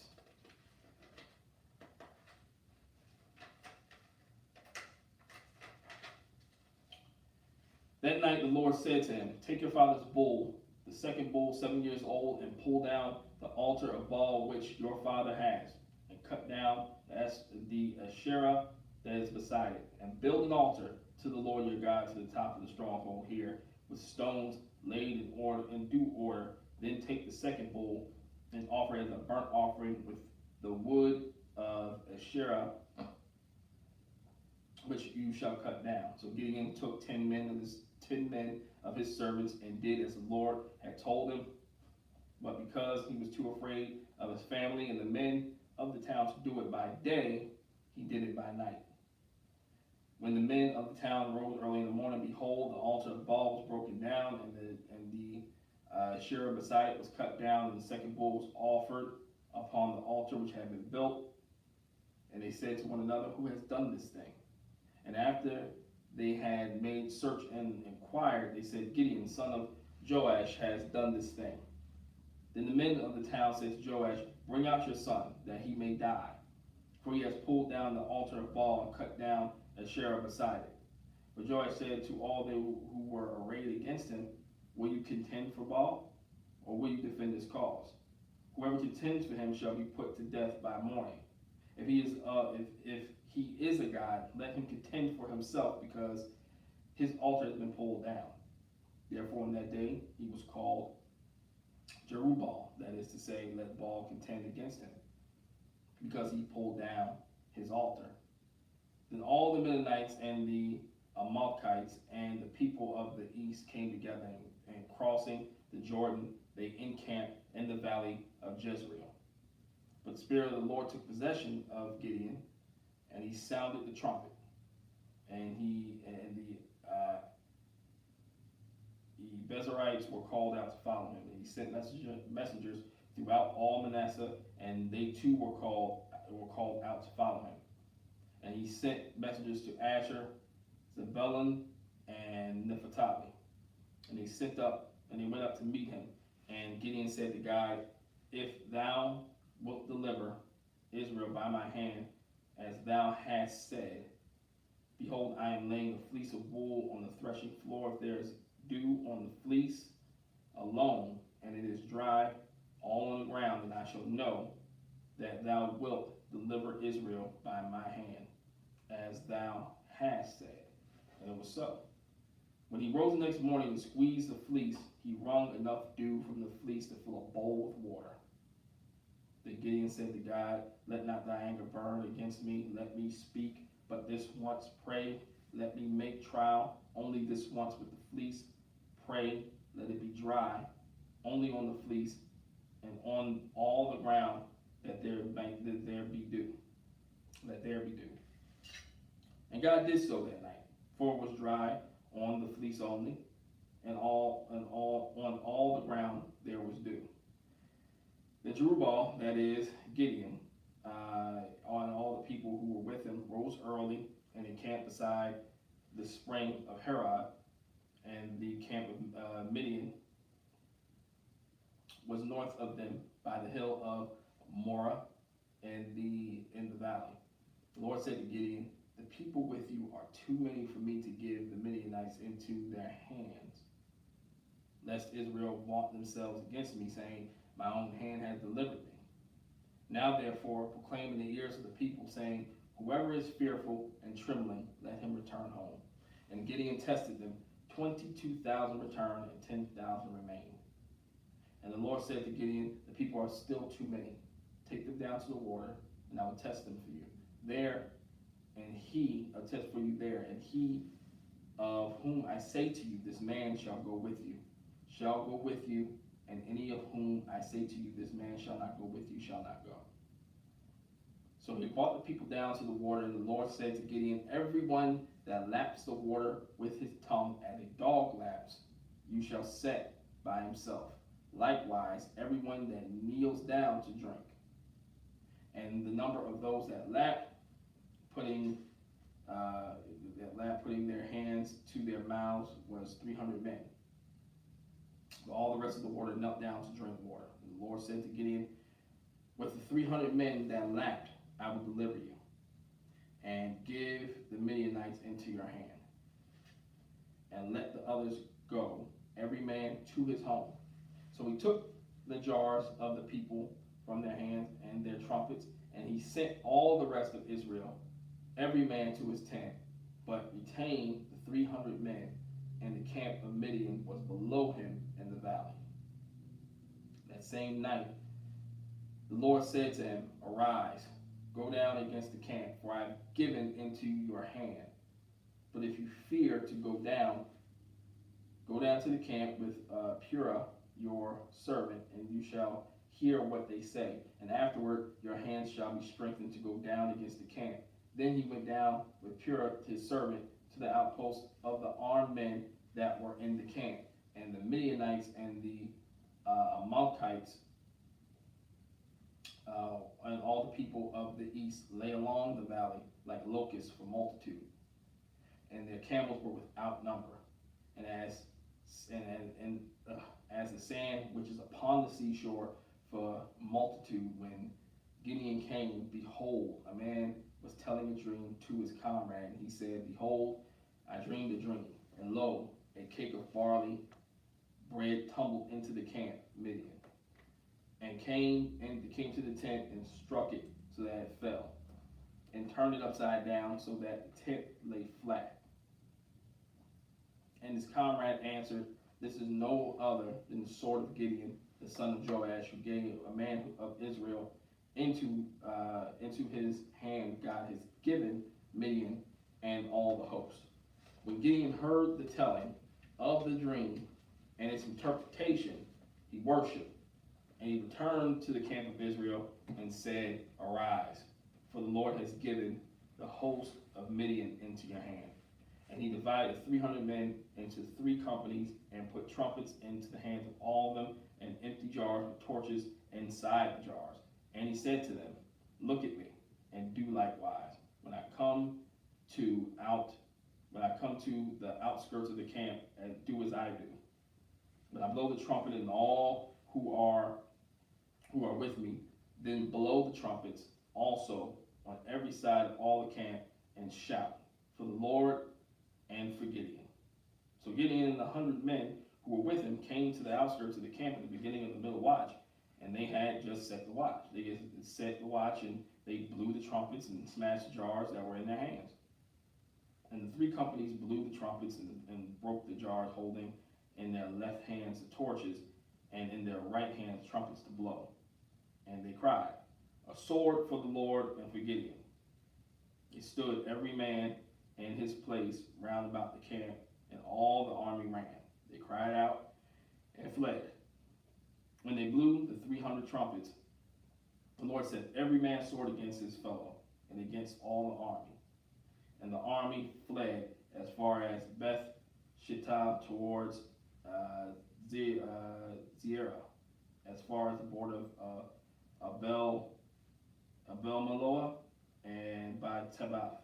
And the men of Israel were called out from Naphtali and from Asher, from all Manasseh they pursued after Midian. And Gideon sent messengers throughout all the hill country of Ephraim, saying, come down against the Midianites and seize the waters against them, as far as Beth Barah and also the Jordan. So all the men of Ephraim were called out, and they seized the waters as far as Bethbari and also the Jordan. And they took the two princes of Midian, Oreb and Zeb, and they killed Oreb at the rock of Oreb, and Zeb they killed at the winepress of Zeb, as they pursued Midian. And they brought the heads of Oreb and Zeb to Gideon beyond the Jordan. And the men of Ephraim said to him, "What is this that you have done to us, not to call us when you went to fight with Midian?" And they upbraided him violently. And he said to them, "What have I done now in comparison with you? Is not the gleaning of grapes of Ephraim better than the vintage of Ebezer? God has given into your hands the princes of Midian, Oreb, and Zeb. What have I been able to do in comparison with you?" Then their anger against him was abated when he had said this. And Gideon came to the Jordan and passed over, he and the 300 men who were with him, faint yet pursuing. So he said to the men of Succoth, "Pray, give loaves of bread to the people who follow me, for they are faint, and I am pursuing after Zebah and Zalmunna, the kings of Midian." And the officials of Succoth said, "Are Zebah and Zalmunna already in your hand, that we should give bread to your army?" Gideon said, "Well then, when the Lord has given Zebah and Zalmunna into my hand, I will flail your flesh with the thorns of the wilderness, and with briars. And with briars." And from there he went up to Penuel and spoke to them in the same way. And the men of Penuel answered him as the men of Succoth had answered. And he said to the men of Penuel, "When I come again in peace, I will break down this tower." Now Zebah and Zalmunna were in Karkor with their army, about 15,000 men, all who were left of all the army of the people of the east, for there had fallen 120,000 men who drew the sword. And Gideon went up by the caravan route east of Nobah and Jogbeah and attacked the army, for the army was off its guard. And Zebah and Zalmunna fled, and he pursued them and took the two kings of Midian, Zebah and Zalmunna, and he threw all the army into a panic. Then Gideon, the son of Joash, returned from the battle by the ascent of Heres. And he caught a young man of Succoth and questioned him. And he wrote down for him the officials and elders of Succoth, 77 men. And he came to the men of Succoth and said, "Behold, Zebah and Zalmunna, about whom you taunted me, saying, Are Zebah and Zalmunna already in your hand, that we should give bread to your men who are faint?" And he took the elders of the city, and he took thorns of the wilderness and briars, and with them taught the men of Succoth. And he broke down the tower of Penuel and slew the men of the city. Then he said to Zebah and Zalmunna, Where are the men whom you slew at Tabor?" They answered, "As you are, so were every one of them."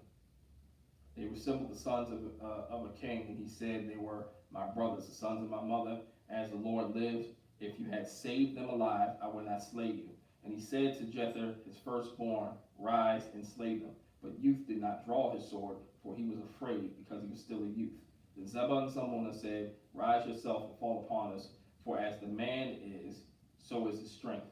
And Gideon arose and slew Zebah and Zalmunna, and he took the crescents that were on the necks of their camels. Then the men of Israel said to Gideon, "Rule over us, you and your son, and your grandson also, for you have delivered us out of the hand of Midian." Gideon said to them, "I will not rule over you, and my son will not rule over you, and the Lord will rule over you." And Gideon said to them, "Let me make a request of you. Give me every man of you the earrings of his spoil."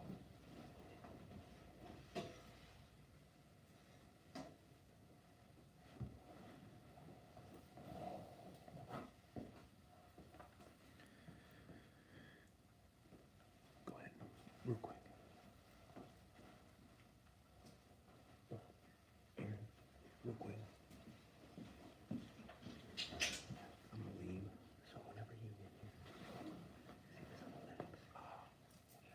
for they had golden earrings, because they were Ishmaelites.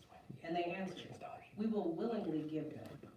And they spread a garment, and every man cast in it the earrings of his spoil. And the weight of the golden earrings that he requested was 1,700 shekels of gold, besides the crescents and the pendants and the purple garments worn by the kings of Midian, and besides the collars that were around the necks of camels. And Gideon made an ephod of it and put it in his city, on Ophrah. And all Israel played the harlot after it there. And it became a snare to Gideon and to his family. So Midian was subdued before the people of Israel, and they lifted up their heads no more. And the land had rest 40 years in the days of Gideon. Jerubbaal, the son of Joash, went and dwelt in his own house. Now Gideon had 70 sons, his own offspring, for he had many wives. And his concubine, who was in Shechem, also bore him a son, and he called his name Abimelech. And Gideon, the son of Joash, died in a good old age, and was buried in the tomb of Joash his father, in Ophrah, the Abiezrites. As soon as Gideon died, the people of Israel turned again and played the harlot after the Baals, and made Baal-berith their god. And the people of Israel did not remember the Lord their God, who had rescued them from the hand of all their enemies on every side.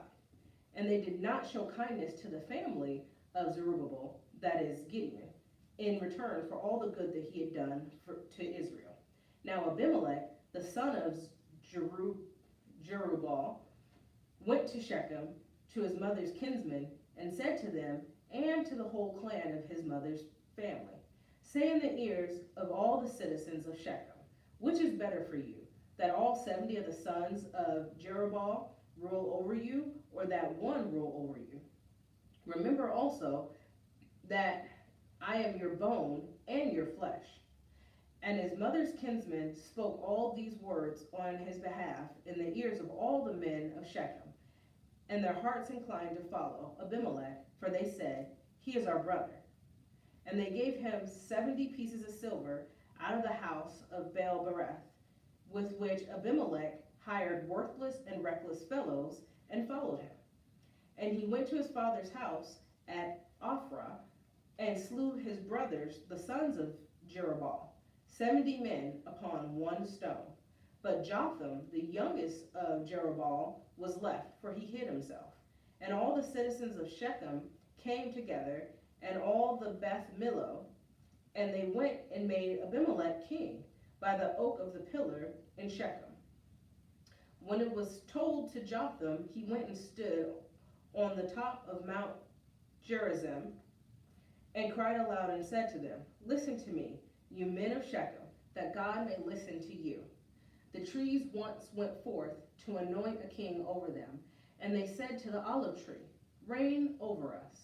But the olive tree said to them, shall I leave my fatness by which gods and men are honored, and go to sway over the trees? And the trees said to the fig tree, come you and reign over us. But the fig tree said to them, shall I leave my sweetness and my good fruit, and go to sway over the trees? And the trees said to the vine, come you and reign over us. But the vine said to them, shall I leave my wine which cheers gods and men, and go sway over the trees? Then all the trees said to the bramble, come you and reign over us. And the bramble said to the trees, if in good faith you are anointing me king over you, then come and take refuge in my shade. But if not, let fire come out of the bramble and devour the cedars of Lebanon. Now therefore, if you acted in good faith and honor when you made Abimelech king, and if you have dwelt well with Jerubbaal and his house, and have done to him as his good deeds deserved, for my father fought for you and risked his life, and rescued you from the hand of Midian. And you have risen up against my father's house this day, and have slain his sons, 70 men on one stone, and have made Abimelech, the son of his maidservant, king over the citizens of Shechem, because he is your kinsman. If you then have acted in good faith and honor with Jerubbaal and with his house this day, then rejoice in Abimelech, and let him also rejoice in you. But if not, let fire come out from Abimelech and devour the citizens of Shechem and Beth Millo. And let fire come out from the citizens of Shechem and from Beth Millo and devour Abimelech.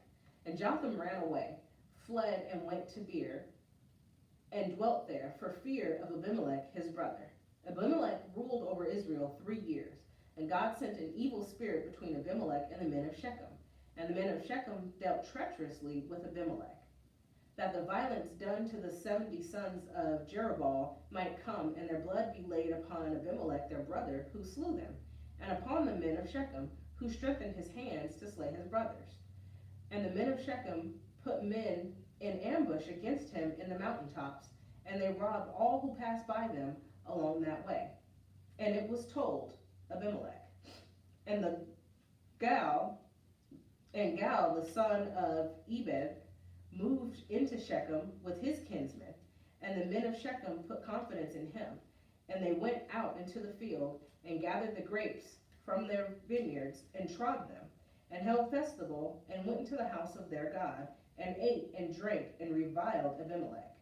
And Gal, the son of Ebed, said, Who is Abimelech, and who are we of Shechem, that we should serve him? Did not the son of Jerubbaal and Zubal, his officers, serve the men of Hamor, the father of Shechem? Why then should we serve him? Would that this people were under my hand. Then I would remove Abimelech. I would say to Abimelech, Increase your army and come out. Then Zebul, the ruler of the city, heard the words of Gal, the son of Ebed. His anger was kindled. And he sent messengers to Abimelech at Arumah, saying, Behold, Gal, the son of Ebed, and his kinsmen have come to Shechem, and they are stirring up the city against you. Now therefore, go by night, you and the men that are with you, and lie in wait in the fields. Then in the morning, as soon as the sun is up, rise early and rush upon the city. And when he and the men that are with him come out against you, you may do to them as occasion offers. And Abimelech and all the men that were with him rose up by night and laid wait against Shechem in 4 companies. And Gal, the son of Ebed, went out and stood in the entrance of the gate of the city. And Abimelech and the men that were with him rose from the ambush. And when Gal saw the men, and said to Zubal, Look, men are coming down from the mountaintops. And Zubal said to him, You see the shadow of the mountains as if they were men. Gal spoke again and said, Look, men are coming down from the center of the land, and one company is coming from the direction of the diviner's oak. Then Zubal said to him, Where is your mouth now, you who said, Who was Abimelech, that we should serve him? Are not these the men who you despise? Go out now and fight with them. And Gal went to the head of the men of Shechem and fought with Abimelech. And Abimelech chased him, and he fled before him. And many fell wounded up to the entrance of the gate. And Abimelech dwelt at Arumah, and Zubal drove Gal and his kinsmen so that they could not live on at Shechem. On the following day, the men went out into the fields, and Abimelech was told. He took his men and divided them into 3 companies and laid wait in the fields.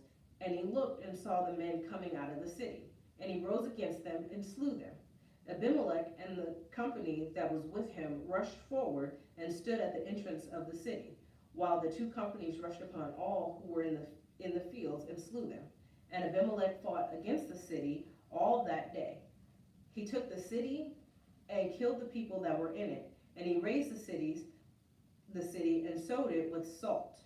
When all the people of the tower of Shechem heard of it, they entered the stronghold of the house of Elbereth. Abimelech was told that all the people of the tower of Shechem were gathered together, and Abimelech went up to Mount Zalmon, he and all the men that were with him. And Abimelech took an axe in his hand and cut down a bundle of bushwood and took it up and laid it on his shoulder. And he said to the men that were with him, "What you have seen me do, make haste to do, as I have done." So every one of the people cut down his bundle and followed Abimelech, put it against the stronghold, and they set the stronghold on fire over them, so that all the people of the tower of Shechem also died, about 1,000 men and women. Then Abimelech went to Thebez and encamped against Thebez and took it. But there was a strong tower within the city, and all the people of the city fled to it, all the men and women, and shut themselves in. And then they went to the roof of the tower. And Abimelech came to the tower and fought against it, and drew near to the door of the tower to burn it with fire. And a certain woman threw an upper millstone upon Abimelech's head and crushed his skull. Then he called hastily to the young man, his armor bearer, and said to him, "Draw your sword and kill me, lest men say of me, a woman killed him." And his young man thrust him through, and he died. And the men of Israel saw that Abimelech was dead. They departed, every man to his home. Thus God requited the crime of Abimelech, which he committed against his father in killing his 70 brothers. And God also made all the wickedness of the men of Shechem fall back upon their heads, and upon them came the curse of Jotham, the son of Jerubbaal. Judges 10. After Abimelech there arose to deliver Israel Tola to the son of Puah, son of Dodo, a man of Issachar, and he lived at Shamir in the hill country of Ephraim. And he judged Israel 23 years. Then he died and was buried in Shamir. After he arose, Jair the Gileadite, who judged Israel 22 years. And he had 30 sons who rode on 30 donkeys, and they had 30 cities called Havoth-Jair to this day, which are in the land of Gilead. And Jair died and was buried in Canaan. And the people of Israel again did what was evil in the sight of the Lord, and served the Baals and the Ashtaroth, the gods of Syria, the gods of Sidon, the gods of Moab, the gods of Ammonites, and the gods of Philistines. And they forsook the Lord and did not serve him. And the anger of the Lord was kindled against Israel, and he sold them into the hands of the Philistines and into the hands of the Ammonites. And they crushed and oppressed the children of Israel that year. For 18 years they oppressed all the people of Israel that were beyond the Jordan, in the land of the Amorites, which is in Gilead. And the Ammonites crossed the Jordan to fight against Judah and against Benjamin and against the house of Ephraim, so that Israel was sorely distressed. And the people of Israel cried to the Lord, saying, "We have sinned against thee, because we have forsaken our God and have served the Baals." And the Lord said to the people of Israel, "Did I not deliver you from the Egyptians, from the Amorites, from the Ammonites, and from the Philistines? The Sidonians also, and the Amalekites, and the Moabites oppressed you. And you cried to me, and I delivered you out of their hand. Yet you have forsaken me and served other gods. Therefore I will deliver you no more. Go and cry to the gods whom you have chosen. Let them deliver you in the time of your distress." And the people of Israel said to the Lord, "We have sinned. Do to us whatever seems good to thee. Only deliver us, we pray thee, this day." So they put away the foreign gods from among them and served the Lord. And he became indignant over the misery of Israel. Then the Ammonites were called to arms, and they encamped in Gilead. And the people of Israel came together, and they encamped at Mizpah. And the people, the leaders of Gilead, said to one another, "Who is the man that will begin to fight against the Ammonites? He shall be head over the inhabitants of Gilead." Judges 11. Now Japheth the Gileadite was a mighty warrior, but he was the son of a harlot. Gilead was the father of Japheth. And Gilead's wife also bore him sons. And when his wife's sons grew up, they thrust Jephthah out and said to him, "You shall not inherit our father's house, for you are the son of another woman." Then Jephthah fled from his brothers and dwelt in the land of Tob, and worthless fellows collected around Jephthah and went raiding with him. After a time, the Ammonites made war against Israel. And when the Ammonites made war against Israel, the elders of Gilead went to bring Jephthah from the land of Tob, and they said to Jephthah, "Come and be our leader, that we may fight with the Ammonites." But Jephthah said to the elders of Gilead, "Did you not hate me and drive me out of my father's house? Why have you come to me now when you are in trouble?" And the elders of Gilead said to Jephthah, "That is why we have turned to you now, that you may go with us and fight with the Ammonites and be our head over all the inhabitants of Gilead." Jephthah said to the elders of Gilead, "If you bring me home again to fight with the Ammonites, and the Lord gives them over to me, I will be your head."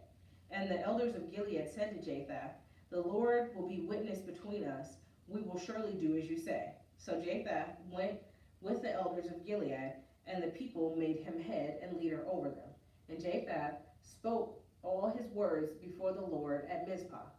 Then Jephthah sent messengers to the king of the Ammonites and said, "What have you against me, that you have come to me to fight against my land?"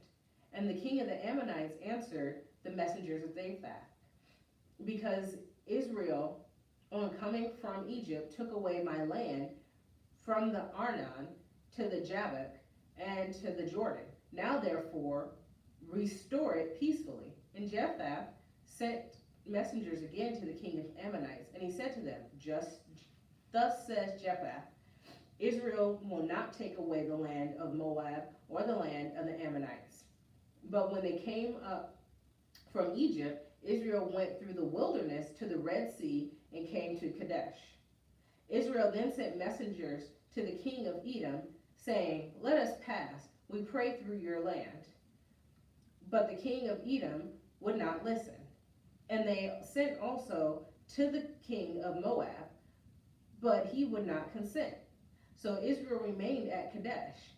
Then they journeyed through the wilderness and went around the land of Edom and the land of Moab, and arrived on the east side of the land of Moab, and camped on the other side of the Arnon.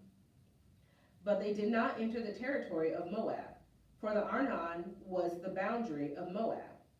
Israel then sent messengers to Sihon, king of the Amorites, king of Heshbon, and Israel said to them, "Let us pass, we pray, through your land to our country." But Sihon did not trust Israel to pass through his territory. So Sihon gathered all his people together and encamped at Jahaz and fought with Israel. And the Lord, the God of Israel, gave Sihon and all his people into the hand of Israel, and they defeated them. So Israel took possession of all the land of the Amorites who inhabited that country. And they took possession of all the territory of the Amorites from the Arnon to the Jabbok, and from the wilderness to the Jordan. So when the Lord, the God of Israel, dispossessed the Amorites from before his people, Israel, and are you to take possession of them? Will you not possess what Chemosh, your God, gives you to possess? And all that the Lord our God has dispossessed before us, we will possess. Now are you any better that Balak the son of Zippor, king of Moab?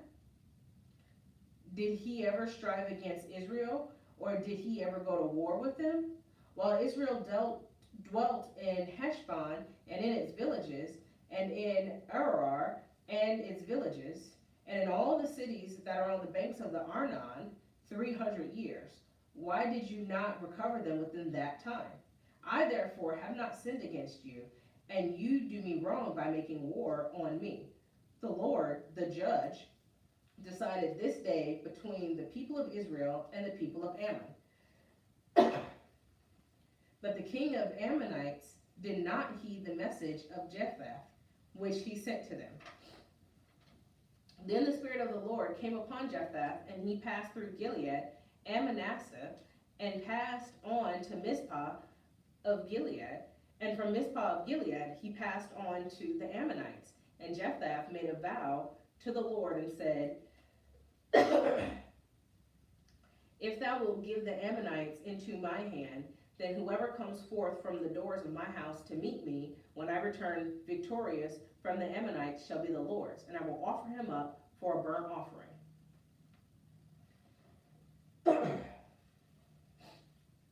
So Jephthah crossed over the Ammonites to fight against them, and the Lord gave them into his hand.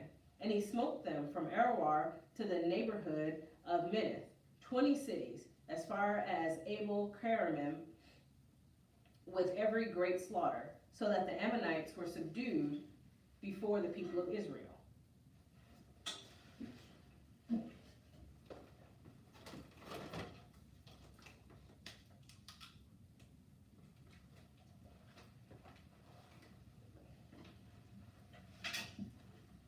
Then Jephthah came to his home at Mizpah, and behold, his daughter came out to meet him with timbrels and with dances. She was his only child. Beside her, he had neither son nor daughter. And when he saw her, he rent his clothes and said, Alas, my daughter, you have brought me very low, and you have become the cause of great trouble to me. For I have opened my mouth to the Lord and cannot take back my vow. And she said to him, My father, if you have opened your mouth to the Lord, do to me according to what has gone forth from your mouth, now that God has avenged you on your enemies, on the Ammonites. And she said to her father, Let this thing be done for me. Let me alone 2 months, that I may go and wander on the mountains and bewail my virginity, I and my companions. And he said, Go. He sent her away for 2 months, and she departed, she and her companions, and bewailed her virginity upon the mountains. And at the end of 2 months she returned to her father, who did with her according to his vow which he had made. She had never known a man. And it became custom in Israel that the daughters of Israel went year by year to lament the daughter of Jephthah, the Gileadite, 4 days in the year. Judges 12. The men of Ephraim were called to arms, and they crossed to Zaphon and said to Jephthah, Why did you cross over to fight against the Ammonites, and did not call us to go with you? We will burn your house over with fire. Jephthah said to them, I and my people had a great feud with the Ammonites, and when I called you, you did not deliver me from their hand. And when I saw that you would not deliver me, I took my life in my hand and crossed over against the Ammonites, and the Lord gave them into my hand. Why then have you come up to me this day to fight against me?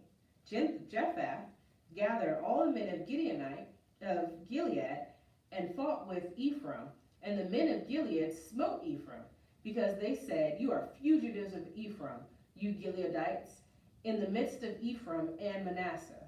And the Gileadites took the fords of the Jordan against the Ephraimites. And when any of the fugitives of Ephraim said, Let me go over, the men of Gilead said to him, Are you an Ephraimite? When he said no, they said to him, Say Shibboleth. And if he said Sibboleth, for he could not pronounce it right, they seized him and slew him at the ford of the Jordan. And there fell at the time 42,000 of the Ephraimites.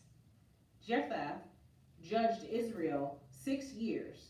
Then Jephthah the Gileadite died and was buried in the city of Gilead. After him, Ibzan of Bethlehem judged Israel. He had 30 sons and 30 daughters he gave in marriage outside his clan, and 30 daughters he brought in from outside for his sons. He judged Israel 7 years, and then Ibzan died and was buried in Bethlehem. After him, Elon the Zebulunite judged Israel, and he judged Israel 10 years. Then Elon the Zebulunite died and was buried in Aijalon in the land of Zebulun. After him, Abdon, the son of Hillel the Parathonite, judged Israel. He had 40 sons and 30 grandsons who rode on 70 donkeys, and he judged Israel 8 years. Then Abdon, the son of Hillel the Parathonite died and was buried in Parathonon, in the land of Ephraim, in the hill country of the Amalekites. Judges 13. And the people of Israel again did what was evil in the sight of the Lord. And the Lord gave them into the hands of the Philistines for 40 years. And there was a certain man of Zorah, of the tribe of the Danites, whose name was Manoah, and his wife was barren and had no children. The angel of the Lord appeared to the woman and said to her, Behold, you are barren and have no children, but you shall conceive and bear a son. Therefore, beware and drink no wine or strong drink, and eat nothing unclean. For lo, you shall receive and bear a son. No razor shall come upon his head, for the boy shall be a Nazarite to God from birth, and he shall begin to deliver Israel from the hand of the Philistines. Then the woman came and told her husband, A man of God came to me, and his countenance was like the countenance of the angel of God, very terrible. I did not ask him whence he was, and he did not tell me his name. But he said to me, Behold, you shall conceive and bear a son. So then drink no wine or strong drink, and eat nothing unclean. For the boy shall be a Nazarite to God from birth to the day of his death. And then Manoah entreated the Lord and said, O Lord, I pray thee, let the man of God whom thou didst send come again to us and teach us what we are to do with the boy that will be born. And God listened to the voice of Manoah, and the angel of God came again to the woman as she sat in the field. But Manoah, her husband, was not with her. And the woman ran in haste and told her husband, Behold, the man who came to me the other day has appeared to me. And Manoah arose and went after his wife and came to the man and said to him, Are you the man who spoke to this woman? And he said, I am. And Manoah said, Now, when your words come true, what is to be the boy's manner of life? And what is he to do? And the angel of the Lord said to Manoah, Of all that I said to the woman, let her be aware. She may not eat anything that comes from the vine, neither let her drink wine or strong drink, or eat any unclean thing. All that I commanded her, let her observe. Manoah said to the angel of the Lord, Pray, let us detain you and prepare a kid for you. And the angel of the Lord said to Manoah, If you detain me, I will not eat your food. But if you make ready a burnt offering, then offer it to the Lord. For Manoah did not know that he was the angel of the Lord. And Manoah said to the angel of the Lord, What is your name, so that when your words come true, we may honor you? And the angel of the Lord said to him, Why do you ask my name, seeing it is wonderful? So Manoah took the kid upon the cereal offering and offered it upon the rock to the Lord, to him who worked wonders. And when the flame went up toward heaven from the altar, the angel of the Lord ascended in the flame of the altar, while Manoah and his wife looked on, and they fell on their faces to the ground. The angel of the Lord appeared no more to Manoah and to his wife. Then Manoah knew that he was the angel of the Lord, and Manoah said to his wife, We shall surely die, for we have seen God. But his wife said to him, If the Lord had meant to kill us, he would not have accepted a burnt offering and a cereal offering at our hands, or shown us all these things, or now announced to us such things as these. And the woman bore a son, and she called his name Samson. And the boy grew, and the Lord blessed him. And the Spirit of the Lord began to stir him in Mahan Dan, between Zorah and Eshtaol. Samson went down to Timnah, and at Timnah he saw one of the daughters of the Philistines. He came up and told his father and mother, I saw one of the daughters of the Philistines at Timnah. Now get her for me as my wife. But his father and mother said to him, There is not a woman among the daughters of your kinsmen. Is there not a woman among the daughter of your kinsmen, or among all our people, that you must go to take a wife from the uncircumcised Philistines? But Samson said to his father, Get her for me, for she pleases me well. His father and mother did not know that it was from the Lord, for he was seeking an occasion against the Philistines. At that time the Philistines had dominion over Israel. Then Samson went down with his father and mother to Timnah, and he came to the vineyards of Timnah, and behold, a young lion roared against him. And the Spirit of the Lord came mightily upon him, and he tore the lion asunder as one tears a kid. And he had nothing in his hand, but he did not tell his father or his mother what he had done. Then he went down and talked to the woman, and she pleased Samson well. And after a while he returned to take her, and he turned aside to see the carcass of the lion, and behold, there was a swarm of bees in the body of the lion, and honey. He scraped it out into his hands, and went on eating as he went. He came to his father and mother, and gave some to them, and they ate, but he did not tell them he had taken the honey from the carcass of the lion. And his father went down to the woman, and Samson made a feast there, for so the young man used to do. And when the people saw him, they brought 30 companions to be with him. And Samson said to them, "Let me now put a riddle to you. If you can tell me what it is within 7 days of the feast, and find it out, then I will give you 30 linen garments and 30 festal garments. But if you cannot tell me what it is, then you shall give me 30 linen garments and 30 festal garments." And they said to him, "Put your riddle that we may hear it." And he said to them, "Out of the eater came something to eat.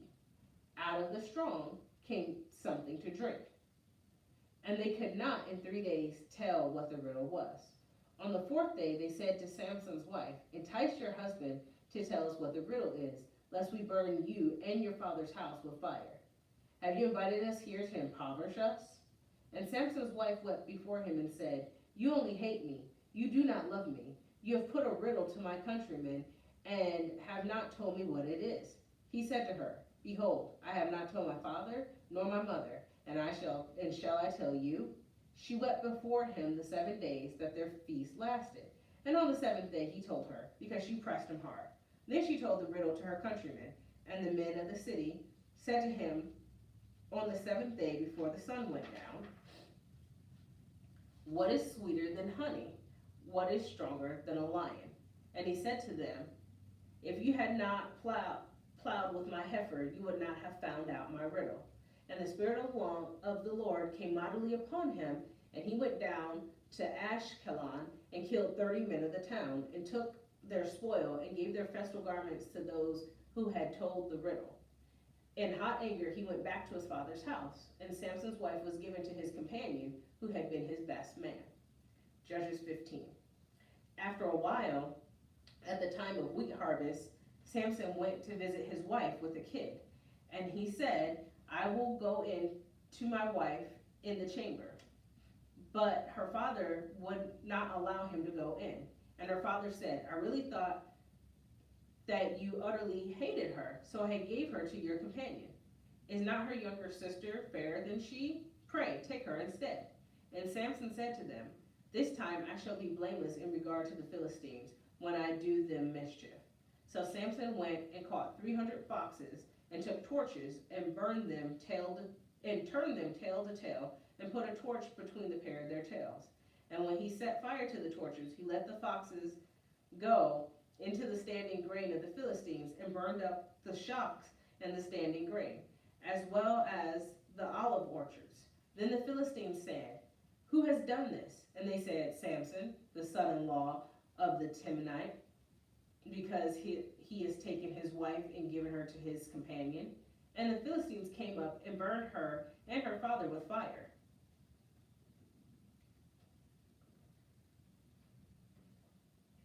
And Samson said to them, "If this is what you do, I swear I will be avenged upon you, and after that I will quit."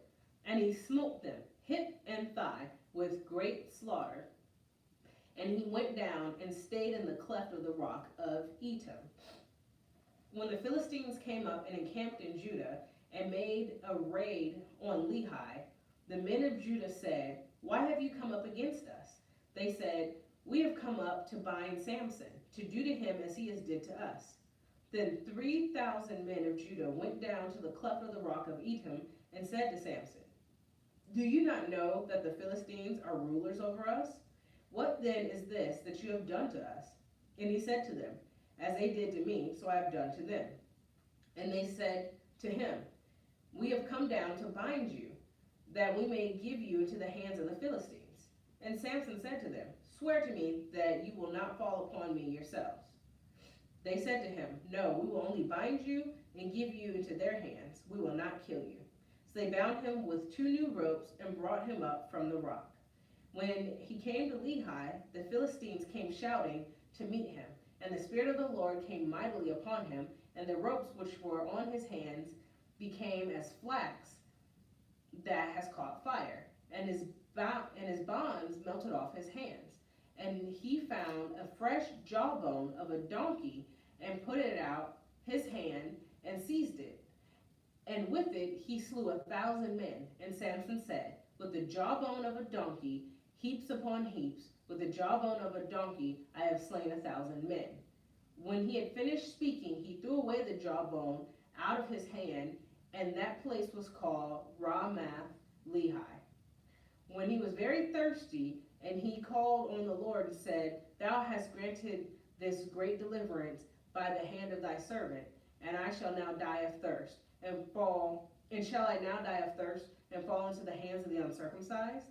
And God split open the hollow place that is at Lehi, and there came water from it, and he drank. His spirit returned, and he revived. Therefore, the name of it is En Hakkore. It is at Lehi to this day. And he judged Israel in the days of the Philistines 20 years. Judges 16. Samson went to Gaza, and there he saw a harlot, and he went to her. The Gazites were told, "Samson has come here," and they surrounded the place and lay in wait for him all night at the gate of the city. They kept quiet all night, saying, "Let us wait till the light of morning, then we will kill him."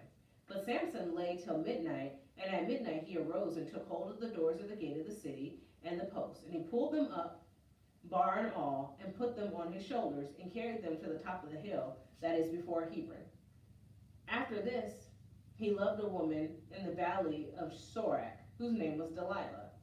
And the lords of the Philistine came to her and said to her, "Entice him, and see wherein his great strength lies, and by what means we may overpower him, that we may bind him to subdue him, and we will each give you 1,100 pieces of silver."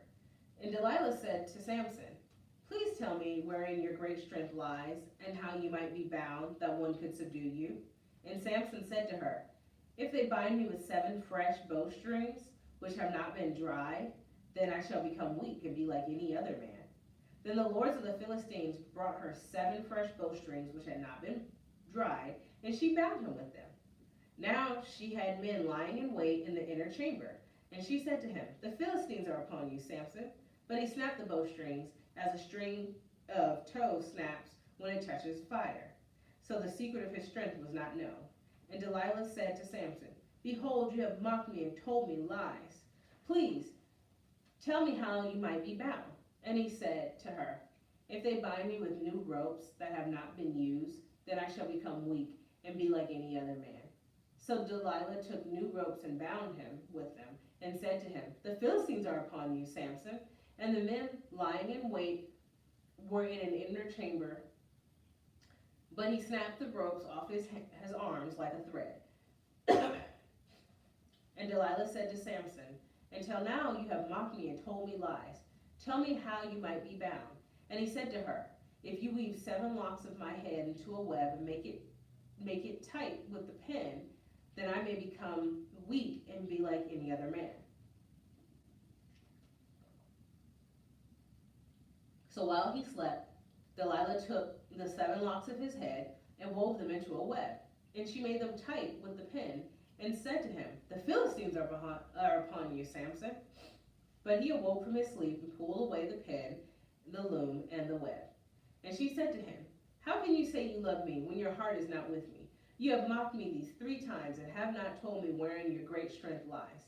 And when she pressed him hard with her words day after day and urged him, his soul was vexed to death.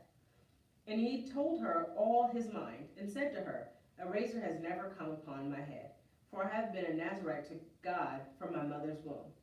If I be shaved, then my strength will leave me, and I shall become weak and be like any other man." Then Delilah saw that he had told her all his mind, and she sent and called the lords of the Philistines, saying, "Come up this once, for he has told me his mind." Then the lords of the Philistines came up to her and brought the money in their hands. She made him sleep upon her knees, and she called a man, and had him shave off the 7 locks of his head. Then she began to torment him, and his strength left him. And she said, "The Philistines are upon you, Samson." And he woke up from his sleep and said, "I will go out as at other times and shake myself free." And he did not know that the Lord had left him. And the Philistines seized him and gouged his eyes and brought him down to Gaza and bound him with bronze fetters, and he ground at the mill in the prison. But the hair on his head began to grow again after it had been shaved. Now the lords of the Philistines gathered to offer a great sacrifice to Dagon, their god, and to rejoice, for they said, "Our God has given Samson, our enemy, into our hands." And when these people saw him, they praised their God, for they said, "Our God has given our enemy into our hands, the ravager of our country, who has slain many of us." And when their hearts were merry, they said, "Call Samson, that he may make sport for us." So they called Samson out of the prison, and he made sport for them. They made him stand between the pillars, and Samson said to the lad who held him by the hand, "Let me feel the pillars on which the house rests, that I may lean against them." Now the house was full of men and women. All the lords of the Philistines were there, and on the roof there were about 300 men and women, who looked on while Samson made sport. Then Samson called to the Lord and said, "O Lord God, remember me, I pray. I pray thee, and strengthen me. I pray thee, only this once, O God, that I may be avenged upon the Philistines for one of my 2 eyes." And Samson grasped the 2 middle pillars upon which the house rested, and he leaned his weight upon them, his right hand on one and his left hand on another. And Samson said, "Let me die with the Philistines." Then he bowed with all his might, and the house fell upon the lords and upon all the people that were in it. So the dead whom he slew at his death were more than those he had slain during his life. Then his brothers and all his family came down and took him and brought him up and buried him between Zorah and Eshtaol in the tomb of Manoah his father. He had judged Israel 20 years. Judges 17. There was a man of the hill country of Ephraim whose name was Micah. And he said to his mother, "The 1,100 pieces of silver which were taken from you, about which you uttered a curse, and also spoke it in my ears, behold, the silver is with me. I took it." And his mother said, "Blessed be my son by the Lord." And he restored the 1,100 pieces of silver to his mother.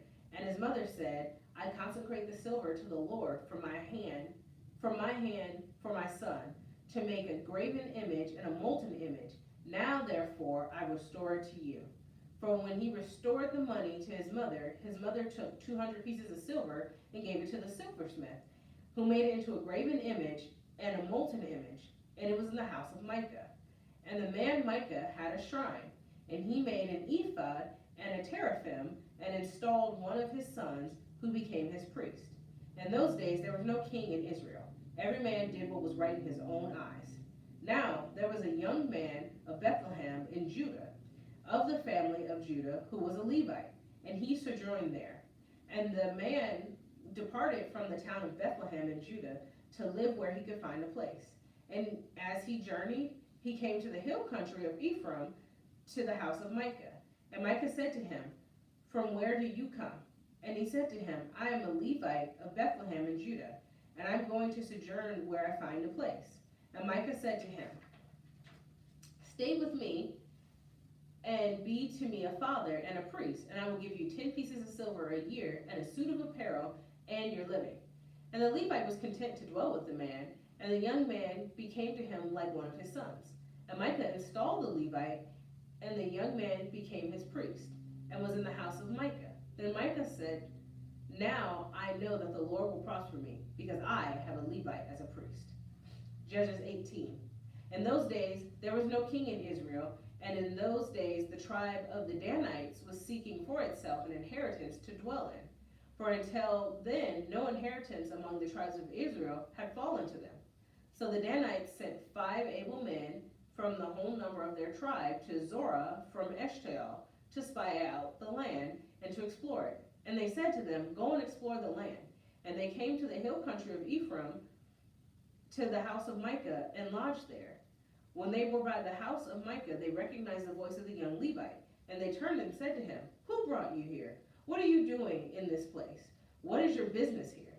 And he said to them, "Thus and thus has Micah dwelt with me. He has hired me, and I have become his priest." And they said to him, "Inquire of God, we pray thee, that we may know whether the journey on which we are setting out will succeed."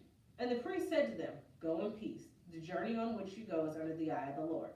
Then the 5 men departed and came to Laish, and saw the people who were there, how they dwelt in security after the manner of Sidonians, quiet and unsuspecting, lacking nothing that is in the earth, and possessing wealth, and how they were far from the Sidonians, and had no dealings with anyone.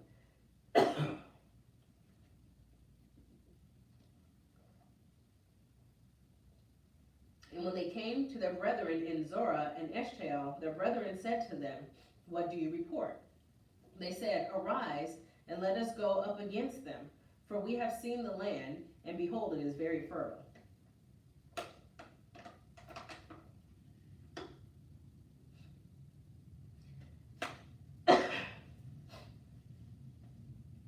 "And will you do nothing? Do not be slow to go and enter and possess the land. Then you go, and you will come to an unsuspecting people. The land is broad, yea, God has given it into your hands, a place where there is no lack of anything that is in the earth. And 600 men of the tribe of Dan, armed with weapons of war, set forth from Zorah to Eshtaol, and went up and encamped at Kiriath Jearim in Judah. On this account, that this place is called Mahanaim Dan to this day. Behold, it is west of Kiriath Jearim. And they passed on from there to the hill country of Ephraim, and came to the house of Micah. Then the 5 men who had gone to spy out the country of Laish said to their brethren, "Do you know that in these houses there are an ephod, teraphim, a graven image, and a molten image? Now therefore consider what you will do."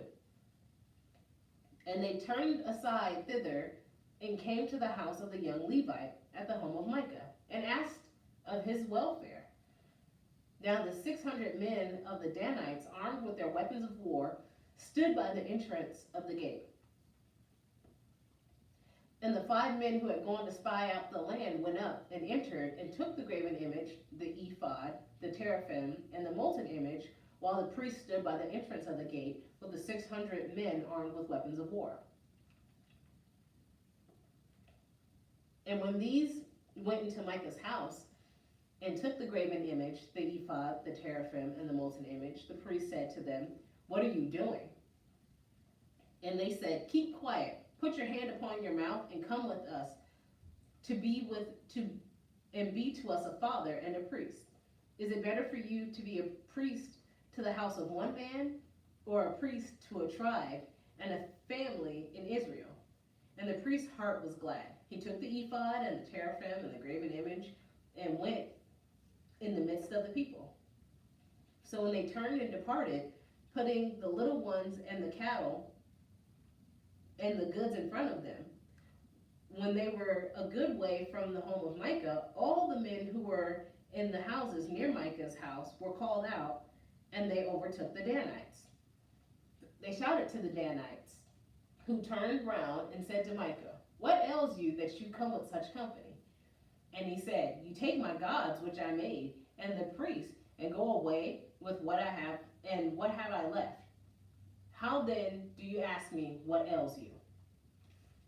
And the Danites said to him, "Do not let your voice be heard among us, lest angry fellows fall upon you, and you lose your life with the lives of your household." Then the Danites went their way, and when Micah saw that they were too strong for him, he turned and went back to his home. And taking what Micah had made, the priests who belonged to him, and the Danites came to Laish to be a people quiet and unsuspecting, and smote them with the edge of the sword, and burned the city with fire. And there was no deliverer, because it was far from Sidon, and they had no dealings with anyone. It was in the valley which belongs to Beth Rehob, and they rebuilt the city and dwelt in it. And they named the city Dan, after the name Dan of their ancestor, who was born to Israel. But the name of the city was Laish at first. And the Danites set up the graven image for themselves, and Jonathan, the son of Gershom, son of Moses, and his sons were priests to the tribe of the Danites until the day of the captivity of the land. So they set up Micah's graven image, which he made, as long as the house of God was at Shiloh. Judges 19.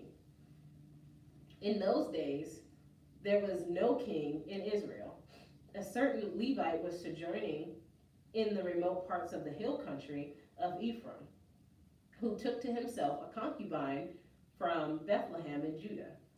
And his concubine became angry with him, and she went away from him to her father's house in Bethlehem in Judah, and was there some 4 months. Then her husband arose and went after her to speak kindly to her and bring her back. He had with him his servant and a couple of donkeys, and he came to her father's house. And when the girl's father saw him, he came with joy to meet him. And his father-in-law, the girl's father, made him stay, and he remained with him 3 days. So they ate and drank and lodged there. On the 4th day, they arose early in the morning, and he prepared to go.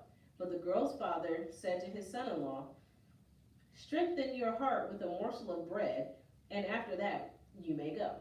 So the 2 men sat and ate and drank together. And the girl's father said to the man, "Be pleased to spend the night, and let your heart be merry." And when the man rose up to go, his father-in-law urged him till he lodged there again. And on the 5th day, he arose early in the morning to depart.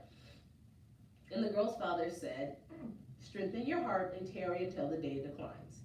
So they ate, both of them. And when the man and his concubine and servant rose up to depart, the father-in-law, the girl's father, said to him, "Behold, now the day has waned towards evening. Pray, tarry all night. Behold, the day draws to its close. Lodge here, and let your heart be merry. Tomorrow you shall arise early in the morning for your journey and go home." But the man would not spend the night. He arose and departed, and arrived opposite Jebus, that is, Jerusalem. He had with him a couple of saddled donkeys, and his concubine with him. When they were near Jebus, the day was far spent, and the servant said to his master, "Come now, let us turn aside to the city of Jebusites, and spend the night in it." And his master said to him, "We will not turn aside into the city of foreigners, who do not belong to the people of Israel, but we will pass on to Gibeah." And he said to his servant, "Come and let us draw near to one of these places, and spend the night at Gibeah or at Ramah." So they passed on and went their way, and the sun went down on them near Gibeah, which belongs to Benjamin. And they turned aside there to go in and spend the night at Gibeah. And he went in and sat down in the open square of the city, for no man took them into his house to spend the night. And behold, an old man was coming from his work in the field at evening. And the man was from the hill country of Ephraim, and he was sojourning in Gibeah. The men of the place were Benjamites. And he lifted his eyes and saw the wayfarer in the open square of the city. And the old man said, "Where are you going, and whence do you come?" And he said to him, "We are passing from Bethlehem in Judah to the remote parts of the hill country of Ephraim, for which I come. I went to Bethlehem in Judah, and I am going to my home, and nobody takes me into his house. And we have straw and provender for our donkeys, with bread and wine for me and your maidservant, and the young man with your servants. There is no lack of anything. And the old man said, Peace be to you. I will care for all your wants, only do not spend the night in the square. So he brought him into his house and gave the donkeys provender, and they washed their feet and ate and drank. As they were making their hearts merry, behold, the men of the city, base fellows, beset the house round about, beating on the door. And they said to the old man, the master of the house, Bring out the man who came into your house, that we may know him. And the man, the master of the house, went out to them and said to them, No, my brethren, do not act so wickedly, seeing that this man has come into my house. Do not do this vile thing. Behold, here are my virgin daughter and his concubine.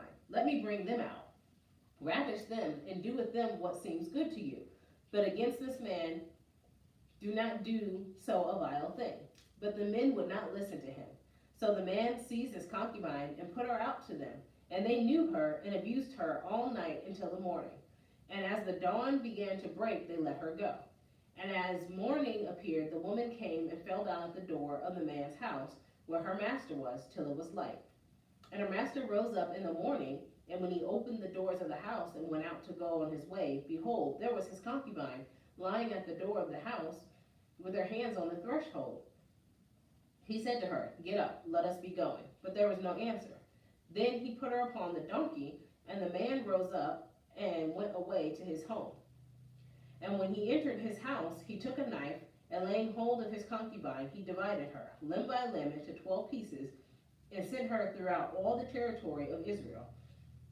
And all who saw it said, Such a thing has never happened or been seen from the day that the people of Israel came out of the land of Egypt until this day. Consider it, take counsel, and speak.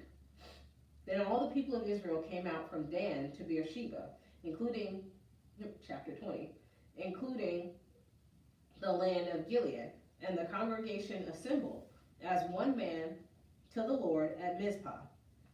And the chiefs of all people, of all the tribes of Israel, presented themselves in the assembly of the people of God, 400,000 men on foot that drew the sword. Now the Benjamites heard that the people of Israel had gone up to Mizpah, and the people of Israel said, Tell us, how was this wickedness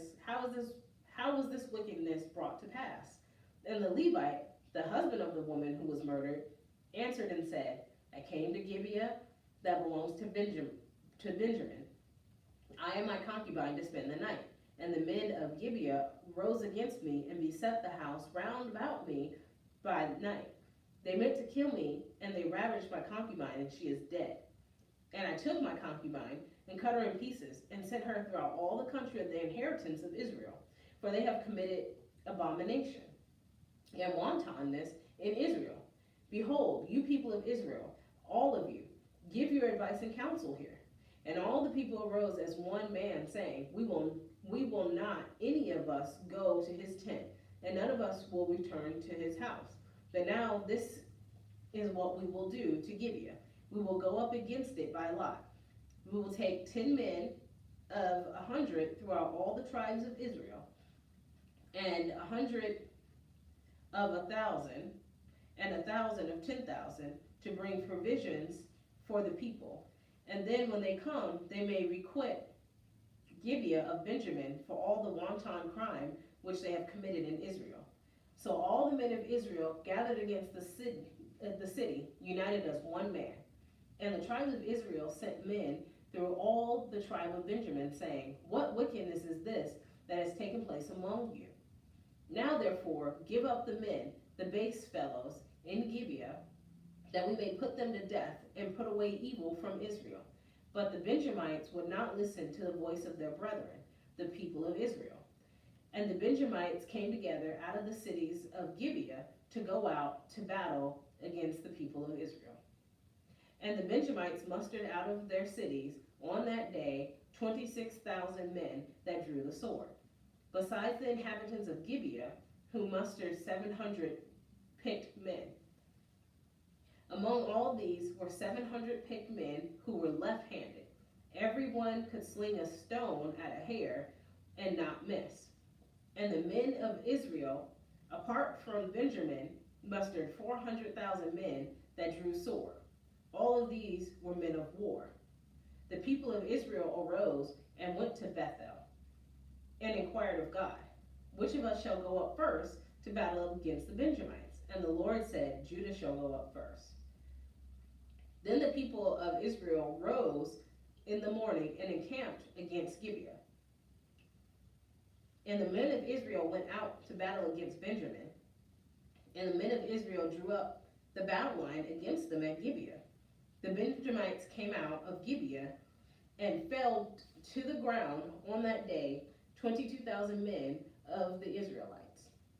But the people, the men of Israel, took courage and again formed the battle line in the same place where they had formed it in the first day. And the people of Israel went up and wept before the Lord until the evening, and they inquired of the Lord, shall we again draw near to battle against our brethren, the Benjamites? And the Lord said, go up against them. So the people of Israel came near against the Benjamites the second day. And Benjamin went up against them out of Gibeah the second day, and fell to the ground 18,000 men of the people of Israel. All these were men who drew the sword. Then all the people of Israel, the whole army, went up and came to Bethel and wept. They sat there before the Lord and fasted that day until evening, and offered burnt offerings and peace offerings before the Lord. And the people of Israel inquired of the Lord, for the ark of the covenant of God was there in those days. And Phinehas, the son of Eleazar, son of Aaron, ministered before it in those days, saying, shall we yet again go out to battle against our brethren the Benjamites, or shall we cease? And the Lord said, go up, for tomorrow I will give them into your hand. So Israel set men in ambush round about Gibeah. And the people of Israel went up against the Benjamites on the third day and set themselves in array against Gibeah as at other times. And the Benjamites went out against the people and were drawn away from the city. And as at other times, they began to smite and kill some of the people in the highways, one of which goes up to Bethel, and the other to Gibeah, and in the open country, about 30 men of Israel. And the Benjamites said, they are routed before us as at the first. But the men of Israel said, let us flee and draw them away from the city to the highways. And all the men of Israel rose up out of their place and set themselves in array at Bel Tamar. And the men of Israel who were in ambush rushed out of their place west of Geba. And there came against Gibeah 10,000 picked men out of all Israel, and the battle was hard. But the Benjamites did not know that disaster was close upon them. And the Lord defeated Benjamin before Israel. And the men of Israel destroyed 25,100 men of Benjamin that day. All of these were men who drew the sword. So the Benjamites saw that they were defeated. The men of Israel gave ground to Benjamin because they trusted to the men in ambush whom they had set against Gibeah. And the men in ambush made haste and rushed upon Gibeah. The men in ambush moved out and smote all the city with the edge of the sword. Now the appointed signal between the men of Israel and the men in ambush was that when they made a great cloud of smoke rise up out of the city, the men of Israel would turn in battle. Now Benjamin had begun to smite and kill about 30 men of Israel. And they said, surely they are smitten down before us, as in the first battle. But when the signal began to rise out of the city, and a column of smoke, the Benjamites looked behind them, and behold, the whole of the city went up in smoke to heaven. Then the men of Israel turned, and the men of Benjamin were dismayed, for they saw that disaster was close upon them. Therefore they turned their backs before the men of Israel in the direction of the wilderness. But the battle overtook them, and those who came out of the cities destroyed them in the midst of them. Cutting down the Benjamites, they pursued them them and trod them down from Nohah as far as the opposite of Gibeah on the east. 18,000 men of Benjamin fell, all of them men of valor. And they turned and fled towards the wilderness to the rock of Rimmon. 5,000 men of them were cut down in the highways, and they were pursued hard to get him. And 2,000 men of them were slain. So all who fell that day of Benjamin were 25,000 men that drew the sword, all of them men of valor.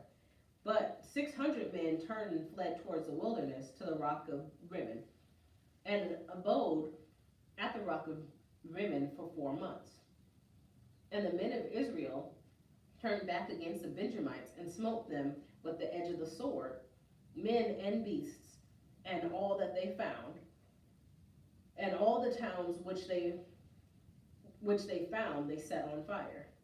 Now the men of Israel had sworn at Mizpah, no one of us shall give his daughter to marriage in Benjamin. And the people came to Bethel and sat there till evening before God. And they lifted up their voices and wept bitterly. And they said, O Lord, the God of Israel, why has this come to pass in Israel, that there should be today one tribe lacking in Israel? And on the morrow, the people arose early and built there an altar and offered burnt offerings and peace offerings. And the people of Israel said, which of all the tribes of Israel did not come up to the assembly to the Lord? For they had taken a great oath concerning him who did not come up to the Lord to Mizpah, saying, he shall be put to death. And the people of Israel had compassion for Benjamin their brother, and said, one tribe is cut off from Israel this day. What shall we do for wives for those who are left? Since we have sworn by the Lord that we will not give them any of our daughters for wives. And they said, what one is there of the tribes of Israel that did not come up to the Lord in Mizpah? And behold, no one had come to the camp from Jabesh Gilead to the assembly. For when the people were mustered, behold, not one of the inhabitants of Jabesh Gilead was there. So the congregation sent thither 12,000 of their bravest men, and commanded them, go and smite the inhabitants of Jabesh Gilead with the edge of the sword, also the women and the little ones. This is what you shall do. Every male and every woman that is lain with a male you shall utterly destroy. And they among them, the inhabitants of Jabesh Gilead, 400 young virgins who had not known man, by laying with him, they brought them to the camp at Shiloh, which is in the land of Canaan. Then the whole congregation sent word to the Benjamites who were at the rock of Rimmon, and proclaimed peace to them.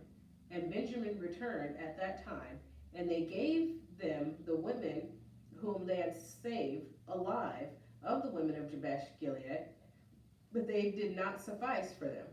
And the people had compassion on Benjamin, because the Lord had made a breach in the tribes of Israel. Then the elders of the congregation said, what shall we do for wives for those who are left, since the women are destroyed out of Benjamin? And they said, they must be an inheritance of the survivors of Benjamin, that a tribe not be blotted out from Israel. Yet we cannot give them wives of our daughters, for the people of Israel have sworn, cursed be he who gives a wife to Benjamin. So they said, behold, there is a yearly feast of the Lord at Shiloh, which is north of Bethel, on the east of the highway that goes up from Bethel to Shechem, and south of Lebanon.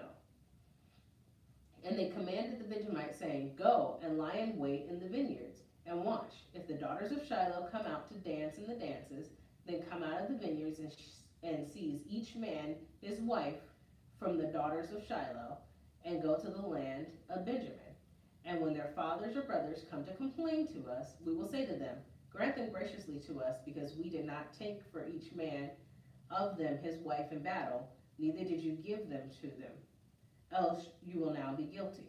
And the Benjamites did so, and took their wives according to their number, from the dancers whom they carried off. When they went and returned to their inheritance and rebuilt the towns and dwelt in them, the people of Israel departed from there at that time, every man to his tribe and family, and they went out from there, every man to his inheritance. In those days there was no king in Israel. Every man did what was right in his own eyes. The book of Ruth, chapter 1. In the days when the judges ruled, there was famine in the land, and a certain man of Bethlehem in Judah went to sojourn in the country of Moab, he and his wife and his 2 sons. The name of the man was Elimelech, and the name of his wife was Naomi. And the names of his sons were Mahlon and Chilion. They were Ephrathites from Benjamin in Judah. They went into the country of Moab and remained there. But Elimelech, the husband of Naomi, died, and she was left with her 2 sons. These took Moabite wives. The name of one wife was Orpah, and the name of the other was Ruth. They lived there about 10 years. Both Mahlon and Chilion died, so that the woman was bereft of her 2 sons and her husband.